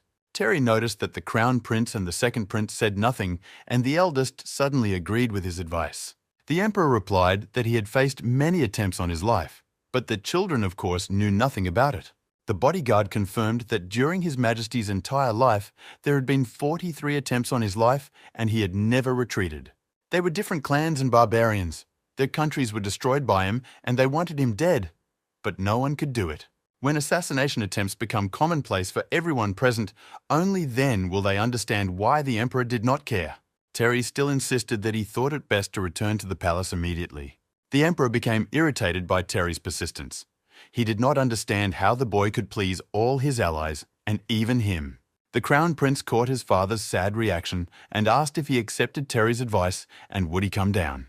But His Majesty replied that because of this conversation his throat was dry and he wanted someone to bring him a drink. The second and hereditary prince and Terry finally realized that all their persuasion had no effect. He was not going anywhere anyway. When the servant approached the Emperor, pouring water into his cup, he said that he had cowardly children. He looked at the youngest of his sons and called him over to him. The boy was to keep him company. The boy approached with his own cup to get some water, and the servant turned to him, pouring the liquid into the dish. But unexpectedly, the boy's cup was broken in half by a blade that flew past the child. All those present turned to the other side of the room and saw that the person who had attacked the imperial family member was a bodyguard. The attempt to assassinate the Emperor and his family began, and one of the guards wasted no time in rushing straight for the royal family. No one had time to recover, except for Terry, who shielded the Emperor and his son by summoning a piece of his energy. No one expected the boy to be so strong, and even the Emperor's sons could not stand it and closed their eyes from this light. The attacker's sword was split in half by Terry's energy, and he watched in amazement as part of the weapon fell to the floor. The attacker, as if in a fever, quickly tried to get his bearings. It turned out that Terry had a 9th-ranked power. The guard realized that he had no choice but to attack, since if he surrendered, he would die. But this attacker was not enough to cope with Terry, who was able to strike the guard with his secret weapon. A second later, the guard fell to the floor, dripping with foam and blood, Terry's poisoned needle working as well as ever. But it was too early to relax, as another killer was watching everything that was happening. Everyone in the church hall watched as the life left the body of the attacker. And at first, no one noticed when a masked assassin entered the room and approached the Emperor. Terry was one of the first to notice the stranger stealthily approaching His Majesty and shouted that nothing was finished yet. The Crown Prince rushed to his father's aid, forgetting all his caution. But halfway through, he tripped over one of the cups lying on the floor and fell, and the eldest prince took over the baton. He ran to the Emperor and covered him with his body, shouting that he should beware. But none of the guards could allow the members of the imperial family to get hurt, so one of them managed to push the eldest prince away. The second guard rushed toward the attacker, preparing for a fight. But an opponent like him was no threat to the masked stranger, who easily repelled his attack. With a lightning-like movement, he struck a slashing blow along the entire body of the Emperor's bodyguard, and the latter flew over the floor from the force of the blow. Terry realized that things were going badly because he was alone and there were too many targets, so he rushed at the masked killer. But another surprise awaited the boy in the audience. One of the Emperor's servants pulled out a dagger. This man was on the other side of the room and was rapidly approaching the Emperor. There were 3 assassins in the temple today. Even Uncle George would not have been able to resist the 2 assassins and protect the Emperor and the 3rd prince at the same time. Terry realized that he had to make a difficult choice and had very little time to make a decision. The boy decided that when saving people, of course, the first thing to do is to save the smallest ones and repelled the attack of a masked stranger. Terry's battle with the stranger continued fiercely, with the masked man attacking the boy over and over again. Terry was amazed at his opponent's fury, and he grabbed him by the arm and pulled him to him, putting his throat to his sword. In one lightning-fast movement, the attacker swung his sword behind his head, hoping to hit his opponent. At the last second, Terry managed to turn his head away, exposing only his mane to the attack. Another millisecond, and the guy would have said goodbye to his life. But the attacker didn't let the guy even concentrate a bit. He kicked Terry in the chest, and he flew into the corner of the hall. This made Terry very angry. He got to his feet and generated his energy in his left hand. In one lightning-fast movement, Terry grabbed the blade of the enemy's sword, delaying his blow. But the attacker seemed to become even stronger in his rage, and his sword nevertheless entered the boy's shoulder, and he screamed in pain. The guy's rage was bursting out along with his energy. He was still holding the blade in one hand, and he swung at the attacker with the other. The opponent also decided to add an entrance to his fists and tried to counterattack the guy. On the upper tier of the hanging temple, there was a powerful explosion of energy that illuminated everything around with yellow flames. When the smoke of the attack cleared, Terry saw his attacker still standing, his arm bloody and unable to move. The guy gritted his teeth and said that if his opponent had been a little slower, he would have pierced his chest. A few seconds later, the masked stranger left the upper tier of the church, leaving the fight unfinished. Terry looked at the window that the attacker had broken and said that even though he hadn't managed to seriously hurt him, the attacker still ran away. Suddenly, Terry realized that he hadn't been watching His Majesty and turned around, interested in the results of the attack. The boy was greatly shocked by what he saw. The servant who had attacked the Emperor with a knife was lying on the ground bloody and not breathing. The Emperor stood next to me, holding a bloody tray, and said that he had fought many battles on horseback in the past. The Emperor assured Terry that he could not be killed in this way, which caused a reaction of happiness on the boy's face, and he said that this was very good. But a second later, the guy lost his balance, mumbling something else as he fell to the ground.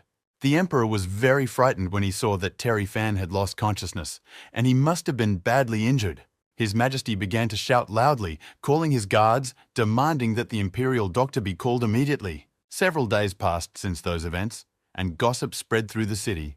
Everyone knew that an assassination attempt had been made on the Emperor. Fortunately, the Emperor was unharmed, but Fan, the chairman of the Board of Overseers, was seriously wounded while defending the imperial family. No one knew whether he would be cured, and no one had ever seen His Majesty so angry before. The Emperor's servants regularly inquired about the condition of the sick chairman of the Board of Supervisors. The doctors always replied that by order of the Emperor, they were doing their best to treat him.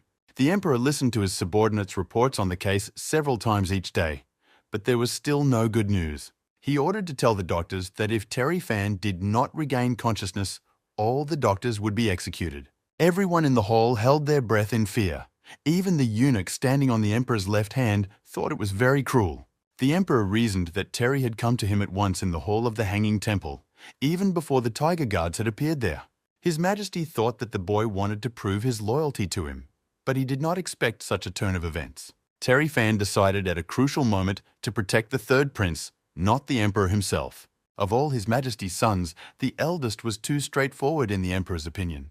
The second prince pretended too much, as the Emperor himself witnessed on many occasions. The third prince was still a child and needed his mother's love. Finally, the Emperor's reasoning reached the Crown Prince, and the man saw him everywhere. The Emperor could not understand whether this little bastard thought that no one would notice that he had deliberately stepped on a cup of tea. Could it be that Terry Fan, who seems so deep, is actually as gentle and kind as his mother was? The Emperor reasoned that Eric was very lucky to have such an outstanding young man as his son. The eunuch, who was watching his master's internal dialogue, realized that now was not the time to speak. His Majesty was really very angry. Meanwhile, Jessica decided to go to her husband's room, saying that she had heard about Terry's injury. She stopped on the threshold, looking at her husband sitting in a chair, unmoving, and asked if he wanted to visit his son. Eric Fan was in no hurry to answer, but eventually said that even if he wanted to, he would not be able to do so now. The servant reported to the Emperor that Sarah Fan had insisted on an audience with His Majesty. The Emperor looked at the girl and said that she was clearly aggressive and asked her what Sarah's purpose was. The girl approached the Emperor's throne and said that she had a great desire to complain to His Majesty. She said that her brother was seriously injured by a poisoned knife, and doctors could not cure him, but also did not allow her to use her medicine.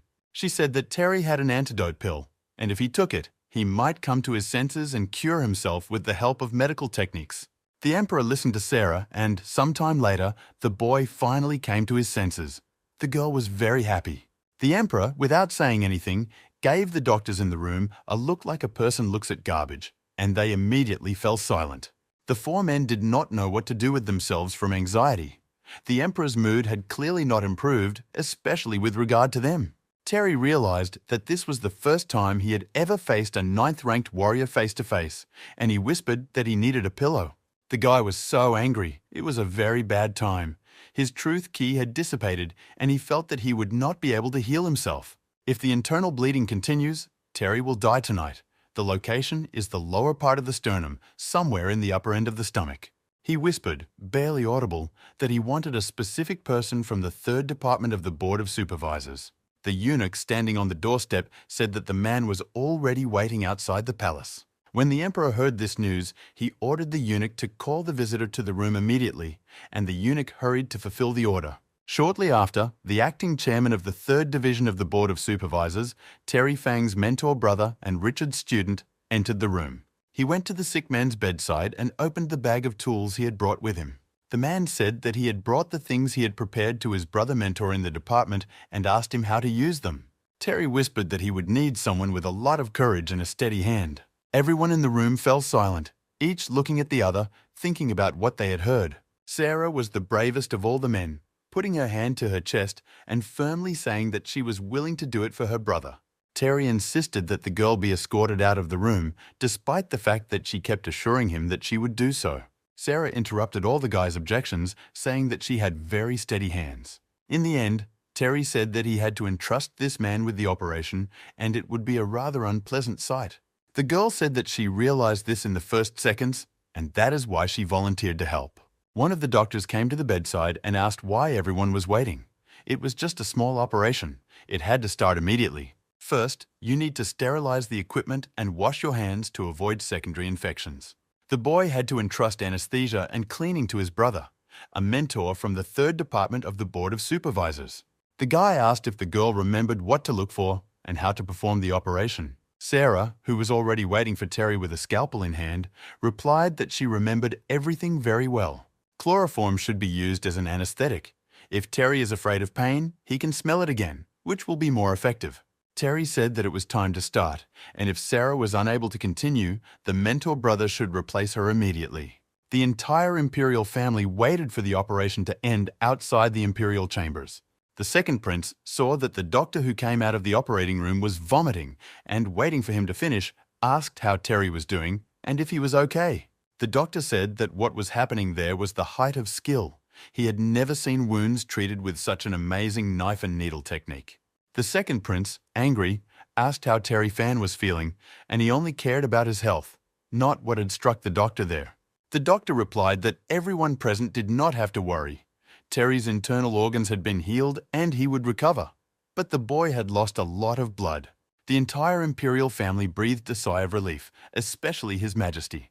A few days passed and Terry finally woke up after the surgery. He asked when he could go home. Flower replied that the emperor had left Terry to recover in the palace, something many courtiers would not have dreamed of. He didn't like the same porridge he was eating. It would soon make his tongue fall off. He wanted Aunt Lou's jam.